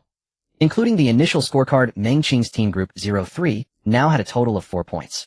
1 point came from Tsundere group. The other 2 points were obtained from Yanqi. Meng Qing calculated that at least 6 points were needed to ensure a stable position in the top 3. According to the rules, the competition area would continuously shrink, and as time passed, all candidates would ultimately be driven into the Central Valley by the wireless broadcasts embedded around. The Central Valley is flat with almost no places to hide. It would be very difficult to delay and scrape by. The first team to arrive would certainly face continuous challenges. Currently, most teams had entered the edge of the middle circle and found regular supplies. Under Meng Qing's guidance, Group 03 soon found the supplies. 5 bottles of water and 5 portions of synthetic nutritional paste.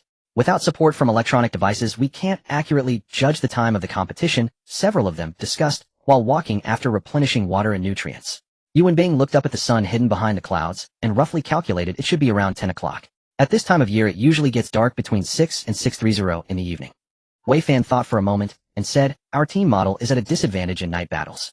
Zheng Zai's secondary perception ability, both in breadth and precision, is poor, limited during the day and likely to be significantly weakened at night. That's right. Among the other teams, there might be those with night vision abilities, whether through the enhancement system's additional effects or the mental system's perception effects. Even plant types may have an advantage over us. Feng Huan nodded in agreement. The team members looked at Meng Qing.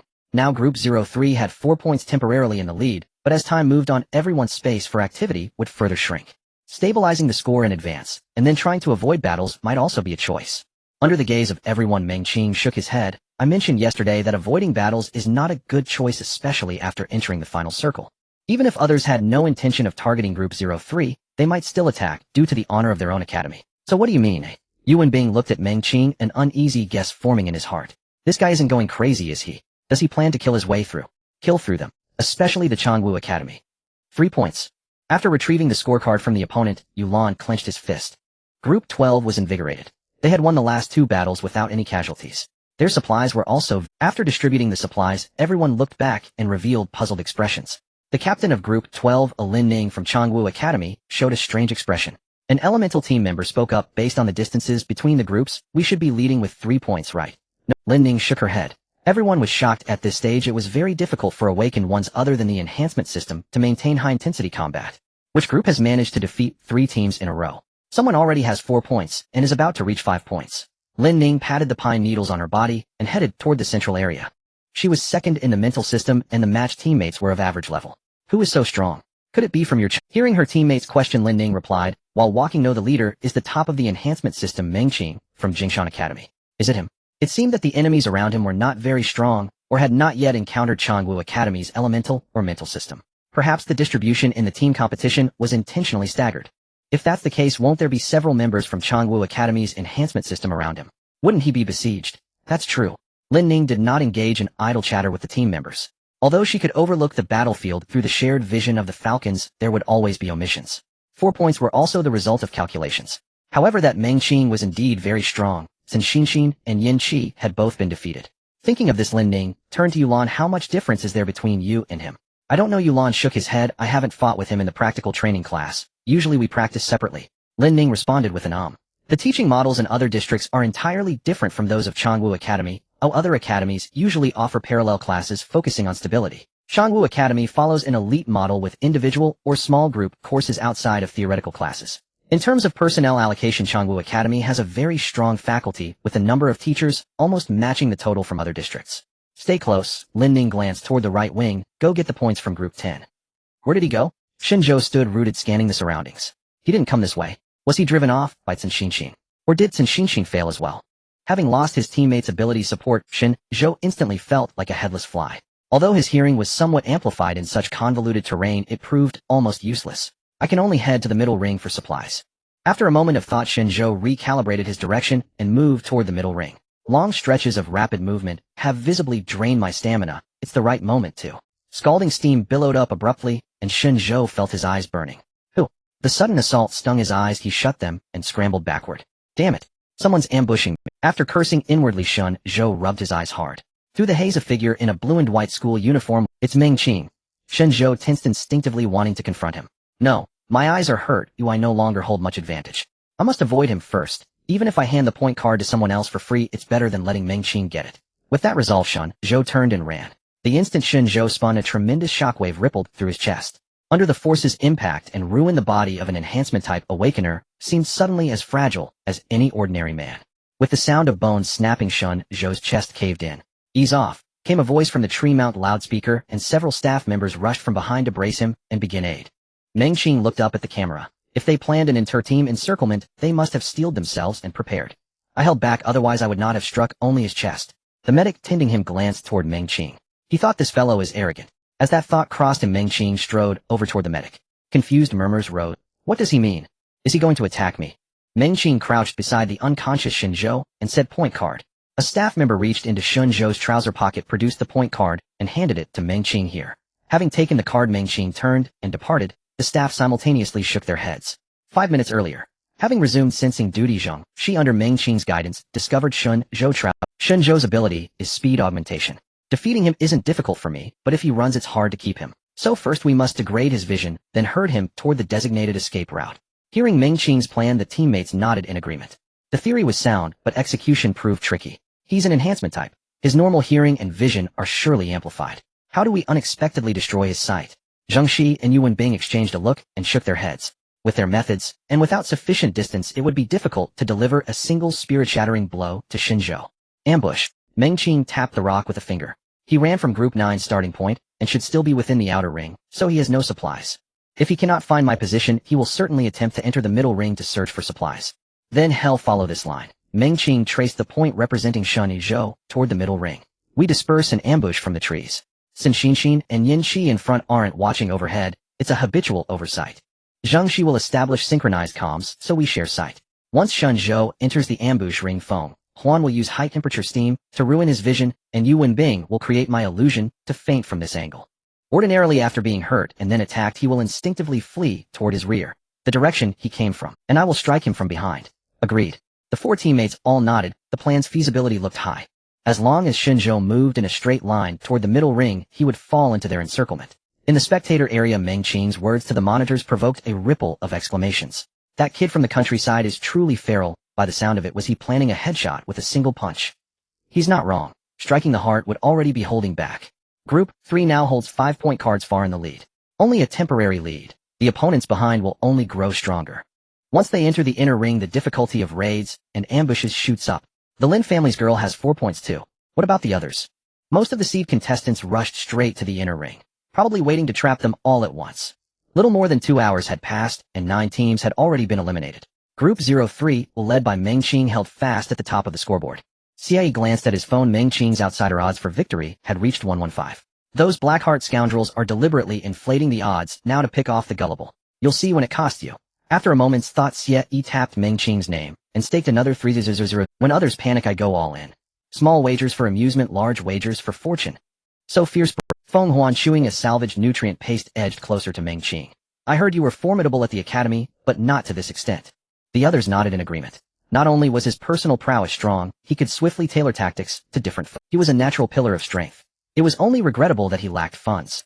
If his family could supply advancement elixirs along the way, his prospects would be limitless. Wei Fan, whittling a wooden spike, asked, Meng, what are your plans after graduation? Join the army. Not sure yet. Meng Qing, seated and recovering, shook his head. I don't know much about the legions, and war is dangerously uncertain. He'll probably try to qualify as a guard.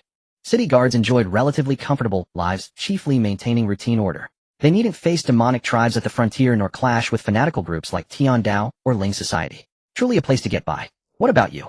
After several fights, though not intimate, they had forged a solid bedrock of... Hearing Meng Qing, Wei Fan replied, first, I plan to join the army. Yu Wenbing and Feng Huan likewise said they would choose the army. Meng Qing was surprised. The army holds promise. War, people die? Yu Wenbing, a little rueful, said, don't mind that I awakened through awakening serum. My family circumstances are ordinary. Joining the army is the best choice for me.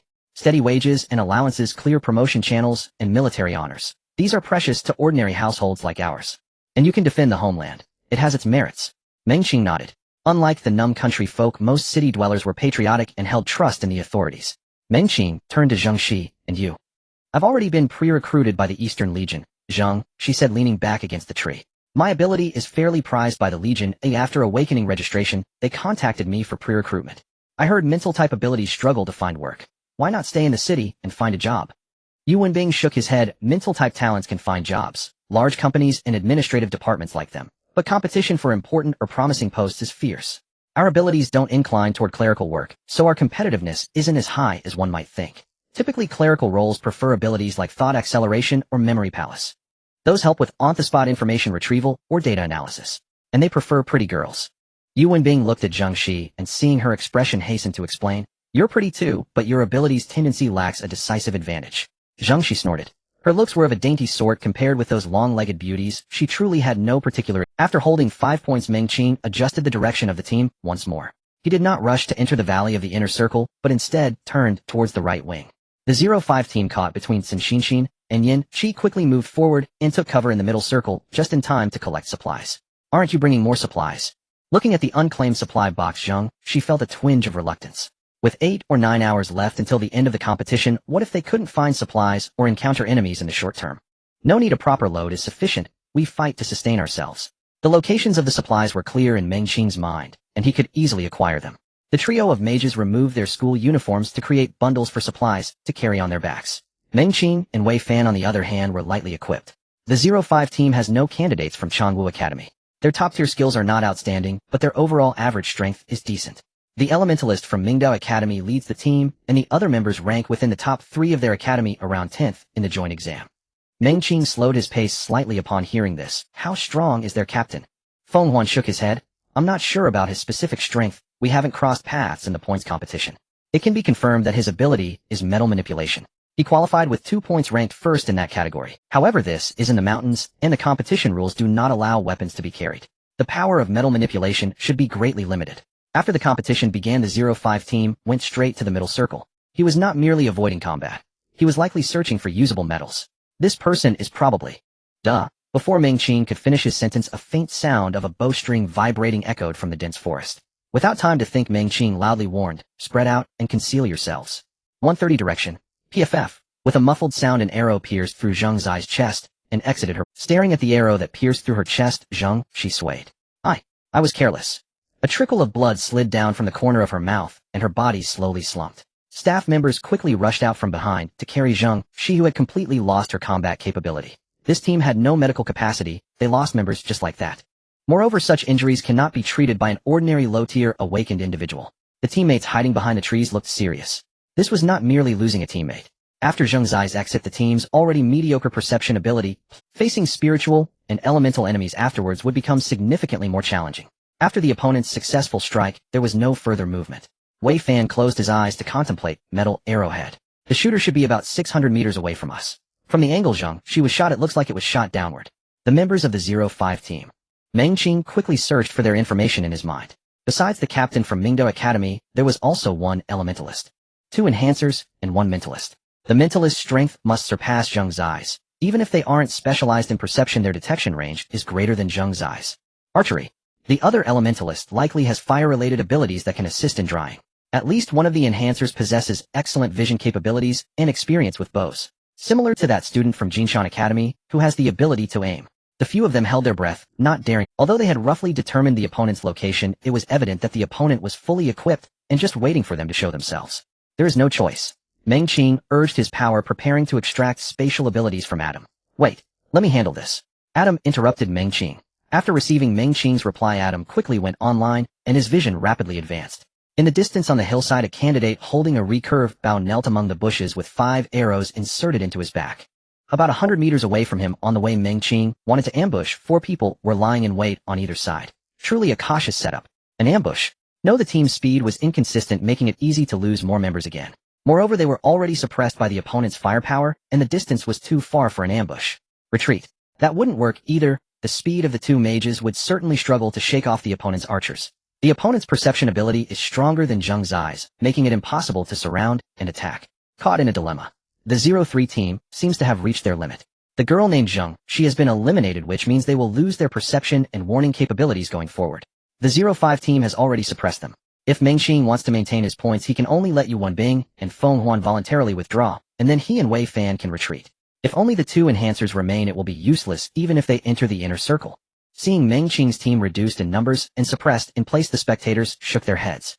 Many felt sorry for Meng Qing, but there was nothing to be done. Who told him to be the top enhancer? His teammates were bound to be those with the lowest strength. He felt his heart sink. He had bet 5-0-0 on Meng Qing from the sidelines. Life is indeed a series of high-stakes gambles. Just as he sighed, a commotion suddenly erupted around him. Are they actually thinking of counterattacking? That Wei Fan will go out from the left side, circle around behind the archer, stay safe, don't get too close, and restrict him as a priority. It would be best to draw 1 or 2 more people. Feng Huan will create fog along the way to protect the movement trajectory of himself, and Yu Wenbing maintaining a distance of about 1,020 meters from me. What about you? Feng Huan was startled upon hearing this. Are you going to expose yourself directly? You'll get shot. Meng Qing's trait is comprehensive enhancement, and while his physique is enhanced, it's still difficult to withstand such a 3-edged arrow.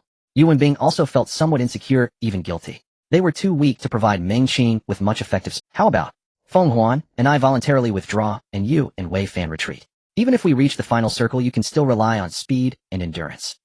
No. Before Yu Wenbing could finish his sentence, Meng Qing interrupted him.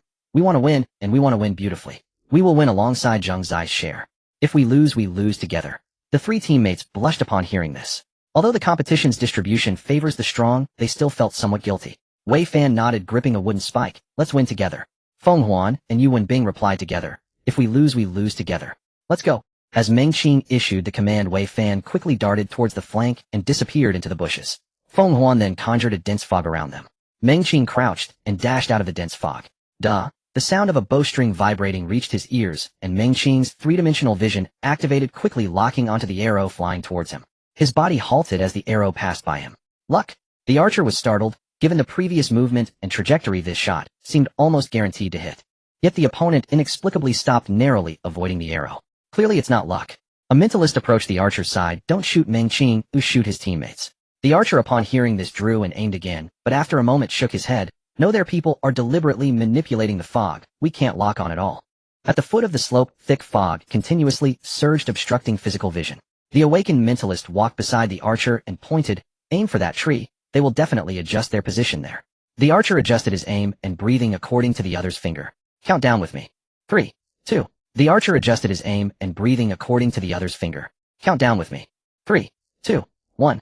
The archer turned to glance at the awakened mentalist, smirked. They disrupted their own movement patterns. This is a bit tricky. What if we just shoot Meng Qing instead? Against enemies hidden beyond line of sight, the archer felt utterly uncertain. Even with an observer, he felt as though he were firing into empty air. Wait. The psychic awakener paused in thought. Meng Qing had clearly emerged deliberately to draw fire. Though not guaranteed, there was at least a 30 to 50% chance of success. Yet their supply of arrows was limited. Wait for what? For our team leader and the others to close in. Another enhancer is flanking from behind. To sustain such dense fog at this distance, they'll exhaust themselves before we do. Once we close the gap, their elementalists become virtually useless. It'll be 5 against 3.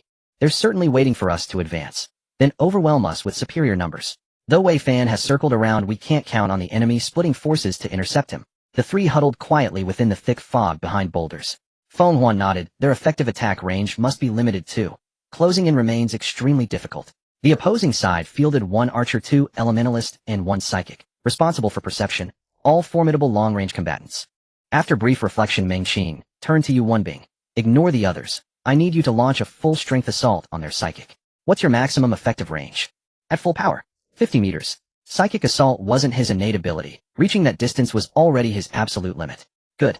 Monitor positioning carefully. 50 meters is perilously close for both sides. Watch out for their arrows and elemental strikes. Once the psychic assault lands, immediately take cover. Feng Huan will generate fog around them to disrupt visibility. The rear flank. I'll handle it. With Wei Fan.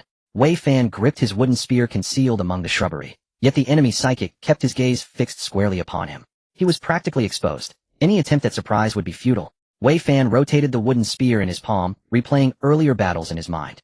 Meng Qing possesses extraordinary strength, speed, and reflexes, fast enough to counter elementalist attacks. His sole vulnerability lies in intangible psychic control and assault. They're likely advancing under Feng Huan's cover.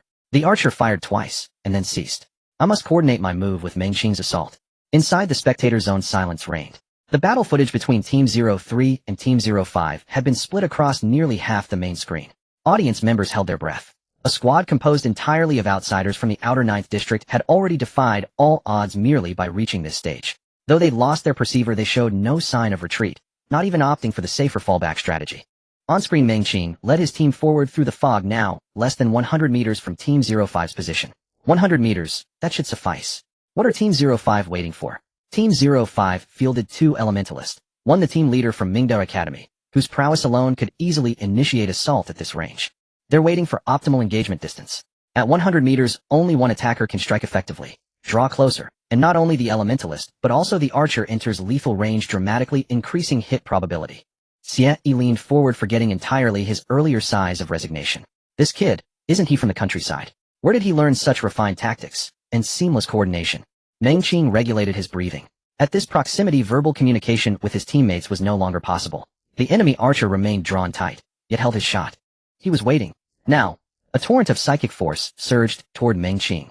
Without hesitation, Meng Qing twisted upward mid-dodge and roared. Yu Wenbing, concealed within the fog, recoiled in shock. That distance wasn't enough. Damn it, no choice but to go Allen. Muscles coiling, veins bulging crimson across his eyes, he unleashed a psychic blast skyward. It must land. As Yu Wenbing launched his assault, Feng Huan drew a deep breath and expelled a searing white tornado from her mouth, surging up the hillside. Relying on you both. Both spellcasters staggered simultaneously, then collapsed utterly spent. Team 05 watched the white tornado descend, impaled. Such a feat would leave anyone but the monstrous prodigies of Changwu Academy completely drained after a single use. I'll handle it. A young man in pristine white academy uniform stepped forward, inhaled deeply, and released a fire tornado of identical magnitude, surging downward to meet the incoming storm. Watch out for Meng. The psychic awakener never finished his warning. His body locked rigid. In that instant of paralysis, Meng Qing, shielded by the white tornado, closed the gap to 20 meters. Fire. At the command, taut arrows loosed instantly, while in perfect synchrony a curtain of needle-thin steel wires lanced toward Meng Qing. No room to evade. Though Meng Qing tracked every trajectory with crystalline clarity, the steel wire barrage covered too wide an area. Left flank sealed, right flank ablaze. 15 meters remaining. Just one final surge. Before Team 05's stunned gazes, Meng Qing plunged headlong into the right side fire tornado. He's insane. How could a low-tier awakener possibly withstand flame? Up the hillside, Wei Fan suppressed his breath, motionless. Don't overdo it. Just shield my subdermal tissue. Relax, I've got you. Whoosh. Arms shielding his face, Meng Qing burst from the fire tornado, charred black from head to toe. Madman. Seeing Meng Qing's academy uniform reduced to ash, Team 05 instinctively recoiled. Meng Qing turned. Hair curled and scorched, reeking of smoke wisps still curling from his scalp. 10 meters. Close enough. Stop him. A burly figure lunged downward. Contact made, and consciousness vanished in an instant. Even Jin Yuan, who could envelop his entire body in ability, couldn't withstand a single blow from Meng Qing, and how much less could this unremarkable enhancer? With one strike knocking his opponent unconscious, Meng Qing advanced, seized the man's arms, and hoisted him backward over his shoulder. Psycho. Seeing Meng Qing hurl his teammate's limp body toward them, Team 05 scattered. It's over. The Psychic Awakener's gaze sharpened. Enhancers were inherently vulnerable to psychics. Just 1 second was all he needed. Thrust. Wood pierced flesh, strength draining away like water. Staring at the crimson bloom spreading across his abdomen, the Psychic Awakener clenched his jaw and turned his head. No, he must not continue. The corpse struck the ground, scattering brittle leaves with a soft, rustling whisper. 2 swift, agile figures, front and rear, slammed into Team 05's formation. My strength lies in control rather than evolution. This match presents a significant disadvantage for me. The captain of Team 05 glanced back at the charred Meng Qing as he was carried away by the paramedics. This madman has turned into a kebab. The inner circle is not easy to enter. Meng Qing, holding 6 points, walked down the slope to join the 2 mages. Feng Huan panted heavily, chewing on nutrient paste while drinking water. Brother, our energy absorption efficiency is too poor. With this level of consumption, it will probably take at least 4 hours to recover. Meng Qing responded with a hum as he sat down beside them. They couldn't afford to stay in one place for 4 hours, the rules wouldn't allow it. The team must not disperse. Especially with Yu Wenbing, if he were to be eliminated, Meng Qing would truly have to rely on mere survival points. Without Yu Wenbing's cover, his immunity to mental attacks would be exposed. I wonder how the guys from Tianyi understand this. Do they think they have armor like the lunatics from the Spirit Society? Or do they have other speculations? A faint sting came from his skin to enhance the effect. He had Adam let go of some of his arms, legs, and back were all scorched to varying degrees. If he had truly passed through unscathed, it would certainly raise suspicions. Even cheating isn't easy. Just as Adam was channeling energy for recovery, an eagle's cry echoed from above. Meng Qing looked up to see a white-blue bundle dropping from the sky beside them. Is that the school uniform of Jinshan Academy? Wait, was that Lin Ning's hawk? Yu Wenbing looked peculiar. I remember your friend seems to be on the same team as Lin Ning. The one with the Beastmaster skill. Meng Qing was somewhat taken aback. Yesterday Yulan did mention that her team from Changwu Academy had a spiritual type, specifically a Beastmaster ability. What did the guys from Changwu Academy throw at him? A bomb. But this uniform clearly belonged to Yulan. After thinking for a moment, Meng Qing walked over, picked up the bundle, and opened it. Inside was a syringe and 5 dark red fruits. These contain a rich amount of energy. Adam spoke in his mind, it will help you recover quickly. There was only one syringe, which indicated it was a healing medicine prepared for himself. Aren't they not allowed to carry equipment and supplies privately? This. Is it a high-grade supply from the... All supplies were stored in sealed plastic containers, and Adam did not have time for a thorough internal inspection when establishing the model. Everyone exchanged glances. Go ahead and eat. AU poisoning is considered malicious killing, and the candidates from Changwu Academy shouldn't stoop that low. After sharing the fruits, Meng Qing kindly explained. Yu Wenbing took a fruit, and without a second thought stuffed it into his mouth, chewing. Lin Ning is ranked 2nd in the spiritual category. She definitely wouldn't do something like poisoning, but why would she help me?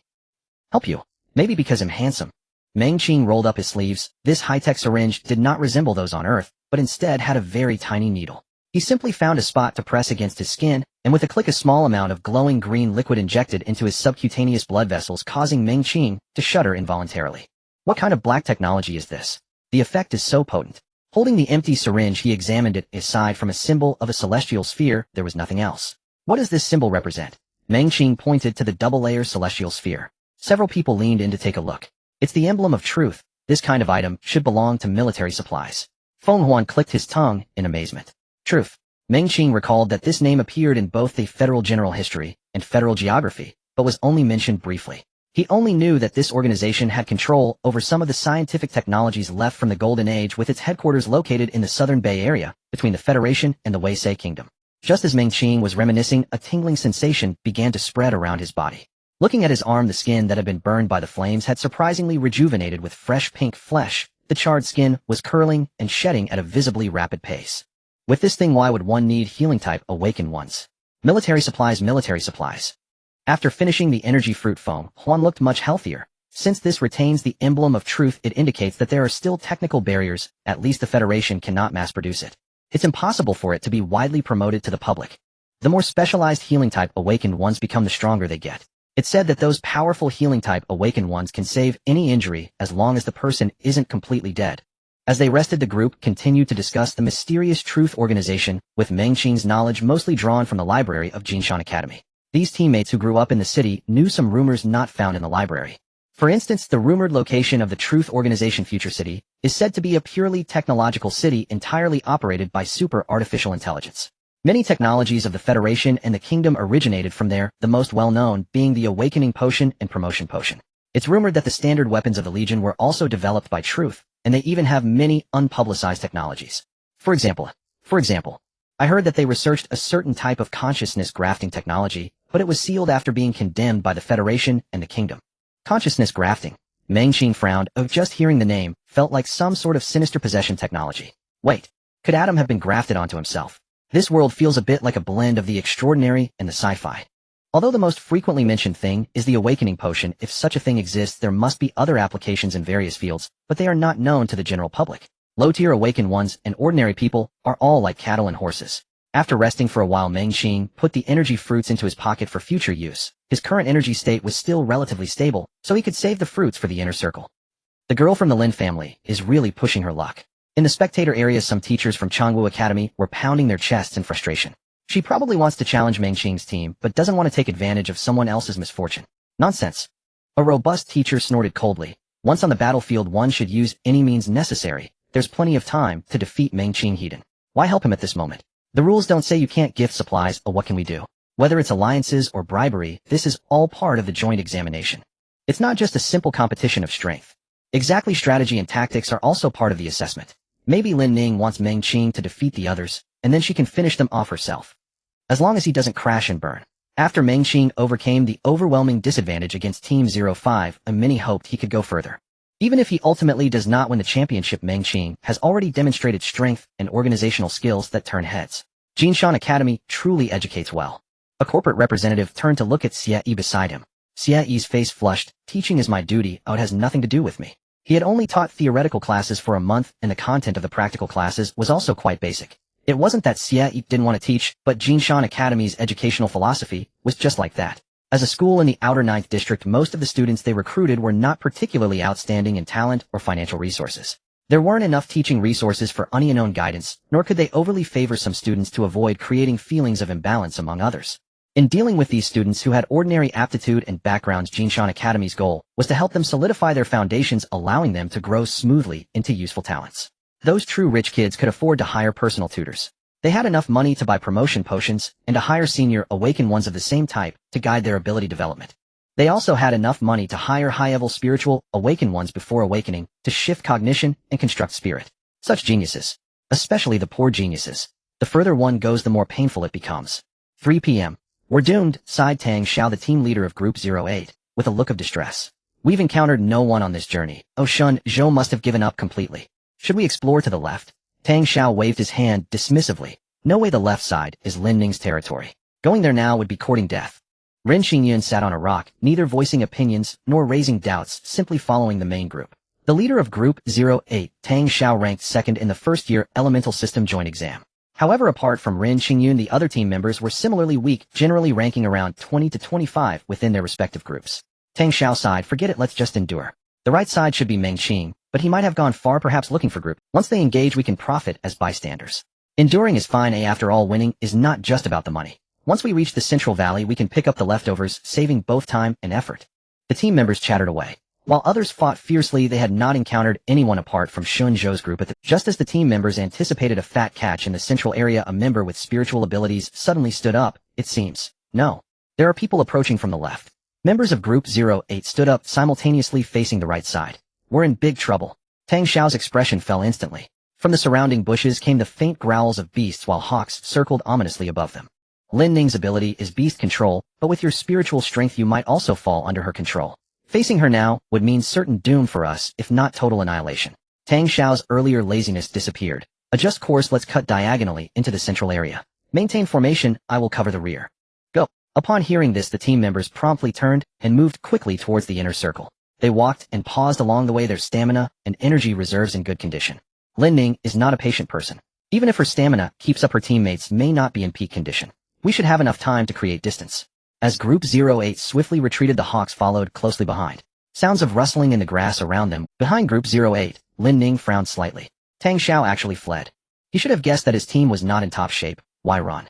Lin Ning pointed in the direction Tang Xiao fled. Pursue at a steady speed. Keep consuming the fruit to ensure our condition.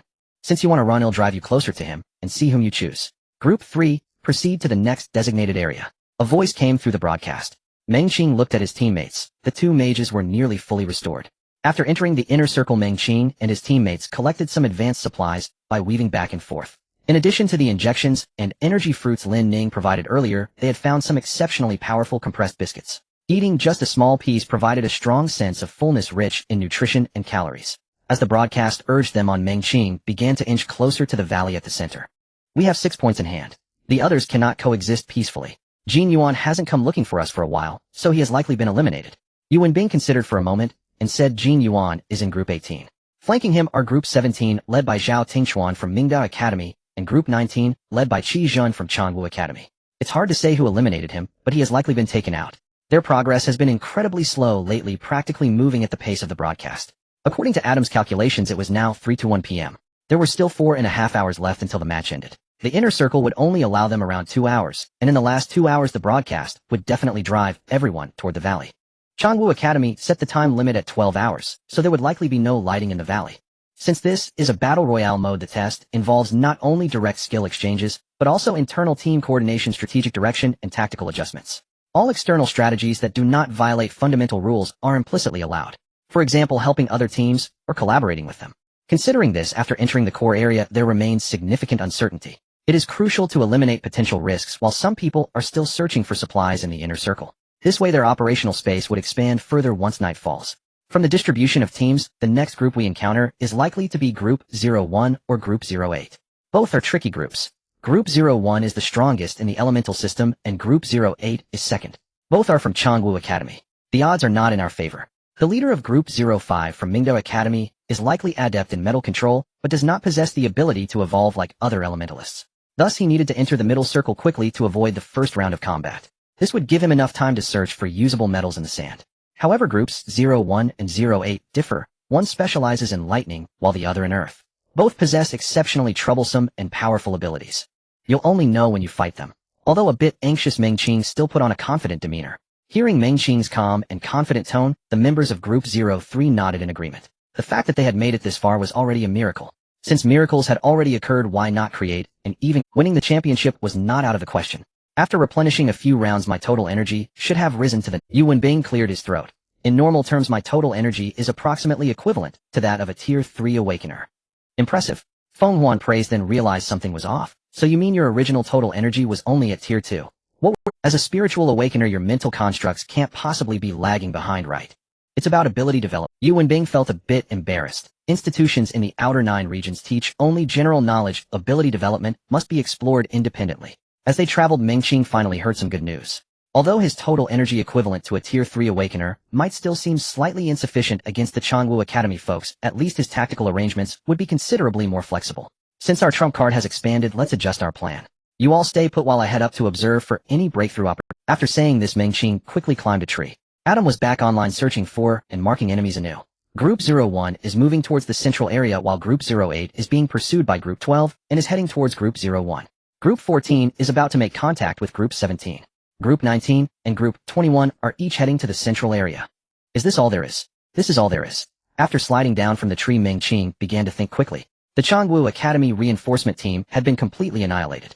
Among the remaining 8 teams apart from their own, only Group 17, led by Zhao Tingchuan from Mingdao Academy, was not from Changwu Academy, and they were about to encounter Group 14 led by Liu.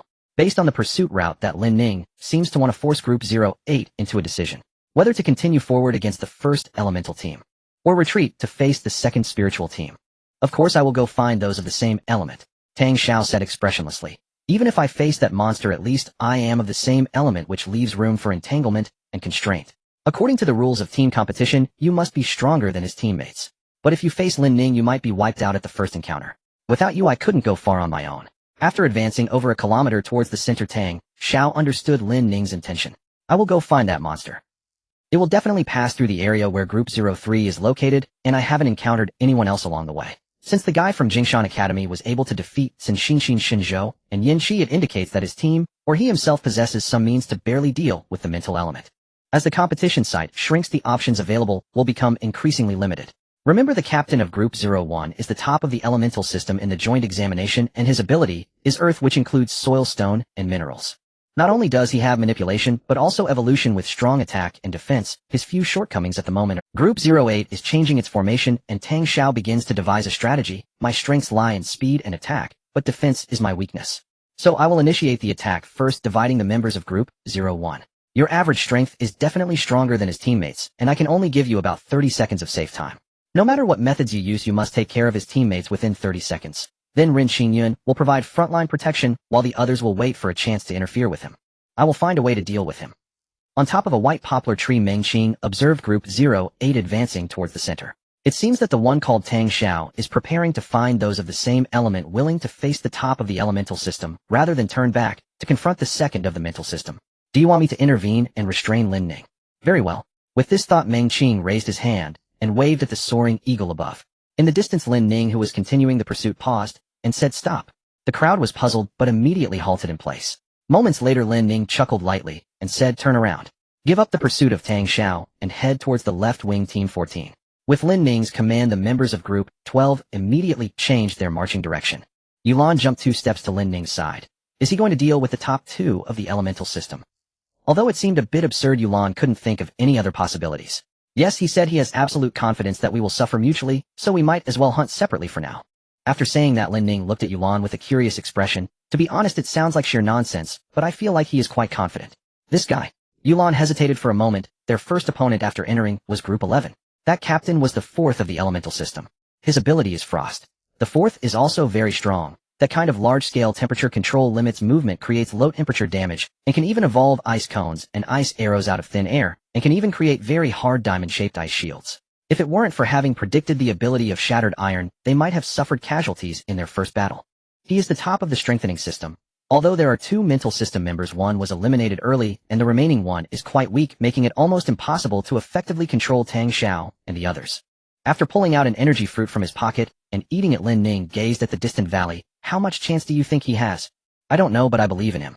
Yulan, holding a white waxwood stick, noted that they had entered the city from the countryside just as their awakening coincided with their age. So many impossible things had occurred along the way. There might not be anything that is guaranteed to succeed, but one must try to know the outcome. Your ability is also very strong. Do you need me to recommend you to enter Changwu Academy? Lin Ning casually said. It seemed that recommending others to enter Changwu Academy was not a big deal for her. There's even such a procedure. As long as it is controlled by people, anything can be operated. Yulan felt a bit excited. During the joint examination, he had learned about some of Changwu Academy's teaching features. Targeted guidance is indeed very attractive. But, thank you, but for now let's forget about it. With my current strength, even if I entered Changwu Academy, I would probably be at the bottom. Being at the bottom isn't a big deal, but once I go to Changwu Academy, it would be too far from the poor man's martial arts school. Moreover, after Shattered Iron, she was still contemplating another technique. Once that technique is polished, she could rely on her own abilities to qualify for Changwu Academy. Lin Ning replied, and did not say anything further. For those from families with poor backgrounds, entering Changwu Academy may not necessarily be a good thing unless they are willing to sign contracts early with corporations or military groups like other civilian geniuses in exchange for material support. The military group is acceptable, but the contracts from corporations are almost like selling oneself. Once signed, they will be trapped for life. Group 14 has been defeated. Continue forward. Target Group 17. Group 14 actually lost to Group 17. In the viewing area, many representatives from enterprises and teachers from various academies were somewhat surprised. From the perspective of overall strength and ability characteristics, Group 14 should have a very obvious advantage, yet they lost to Zhao Tingchuan from Mingda Academy. Group 17 only has 3 members left, and still has to face Lin Ning's pursuit. Wasn't Lin Ning just pursuing Tang Xiao? Why did he suddenly turn around? The crowd debated, and for a moment couldn't find a clue. Is it possible that Lin Ning and Meng Qing reached? A corporate representative spoke up. The surroundings fell silent. According to your reasoning, Meng Qing went to hunt down the top 2 of the elemental system. Lin Ning went to hunt the remaining members of groups 17, 19, and 21. That corporate representative shrugged. Although I don't know the specific details from Lin Ning's sudden change in direction, it is clearly the case. The young people today are indeed vibrant, but among the remaining groups aside from Meng Qing and Zhao Tingchuan, they are basically all potential champions. Even if Meng Qing wants to take advantage of the chaos, the difficulty will far exceed his imagination. Lin Ning's little cat has already retreated. It seems her team has turned. Yet along the way we haven't detected the presence of a second team. It is likely because the distances between the 3 teams are not even. Estimating the time, we must end the battle in about 10 minutes, and then immediately replenish to have a chance to recover before the second battle arrives. The outcome of this battle does not lie with me, but with how quickly you can deal with Ming Yan's teammates. As the presence ahead becomes clearer, Tang Xiao makes the final tactical arrangements for his teammates. Once the battle starts, do not be too rigid, do everything should prioritize victory. Understood. The three teammates responded simultaneously, while Ren Xingyun remained silent. Tang Xiao glanced at Ren Xingyun, their eyes met, and they nodded lightly. On the edge of the central area, Ming Yin stood with his hands on his hips on a large rock, gazing into the distance. Tang Xiao, from Group 08 to Group 01, it seems he should have many scorecards. At the very least, he should have 5 or 6 points plus the 2 points in his hand. Taking him down would secure the ranking. Tang Xiao's ability is Thunder, excelling in extreme offense and possessing great speed. However, he has two shortcomings. The first is that he cannot sustain long-term combat, with a maximum duration of around 8 minutes. The second is a defensive flaw, but this shortcoming can somewhat be compensated by his speed. If I am not mistaken, his battle plan is certainly to attack me immediately and split the battlefield, then have his teammates quickly eliminate you all before turning back to besiege me. Team member from Group 01 said, should we gather together? No, Ming Yin shook his head. You can't withstand his lightning arrows. If you gather together, you will become live targets. As soon as they appear in your line of sight, scatter immediately, and each of you should restrain his teammates. Don't aim for kills, but you must create effective intimidation against them. Tang Xiao cannot outlast me. Once his condition deteriorates, it will be their time to exit. On the other side, Meng Qin slid down from the tree to the ground. Proceed at a steady pace. The sun had already set at the mountain's peak. It was now 1814 in the afternoon. There were nearly 2 hours left until the team competition ended. 10 minutes to approach the enemy's extreme perception range. By then the battle between Groups 01 and 08 should also be nearing its conclusion. 10 minutes to initiate a sprint and eliminate any opponents who have not fully recovered. If executed properly, the elementals that pose the greatest threat to me will all be eliminated. Once night falls, I can attempt to maneuver against the mental type opponents using the advantage of visibility. Lightning streaked across the sky. Tang Xiao gripping the tree trunk with one hand pointed at Ming Yin and laughed angrily. Alright, so this is how we're playing. The tactical rock-paper-scissors was lost. His strategy was seen through by the opponent, who responded with the most effective counter. Seeing his teammates being divided and restrained, Tang Xiao jumped down from the tree. If I take you down, everything ends. Is that so? Ming Yin remained calm, fingers curling upwards with his palm, facing up. Lin Ning and Qi Zizhen should still be in the arena. Can you defeat them? The ground rustled, and with Ming Yan's words, countless spikes shot up from the ground like bamboo shoots after rain, targeting Tang Xiao. Watching the spikes rush towards him like a torrential rain, Tang Xiao's expression shifted slightly. This guy is stronger than during our last encounter. As the lightning flickered, every cell in Tang Xiao's body was stirred, rejoicing under the arc's stimulation. Seeing Tang Xiao slip through the spikes with a mere shift, Ming Yan's expression became serious. At this rate of consumption, the duration of his ability would sharply decline. No, he has also made a temporary enhancement. Despicable. After passing through the torrential rain, Tang Xiao leaped into the air, raising his right hand above his head and grabbing fiercely. A brilliant lightning light condensed into a lightning spear, accompanied by a sizzling sound. The ground was Ming Yan's domain. Although being airborne was equally dangerous, Tang Xiao had no choice. Receive my spear. Tang Xiao shouted loudly, bending forward as the lightning spear in his right hand flickered with arcs and charged towards Ming Yan. His momentum was like a dragon. The lightning cut through the silent valley, deafening. Boom. The sound of an intense explosion erupted, scattering sand, stones, and earth. The teammates of both sides hurriedly retreated, fearing they would be caught in this terrifying technique. The swirling dry leaves and dust enveloped the point of impact of the lightning spear. Members of Group 01 gasped. This level of attack.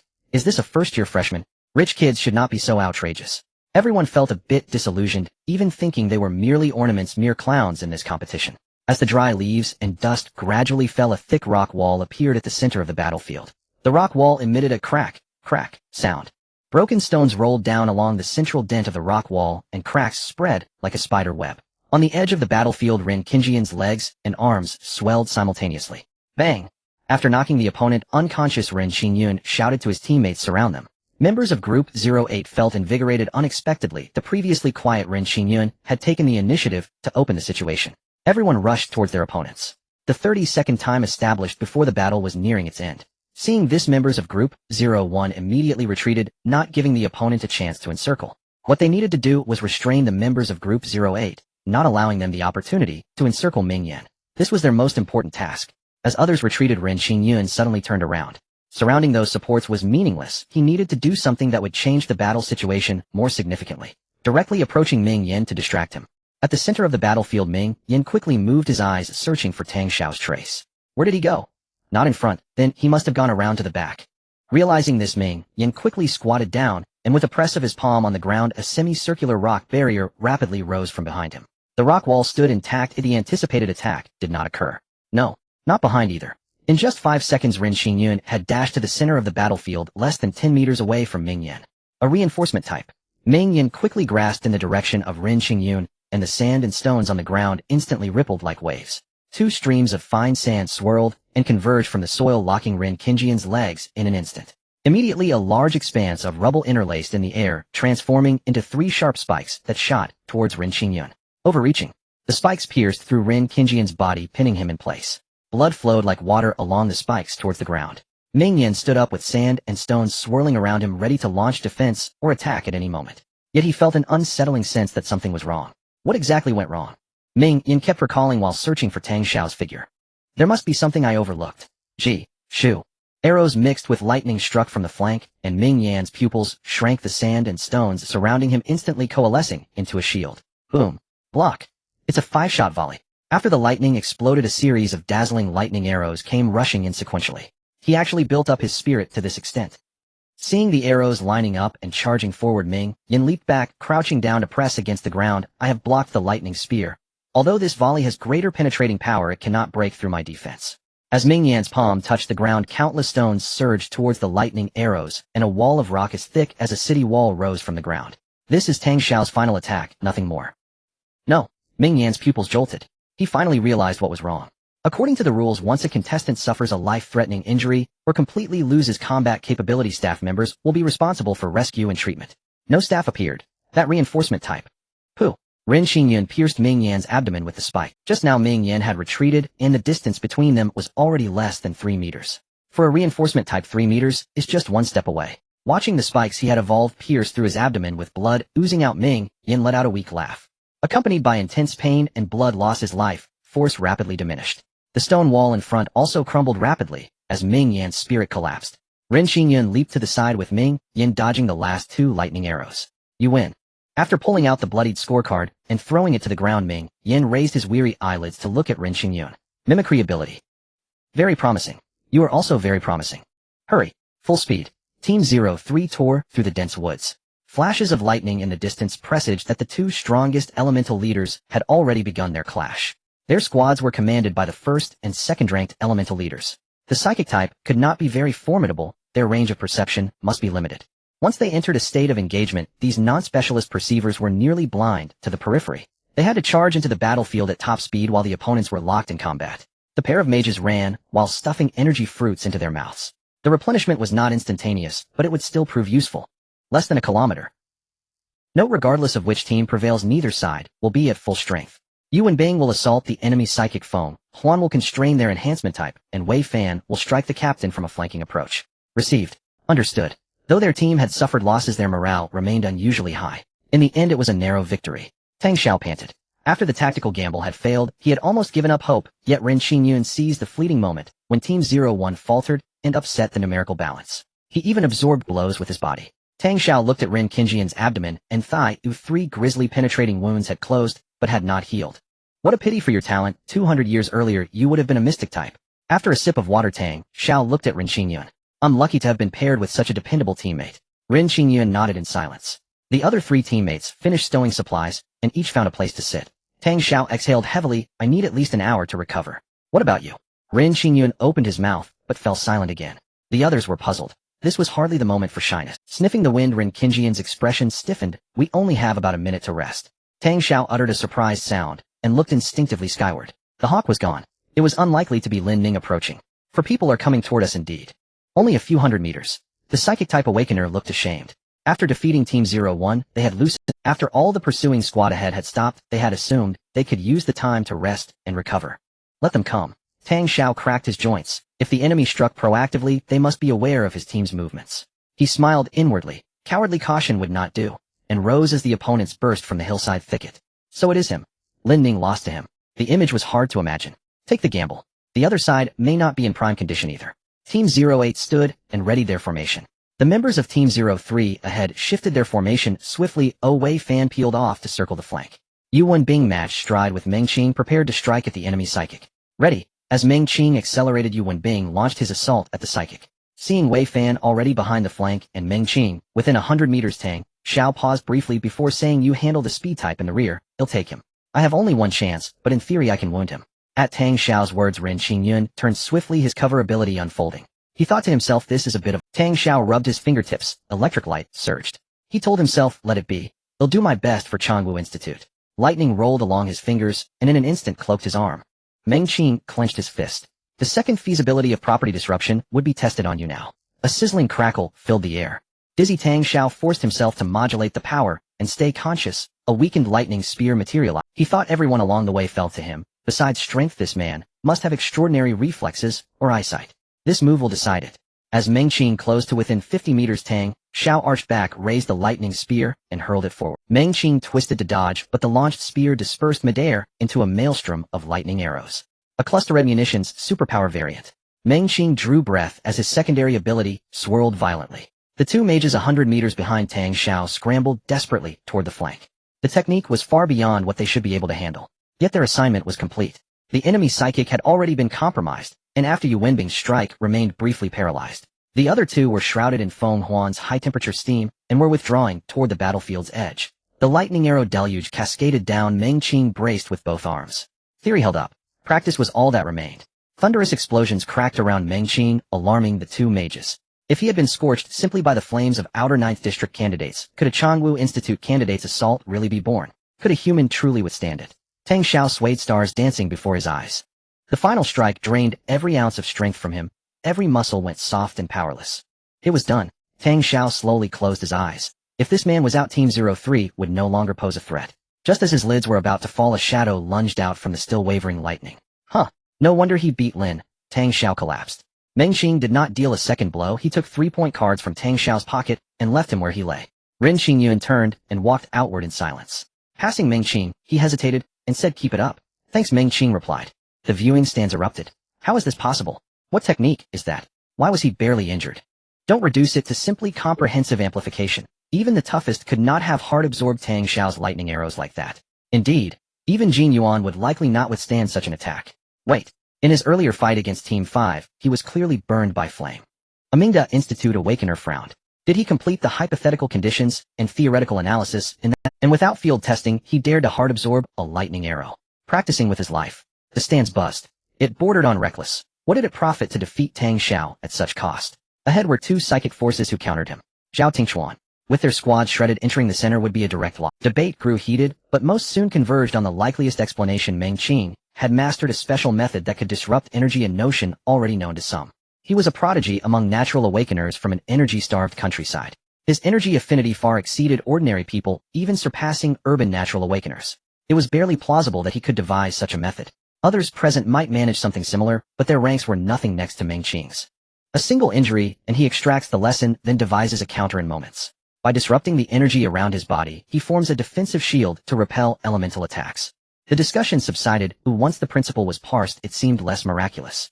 Some even considered the method. This technique can only be used in desperate door-die circumstances, and it only addresses a subset of elemental attacks. Against Ming Yan's assault, such a method would be instantly fatal. Indeed, added inertial physical strikes still carry enormous lethality, even if energy is disrupted. Not to mention military-grade attacks. A corporate representative began to speak, but fell silent when someone glanced his way. His face drained as he swallowed. It worked. This outward property disruption can indeed neutralize elemental attacks. You're taking too great a risk. What if your hypothesis was wrong, or your control insufficient? Adam fretted. If those strikes pierce through, a mere antidote won't suffice. Meng Qing laughed at Adam. Hey bro, life is an adventure. This joint exam is a crucial part of our plan. The process must be gradual, and must appear reasonable to them. Otherwise everything will go wrong. Adam fell silent. Studying and observing with Meng Qing day after day, Adam began to understand the world a little more. A peaceful life was not truly secure. This vast federation, though resplendent on the surface, was already beginning to rot from within. Changwu Institute, an academy not highly ranked within the Federation, within its first-tier awakeners, could acquire formidable power by various means. By contrast, most ordinary awakeners at Jinshan Institute could only advance step by step, taking a year or two to barely reach third-tier status. They would then become the most ordinary soldiers or workers, like third-year student Zhong Wu. Not to mention facing Tang Xiao or Lin Ning. Even against Jin Yuan or Shun Zhou, they would likely be beaten like dogs. You want to change the world? No. Meng Qing waggled his fingers. I want to change myself, bro. Once I am strong enough, the world will gladly revolve. We have 9 points right now. In theory, that puts us first for the moment.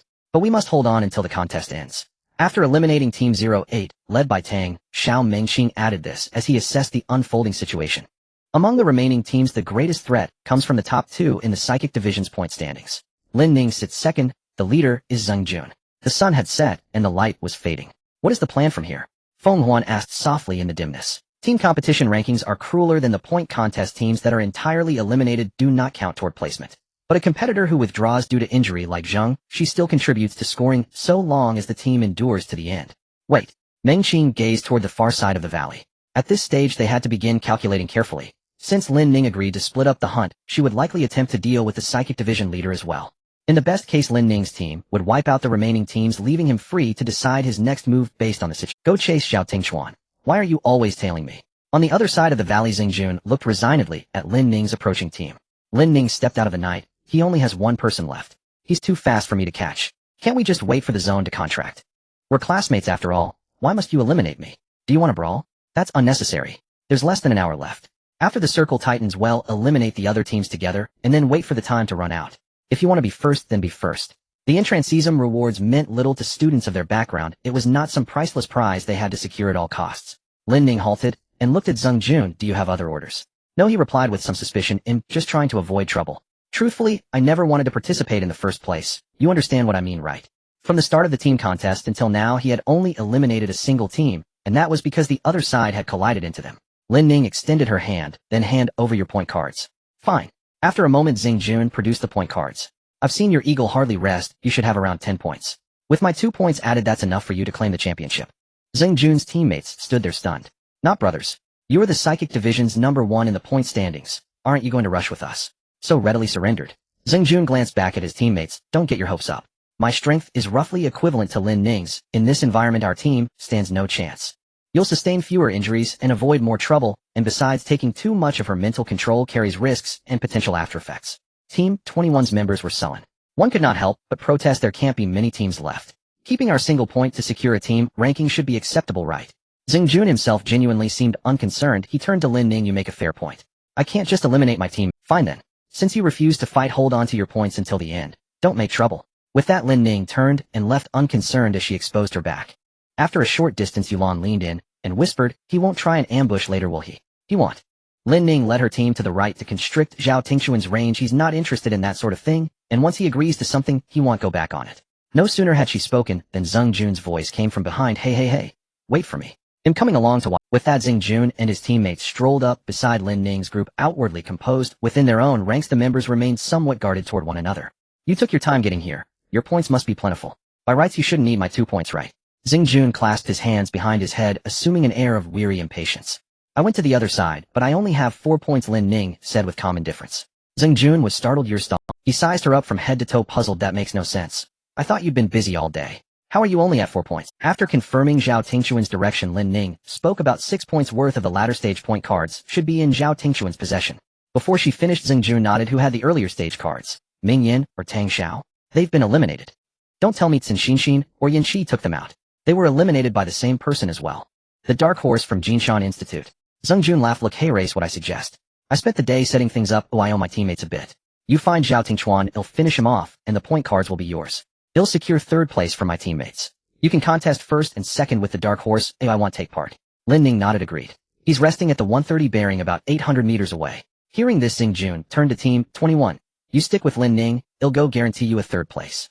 With that, he strode off toward the direction Lin Ning indicated. Team 21 exchanged glances. Their captain had dawdled through most of the match, and had even slept for 3 hours at noon. Yet as teammates of the top seed, their abilities were somewhat underwhelming.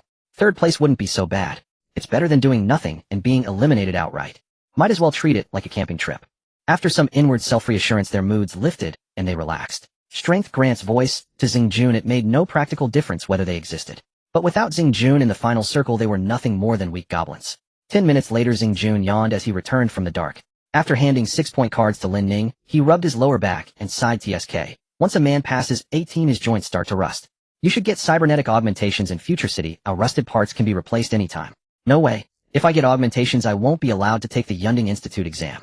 Zheng Jun scowled. He then rambled on about how the dampness at Yunding Institute was bad for one's health. Lin Ning paid him no mind, and instead watched the opposite side of the valley. Rest 15 minutes, replenish your energy. Time 1930. In the spectator area, those who had bet on Ming Yin and his team were already cursing under their breath.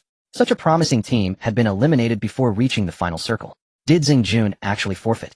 What is going on? It's allowed by the rules. He judged that his team 21 couldn't beat Lin Ning's team 12. Preserving their standing is a reasonable choice. Then why didn't he go after team 03 on the other side?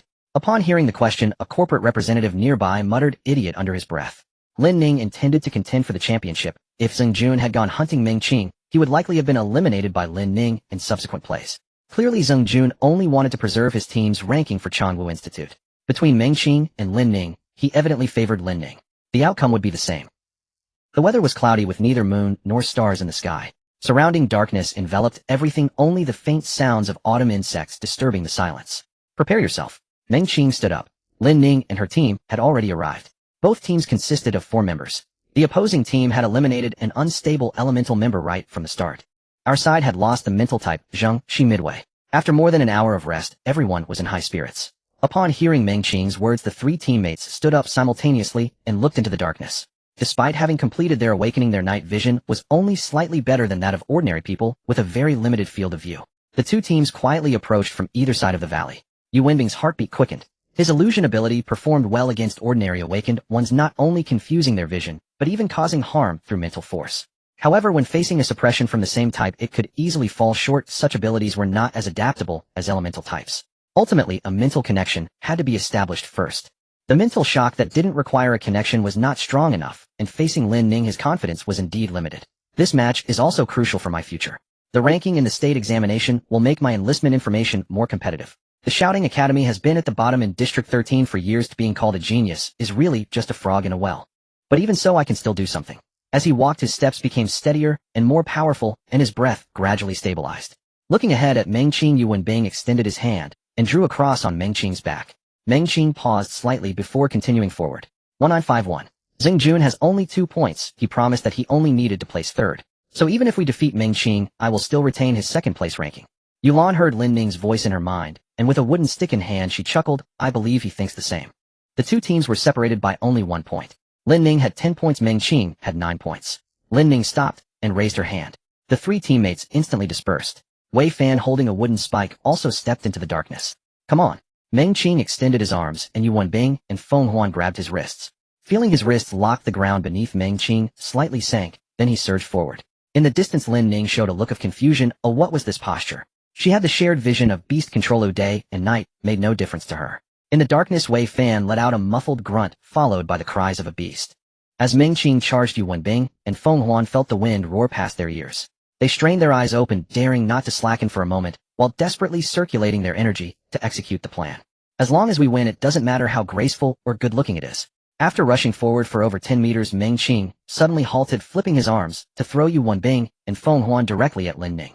Her ability specialty is beast control, and she can also manipulate humans to a certain extent and skillfully unleash mental shocks. She is a mental type, so her mental construction among the 3 elements must be superior, and being able to skillfully master various techniques shows her ability development and application are sufficiently profound. The only flaw may be energy fusion. In other words, her energy circulation speed might not keep up in a short time. This is a chance. Wei Fan will try to restrain her beast. It'll throw you 2 over, and you must stay alert and attack her immediately when the distance is sufficient. I will follow up after throwing you. There is only 1 mental type on her team, and we need not worry about the enhancement and elemental types. Winning against her will make everything easier. The rush of wind scraped against Yu Wenbing and Feng Huan's eardrums as they desperately widened their eyes to look ahead. After throwing, the 2, Meng Qing kicked off the ground and dashed forward. Interception straight ahead. Lin Ning's voice echoed in the minds of the 12-member group. A 5-layer water curtain immediately rose up in front of Lin Ning, and Yulan, along with another awakened enhancement type, rushed out from the darkness simultaneously. Seeing the 2 figures flying through the air like cannonballs, Yulan leaped with her stick. Bang! The white waxwood stick struck Feng Huan's back. Feng Huan felt as if her body had collided head-on with a truck. The immense inertia was abruptly interrupted from above, and her entire body plunged into the ground like an out-of-control plane. The other awakened enhancement type's speed and reaction were not as quick as Yulan's. He attempted to intercept, but was too late. Yu Wenbing's body flew towards Lin Ning. The multi-layered water curtain will weaken his impact, and his mental force is insufficient to contend with me. The only problem. Lin Ning glanced at Meng Qing, who was rapidly approaching, as a dark halo flickered in her eyes. At this distance, he will need at least 10 seconds to get close. Just as Lin Ning finished calculating, a wave of scalding steam suddenly rose beside her, and the elemental awakened. Yulan, no? She didn't hold back. Lin Ning remembered clearly that Yulan had already unleashed the maximum attack allowed by the rules just now, using the grass and soil to absorb a small part of the impact, then using her last breath. Is she even burning? An invisible circular mental shock expanded. Feng Huan coughed and fainted. However, that searing steam still caused significant damage to the elemental awakened of the 12-member team. Her eyes stung, and her body felt as though she had fallen into boiling water. The multi-layered protective water curtain standing before Lin Ning suddenly collapsed and fell to the ground. No, the angles of those two are inconsistent. Lin Ning thought rapidly. He deliberately threw Feng Huan towards the side closer to Yulan, and the angle was slightly skewed. This doesn't seem like a mistake. This should be part of a plan. He is gambling, betting that Feng Huan can create an opportunity for Yu Wenbing to break through the outer layer of defense. And also betting that Yu Wenbing can buy him 10 seconds of movement time. Lin Ning looked at the incoming Yu Wenbing, the depth of the glow in her eyes increasing. Can you really restrain me for 10 seconds? Yu Wenbing, gliding in midair, felt darkness envelop him as if the world had vanished. The connection between body and consciousness was severed. Is this the method of a genius from Changwu Academy? Yu Wenbing grinned, then his eyes widened in shock as he began to tear apart his mental force with the energy he could control after just achieving third-tier energy fusion. In reality, blood began to flow from Yu Wenbing's 7 orifices, and his body shook violently. Xingjun, watching from a distance with his teammates, shook his head. Why bother? It's just a matchup. Playing like this could hurt the root. Lin Ning's body swayed. Is he doing the same? Just like Feng Huan earlier, now Yu Wenbing. They were all burning themselves. And that one, the one who was already bleeding profusely from a distance, Wei Fan. Only 5 seconds left. Lin Ning took a deep breath, releasing her control over Yu Wenbing. He could indeed restrain her for 10 seconds, but if she maintained her power, he would have to keep burning himself. It's not worth it. Her life holds many possibilities. Although she could directly injure Yu Wenbing, she did not want to do so. She knew that her power would bring invisible aftereffects. Lin Ning allowed Yu Wenbing's mental shock to hit her. He'll give you 5 seconds. He only needs to break through the 2 enhancement types, and can come within 3 meters of me at most. You only have 1 person left. Even if you defeat me, he will inevitably suffer serious injuries, and will not be able to fight Yulan again. Meng Qing, within 40 meters, pushed his power to the limit. 10 seconds. No. 10 seconds was merely an illusion of calculation for them. Meng Qing clenched his fists tightly against his waist, and the enhancement type who had failed to intercept Yu Wenbing seemed to feel guilty and rushed towards Meng Qing ahead of Yulan. With just 1 punch he flew out. Then the whoosh of a wooden stick rushed past Meng Qing's ear. Yulan had already attacked, but she did not aim for Meng Qing's head or vulnerable areas. The two exchanged a glance in the darkness and smiled. Meng Qing was slightly taken aback. Under the stereoscopic vision, Yulan's attack speed was even faster than during the scoring match, but she seemed to be less skilled with a slightly deformed trajectory. Bang! Meng Qing punched, breaking the wooden stick. Adam, I'm here. The third mental force surged forth, rapidly intertwining with the other 2 powers. At this stage, the strongest mental force within Meng Qing was still that part of Adam's soul. As the 3 powers infused simultaneously, the energy surged even more violently under the breath technique. Only 2 seconds left. Meng Qing gripped Lin Ning's pale neck, but did not exert force. You lost. Wonderful, wonderful. Accompanied by applause, Xingjun emerged from the darkness. Meng Qing released Lin Ning. He did not know what agreement Lin Ning and Xingjun had reached, but he saw through his 3-dimensional vision that Xingjun handed the scorecard to Lin Ning after eliminating Zhao Tingchuan. Moreover, Xingjun and his teammates had been watching the show from the very edge in a relaxed manner, showing no intention of participating at all. Having battled 2 teams, Meng Qing was confident. But it wasn't worth it. In the afternoon, during his communication with Lin Ning, they had already made an unspoken agreement. Everyone hunts separately, and the outcome will be decided midway. Since Lin Ning had not clashed with Xingjun, Meng Qing could only choose to trust Lin Ning.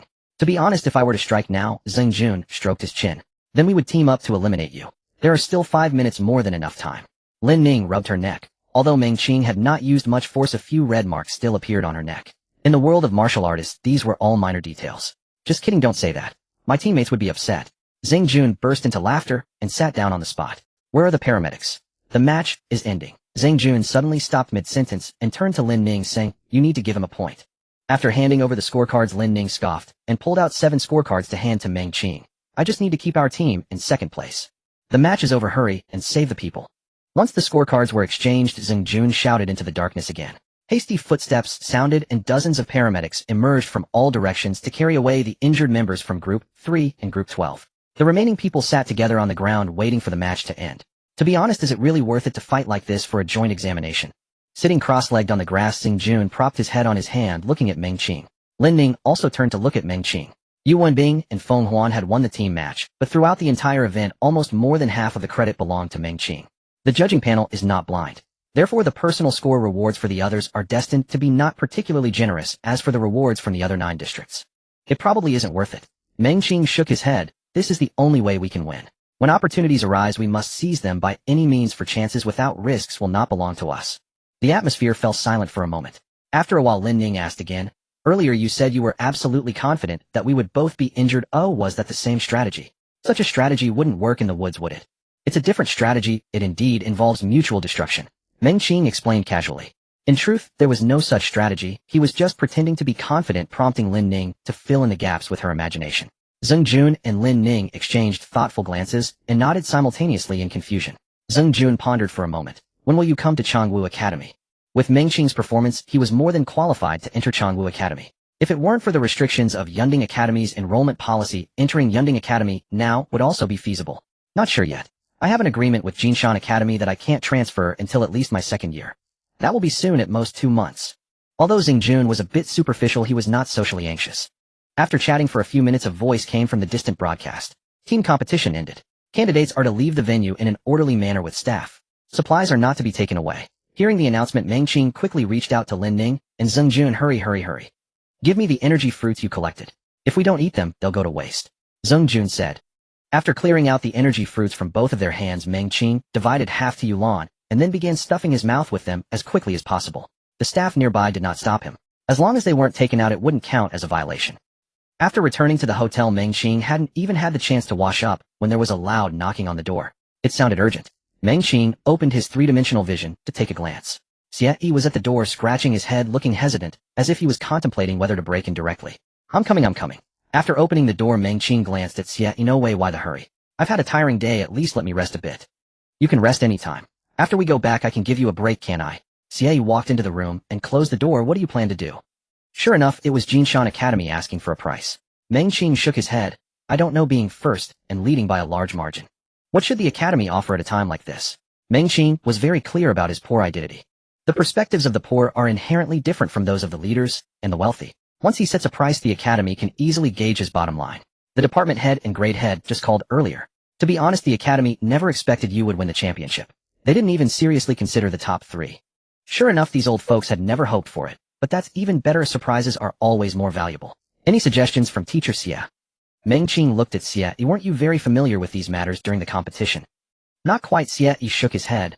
That level is something I can judge, but for the joint examination's first place with a large margin, there are many factors to consider, especially since you are the first among freshmen.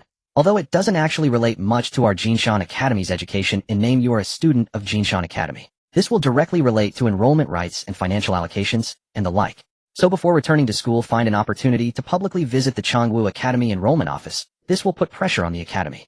Alright, old ginger is the most spicy. I must quickly capitalize on this first place, otherwise with the decline in time and popularity, it may gradually depreciate. Now is the time to hype it up. It's definitely not wrong to secure more benefits. After Xie Yi left, Meng Qing washed up, and then picked up the phone to dial Wei Fulai's number. This guy either has power or money. He has more information than Li Yu and can ask for his opinion. The call connected, and before Meng Qing could say anything, Wei Fulai's voice came from the other end. Congratulations, you got first place. What? Aren't you too well informed? That makes me a little scared. You called to inform me of the good news. Wei Fulai seemed. Meng Qing coughed lightly. Yes, but not entirely. What kind of reward do you think the academy will give me, and how should I quote it appropriately? Wei Fulai pondered for a moment, seemingly analyzing the situation and silently calculating. After half a minute, he finally spoke. Although Jinshan Academy isn't particularly wealthy, it does have some assets. You secured first place in the freshman joint examination. This is more valuable for publicity than 2nd or 3rd year, and Feng Huan is also from Jinshan Academy. I have 2 suggestions for you to consider based on your needs. The first is to apply for a set of 234 promotion potions. This is what you need the most, and is the most practical. But the 4th tier may have some difficulty. You will need to negotiate. If it can't be settled, or if the cost is too high, you can consider converting part of the 4th tier promotion potion into property or cash. The second option is a set of 23 promotion potions. Then directly request Jinshan Academy to provide you with a preparatory position and reserve identity. This way, as soon as you graduate, you will have the official staff identity of Jinshan Academy. Although this position may not lead to rapid wealth, it is stable and reliable. The staff positions and reserve identities of Jinshan Academy are indeed very stable. But my assessment is like this. I think you probably lean towards the first option. The control level of Tier 4 potions is very high. Jinshan Academy may not agree, but it's still possible. You need to find a way yourself. Alright, thank you. You're welcome. After hanging up, Meng Qing sent a message to Yulan, come here. Yulan 1. Yulan had also learned Meng Qing's method of replying, refusing to add even a word. Soon Yulan arrived. Meng Qing closed the door and asked, did old Xie say what the academy would reward you with? He did, just mentioned it. Although we got second place, my personal score shouldn't be particularly high, so the academy should reward me with a tier 2 potion and then continue to provide scholarships and a recommendation letter according to my needs. There's nothing that can be done about this. There are performance points among teammates too, but only receiving one tier 2 potion for second place seems indeed a bit too little. Earlier Xie had said that he would give a tier 2 potion for coming in 5th in the team match. Was it decided directly? Yeah, it seems it has already been decided. Yulan waved her hand. With you and Feng Huan, the value of my position as the second place team member has significantly diminished. Getting a tier 2 potion is acceptable, and old Xie even said he would help me resolve my household registration issue. At the central venue of Jinshan Academy, the joint examination for the second and third year students concluded yesterday. Without exception, Changwu Academy won by an overwhelming advantage. Based on the recommendations for the adjustment of the Awakener training program released by the upper court, starting from this session, all state academies will gradually undergo adjustments. Thus, the joint examination for Changwu Academy in Region 13 of Langzhou will now be included in the scoring system. The host generally read out some policy contents released by the upper court. The gist was that no state could concentrate elite education in a single institution, and educational resources needed to be distributed internally. Recruitment by each academy will no longer be vaguely and crudely divided by region. They are encouraged to showcase their educational advantages and styles, allowing for free recruitment across regions, while also conducting internal selection and training. This allows more potential awakeners to enjoy corresponding educational resources, while also encouraging healthy competition among the academies, fostering mutual learning. This policy has excited many candidates from the outer 9 districts. Once implemented, it means that the educational resources of the inner 4 districts, especially those of Changwu Academy, will be diverted to the outer 9 districts. For those awakeners capable of participating in the joint examination, this is undoubtedly great news. As for Yunding Academy, no one seemed to consider it. After all, most of the teachers there are extraordinary, and Yunding Academy is not merely the top school for awakeners in the Federation. It also plays a significant role in capability development and expansion. Most of the content studied by the Federation's awakeners is compiled and published by Yunding Academy. Now may the winner of the first year segment come to the stage. Hearing the host's voice, Meng Qing walked up to the stage along the aisle, and those passing by turned to look. Although Lin Ning is not the strongest among the new students of Changwu Academy's spiritual department, the difference in strength within their families is not particularly significant. In the eyes of many, Meng Qing might still find it difficult to defeat Lin Ning unknown, but a win is a win. The team competition is not merely about exchanging skills in place. Some expressions were unfriendly, mainly from a few familiar faces in the enhancement department. Although Lin Ning lost to Meng Qing, she maintained her poise and grace, while the other 3 were treated like mere obstacles. Meng Qing, the first place student, led the team to victory with unwavering determination despite losing teammates mid-game. His teammates Feng Huan and Yulan from Group 12 are both from Jinshan Academy. Seeing the educational achievements of Jinshan Academy further solidified our resolve to support and implement the upper court's policies. Of course, students from other academies also displayed excellent qualities and conduct in the team competition, especially Zhao Tingchuan from Mingda Academy, who even when alone did not give up. Although he narrowly lost at the last moment, his resilience was commendable. The host's eloquent speech flowed forth as he praised others, then an assistant beside him handed the microphone to Xing Jun. Xing Jun, your team secured 3rd place in this year's team competition. Do you have any thoughts or insights to share with the other students? Xing Jun took the microphone and was about to say something cheeky when he caught sight of a pair of murderous eyes in the audience. Achieving 3rd place in this team competition involved quite a bit of luck. All the students this year are exceptional, especially Lin Ning and Meng Qing. They not only excelled in their own abilities, but also excelled at communicating and coordinating with teammates, striving forward in adversity. This made me deeply aware of my own shortcomings. Just like our great federation, the strength of one person is always limited. It is only when everyone unites that we achieve today. This has been an incredibly rare and precious experience that will urge and motivate me to continue progressing and contribute to the prosperity and stability of the Federation. Thank you. Thunderous applause erupted from the audience, but a small group of people turned red in the face. This bastard. He crawled forward like a maggot throughout the entire team competition, and even took a 3-hour nap in between. When it was Lin Ning's turn to speak, her words were much more concise. She acknowledged Meng Qing and expressed her gratitude to Changwu Academy, promising to work even harder in the future. When the microphone was handed to Meng Qing, the entire venue fell silent. Everyone in the audience was watching him. First of all, I want to thank the Federation's policies for granting me the opportunity to study in the city. I cherish this opportunity very much, and I also want to thank my alma mater, Jinshan Academy. It is under the guidance of my teachers that I have temporarily achieved some success and progress. At Jinshan Academy, all systems are based on education, and the Academy's leaders and faculty dedicate themselves to nurturing generations of awakeners for the Federation. They treat all students equally and have a clear system of rewards and punishments. There is not only a good educational environment within the Academy, but students often help each other in their studies. These are all important factors in my learning and growth. Finally, I strongly support the upper court's policies and hope that all students will have the opportunity to come to Jinshan Academy to study together, progress together, and contribute to the Federation together. Thunderous applause resounded from the audience, which the host struggled to contain. What profound awareness this was. How much love he had for his alma mater. Only the vice president of Jinshan Academy looked doubtful. He turned to Xie Yi and asked, "Did you teach him to say that?" Xie Yi protested, "How could these words be from me? Indeed, it doesn't sound like it." The vice president stroked his chin. This kid in such an occasion raises Jinshan Academy high and talks about rewards and punishments being clear. If he were to receive less, he would be slapped in the face upon leaving. Transferring schools would be an even greater humiliation. It indeed doesn't seem like something Xie Yi would teach. With his brain, he could only come up with a lowly scheme of having Meng Qing go to the Changwu Academy admissions office for a stroll. A great loss was about to occur. As the first place in this year's joint examination team competition and the first in individual points, Meng Qing received a prize provided jointly by the State Education Department and Changwu Academy. A ring with healing effects and a second-tier promotion potion. One could say it was quite generous. The moment he saw the prize, the vice president of Jinshan Academy's face darkened a few shades. Now it was good. The thing he desperately needed was provided by Changwu Academy. How could a person be so bad? Other members also received double rewards, including team competition ranking rewards and individual points rewards. However, since Meng Qing was the double first place and both groups had a significant lead in points, most of the other rewards were ordinary equipment and scaled-down energy potions.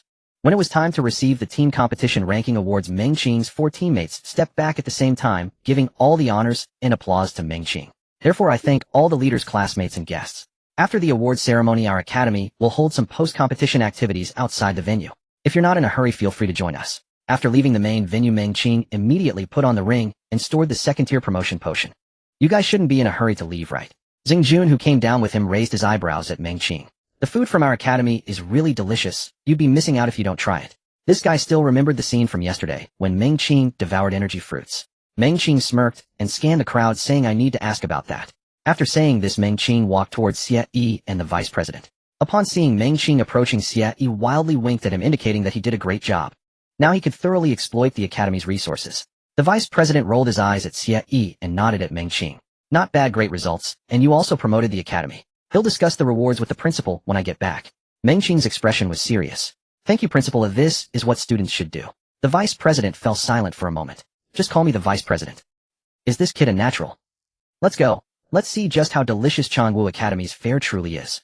After informing Xie Yi and the vice principal, Meng Qing, Yulan, and Feng Huan returned to the main venue. Zheng Jun lowered his voice. "So you're not into spice. You're into raw energy, huh? What's that supposed to mean?" Meng Qing replied in kind voice, hushed. Lin Ning rolled her eyes. "It's broad daylight. What are you two doing sneaking around like thieves, eh?" You wouldn't understand." Zheng Jun raised a hand to shield his mouth. "Let me find you a guide." He pulled out his phone, dialed, and without waiting for a reply, issued crisp instructions. "West entrance of the main venue. 5 minutes, no more." The caller didn't speak. The line went dead the moment the words registered. After a few idle minutes, Zheng Jun's eyes suddenly lit up. "She's here." From a distance, a young woman approached. Barefoot in fuzzy slippers, clad in a fluffy pajama, set her hair tousled, eyes heavy with sleep. As she drew near, she frowned and grumbled, "If you don't give me a damn good explanation today, you're dead. I swear it." Zheng Jun crossed his arms. "Is that how you speak to your second uncle?" She shot him a dull, lifeless stare. "Spit it out, fast.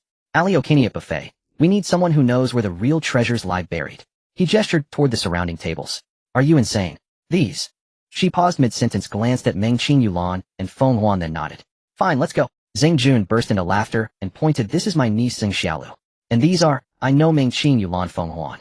I've seen you all on campus forums." Xing Xiaolu yawned as she spoke. Her wildly unorthodox appearance left Meng Qing and his companions momentarily speechless. "Is this really Changwu Academy? Where exactly have we landed?" Zheng Jun cleared his throat. "My niece possesses exceptional talent, but she's rather fond of late-night browsing and pulling all-nighters. I never stay up late. It's terrible for health," Xing Xiaolu said, hands buried deep in the pockets of her pink fuzzy coat. "So I prefer full-night vigils instead." Much like Zheng Jun, uninhibited, effortlessly irreverent, the group strode en masse toward the dining tables.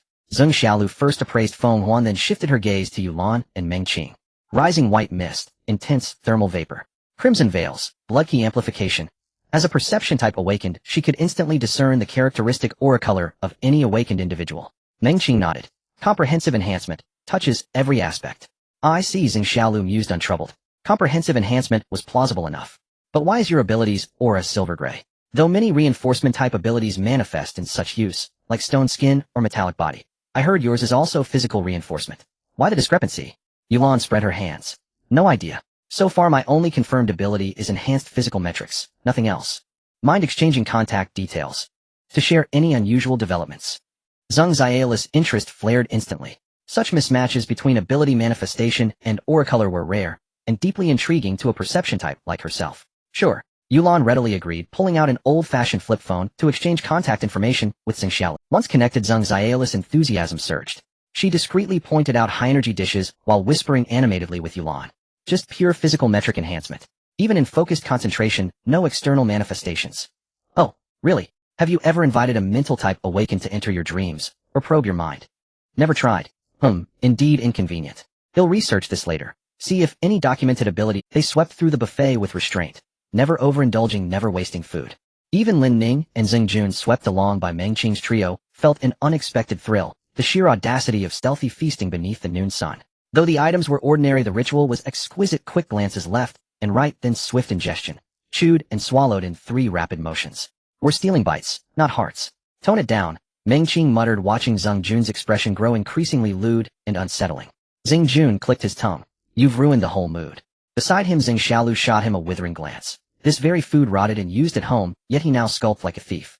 Meng Qing rubbed his belly. Had consumed numerous energy-rich fruits along the way, warmth spreading through his limbs. Though less potent than yesterday's fruit, their abundance compensated handsomely. Well, if it isn't Xing Jun. When did you start running with Outer Ninth District mutts? Meng Qing's heart leapt. Here they were. With a sidelong glance, Xing Jun tossed the fruit into his mouth, chewed and swallowed. Who gave you the gall to bark at me? Lin Ning's face darkened. Xing Xiaolu scanned the opposing group with cold, dead eyes, then scoffed. Utterly ordinary. Pathetically conspicuous.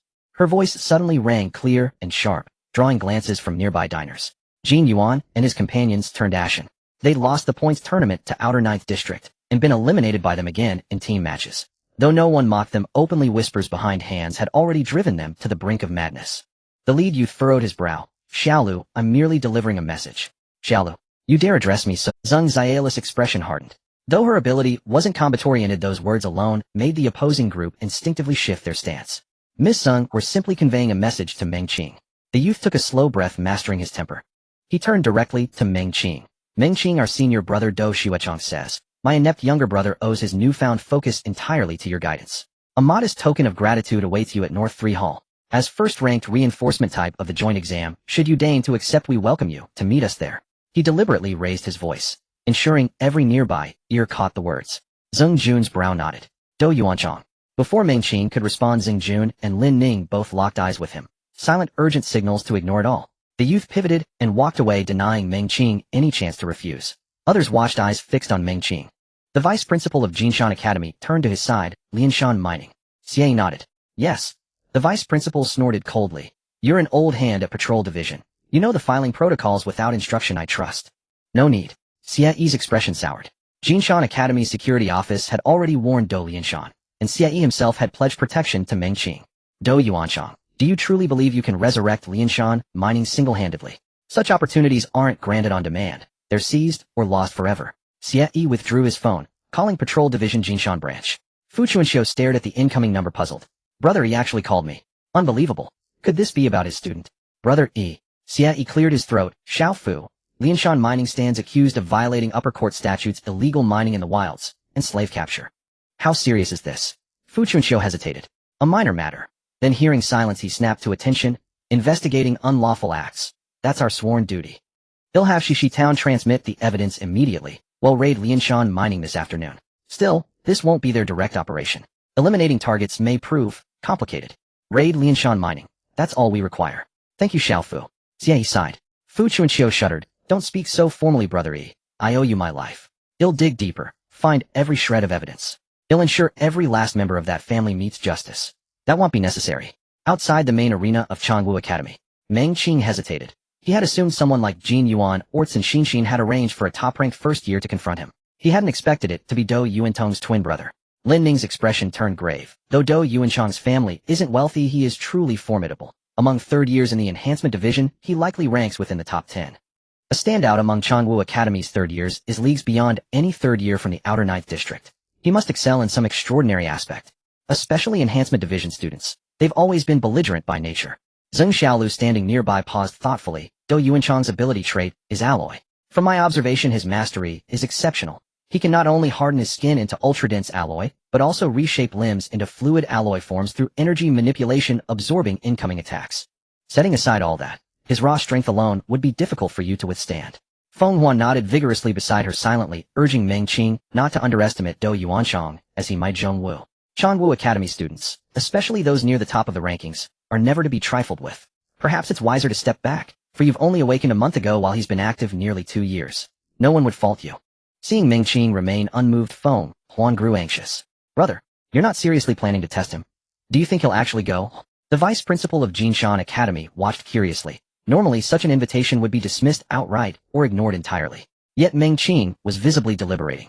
Was he calculating risk and reward? Xie shook his head. I don't know, but I suspect he will go. He couldn't explain why, yet instinctively he felt certain Meng Qing would not yield. Dou Yuanchang. Jinshan Academy hasn't produced a promising talent in years. Do you truly fear your father dying out there? You're a prodigy of Changwu Academy, but your father traffics in underworld shadows.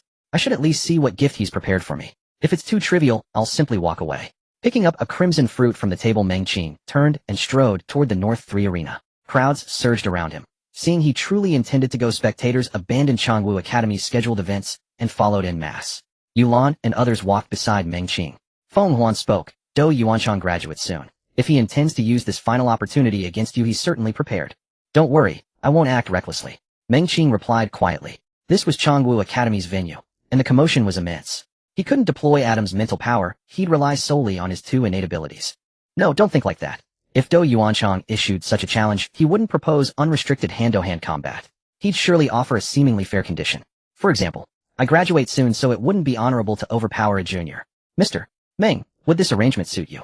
I'll strike only once. If you remain inside the arena and retain consciousness, you win. I understand you're from the countryside. Given your aptitude, you may skip grades and graduate sooner than expected. I've prepared a residence for you, a place to settle after graduation. This is merely my token of gratitude. Regardless of outcome, the gift belongs to you. And should you win, I still hold 679 academic credits at Changwu Academy, within budgetary limits. I'll exchange anything you desire. Meng Qing paused, then turned to Lin Ning beside him. If you truly win, ask him to redeem 2 units of deep-sea primordial essence for you. What is that? A relic of the Golden Age, capable of permanently enhancing cellular vitality. Produced exclusively in Future City, it benefits low-tier awakened individuals remarkably. After explaining, Lin Ning added quietly, I suspect his aim isn't victory, but rather undermining your foundation through some underhanded means. Once he succeeds, it won't be a matter of money anymore. After thanking Lin Ning, Meng Qing approached Xie. Reaching them, he said steadily, Teacher, Principal, I must. Xie remained silent, glancing instead at the vice principal beside him. The vice principal nodded, then go. So long as you remain a student of Jinshan Academy, the institution bears responsibility for your safety. Watching Meng Qing stride toward the stage, Xie's brow furrowed deeply. If you're so concerned, go watch from the front row, the vice principal remarked, turning to instruct. Only then did Xie react, walking not just to the front row but onto the stage itself, standing beside the referee. His expression unreadable, he fixed his gaze upon Dou Yuanchang. Should Dou Yuanchang attempt murder, Xie would intervene openly and sever his future without hesitation. Yet Dou Yuanchang remained utterly unaffected by Xie's stare. To him, neither Lianshan mining nor his own prospects mattered more than avenging his younger brother. It's him. Meng Qing's face remained calm, yet within a clear outline had already formed. Mr.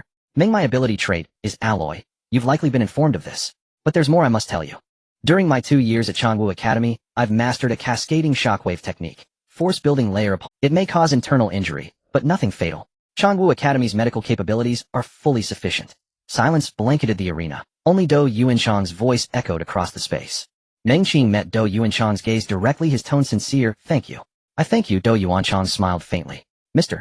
Meng, please begin channeling your energy. You may signal when ready.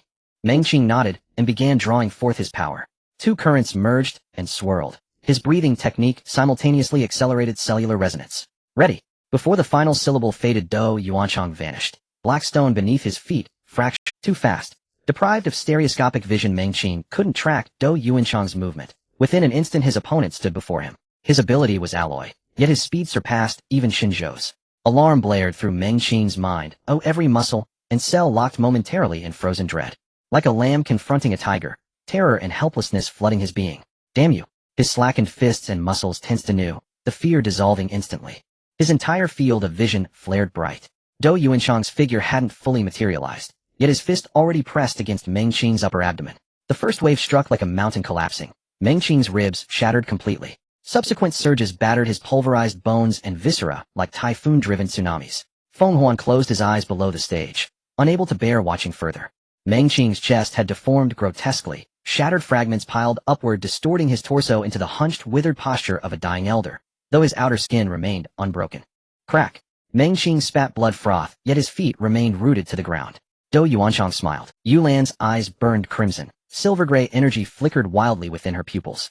I'll kill him. Zheng Xiaolu standing beside Yulan startled, then swiftly gripped her shoulder. Her power is unusual, best not revealed here. Meng Qing felt no pain, but the visceral sensation of ruptured and displaced organs pierced through with chilling clarity. Enough. As the thought settled, he channeled the energy already coiled deep within his chest. He could endure only this much. Less would seem implausible, more risked genuine catastrophe. With his guidance, the second ability's essence surged violently. Last night in the mountains, and again this morning at the buffet plaza, Meng Qing had consumed vast quantities of energy-rich fruits. Plus yesterday evening's passive gains from Adam's autonomous operation. Now a substantial reservoir of energy pooled within him. Guided by his breathing technique, the second ability's essence seeped into his thoracic cavity, dissolving Dou Yuanchang's impact waves. 3 layers. 4. 5. Spectators outside saw only Meng Qing's back rising and falling rhythmically. Many wondered inwardly, can anyone survive such punishment? Has his innards been reduced to cat food? Only a handful of perception-type observers wore grim expressions. Even severely injured, he's orchestrating counter-energy, not mere brute force opposition. He's using his unique technique to generate turbulent eddies within his thorax, shielding his vital organs. Zheng Xiaolu watched the stage intently, while murmuring to her uncle Zheng Jun, "Uncle, your friend is truly extraordinary." Meng Qing had to absorb Dou Yuanchang's first strike. If he dodged or deflected, he'd be blasted from the arena. But absorbing it he'd admit catastrophic bodily trauma and potential energy imbalance. Not even Changwu Academy's third-year enhancement division students would dare take such a blow, let alone an outer 9th district freshman. Zheng Jun said nothing, his expression a mixture of shock and bewilderment. People from the outer 9th district, do they truly regard their own lives as worthless? Dou Yuanchang withdrew his fist. Meng, you are indeed much stronger than my inept younger brother. He's already in the 3rd grade, yet he can't withstand the same amount of force at all. Impressive indeed. Meng Qing raised his hand to wipe the blood from the corner of his mouth, choosing not to speak. Once he did, the blood he had held back would surely spew forth. Xie rushed to Meng Qing's side, casting a glance at Dou Yuanchang, his eyes filled with palpable killing intent. Dou Yuanchang chuckled lightly. Are you looking to exchange for deep-sea essence, Meng? If so, I'll go exchange it right away so as not to delay your return to Jingshan Academy. Seeing Meng Qing nod, Dou Yuanchang turned and left. Xie carried Meng Qing out of the arena as the chief doctor of Changwu Academy placed his hand on Meng Qing's chest, saying, "This is somewhat serious. Stop rambling." The vice president of Jingshan Academy coughed. "Just treat him well, you won't lose out. If you had said that earlier, it would have been settled." The chief doctor laughed heartily. Such an injury would be virtually fatal among ordinary people, but it was nothing serious among awakeners. The internal organs are surprisingly intact. The displacement isn't severe. There's even fluid accumulation and damage within acceptable limits. After mumbling for a while, the doctor said to his assistant, "Restore his thoracic cavity." The assistant squatted down, unfastened Meng Qing's school uniform, and swiftly moved his fingers across Meng Qing's chest.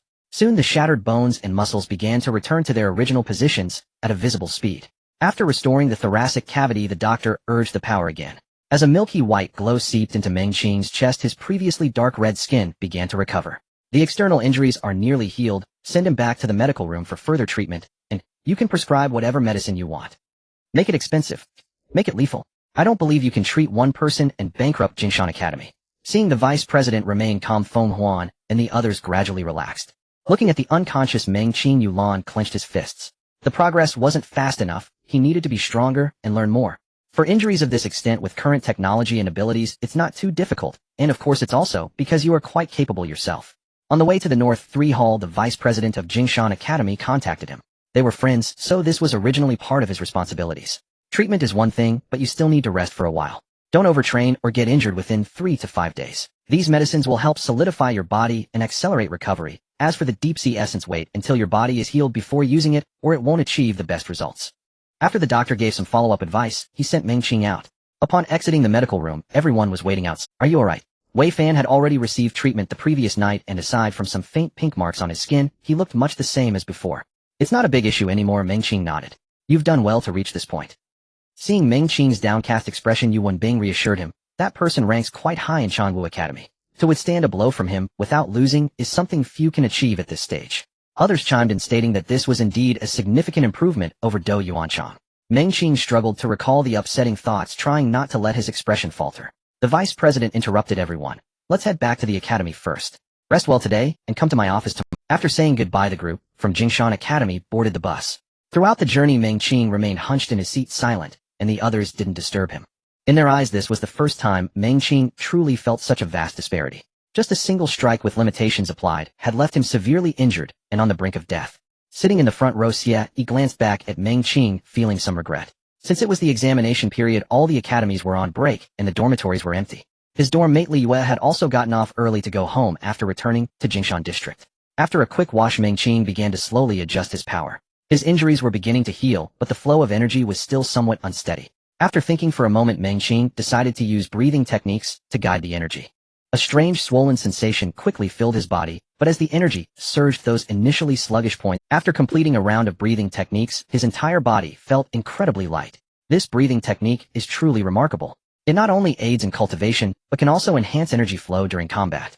And this ring. He raised his palm to examine the ring, said to possess healing properties. This prize was issued by the Education Department of Langzhou and was quite valuable. How should this be used? Meng Qing felt a bit puzzled. He had only heard of the so-called equipment, but was experiencing it for the Adam. I don't know either. Please, I'm just an amnesiac, and this kind of thing. Let me think. Alright, if my guess is correct, it should inherently contain some properties. Perhaps you can try to infuse your power into it, then draw out the properties to achieve its intended use. Infuse my power into it. Exactly, this is merely an item with inherent properties. It lacks initiative, so to use it you must operate it yourself. So that's how it is. Meng Qing slightly raised his hand, directing his energy toward the ring. As the energy flowed in, Meng Qing indeed sensed a faint energy fluctuation contained within. Oh, while not very large, its stability was quite good. What do you think is the principle behind storing energy in something? I don't know, it shouldn't be too difficult to think about. Adam was somewhat speechless. As long as you can figure out the form of energy, you can surely find a corresponding method to maintain its stability. Like this. It does make sense. For instance, the so-called awakening potion is likely some liquid mixed with high concentrations of energy, and since it's readily available, it suggests that its storage duration is quite long. There's also that healing injection I used during the group competition, which probably has similar effects to this ring. After some idle thoughts, Meng Qing took out another prize of his, second-tier advancement potion. Its appearance was somewhat similar to the healing injection used in the previous group competition, but the logo was not the dualier celestial instrument of Future City. 7 stars surrounded a steep mountain peak. This represented the emblem of the Federation. To inject it directly, Meng Qing pondered while examining the advancement potion. If it had been back when he first awakened, he would have injected it without a second thought. But now it was different. He had already experienced breathing techniques and learned some information from the director of the poor man's martial arts school. The self-absorption limit and potential would be higher than injecting directly. However, the conventional energy concentration in this world was insufficient to support advancement through self-absorption. Even with Adam's relentless effort every night, the enhancement from breathing techniques and the passive augmentation of the second trait. Under 3 layers of external assistance, after a whole month, the energy Meng Qing absorbed and fused still remained within the second-tier range. Don't want to use it directly. Adam's voice came through.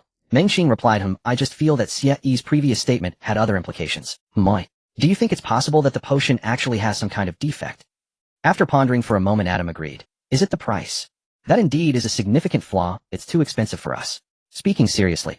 Adam retracted his laughter, his tone turning serious. Since you think, so let me share my perspective. In fact, my subconscious also believes that this so-called potion must possess certain defects and uncontrollable factors.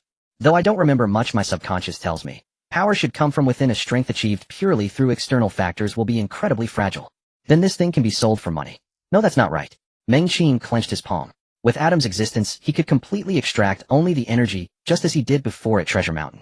By utilizing Adam's ability to channel energy, he could absorb pure energy, without needing to consume those fragmented stones resembling salt crystals. It's indeed feasible, but some of this energy may dissipate once released. After hearing Meng Qing's thoughts, Adam expressed his agreement. That's not a problem. As long as the dissipation ratio isn't too high, it's still a gain for me. The promotion potion should be rich in energy, and also contains some elements that modify cellular structure. Otherwise, it would be hard to explain why such a small vial of potion can forcibly elevate a person's physical state. losing a portion of energy in exchange for a more credible future. This cannot be deemed much of a loss in any case. Moreover, as long as his conjectures hold true, his identity would, by that time, making money should not be that difficult. This syringe design, as long as the safety lock at the top is pressed, the liquid inside will be pushed out in a mist form from the front end. Generally speaking, it would be injected into the subcutaneous tissue. The previous treatment injection was pushed out all at once. I estimate this one is the same. Preparation is starting. Okay. The two confirmed the details, and after taking a deep breath, Mengqing removed the cap from the top of the promotion potion. As his thumb pressed the safety lock, a fine white mist instantly sprayed out from the multitude of needle holes. The moment the mist appeared, Adam immediately began to draw the energy within. As soon as he made contact, Adam exclaimed, "Indeed, it's not merely liquid energy." Mengqing was no longer as naive as he was during his first awakening. He had developed a clearer perception of the relatively dense energy. The gentle power flowed towards Mengqing's body as Adam guided it, while Mengqing balanced his breathing and activated his second ability. The simultaneous absorption of three powers caused the energy lingering in the air to be forcibly drawn in by Adam before it could escape. Powerful and potent. This was merely a second-tier promotion potion, yet it exhibited such astonishing effects. Previously, Mengqing believed that the energy storage within his body was quite good, but after the absorption, he realized that his body was far from reaching a true state of saturation. Minutes later, all the energy propelled by the breathing technique merged into Mengqing's body. Not enough. Adam inquired, puzzled, as the energy hadn't dissipated under his guidance. It's normal for it to be insufficient. This is a potion for the second tier, while I am inherently at the second tier. Although I have not broken through to the third tier in terms of energy total, this energy has still brought me considerable benefits. His muscles and bones became more flexible under the wash of energy, and the flow of energy became smoother. As for this deep-sea essence, Mengqing picked up the two azure vials. He had one from Do Yuanchang. These were recommended by Lin Ning, and seemed to be quite renowned in the world of the wealthy. But would this thing have the same issues as the promotion potion? After pondering for a moment, Mengqing decided to store the deep-sea essence first. Having decided to pursue a higher path, he would see it through to the end. Though this item originated from Future City, it was still a mixture. Tomorrow, let's see what rewards Jinshan Academy provides. In the joint examination, a second-tier promotion potion has already been given, and the probability of obtaining a fourth-tier promotion potion has significantly increased. Did you orchestrate this? In Taiwan Hotel, Huang Yun looked at Kong Rui. The young man had just secured first place in the 13th District Joint Examination and had barely begun to celebrate before being publicly injured by someone. Although there was indeed a past grudge between Do Yuanchang and Mengqing, Huang Yun believed that all this was not merely coincidence. Do Yuanchang's actions, so close to graduation, were of no benefit to himself. Only disadvantages remained. Kong Rui lowered his gaze at the newspaper. Do you think I would intervene in such matters? Before Huang Yun could retort, he continued, you weren't so naive before. His talent is exceptional. Whether he takes first place, or even makes it into the top 5 or 3, he will undoubtedly encounter such situations. The only difference lies in who takes action. What reward can Jinshan Academy offer him? A set of low-tier promotion potions. While that is indeed a significant sum for an ordinary family, what comes next? Does he think he can obtain a 5th-tier potion through competitions? Huang Yun fell silent. After the Dongdu robbery incident, 5th-tier promotion potions were managed by the directors of the patrol offices in each state. 6th-tier potions, on the other hand, were stored directly in Zhongdu, and one had to go there for inspection before queuing to purchase. The price of 4th-tier potions could be envisioned by an ordinary family after exhausting 2 or 3 generations. 5th-tier, however, is already a sky-high price. 6th-tier potions are not merely something that can be bought with money. You've rested for quite a while. Prepare yourself and return to work. Kong Rui smiled as he looked at the photograph of Mengqing receiving an award in the newspaper. Huang Yun had a vague suspicion in her heart. What work? Haven't you already guessed? The academy is a place of reason. You have potential, and we are willing to make you promises as you grow, but if you bring actual benefits to the academy, we will naturally provide you with corresponding rewards. This is a set of 34 promotion potions. The 3rd-tier potion can help you stabilize yourself, while the 4th tier can help you break through the fundamental limitations of your physical body. Work hard. After pushing the 2 boxes in front of Mengqing, the vice dean thought for a moment. The previous scholarship remains valid provided you are a student of Jinshan Academy. As for job arrangements or recommendations after graduation, that too must be based on your graduation from Jinshan Academy. As for Yulan's household registration issue, I have already arranged it with the personnel department. The paperwork should be completed by tomorrow, and her status will be that of a special assistant. This special assistant status, in simple terms, is just a formal household registration. Although she is on the staff list of Jinshan Academy, she has no job and no authority. This way, some of the more complex issues have been resolved. The energy dilemma and the safety of the Roundhead One can temporarily be put aside, allowing him to focus on the matters ahead. Heavenly Tao. In the days following the conclusion of the 13th District Joint Examination, Mengqing kept a low profile. Except for occasionally showing up for theory classes, he took leave for all practical training sessions. This made the people at Jinshan Academy unable to help but exclaim, After all the effort of coming from the countryside to the city, just as he started to shine, he was injured publicly. The injury affected not only his body, but also his confidence. Today Mengqing took another leave, and Yulan also cancelled her practical training classes to go to the poor man's martial arts gym. On the north side of Jinshan Lake, Mengqing looked at the villa in front of him, confirming the transfer procedures with the property management personnel before pushing the door in. The villa is not very large, but rather exquisite. The furniture and decorations are all complete, yet show little signs of use. Adam, check if there are any listening devices or pinhole cameras in this house. Alright.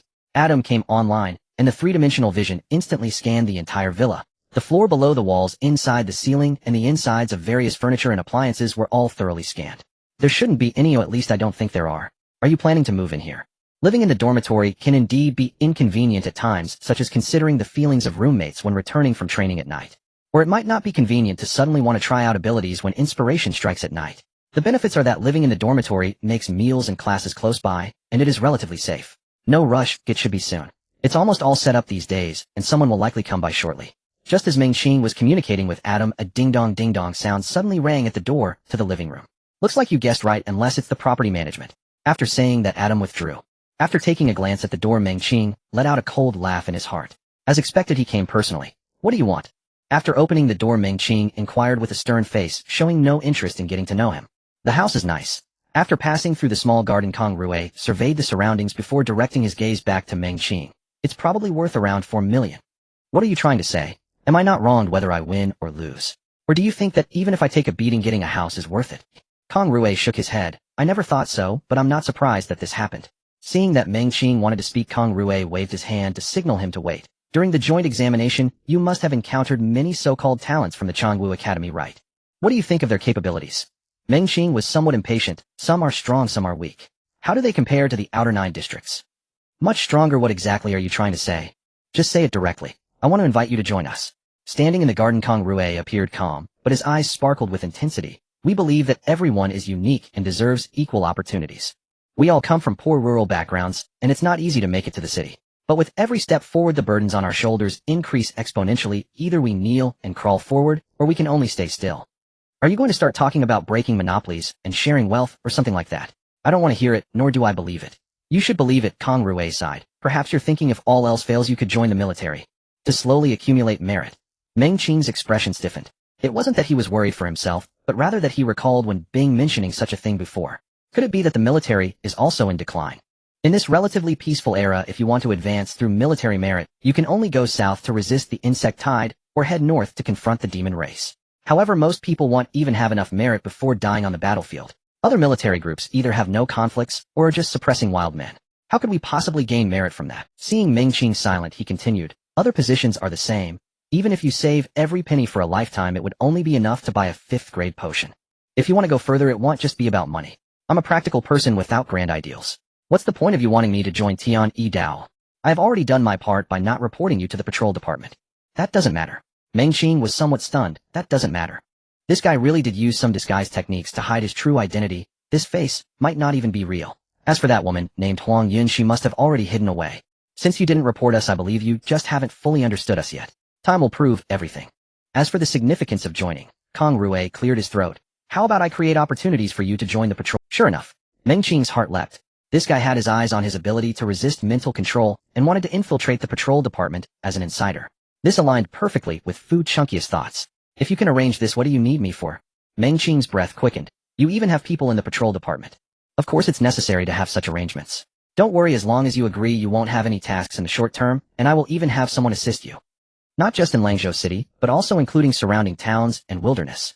He did not answer Mengqing's second question, which made Mengqing feel suspicious. But such matters can be judged slowly later on. Do you want to reenact the Eastern Capital heist? Do you have the strength? The Eastern Capital heist was the greatest achievement of Tian-Yi Dao, and it was said that they nearly emptied the warehouses of the Eastern Capital during that event. There are currently no plans for that. Just focus on doing your job in the patrol department. If you're willing, you can even temporarily forget that you're a disciple of Tian-Yi Dao. As for what you'll need to do in the future, we'll discuss it when that day arrives. Kong Rue took a small step forward. The patrol department is your natural stage. I believe that at some point in the future you will see this world clearly and come to find me on your own. His expression was sincere, as if he had truly foreseen some future. Mengqing waved his hand to indicate that there was no need to paint such a rosy picture. Let's talk about it when that day comes. Is there no benefit for me in working for you? I cannot directly provide you with potions or money as income from unknown sources would raise the patrol department's suspicions, but I can offer you something more valuable. It can help you establish a foothold in the patrol department. Meng Qing's expression turned cautious. Don't tell me it's information about the Ling Society's members or traitors within Tian Yidao. Kong Rui's smile froze. So you want me to join the patrol department just to be an insider or to eliminate your rivals and traitors? I'll do all the dirty work, and yet there's no benefit for me. Is this how you spread your teachings? This is truly a cult. They talk about ideals without discussing rewards. What could be more bizarre than this? Although this generally aligned with his plan, the stinginess of Tian Yidao still refreshed Meng Qing's lower limits of perception. When Fu Chuanxiu approached him back, then he even mentioned giving him some internal equipment after success. Seeing that Meng Qing's expression revealed a hint of the poor should keep away, Kong Rui took a deep breath. Things that succeed in secrecy, your identity will only be known to me and the contact person I arrange for you. In the short term, I want reported upwards, and the resources I can mobilize include one piece of equipment, one that can resist a 5th grade mental attack or control. This can provide you with a degree of protection. That's good. Meng Qing instantly felt invigorated. But I won't give it to you now. I mentioned earlier that before you join the patrol department, you can't receive things of unknown origin for no reason, as it would raise the patrol department's suspicions. After you join, I will provide suitable information about a Ling Society member for you. After killing him, you can rightfully acquire this piece of equipment as a trophy. Whenever Kong Rui spoke about the patrol department, his expression would grow serious. Meng Qing found it strange. The patrol department won't confiscate trophies, right? Typically, trophies are not confiscated directly. Only military equipment or controlled potions need to be submitted, but they will provide alternatives or compensations. Meng Qing couldn't help but complain. Look at the patrol department. They are truly rewarding for work done, which is completely different from Tian Yidao. Your ability development is fine. The Changwu Academy and Jinshan Academy have both given you potion rewards, and only the last factor remains. Have you completed it? Mental construction. I have already completed the 3rd stage. The so-called 3rd stage mental construction involves connecting mental power with the body, something Meng Qing achieved a month ago. Not only his own dual mental strength, but even Adam's was connected as well. That's good. Kong Rui nodded. This way, after you use the promotion potion, you will have a chance to reach the peak of the 3rd stage, and even an opportunity to directly access the 4th stage. With foundational strength and the combat talent you've shown, the patrol department should take notice of you.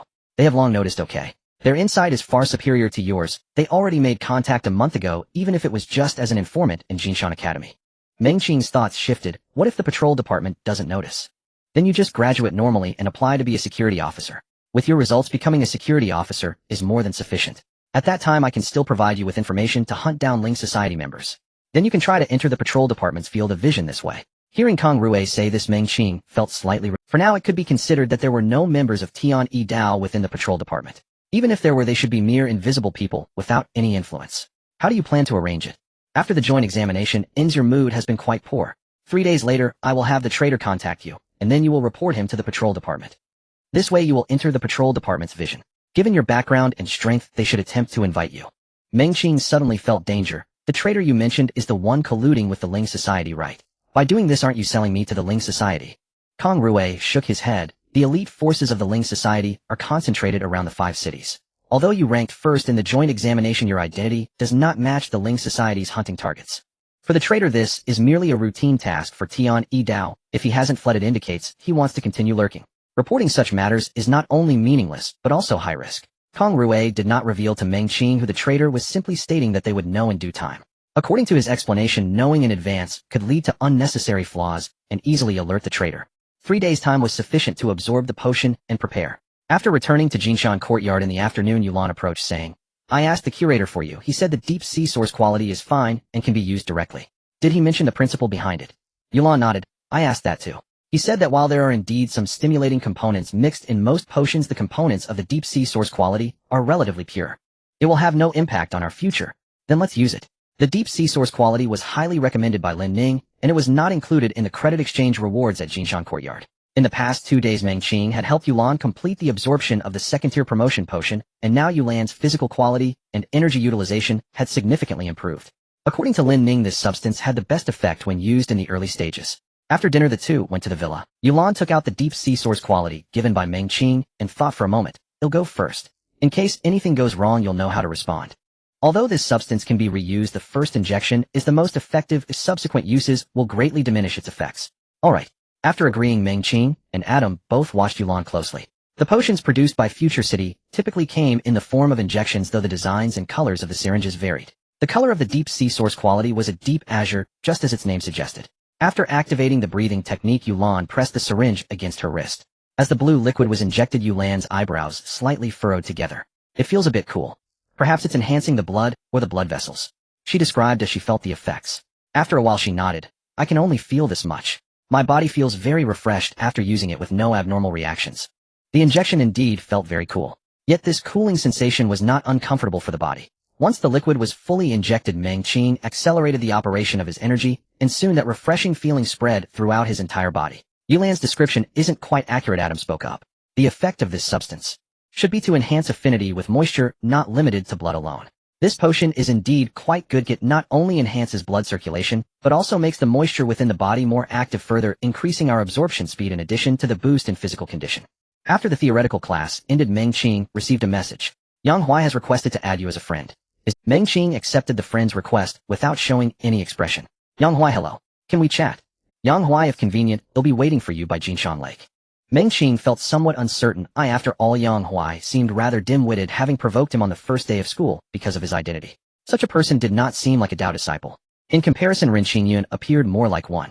If Yang Huai were a Tao disciple, then either his recklessness was a facade, or he had only become a Tao disciple after the start of school. It was just that later, for some reason, he defected to the spiritual society. Could it be because he was beaten by me? While walking and thinking, Meng Qing arrived at Jinshan Lake. After glancing at Yang Huai standing by the lake, he approached from behind. It seems we have nothing to discuss, right? After the initial test, Yang Huai had become a clown. Following Meng Qing's defeat of Yang Xiao, and Zhongwu, the clown mark on Yang Huai had fused with him. However, since then Yang Huai had not provoked him again, and would deliberately avoid Meng Qing each time. Hearing Meng Qing's voice, Yang Huai turned around. Actually, you and I are the same kind of person. Meng Qing. Don't the Tao disciples have anything else to say? Opening with trying to build rapport and find common ground, then starting to talk about ideals and beliefs. Meng Qing was speechless. What makes you think I'm the same as you? Did you also rank first in the joint examination? Speak, what is it? Seeing Meng Qing's expression soften, Yang Huai finally began to speak. In a roundabout way, he started with the same old story, but then suddenly changed the subject. My dad was a soldier in the Central Army. I heard he was about to save enough money to buy a Tier 4 promotion potion, but he ended up dying in the war against the wildlings. Hearing this, Meng Qing was somewhat puzzled.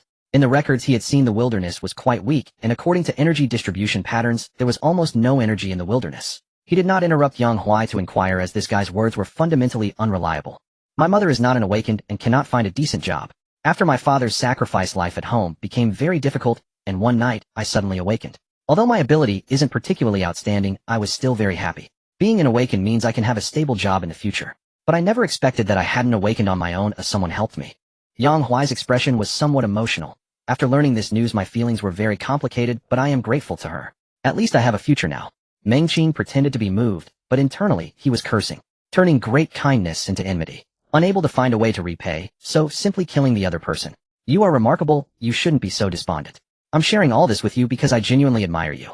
Yang Huai looked at Meng Qing, his expression very sincere. She told me that if you are willing to become our friend, she can help you complete the mental construction. Yang Huai felt somewhat indignant. Such a precious opportunity for mental construction, she would rather give it to an outsider than help herself. This is simply unfair. The Tao disciples are just like those who look down on others. Last time, although I was lucky to let her escape, fortunately she didn't suspect me, and even assign me a task. Seeing Meng Qing remain silent, Yang Huai spoke again. For us, every opportunity is hard to come by. You should have guessed my identity. I sincerely hope you can go further than me rather than becoming a sacrifice on the front lines after graduation, or becoming a bodyguard for the consortium.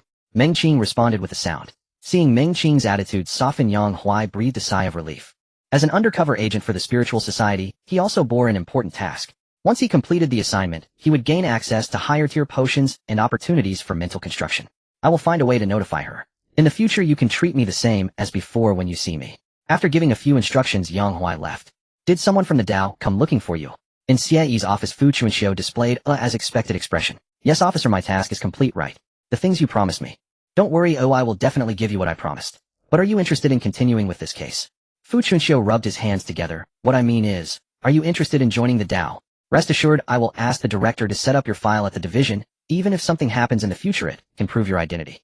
The Tao generally does not have many tasks. They are different from the madmen of the spiritual society, mostly focusing on infiltration. You can superficially join the Tao while actually being a student. No. I will use your excellent joint examination results as a reason to recruit you as an intern in the patrol division. This way the Tao will certainly invest heavily in your training. Perhaps they will even use your hands to eliminate members of the spiritual society. Perfect. Fu Chuanqiu increasingly found his idea plausible as he scrutinized Meng Qing. A student from the countryside with decent talent from Jinshan Academy, if he were to join Tianyi and establish himself, Tianyi would definitely have significant moves in the future that would not overlook him. Not to mention that this could help dismantle the Tianyi power in Langzhou. At the very least, it would allow for early foresight. Meng Qing shook his head saying, "Sir, I am just a rural student. I just want to graduate normally and then get a stable job as a security officer or something similar." Fu Chuanqiu sighed. Being a security officer has no future. It's just about maintaining order and patrolling. Do you really think you can move up the ranks with such a job? Meng Qing retorted, "Can I get promoted?" "On what basis would you get promoted?" Fu Chuanqiu chuckled, "Stable jobs are not meant for promotions. However, working in the patrol department would be different. Achievements would surely bring rewards." Seeing Meng Qing hesitate, Fu Chuanqiu continued, "If my speculation is correct, once you join the patrol department, Tianyi will definitely help you accumulate merits both openly and secretly, and all these merits would still belong to you. Think about it, you can take advantage of your identity as a disciple to gain benefits from them, while also advancing normally within the patrol department. The 5th-tier potions are managed by the chief, and as an internal member you can apply for them with virtually no barriers. More importantly, as a member of the patrol department, it will also be much easier for you to apply for 6th-tier potions in Zhengdu in the future. This is the key. This is what Meng Qing had been contemplating since before the joint exam. Money and status. Both are essential, and they become increasingly important as one advances, especially regarding 5th and 6th-tier potions. The higher the tier of the promotion potions, the stricter the control. 4th-tier potions are barely accessible to ordinary awakeners, but once it comes to 5th-tier state approval is required. For 6th-tier potions, one must queue in Zhengdu to apply for purchase. What will I need to do once I join the patrol department? Meng Qing asked, looking at Fu Chuanqiu. Our Jinshan branch is responsible for the Jinshan district and surrounding towns. Once you start, you will undergo a short internship, which is quite easy. Does that also include the towns? That makes sense. There is indeed a patrol department station in Dapa town, but I've never seen anyone there. It seems the job should still be relatively relaxed. What do I have to do during the internship? Fu Chuanqiu raised his fingers. Interns are responsible for rural inspections, checking for cults, preventing rebellions, investigating smuggling, household registration audits, and fixed-point defense, among other duties. Meng Qing's expression turned astonished. Wait, do interns have to do so much? The more you do, the more experience you accumulate. You need to be versatile. If you only focus on one area, when other positions become available, you'll just be left staring blankly. That makes sense, Meng Qing said with great anticipation. Then the salary must be quite high, right? Fu Chuanqiu shook his head. Interns do not get paid. Additionally, before starting you need to pay a fee that includes uniform customization, access card deposit, and training costs. Don't be fooled, many people want in but haven't had the chance. Meng Qing asked, "What branch?" Jinshan. Old Jinshan, right? I suddenly feel that I should just wait to graduate, then enlist or apply for a security officer. Seeing Meng Qing frantically wave his hands, Fu Chuanqiu smiled mysteriously. While our salary is low, there are many allowances. Salaries must be disclosed to the public since it's taxpayer money. However, the remaining parts that can be freely operated do not need to be disclosed, like state subsidies and special funds from the court. There are also some expired products, equipment, and spoils of war. Losing them would be a waste. Additionally, there are operational funds, equipment maintenance, and training plans, among various other things. In short, interns indeed do not receive wages externally. Internally, as long as you handle your responsibilities, you will naturally be compensated accordingly. Once you agree, the director will go to the chief to set up your file. I can even allocate a sum of operational funds for you on purpose. Meng Qing's expression turned serious. I feel I should contribute to the stability and prosperity of the Federation. That's the spirit. Fu Chuanqiu gave a thumbs up, but the necessary procedures must be followed. Go to the bureau tomorrow morning for the assessment. As for those fees, I can just yell at the Internal Affairs Department. It was only after Fu Chuanqiu left that Meng Qing slowly let out a sigh of relief. Since he encountered Huang Yun and realized that he was already being targeted by Tianyi, he had been planning this matter. It carries great risk, but the theoretical gains are also significant. Since he couldn't escape, he had to find a way to maximize the benefits. Going with the flow and being at the mercy of others was definitely not the outcome Meng Qing desired. He dared to act this way because there was an asymmetry of information between Tianyi and the patrol department. Tianyi believed they were the ones who approached Meng Qing first. Meanwhile, the patrol department was unaware that Meng Qing was immune to mental control. Taking that punch was the most crucial part of this plan. If he didn't suffer any unexpected events, it would be impossible to demonstrate the result of a rural genius being severely beaten after entering the city. Meng Qing pressed his knuckles.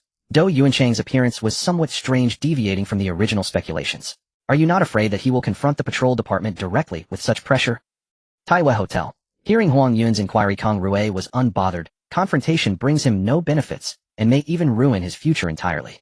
How can he explain to the patrol department that he can be immune to mental control? Such matters cannot be clarified. Since he can resist it, everything he says could very well be false. Moreover, once the patrol department learns that he has had contact with me, he will be classified as a potential disciple. If that happens, he won't be able to participate in any public service examinations after graduation, and large enterprises will also reject his job applications. Kang Rui's expression was calm, as if everything was under control. Huang Yun felt a lump in her heart. Ever since witnessing the others' ability to change their appearance at will, she had been feeling. After absorbing the third-tier promotion potion, Meng Qing finally understood why others had previously told him that the third tier was completely different from the first. The connection between body and spiritual power was fully established, the flow of energy was exceptionally smooth, and even his mind felt clearer. During these days of seclusion, Meng Qing attempted some adjustments to his breathing technique. Initially, the technique could only be practiced by coordinating breathing rhythms with body movements and energy flow. Before the joint exam, Meng Qing integrated it into combat to enhance energy flow intensity. Now he had simplified the breathing technique to its utmost efficiency. In daily life, he maintained the breathing technique in an operational state through rhythm and energy flow habits. This way, whether in daily life or while sleeping at night, the technique could continuously benefit him. Although the energy concentration in Jinshan district is not high, it has accumulated significantly over time. Now Meng Qing officially stepped into the third tier, becoming a mature awakener. The deadline agreed with Jinshan Academy is only during the first year phase. There is just 1.5 months left. Early the next morning, Meng Qing headed to the Jinshan branch of the Patrol and Defense Bureau, following the directions on his map. Though not particularly expansive in area, the branch occupied an entire building. The moment he stepped inside, Fu Chuanxiu greeted him warmly. After leading Meng Qing into the elevator, Fu Chuanxiu said, "Yesterday the director already consulted with the bureau chief regarding your case. The plan has been officially approved. Moreover, the bureau chief himself has established your official file and registered your identity. Your credentials will take immediate effect upon passing the assessment." Meng Qing acknowledged softly. "What does the assessment entail?" "Identity verification and strength validation," Fu Chuanxiu replied, clapping Meng Qing lightly on the shoulder. "We must follow protocol, strictly by the book." Just a formality. A flicker of wariness stirred within Meng Qing. This did not seem so simple, especially the identity verification. He suspected they would probe further, perhaps even employ mental techniques to confirm whether he truly belonged to the Taoist sect. The bureau chief strongly endorses this initiative, so deputy bureau chief herself will conduct your assessment. Indeed, a subtle tension tightened within Meng Qing's chest, but his expression remained perfectly still. He neither asked about the deputy bureau chief's abilities nor her cultivation rank. "We've arrived." The elevator halted on the 9th floor. Stepping out, Fu Chuanxiu pointed toward a large door at the far end of the corridor. "The deputy bureau chief is waiting for you. Make a good impression." Meng Qing nodded and strode purposefully down the hallway. Fu Chuanxiu lingered at the elevator entrance, watching his retreating figure with a solemn, thoughtful gaze. Though this initiative was merely a strategic reserve move, its success would significantly reduce future complications and pressure. The bureau chief indeed regarded it highly, perhaps even excessively so. Meng Qing pushed open the door, and before him sat a middle-aged woman, dressed, simply seated quietly on the sofa beside the window. Upon seeing him, she gave a slight nod. "Come in." Within his mind, Adam stood vigilant. Meng Qing seated himself, and the woman lifted her gaze to meet his eyes. "What is the name of the Taoist sect member you've interacted with?" An apparently casual question, yet Adam instantly warned caution. She has activated her ability. Without betraying a trace of reaction, Meng Qing shifted his consciousness to the second layer. "Yang Huai. You were classmates. Did you ever sense anything unusual about him? I recall Chuanxiu instructed you a month ago to discreetly observe and assess him." "No, we weren't close." The woman nodded thoughtfully. "Do you accept what the Taoist sect member claimed?" Meng Qing carefully regulated his heartbeat while his mind raced. How should he respond? Flat denial, or something more nuanced? His reasoning holds some persuasive weight, but only as theory. In my view, Director Fu's offer, and the Patrol and Defense Bureau's future, align far more closely with my aspirations. A gentle smile curved the woman's lips. Almost immediately the invasive presence receded, but Meng Qing kept his awareness anchored firmly in the second layer. Though promising, this initiative carries considerable risk. The Bureau must proceed with utmost caution. You understand surely. Meng Qing feigned mild confusion, then silently nodded. That is precisely the response one would expect. Were you to declare lofty ideals like serving country or people, I'd begin questioning whether your memory, or even cognition, had been altered by proselytizers. Meng Qing exhaled inwardly a long, quiet breath. Rural education had been rudimentary, of villagers' understanding of the Federation and the High Court remained vague, almost mythical. Given the original host's life trajectory, such grandiose rhetoric would have been utterly alien. You've chosen wisely. Identity verification is now complete.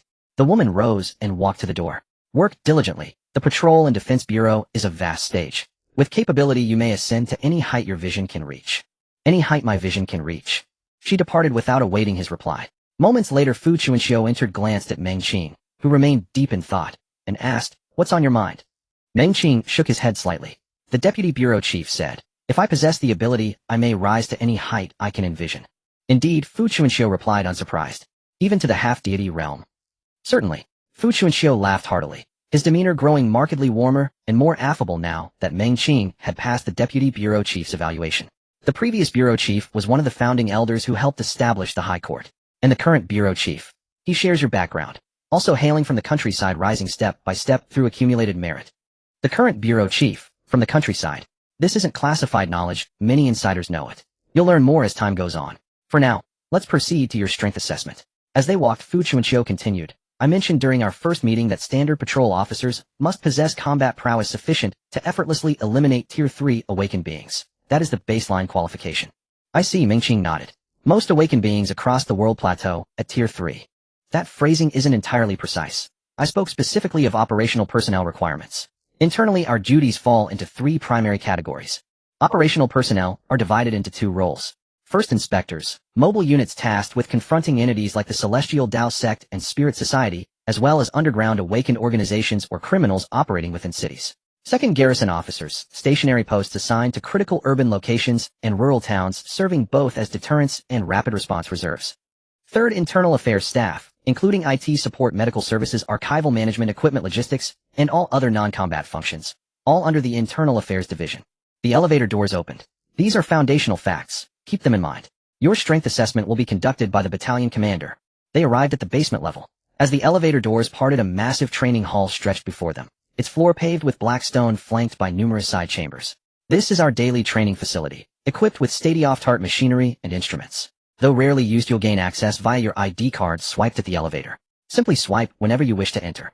Safeguard your work card carefully. It signifies not only your identity, but also the authority vested in you by the Patrol and Defense Bureau. Should it be lost, report it immediately.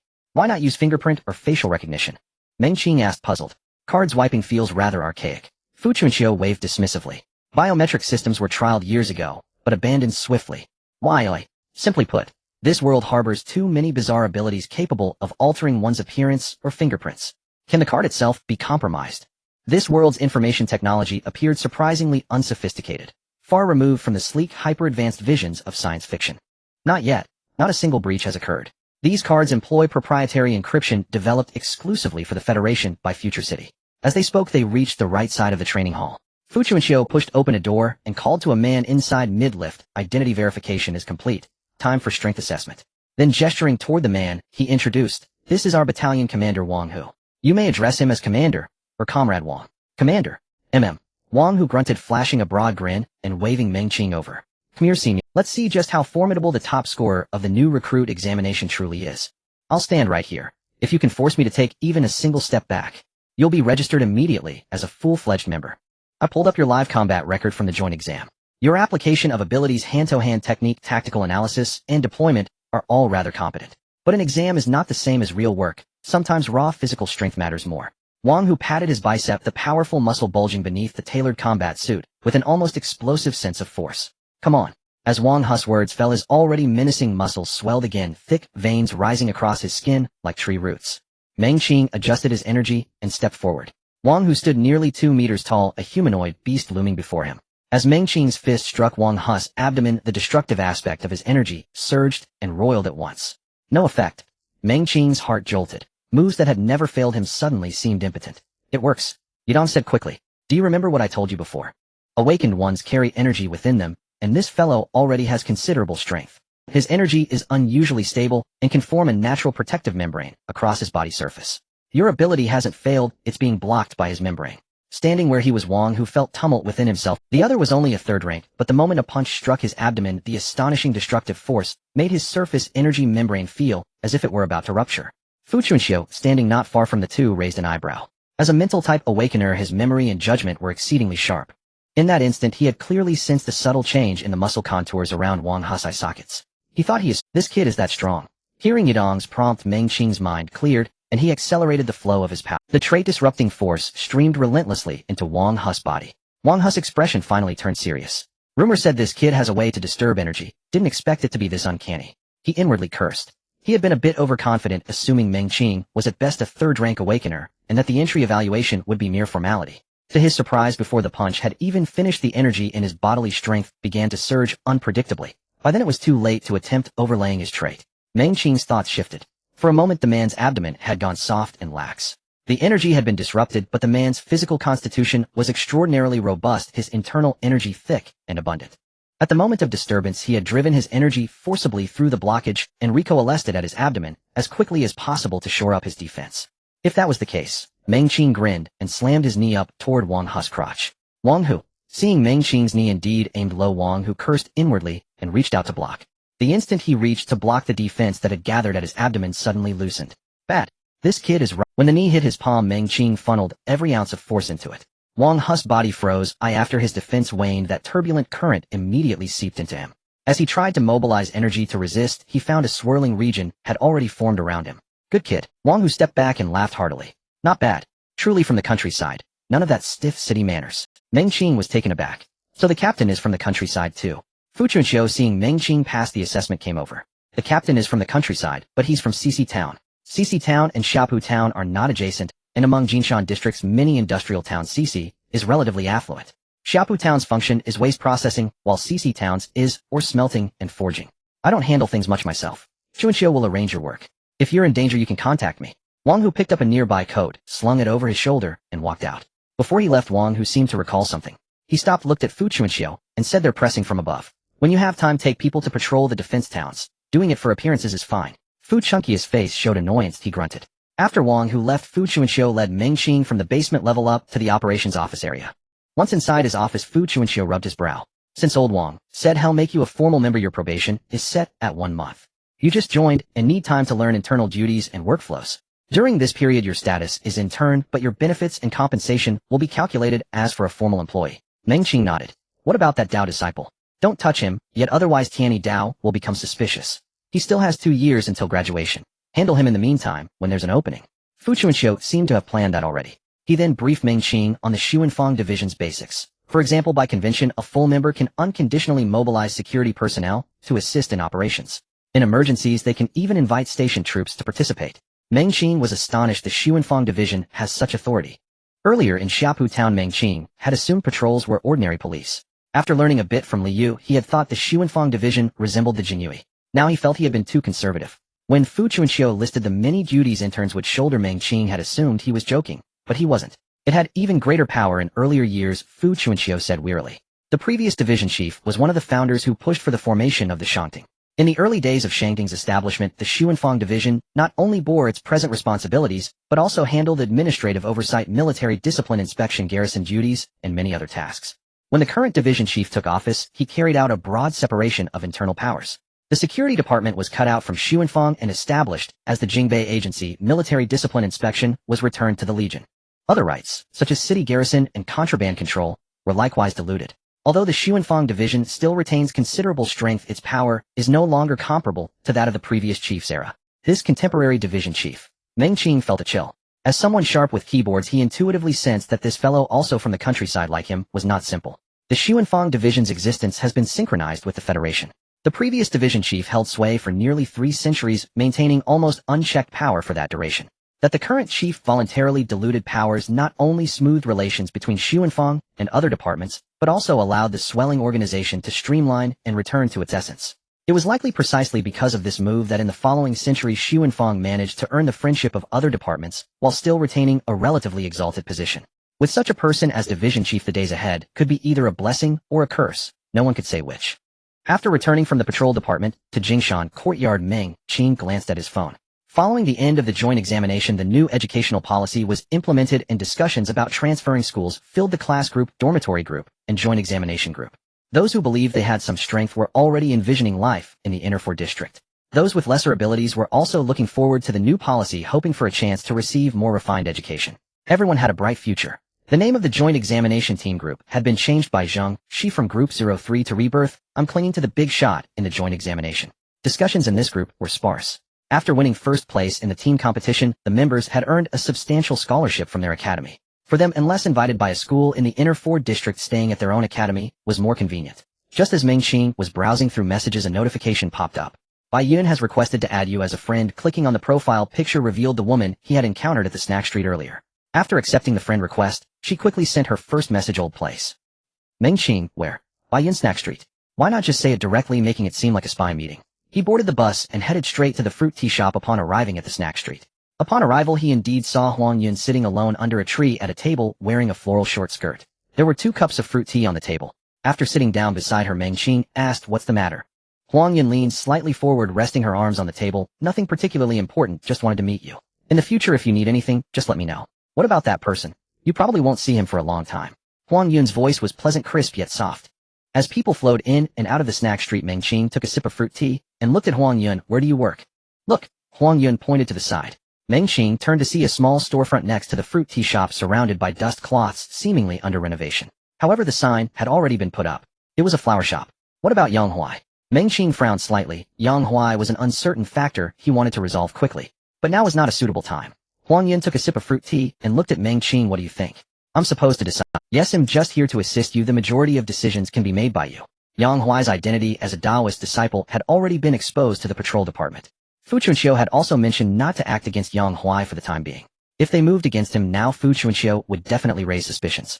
Although that person had said Yang Huai wouldn't reveal his identity to the Spirit Society, such matters were never guaranteed. Alright then. Meng Qing stood up, preparing to leave. Both sides had just joined, and even if Yang Huai posed some risk, it was within the Spirit Society. Hopefully that person's judgment was correct. After a moment's thought, Meng Qing walked to the fruit tea shop's entrance and ordered some snacks that Yulan liked to take away. The female shop owner looked at Meng Qing and then at Huang Yun, who was still sitting at the table. She's my friend." The shop owner showed an expression of understanding again. Same. Meng Qing. After returning to Jingshan Courtyard and giving the snacks to Yulan, he found Xie Yi in the... Now that he had officially joined the patrol department, he was somewhat constrained for time. However, during the rewards announcement from Jingshan Courtyard for the joint examination, it was stated that transfers were not allowed before the 2nd year. It's likely that dropping out wasn't an option either. After hearing this, Xie Yi waved his hand. "Just come once a week for theory classes to make an appearance. Otherwise the dean won't be able to justify it. Since you've already started working, you can directly skip a grade during the assessment at the end of the month." The education for awakened individuals was similar to cultural education. With sufficient strength, one could also skip grades, or even graduate early. Once you join the patrol department, work hard. Xie Yi's expression was somewhat nostalgic. Meng Qing responded with a hum. Earlier that morning at the patrol department, Fu Chunqiu had casually mentioned that Xie Yi had also been a member of the patrol department, but he had resigned later.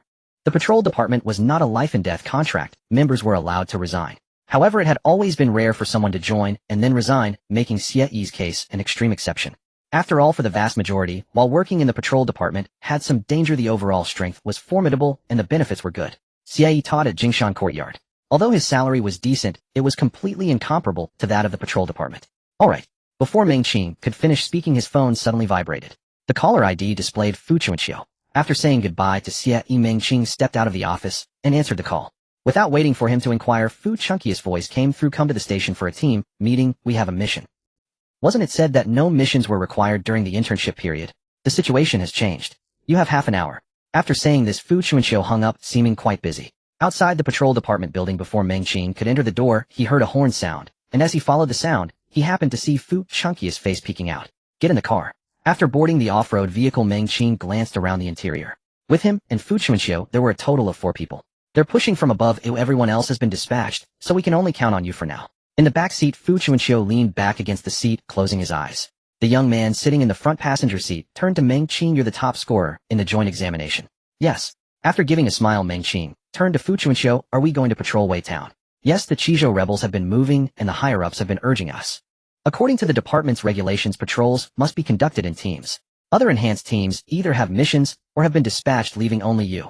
There's nothing to worry about. Even if the rebels do attack the towns, they wouldn't choose to go through Jingshan district. We're just going out for a round." Seeing Fu Chunqiu looking fatigued, Meng Qing couldn't help but ask, "I remember we're in the 7th team, right?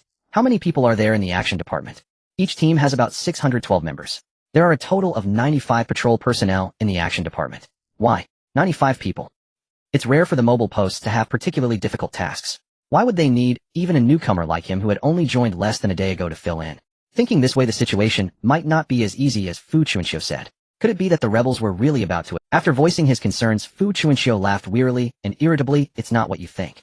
Let me put it this way, less than half of the action department in the entire Jingshan branch can go out on field duty." "What about the other half?" Meng Qing asked, somewhat puzzled.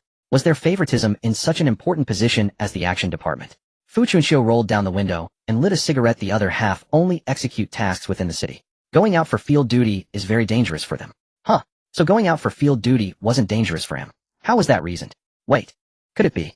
Fu Chuanxiu didn't continue to explain, but the young man in the passenger seat smiled and said most of the other half are from wealthy families or officials in the Inner Four District. Once they leave the city, they will be targeted by the Spirit Society. Huh. Meng Qing was speechless. Does the Spirit Society favor the rich? Those people generally graduate from Changwu Academy. After awakening, they will frantically consume potions. Many of them are still in the 3rd or 4th tier in terms of mental structure or ability development, but their energy intensity has already reached the 6th tier. Moreover, a hint of disdain appeared on the young man's face. Many of them only have levels in name.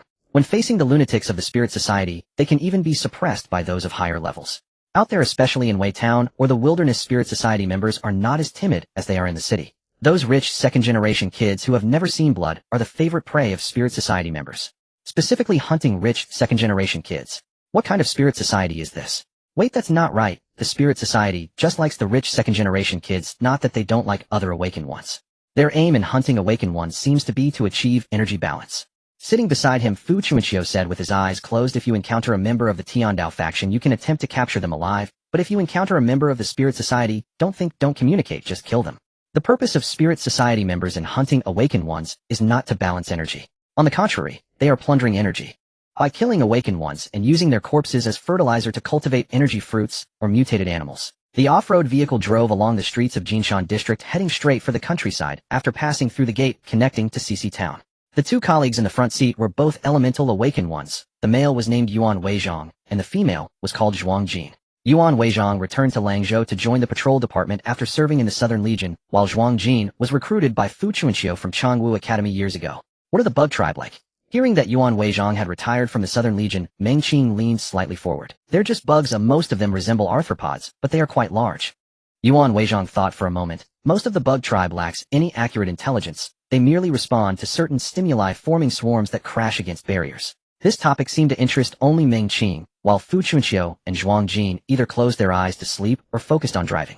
Since the bug tribe lacks intelligence, why not attempt to counterattack to locate their nests? We've tried, but it's not feasible for now. Upon hearing Meng Qing's question, Yuan Weizhong sighed. Over the past 500 years, the Southern Legion has organized nearly 100 counterattacks and explorations, but they all ended in failure. Speaking of exploration, made Yuan Weizhong feel uneasy, as if he were back in that place filled with a... He took a breath to dispel the illusions brought by his memories.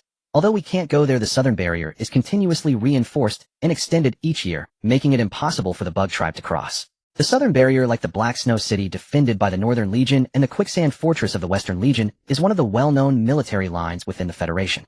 Meng Qing had seen their photos in the Federal Geography and History of the Federal Wars. They looked quite grand and imposing. So are we just going to stay stagnant? Meng Qing felt something strange. There was no need to elaborate on the Bug Tribe and the Demon Tribe, as they belonged to a racial war. Although the Western Kingdom of Weiser and the Federation are called brother nations, the fact that the Western Legion has stationed troops for 500 years suggests they might not be trustworthy allies. Perhaps it will be resolved in the future. Yuan Weizhong's expression showed a hint of confusion. During his years of service in the Southern Legion, he had experienced numerous bug swarms. Facing a large-scale bug swarm for the first time had left him with immense psychological shock due to their overwhelming numbers. Although they ultimately succeeded in defending the Southern Legion, still paid a price. Fortunately, large-scale bug swarms only occurred once or twice a year, while small swarms rarely posed any effective threat to the barrier. Nearly 500 years have passed, and the soldiers on the walls of the southern barrier have changed countless times, yet the number of bug tribe members has not diminished at all. Shaiyuan Town Patrol Station. Since we received the order last month, we have been sending people to patrol the surrounding areas every day, and currently there are no signs of rebel activity.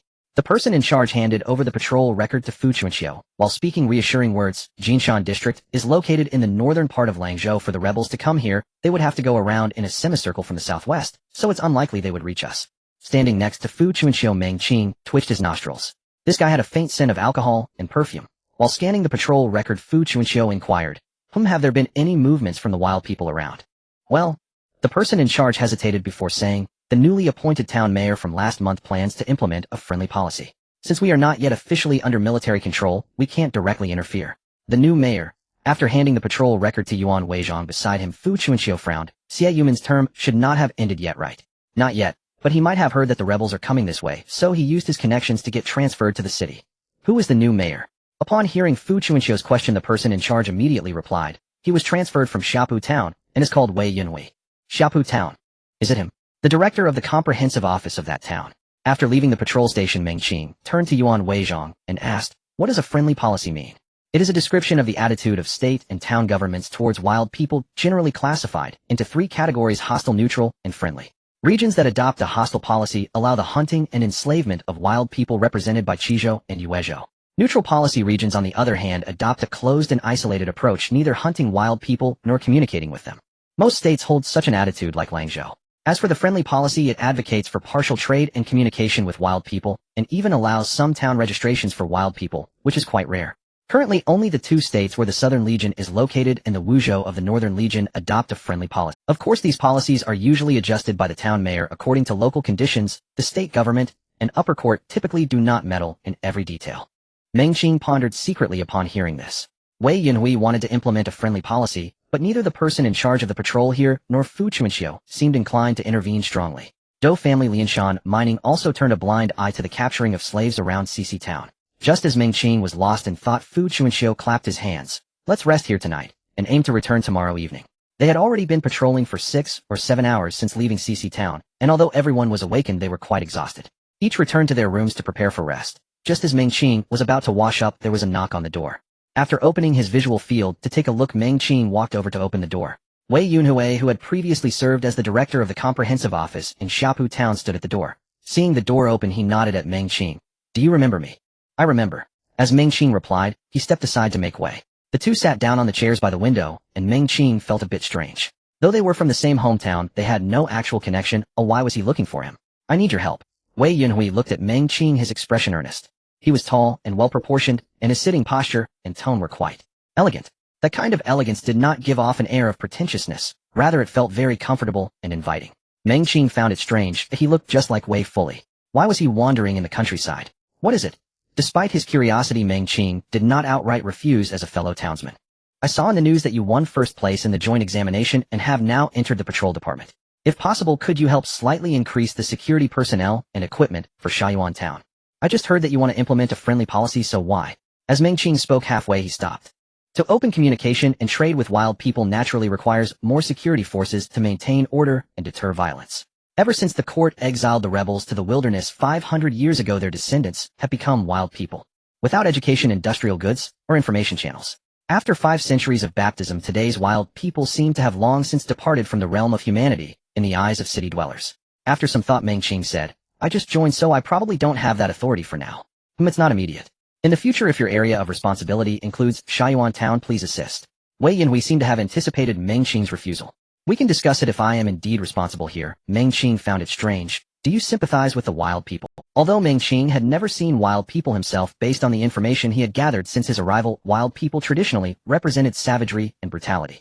I wouldn't say I sympathize with wild people, it's just that the living conditions of the residents in Shaiyuan town are too poor. Supplies from above are filtered down through layers, and by the time they reach here, it's a struggle to make ends meet. Wei Yunhui smiled. One must find a way to solve such situations themselves. Reporting upwards can easily offend people. Opening trade with wild people could alleviate the food shortage. There is no shortage of ordinary food in the wilderness. What's lacking are other industrial goods. I have some connections in Xiapu town that could create a mutually beneficial exchange. Shaiyuan town is indeed very poor, much poorer than Xiapu town. While Xiapu town is more characterized as a garbage processing plant, there is always a strange stench lingering in the air, and the land around Treasure Mountain is even more foul-smelling, with the soil sometimes shimmering in a myriad of colors. As a defense town, Shaiyuan exudes a sense of desolation and decay everywhere. Wei Yunhui expressed his gratitude to Meng Qing once again as he left. In that instant, when he turned around, Meng Qing's pupils suddenly constricted. Wei Yunhui's back, especially his walking posture, was exactly the same as the figure he had seen in his dreams twice before. Meng Qing squeezed his eyes tightly. Whether it was in physique, posture, or gait, everything was the same. Why was he appearing in his dreams? Or was that dream not his, but rather fragments of the original owner's memory? Who was he? The next morning, the patrol officers left. The energy here is very thin. According to my calculations, even someone with a high affinity for energy would need at least 40 years to naturally awaken. After leaving the borders of Shaiyuan town and entering the wilderness, Adam summarized, living here, even if one awakens, it would be hard to continue progressing, as the thin energy makes normal replenishment very difficult. Indeed, after entering the city, Meng Qing had suspected that the administrative divisions of various states were likely based on energy concentration. Cities occupy areas with the most abundant energy, while the countryside barely has any. In the wilderness, even normal replenishment becomes exceptionally challenging. The off-road vehicle sped across the grass with the 4 inside, observing their surroundings while chatting. Is it the same in the south? Zhuang Jin asked, one hand on the steering wheel and the other resting on the window, a cigarette dangling from his mouth. Her arms were adorned with vibrant tattoos, and on her left ring finger was a shiny silver ring. The South is different. Yuan Weizhang pondered. The Southern Legion and the Southern capital are relatively tolerant and open towards wild people. Many towns have wild villages nearby. Sounds nice, Zhuang Jin chuckled. Sitting in the back seat, Fu Chuanxiu coughed and turned to Meng Qing. It's fine for us to discuss among ourselves, but try not to express opinions about policies outside. Zhuang Jin pouted, somewhat indifferent. Fu Chuanxiu flipped through the patrol information collected along the way and rubbed his eyes. It seems the defense personnel in Shaiyuan need to be rotated. Yuan Weizhang in the front seat looked puzzled. Why? What do you think? Fu Chuanxiu turned to Meng Qing, seemingly. After thinking for a moment, Meng Qing pointed to the patrol records from Shaiyuan town. These records should have been filled out temporarily by the same person, who, although the font and name changed, some writing habits and strokes remain the same. Additionally, when we arrived last night, he had a strong smell of alcohol, a distinctly toothpaste-like scent in his mouth, and he also smelled of perfume. It might be because we arrived quite suddenly. He didn't have time to shower and could only mask the smell of alcohol by changing clothes and brushing his teeth. As for that perfume, maybe it belongs to his wife. Zhuang Jin in front scoffed. His wife and children are in the city. It's indeed tough stationed in the defense town as supplies are scarce and there are few entertainment options. Fu Chuanxiu took this lightly. After the off-road vehicle climbed over a rolling hill, everyone got out to get some fresh air. Meng Qing stood at the front of the vehicle gazing around. They should be about 10 kilometers away from Shaiyuan town, and all he could see was a very primitive scene. On the verdant hillside, the grass swayed in the wind, showing no signs of human activity. After resting for a while, the group got back in the vehicle. To save time, Fu Chuanxiu chose to cut directly through the wilderness rather than taking the road around. At 5 p.m., at the Gray Sandtown garrison. Recently expand the patrol range. Slightly higher-ups are quite concerned about the movements of the rebels. Understood. The person in charge of Shaiyuan town nodded in agreement. Fu Chuanxiu nodded and led Meng Qing and the others out. This round of inspections was now complete. While it was a bit dull, the process went smoothly. Boredom is a good thing, Zhuang Jin said as she closed the door and started the vehicle. In our line of work, peace and safety are blessings. Exactly, Yuan Weizhang in the passenger seat chimed in. When I first joined the military, I looked forward to fighting every day, thinking that a man should achieve fame and success immediately. But after fighting for a few years, I realized that peaceful days are the most precious. Then why not switch to a civilian position? He leaned slightly to look at Yuan Weizhang. If you wanted a peaceful life, wouldn't switching to a civilian or administrative job suffice? I tried it for a few days, but it wasn't suitable for me, Yuan Weizhang smiled. Zhuang Jin in the driver's seat laughed heartily. Don't be fooled by this guy's scholarly name. When he gets into action, he's like a madman. Yuan Weizhang felt a bit embarrassed. During the years of fighting against the insect race, once those bugs climbed the first layer of the city wall, the station soldiers would immediately enter hand-to-hand combat. That kind of fighting instinct where it's either you or me once combat starts has been ingrained in his bones. As the vehicle drove out of Gray Sand Town towards the city, everyone felt a bit tired after a whole day's journey. Fu Chuanxiu, the office worker, looked particularly exhausted. After we get back, everyone take a day off or continue with the cases at hand. The patrol office has undergone multiple cuts under the current supervisor, and now not only have their powers shrunk, but the personnel have also experienced several rounds of turnover. During stable periods it's fine, but once the situation becomes tense, the patrol office immediately shifts into a nonstop mode. Recently, due to the news of the rebels' resurgence reaching Langzhou, the patrol office has entered this mode. Now the entire patrol office of Langzhou is spreading out to confirm information. Although the north and south lines have been in confrontation with foreign races for hundreds of years, the word war still feels distant and unfamiliar to most people. Only a small number of people can sense some anomalies and urgency in the air. Just as they were chatting, Zhuang Jin suddenly shouted, "Hold on tight." As her voice echoed, the entire off-road vehicle suddenly swerved violently, then charged off the road. The massive inertia pressed Meng Qing's body against the window. He reached out to grab the handle, opening his spatial vision. A rock larger than the off-road vehicle was hurtling towards them. What the hell? Although he was a strength-based awakener, it would likely be quite difficult to withstand such a collision. Boom! The giant rock struck the ground, kicking up a cloud of dust, and Meng Qing fell to shaking beneath him. In his spatial vision, 6 figures were rapidly approaching the off-road vehicle. He wanted to warn Fu Chuanxiu, but 3 colleagues kicked open the car door and jumped out as soon as the vehicle stopped. Seeing this, Meng Qing also opened the door and jumped out of the vehicle, then propped himself on the car body and leaped to Fu Chunkia's side. 6 people. Quickly finish this. Fu Chuanxiu spoke rapidly. They were still within the range of the defense town where energy was exceptionally thin. Getting caught in a prolonged fight would be dangerous for them. Who are the enemies? Meng Qing was completely bewildered, but he quickly realized it was the Ling Society. The goal of the Heavenly Tao was to steal material resources and would not directly attack patrol office members. The rebels have always engaged in military confrontations. Ambushing a small inspection team is meaningless and even harmful for them. Only the madmen of the Ling Society would do such things for profit. Have they timed it down to such precision? And there was no time to think further as the opponents charged in. Fu Chuanxiu raised his hand, pushing Meng Qing behind him, his eyes focused as he unleashed a powerful mental impact towards the front. On the ground around them, hot lava began to churn. Yuan Weizhong wielded two short knives, their blades sparkling with icy crystals. My abilities simply don't match yours. Zhuang Jin snorted. This is called diversified combination. Standing beside Fu Chuanxiu, Meng Qing glanced at Yuan Weizhong, who held knives in both hands. An elemental type actually likes to engage in hand-to-hand combat. After releasing a mental shock, Fu Chunkius' expression subtly changed. The opponent was very strong. Indeed, one would need considerable skill to dare to launch a frontal attack on the members of the patrol division. Take care of yourself. Fu Chuanxiu turned to Meng Qing and said before pushing off the ground, charging forward alongside Yuan Weizhong. Wait, what does take care of yourself mean? Can the mental type engage in close combat too? If the enemy can accurately judge our return time and route, it means someone must have leaked information to them, which indicates they likely know the personnel distribution and combat characteristics inside this vehicle. To dare to launch an attack with knowledge of the enemy's information indicates they must have at least a 70% chance of victory. Fu Chuanxiu, can you handle this? After three colleagues charged in, Meng Qing quickly turned back, hiding his body behind the off-road vehicle. In the visual feed, Yuan Weizhong, who had plunged into the enemy ranks, indeed seemed like a transformed person with his dual blades covered in ice crystals spinning and dancing in his hands. There was not a single superfluous motion nor any extravagant techniques. In an instant, a strengthened awakener was pierced through the jaw by his blade. Lava, glowing red and spewing black smoke, surged across the ground instantly, withering large patches of grass before turning to ash. The elemental type is indeed formidable.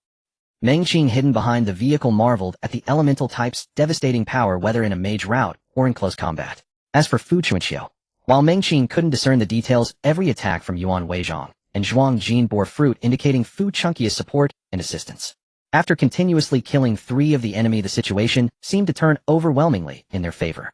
Could the previous assumptions be wrong? Are the fellows from the Spirit Society just pure madmen, knowing full well they couldn't win, yet still charging in? It shouldn't be the case. Just as Meng Qing was puzzled, Fu Chunki's body suddenly swayed in the distant battlefield, then shook violently.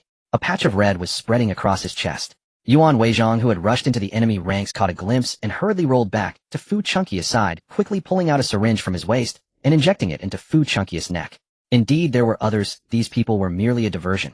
Seeing Yuan Weizhong retreat, Zhuang Jin raised both hands, and the lava on the ground surged up suddenly, causing the Spirit Society members to retreat in response. The rescue signal has been sent out, but the nearest garrison in Huisha town will take at least 20 minutes to arrive, Zhuang Jin said, while supporting Fu Chuanxiu. What should we do? What else can we do? Yuan Weizhong, standing on the other side, tightened his grip on the short blade. At times like this, strategies are useless. We just need to eliminate the enemy. What else can we do? Yuan Weizhong, standing on the other side, tightened his grip on the short blade. At times like this, strategies are useless. We just need to eliminate. He'll go. Yuan Weizhong started to speak, but was interrupted by Fu Chuanxiu. Meng Qing is going to hold him back, finish the fight quickly, and then support him. A flash of brilliance flickered in Fu Chunki's eyes, who, despite the wetness at his chest, his complexion had already returned to normal. It was the special effect synthesis medicine from the patrol division. Not only could it rapidly heal injuries, but it also catalyzed energy for a certain period. Yuan Weizhong and Zhuang Jin turned to look around. They had only spoken for a few seconds, yet Meng Qing was already 100 meters away. Go. With Fu Chunki's command, Yuan Weizhong and Zhuang Jin exchanged glances before turning back to charge into the enemy ranks again. The enemy's capability is likely air. He can shoot invisible arrows or bullets. Not a big deal. Charging forward, Meng Qing refined his three-dimensional vision to the utmost. While the air bullets were invisible, their movement still caused disturbances in space. If Fu Chuanxiu and the others were defeated, he would become a lamb to the slaughter. Attacking the enemy sniper alone was equally dangerous, but it had to be done. Here they come. The space ahead shifted rapidly, and Meng Qing exerted all his might to push his energy, bending backward to evade the first bullet. In the distance, a man holding a rifle looked startled. The firearm in his hand did not rely on mechanical energy to inflict damage. Its principle involved extracting and compressing his own energy. The bullets fired were not metal projectiles, but energy projectiles that matched his energy characteristics. Impossible. The man's pupils constricted, unable to comprehend. This type of firearm made no sound or flash when fired, and the air bullets were also invisible. Only perceptive awakeners could sense their own movements and the existence of the bullets.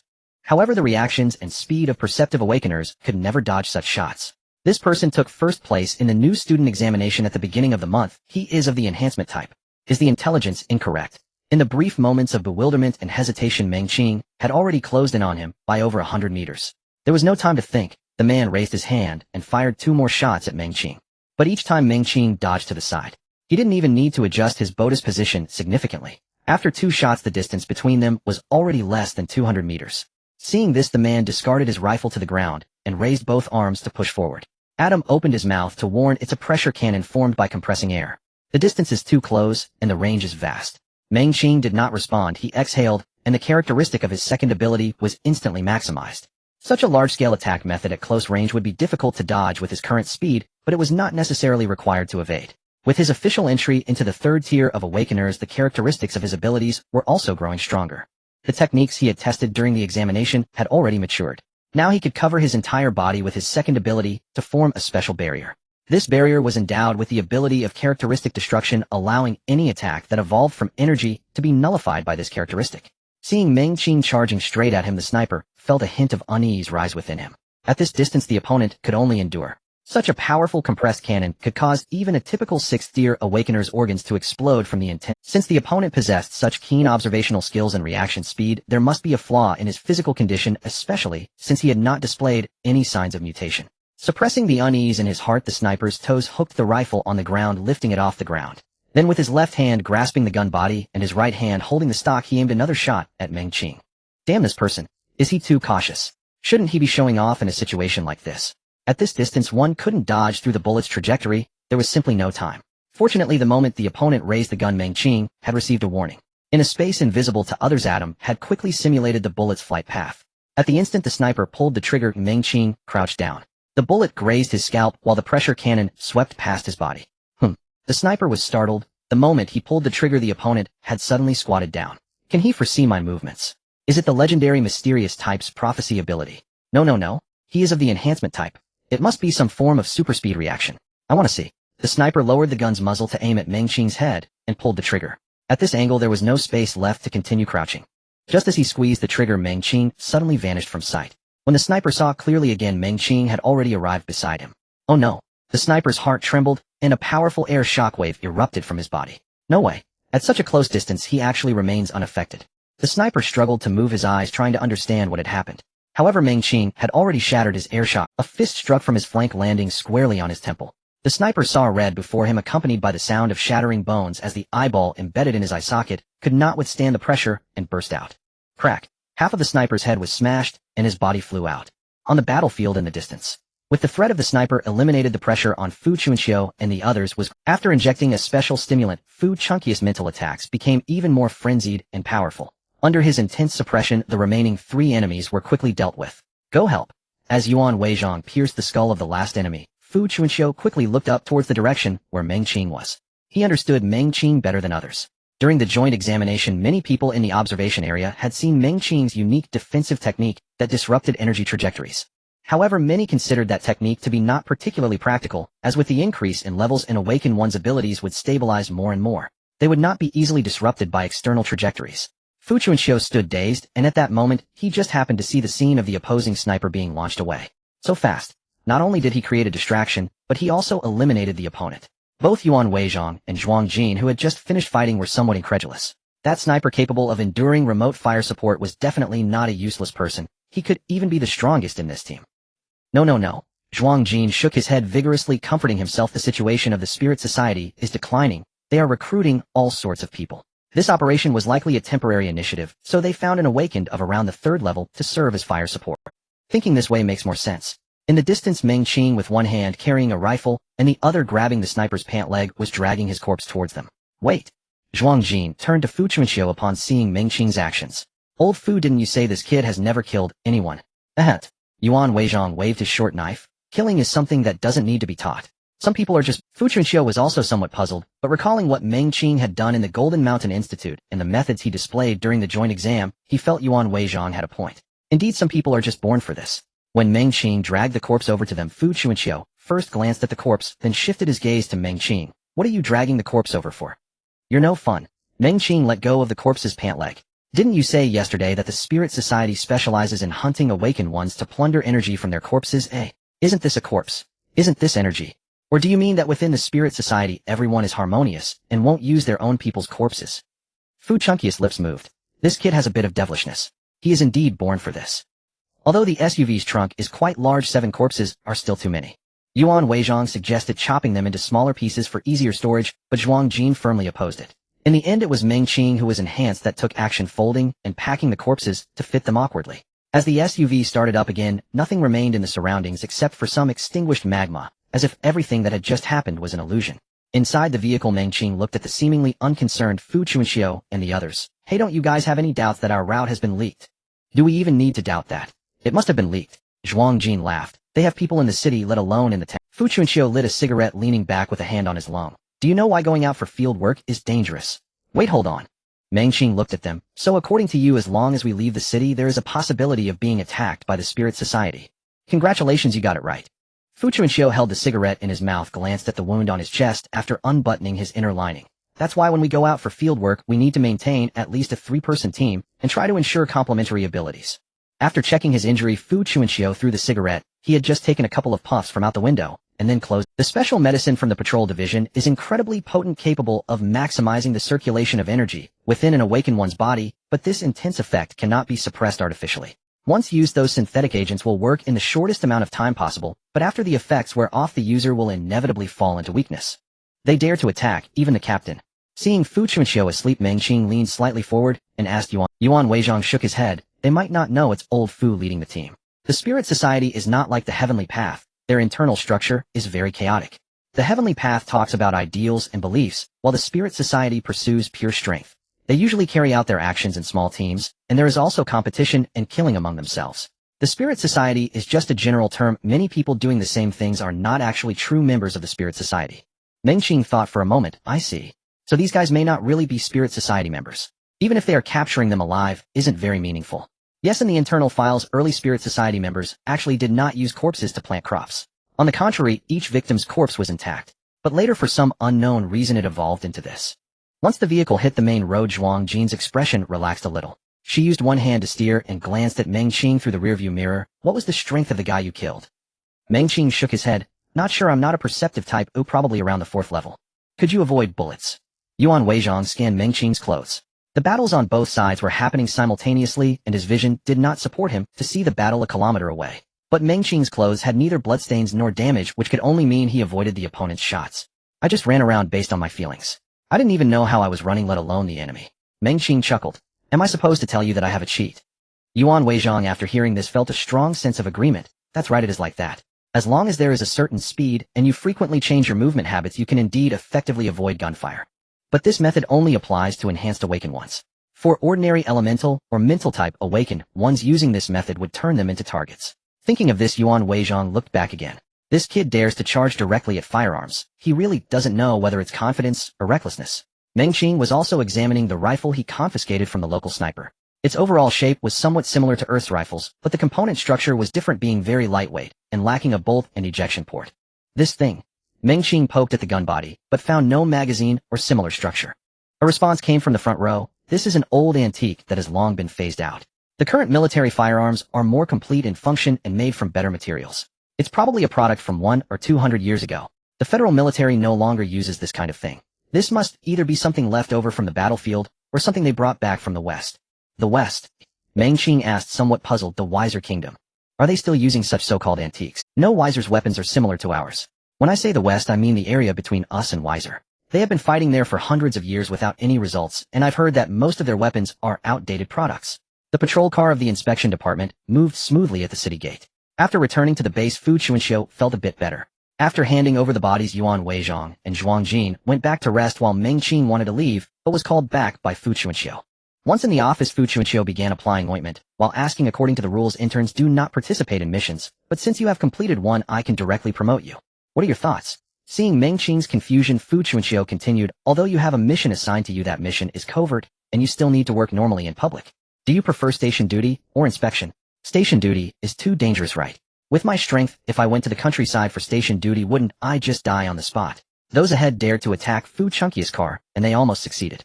Stationing in the countryside, especially in defensive towns, requires a 5th-tier strength and the formation of a complete team of 5. That's true. Fu Chuanxiu nodded. Although you have a task at hand, it's still inconvenient to explain to other colleagues. You can do inspection work. It offers more flexibility in terms of time.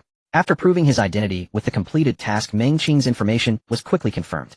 He became an inspector in the 7th team of the Jinshan branch of the inspection department. Inspectors do not need to check in at the base daily, but if you want to come for meals or training, that is not prohibited. Later you can accompany me to collect your equipment. What equipment?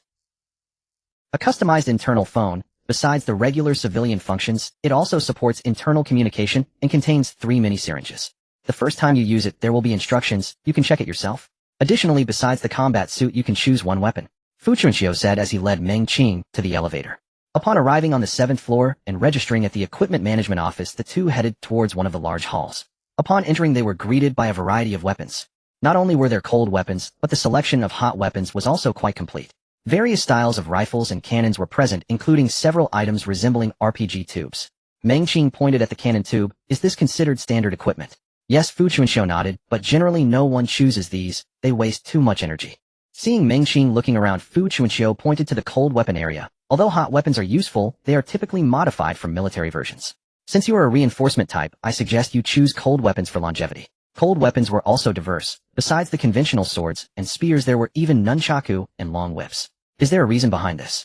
Meng Qing was somewhat puzzled. Why not choose a gun? Indeed, Zhuang Jin and Yuan Weizhang were elemental types. Zhuang Jin seemed to have no weapon, but Yuan Weizhang's weapon was a pair of short blades. Hot weapons are not well suited for reinforcement type awakeners. Although the Bureau can provide special bullets, your own abilities cannot be utilized, unless you possess abilities like Hawkeye or aiming. After Fu Chunxiu explained, Meng Qing finally understood. The current standard equipment had matured significantly, especially in the military industry. These firearms had 2 types of bullet modes. One was ammunition loading. The bullets fired were special projectiles made from various minerals. The other type was energy firing, which formed projectiles that adapted to the abilities of the awakener by extracting their energy. However, the adaptation range was limited and usually used by elemental awakeners. Cold weapons, on the other hand, Fu Chunxiu pointed to a row of identical blades. Special minerals mined in different environments naturally cultivate some energy characteristics. For example, veins near volcanoes will have fire attributes, while stones found in or near water will carry hydrophilic properties. Minerals near glaciers will carry frost properties. Such weapons in their early use can provide a certain enhancement in combat power, even if they do not match your energy characteristics. However, I recommend you choose another type, which is what most people would choose. Fu Chunxiu gestured to another side. There a row of seemingly ordinary swords and blades were displayed. Meng Qing approached, picked up a straight sword, and examined it, but found nothing special. Fu Chunxiu also walked over, picked one up, and flicked it with his finger. The forging method of this weapon dates back to the Golden Age, later continuously improved by the Federation and Future City. Fu Chunxiu also walked over, picked one up, and flicked it with his finger. The forging method of this weapon dates back to the Golden Age, later continuously improved. Meng Qing did not understand, but it sounded quite impressive. The so-called original attributes mean they have no property inclination, even more pure than the energy in the air. Once you learn endowing, you can continuously imbue them with power in life and combat to form resonance. The weapon will gradually grow stronger with your increasing use, becoming more aligned with your own ability characteristics. The longer you use them, the stronger they become. Oh, is that so? Meng Qing raised his hand and pointed to the ring he received as a joint exam reward. This ring is said to have healing effects. Are you implying that it was once a weapon of a healing type awakener? Not exactly. Fu Chunxiu shook his head. Ordinary people's resonance weapons are not easily given to others, but some special abilities indeed create small items to sell when they have free time. For example, this healing ring is quite a popular item. Suddenly Meng Qing's breathing quickened. Are there any space ability awakeners selling space rings? Fu Chunxiu was taken aback for a moment before shaking his head. No. Meng Qing felt somewhat disappointed. If there were, he could use that method to make money. After all, Adam was idle at night, so why not equip himself? What I mean is, I don't know. Space ability awakeners are mysterious types. As far as I know, there are only 2 space ability awakeners in the world today. With their status, they have no need to do such things. That means there might be some. It's worth a try. With Adam's identity and position, he absolutely needs to do such. Under the recommendation of Fu Chunxiu, Meng Qing chose a straight knife with the most mature craftsmanship. The blade is 75 centimeters long and 10 centimeters wide, with the handle wrapped in a grip. Both the blade and the sheath are black, lacking any additional decorative patterns, yet they still look quite handsome. Do you have any rings with primitive attributes here? After selecting his weapon, Meng Qing glanced around. Fu Chunxiu chuckled. With your ability, you might as well not waste materials. Even if you refine it, no one will buy it if it's for strengthening. It's for personal use. When I have nothing to do, I refine it a bit and extract its explosive attributes when I encounter a battle to enhance my power. Meng Qing casually made this up, but as he spoke, he suddenly felt that this idea might actually work. Alright then. Fu Chunxiu was quite generous, directly taking a ring from the shelf and handing it to Meng Qing. The two walked to the equipment management office, where the other person craned their neck to look at the knife in Meng Qing's hand. They also glanced at the ring in Fu Chunqi's hand. What do you need that for? This item is usually claimed only by elemental awakeners. Fu Chunqi's expression was serious. I saw that this item is about to expire, so I thought I'd give him one to practice with. The equipment manager tapped a few keys on the computer. Alright. As they entered the elevator, Meng Qing looked at Fu Chuanxiu. Is it really okay to do this? What else could we do? Fu Chuanxiu replied nonchalantly. Public resources are meant to be used. The stronger we are, the stronger the patrol department becomes. That makes sense. The elevator doors opened, and Fu Chuanxiu waved his hand. You should also take a few days off. I won't assign any tasks to you recently. Just focus on absorbing the 4th-tier potions and build good relations over there. After leaving the patrol department, Meng Qing took the knife and boarded the bus, catching the driver's attention in a daze. The passengers on the bus also stole glances at Meng Qing from time to time. Meng Qing ignored them, but he was contemplating whether he should get a car. However, he didn't have much cash left, and private cars in this world were notoriously expensive. Driving didn't seem difficult. He had observed the vehicle driving system during his previous mission, which was quite simple. The main issue was still the cost. He had already informed Yulan before leaving for 2 days. The people from Tianyi didn't say much, but Huang Yun was quite conscientious, only informing him of the rendezvous point without any further contact. Just as Meng Qing was lost and thought his phone vibrated. He still used his old phone as the new one, and the uniform could only be picked up next time. Opening the phone, he saw a text message from Yulan. Have you returned? Meng Qing replied, returned. Yulan, where's your place? Meng Qing won. After entering the city, Yulan stayed in a public rental apartment, which was very cheap, with everything included except for its small size.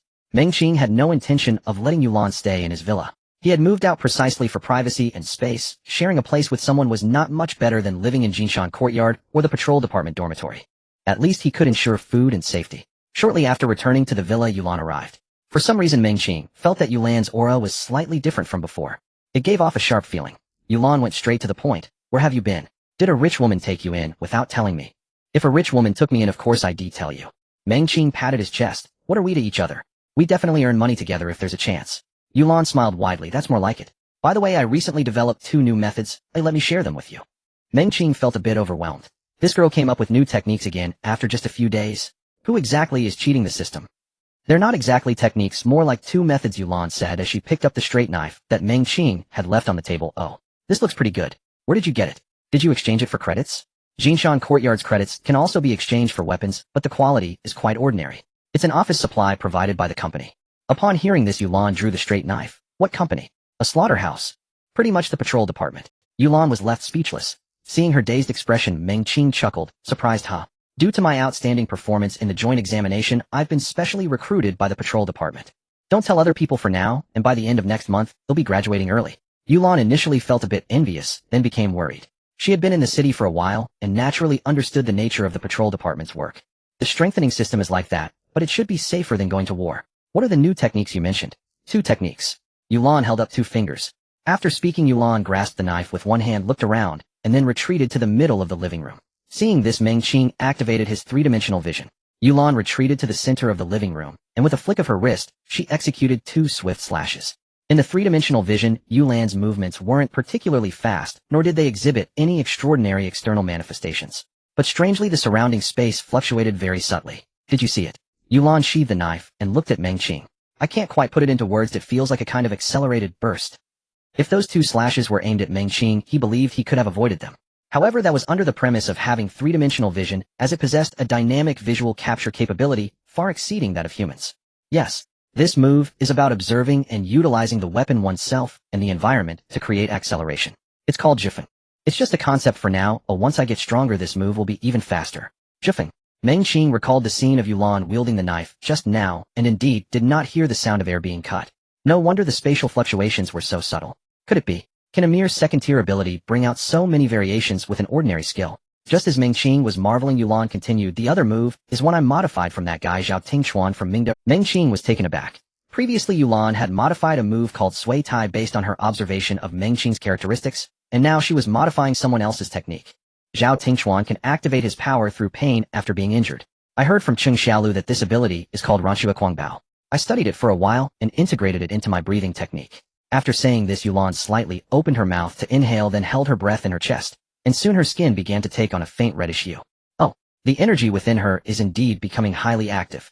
Adam exclaimed, she is simply too smart. You previously mentioned that breathing techniques require intention, but I can't grasp the kind of intention you're talking about, so I can only come up with something suitable for myself. Yulan turned her wrist, and the blade vibrated with a humming sound. Then she executed another slash. This time not only was the speed faster, but even the spatial changes became more subtle. Besides the movement of the blade itself, the surrounding space was nearly unchanged. After finishing the demonstration, Yulan began explaining the principles and applications of the 2 methods to Meng Qing. After listening for a while, Meng Qing felt a bit astonished. The principle of zhufeng is somewhat similar to the introduction of spatial abilities, but besides observing the air environment, one also needs to be very familiar with their own body. Only by combining the two can one cut through the air when launching an attack. Can you achieve this effect with a stick as well? Of course, I've always practiced with a stick. Yulan nodded. That would indeed require skill. As for Ranchua Quangbao, that was purely for sharing. Meng Qing had already grasped the original essence of the breathing technique, and during combat, due to his first characteristic of pain suppression, he could not use pain to activate and transform his power. Meng Qing felt happy for Yulan. She was indeed very smart. Being from the same hometown in Shapu Town, it was a good thing for them to progress together. Moreover, she would share her insights with him every time. Yulan looked at Meng Qing, who was beaming with a fatherly smile, and punched him. Did you learn it? Meng Qing shrugged. How could I learn it? It wasn't that he didn't want to learn, but the two techniques that Yulan mentioned didn't quite fit him at the moment. His own development of abilities and learning spatial skills had already filled up his time. For now, Yulan's two methods could only serve as knowledge reserves. That's fine. As long as you can understand, you can gradually comprehend it later. Snack Street. At the Four Seasons Floral Shop. What brings you here today? Huang Yun asked while trimming a bouquet, eyeing Meng Qing beside her. The storefront of Four Seasons Floral Shop is small, but the decor is warm and inviting. I haven't had much to do since starting my job, just out for a casual stroll. There is a reclining chair in the shop beside a round glass coffee table. On the coffee table sits a pot of freshly brewed floral tea and a book. Meng Qing leaned back into the reclining chair, feeling quite comfortable. People come and go around them, and numerous speakers play music and advertisements. Huang Yun paused, then continued trimming her flowers. I thought you had something going on. Meng Qing did not reply, picking up the book beside him and glancing at it, finding it was a travel guide that explained various local customs. Although the 25 states of the Federation form a network encompassing the entire eastern continent, vast areas of wilderness are not under actual control. This travel guide not only describes current attractions, but also recounts some sites from the Golden Age. For instance, a certain region in the southwest which featured a vast inland sea would bloom with peach blossoms every April. But now that area has become a wasteland, and the mountains of peach blossoms exist only in written descriptions and imagination. While Meng Qing was flipping through the travel guide, Huang Yun pulled out another reclining chair from behind the counter and placed it on the other side of the round table. Facing outward from the shop, Huang Yun poured 2 cups of tea, taking a gentle sip before sighing. I have lived in Langzhou since birth, and the most beautiful scenery I have ever seen is the artificial waterfall in Shouwan. This world is vast, and I long to travel to see the mountains, rivers, sunsets, and icy waves. Meng Qing snorted. A woman who enjoys baking and traveling isn't necessarily a good one. Huang Yun looked puzzled. Meng Qing did not explain, but instead asked, your life is yours and your legs are yours. Isn't it lawful to go out and see the world? It's not that it's unlawful, it's just, my work is very busy and sensitive, so it's not convenient to roam around. Reflecting on her past life, Huang Yun gently closed her eyes. She had never doubted the Tianyi Dao. Because facts don't lie, Tianyi Dao has helped many impoverished children's lives, including herself. However, this time Kong Rui's forceful intervention in Meng Qing's life path made her feel a bit unsettled.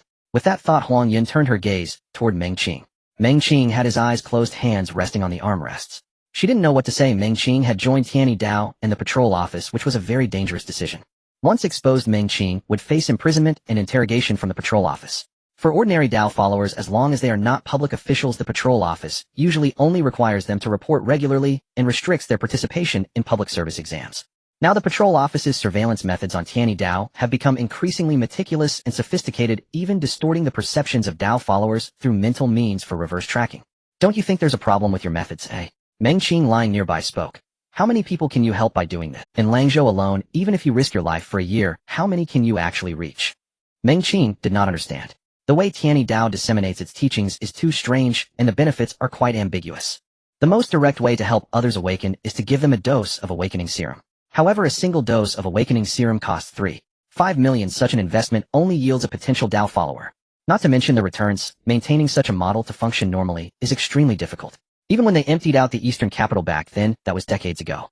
Instead of being so clandestine, it would be better to collaborate directly with the rebels for a major strike. Not to say to change the world, but even robbing openly would be better than slowly stealing.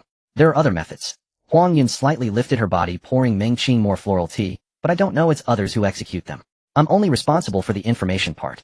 Meng Qing felt a stir in his heart. The so-called executor should at least be at the extraordinary realm. Only by reaching the extraordinary realm can one clearly perceive and guide the natural energies in the air. Just like Adam, he may be weak and forgetful, but his essence remains. This so-called executor, is he responsible only for Jinsheng district or for the entire Langzhou prefecture? If he is only responsible for Jinsheng district, that would be terrifying. In Langzhou there are 13 districts. Aside from the energy-rich inner 4 districts, there are 9 others. If the configurations in each district are the same, then Tianyi Dao must be exceedingly powerful. Surely they can't be that strong. The third tier is the focus for most awakeners, while the sixth tier blocks many mid-tier. In the 25 states of the Federation, there are probably hundreds of districts. If calculated by the first method, then Tianyi Dao must have corresponding extraordinary awakeners. If they possess such power, why act as thieves? They could even rebel outright. After all, in the legends of the patrol office, there is a mysterious and powerful Dao Lord. For over 500 years, through 2 generations of directors, the patrol office has been unable to expose this. 500 years. If the Dao Lord hasn't been replaced midway, he must be a demigod-level powerhouse. Why are the retailers after you? Meng Qing turned to Huang Yun, curious about why the eccentric members of Ling society were taking risks to pursue her. The list. Huang Yun's response was simple, the list from Jincheng district. Meng Qing understood. The number of perception-type awakeners is scarce. While other awakeners can develop similar abilities, it's limited to observing movements rather than life forces. Most of the eccentric members of Ling society are inclined toward combat abilities, and their pursuit of Huang Yun is for the list of Dao followers, especially those from rural areas. Hunting Dao followers in the countryside or wilderness involves low risk, but high reward. No wonder. Huang Yun did not actively impart the philosophies of Tianyi Dao to Meng Qing, nor did she bring up Tianyi Dao herself. Meng Qing asked, and only then did she respond. Just as Kong Rui had told her before leaving, facts do not deceive. As long as Meng Qing continues to interact with and understand them, he will surely be moved. But will he really do that? For some reason, Huang Yun felt uncertain in her heart. The first time she met Meng Qing was outside the door, when he was carrying some snacks and 2 servings of fruit tea preparing to leave. Huang Yun had no choice but to find someone to cover for her, as she was being chased by members of Ling society. However, Meng Qing did not shout. He reacted quickly in a short time. Although he was eventually caught, he managed to single-handedly take down 2 members of Ling society. Later, she had also witnessed Meng Qing's performance in the joint examination. Meng Qing was decisive and showed, now that he has joined the patrol office with the potential he has displayed along with the information support she provides him, rising through the ranks shouldn't be particularly difficult. However, as an old adversary of the patrol office, Huang Yun knows well that the higher one ascends, the heavier the internal scrutiny becomes. Now that the die is cast, it's too late to say anything. Just focus on your work there and don't rush for success. After a moment of silence, Huang Yun softly spoke. Things aren't accomplished in a day, nor can one person handle it all. I understand. Meng Qing glanced at Huang Yun.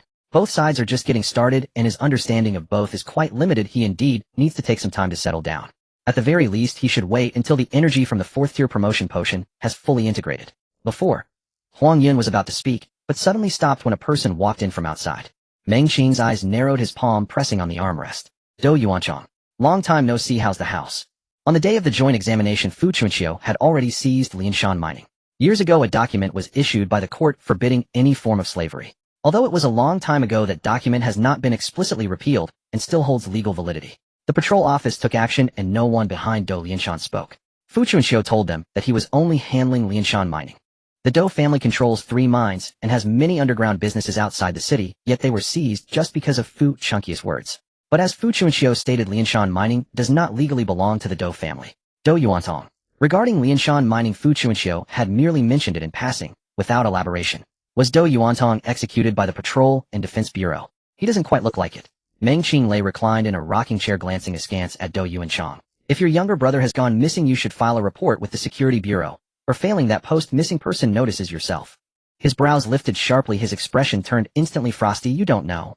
As he spoke, a dazzling metallic sheen shimmered across Do Yuanchang's palms. He stepped forward, locking eyes with Meng Qing in fierce confrontation. If anything happens to my brother, I'll take your life. Huh. Meng Qing sprang upright from the rocking chair and stood face-to-face with Do Yuanchang. Before Do Yuanchang could utter a word, Meng Qing closed the distance. So close their chests nearly touched. His voice low and edged with contempt. You truly believe you're invincible?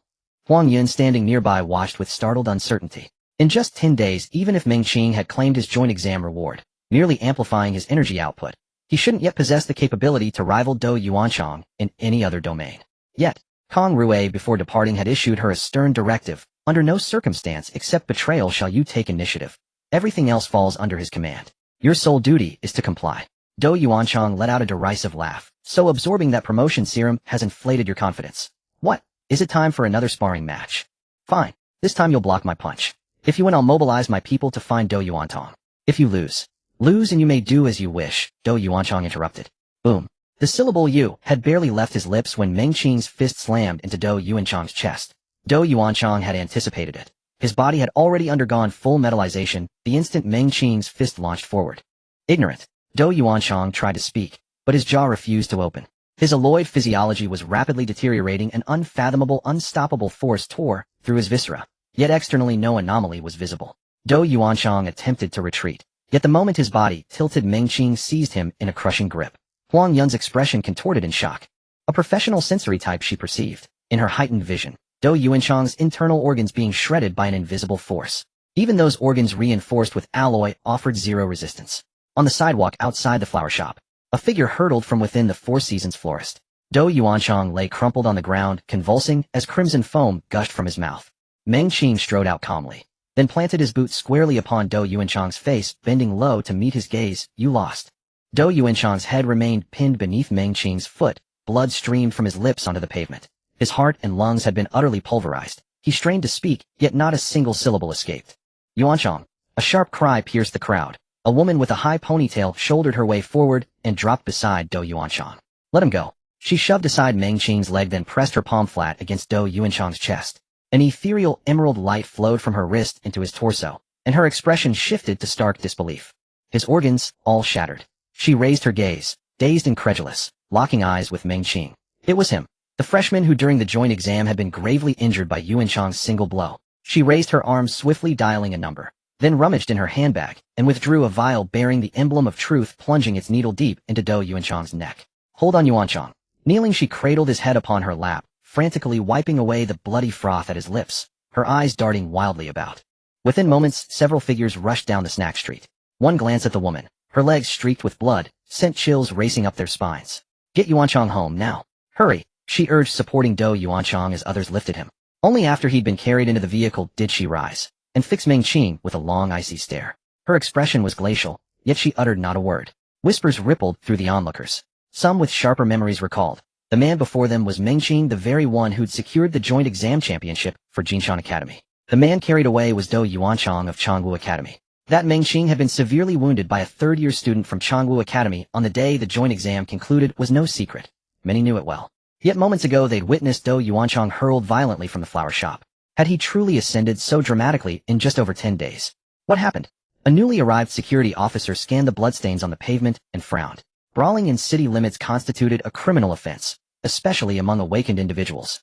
The officer held only modest rank, standard tier 3. Yet his authority derived not from strength, but from position. Mengqing remained calm. He challenged me to a duel. Duel? Then do it in an official arena, not here. The officer glared at Mengqing, utter lawless. Come with me to the security bureau. Huang Yun's pulse spiked.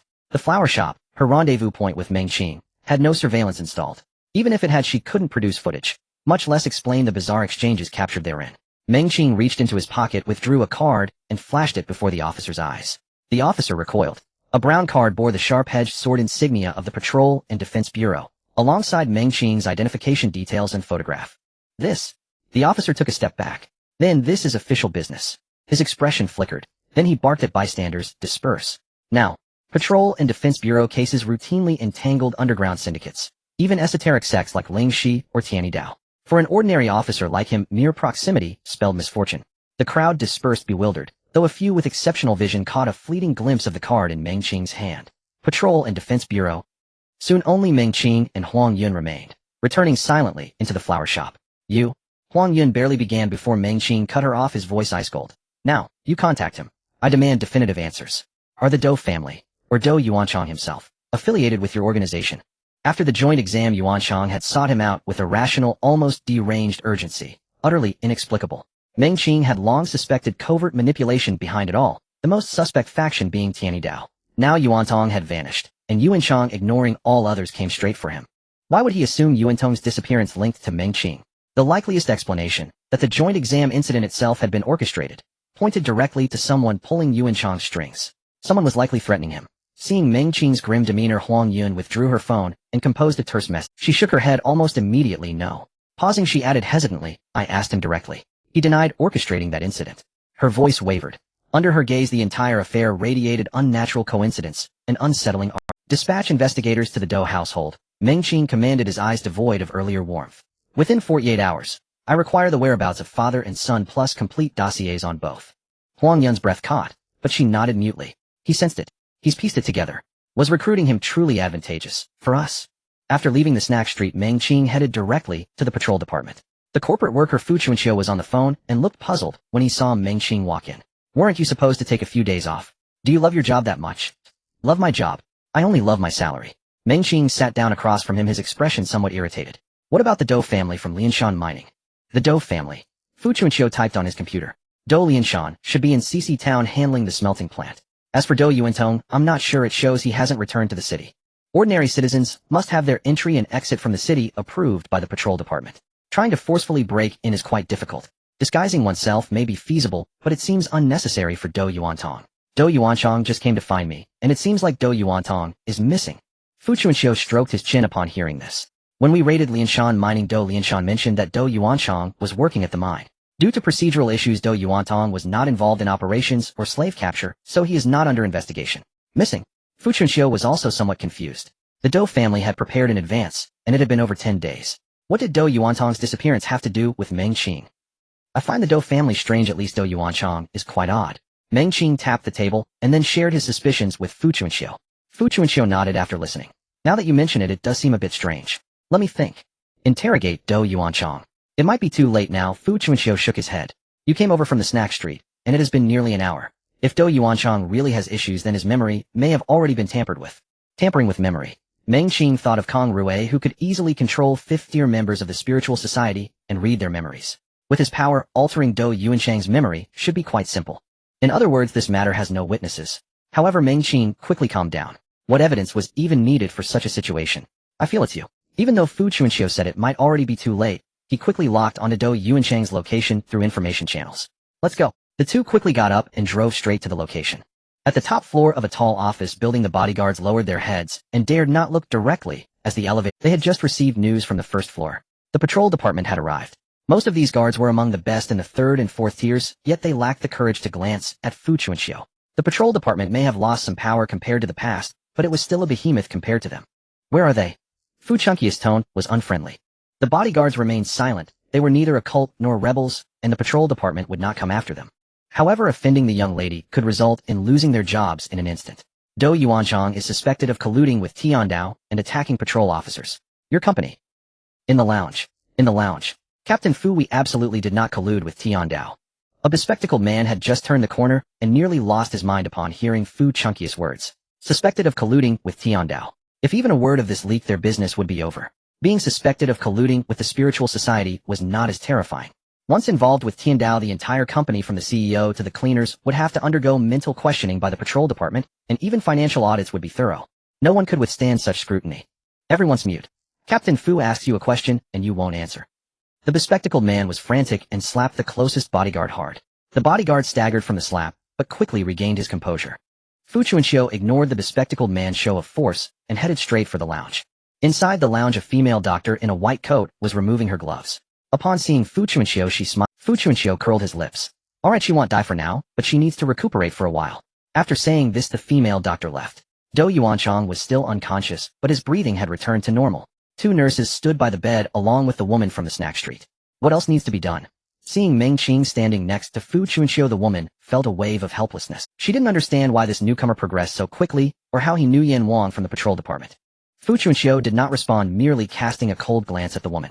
The bespectacled man who had just entered quickly intervened between the two, saying, "Oh my goodness, this is Captain Fu. Let's cooperate with whatever we have, alright." The woman was panting and glancing at the still pale Dou Yuanchang, shouted, "So what if it is? Does the patrol department not follow the law? This person assaulted someone in public, which itself violates the federal security law." The bespectacled man jumped up and covered the woman's mouth, saying, "Don't say that. Dou Yuanchang might be a disciple of Tiandao." The woman whose mouth was covered stiffened. But then she struggled again.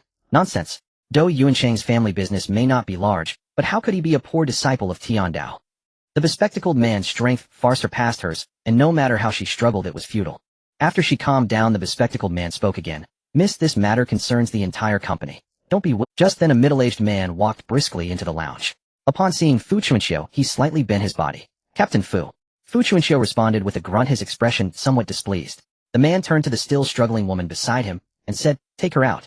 Upon hearing this, the bespectacled man grabbed the woman's wrist with one hand and covered her mouth with the other, dragging. After the two left, the man let out a sigh and turned to Fu Chuanqiu, saying, "Xiaoran. She doesn't know anything."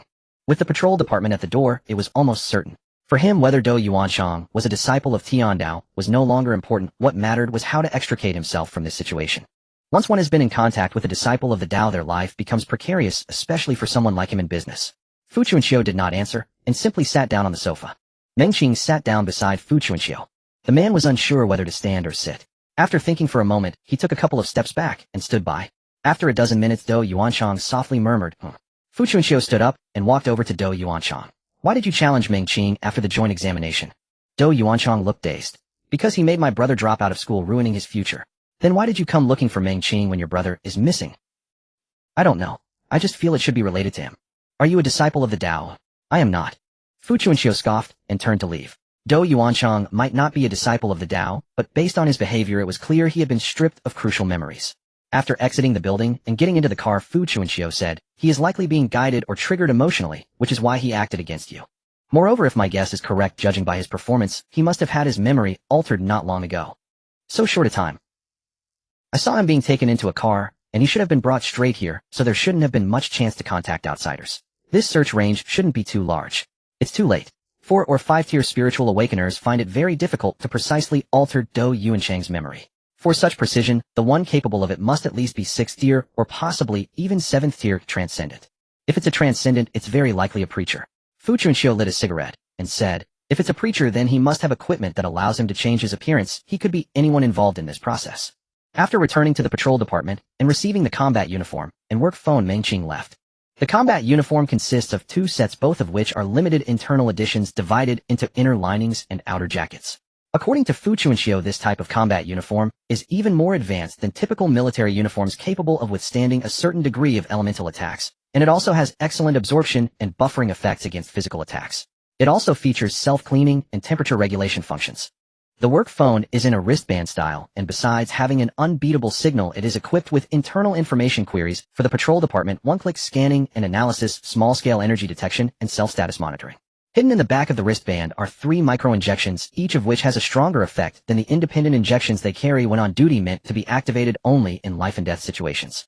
The wristband will also activate automatically based on the monitored status. It's quite intelligent. I must say the equipment benefits from the patrol department are truly impressive. Just this set of equipment, if sold, would easily fetch a few million.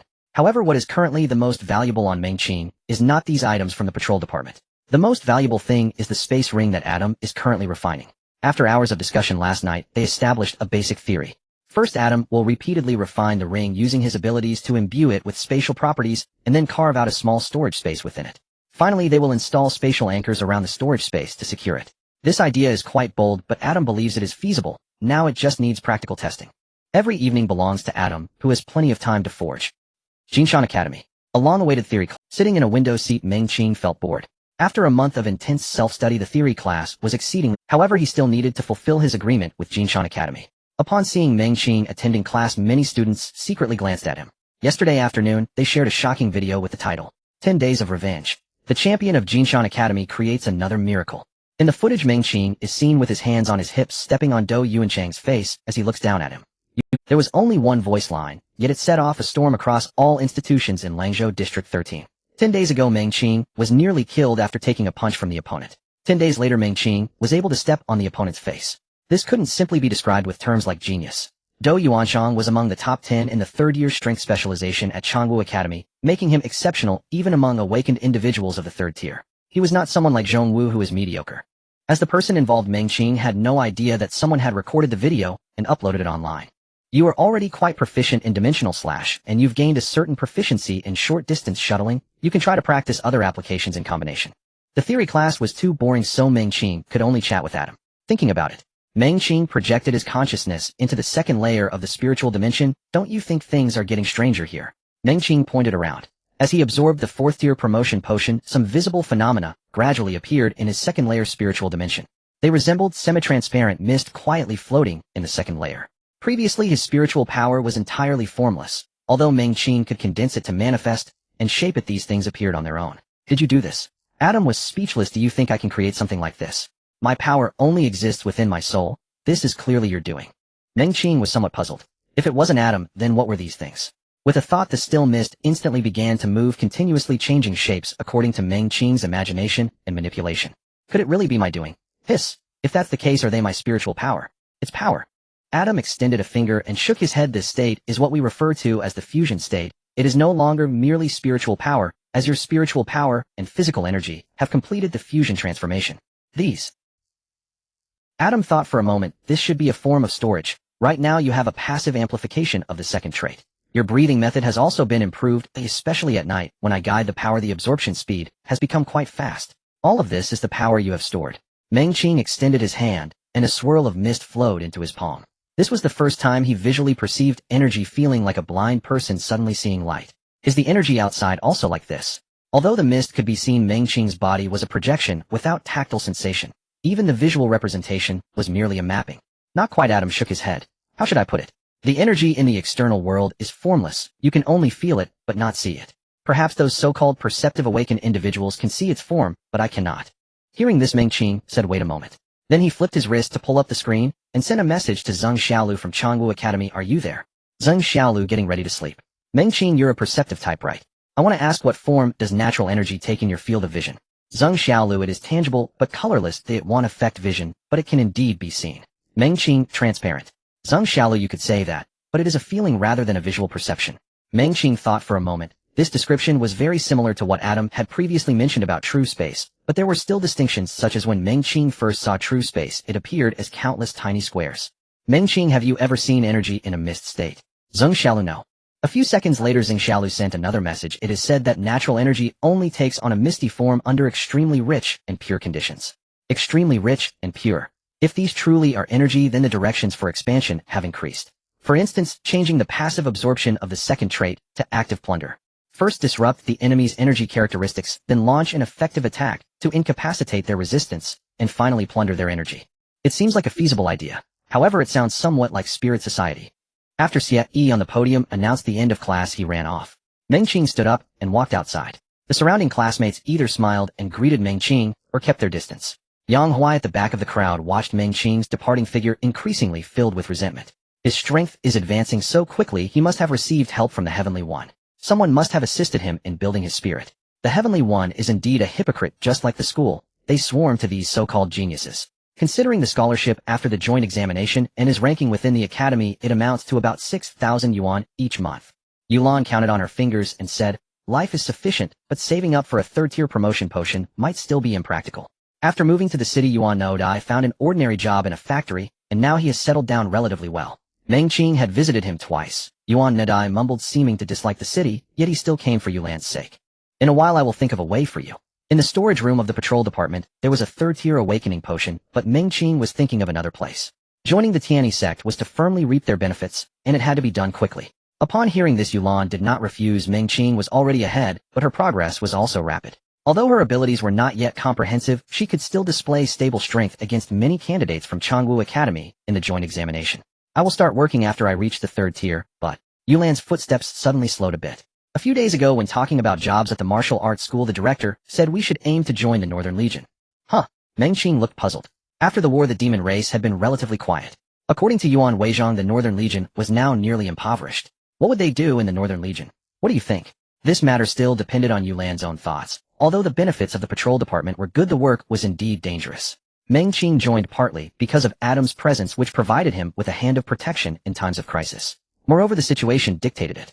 With Yulan's current performance, even reaching the third tier would likely make it difficult for her to join the patrol department. I'm still considering it. I discussed it with Xiao Ji, and being a bodyguard for a business or working there isn't particularly meaningful. If there are no exceptionally good options, we will apply to the Northern Legion together. Meng Qing responded with an then smiled. Your relationship with her is quite good now. On the day they enrolled, the two had thought about beating each other up. As Yulan spent more time studying at the poor martial arts school, their relationship improved. Upon reaching the school gate, Fan Xiaoji was indeed waiting for Yulan. Yulan and Fan Xiaoji boarded the bus heading to the poor martial arts school, just as Meng Qing was about to head back, when a message came through his wristband. Fuchuanqiu Jinshan North Road, suspected member of the Spirit Society. The message was sent based on location.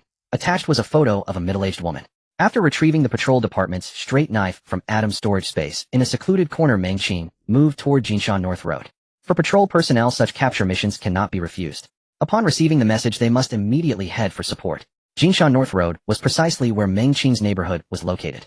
There was only one target, so it shouldn't be too difficult. Damn. Meng Qing froze in place, and the person across from him was equally stunned. Three individuals emerged from a nearby alley, and the woman in the photo was among them. The three glanced at the straight knife in Meng Qing's hand, and their expressions instantly changed. This type of straight knife had the highest selection rate within the patrol department and could be easily recognized. Eliminate him. With the woman's low shout, the three charged at Meng Qing. They were fast, clearly enhanced. As Meng Qing saw them rushing toward him, he drew his knife and met them head-on. Although the three moved quickly, they were clearly visible to Meng Qing. The woman led the charge straight towards Meng Qing, and as she sprinted, she drew a glimmering dagger from her waist. Meng Qing tightened his grip on the knife handle. He had not systematically learned to use a knife, and had no particular techniques. But having a weapon in combat was better than being empty-handed, as his two abilities did not have external coverage effects. The three were somewhat surprised to see Meng Qing standing still. Patrol department personnel, especially those in inspection positions, were generally skilled and eager to fight, rarely seen like this. Coming up, yet not daring to make a move. A good opportunity. After her surprise, the woman felt joy in her heart. She was now just a stone's throw away from Meng Qing. If she could take him out, they could quickly escape, leaving Jinshan district and then transferring out of town through another jurisdiction. At the moment the woman closed and Meng Qing's knife blade turned. With a soft pu, the straight knife accurately sliced into the woman's neck. At the moment the blade pierced her throat, Meng Qing felt the sensation of the edge and then flicked it upward. As the blade turned, the woman's head flew high into the air. Blood gushed out instantly, and the woman's body staggered forward a few steps before collapsing. The other two were shocked upon seeing this. The patrol department's hounds were indeed cunning. Just moments ago they had clearly seen the surprise in Meng Qing's eyes when they first met, yet after they initiated the attack, he stood still for a moment. They never expected it was all a ruse. The opponent was clearly extraordinarily strong, yet still resorted to such insidious tricks. Seeing the woman's severed neck pouring out blood, the remaining two simultaneously leaned back and halted, then instinctively fled to the sides. Such a lethal attack was beyond what they could withstand. They mingled within the city partly because life in the city was better and resources were richer. On the other hand, it was also because their strength was insufficient for hunting in the wilderness. Seeing the two split and flee, Meng Qing inhaled deeply, and with the ultimate activation of his breathing technique, the natural energy around him surged toward him. Quickly assessing the surrounding environment and direction, Meng Qing sidestepped and exerted force, charging towards the closer enemy to deliver a strike. The air was filled with the sound of the blade slicing through space. Bang! The second enemy had barely run 10 meters when a prickling sensation shot through his back. Before he could react, the scene before him suddenly began to spin. The patrol department's straight knife was wider than ordinary weapons, and the blade with its secondary properties sliced his body in half from shoulder to side, like cutting tofu. The last enemy turned his head and instantly felt a pang of horror. This person, a flash of realization struck his mind. This person is the champion from the 13th District Joint Examination. Wasn't he a poor guy from the countryside? How could he improve so fast? Was he trained by the patrol department? Although he felt confusion in his heart, his steps quickened. Mingling in the city, the most important thing was often not killing techniques, but learning to hide and escape. His attack power is very strong, and his reactions are quick. But he must be weak at long distances. While thinking this, the man turned back to look again. No one. Apart from the two corpses of his companions, Meng Qing's figure had mysteriously vanished. The man's muscles tensed. He had just turned back and his gaze had swept over a large area. It's impossible for him to disappear without a trace. If I can't see him, then he quickly turned back only to see a pitch-black blade flash before his eye. The patrol department. The man's body continued moving forward while his head rolled away into the nearby greenery. 2 minutes later, the recently arrived Wang, who looked at the sticky blood on the ground, and then at Meng Qing, who was sitting on. Did you take them out by yourself? Ordinary enhancers, not difficult at all. The roads on both sides had been blocked by the patrol department, and after Wang who arrived, 3 or 4 colleagues also showed up. Seeing the corpses on the ground, several colleagues were quite surprised. In such a short time, did he already have been on the scene from the start? Not bad. Wang who laughed heartily. We need talents like you in our 7th squad. Meng Qing stood up, nodded to his colleagues around him, then looked at Wang, who don't forget to keep track of my contributions. In addition to regular salary and benefits, there was also a merit system within the patrol department. Merits were not only an important measure for promotion, but could also be exchanged for internal rewards. Although the current chief has reduced the powers of the patrol department since taking office, the internal benefits remained as generous as in the past, or even better. The most obvious change was that the equipment was more refined and the items available for exchange through the merit system were richer. After Meng Qing left, several colleagues turned to Wang, who. Old Wang, is this the new member you recruited for the 7th squad? Isn't this the champion of the new student examination? Such strength. With this kind of skill, he couldn't have been trained by you beforehand, right? To them, this kind of scene was commonplace, nothing to be surprised about. Rather, they were more interested in the strength. Meng Qing, just average. Our 7th squad often goes out on duty. You can't do it without some real skills. Wang who joked with everyone while keeping an eye on his surroundings. This kid. Could it be that when I tested his strength last time he held back? From the distance of the 3 corpses, these 3 must have a tendency to escape. Yet they were all taken down one by Meng Qing. Comprehensive amplification. Does he truly possess strength in all aspects?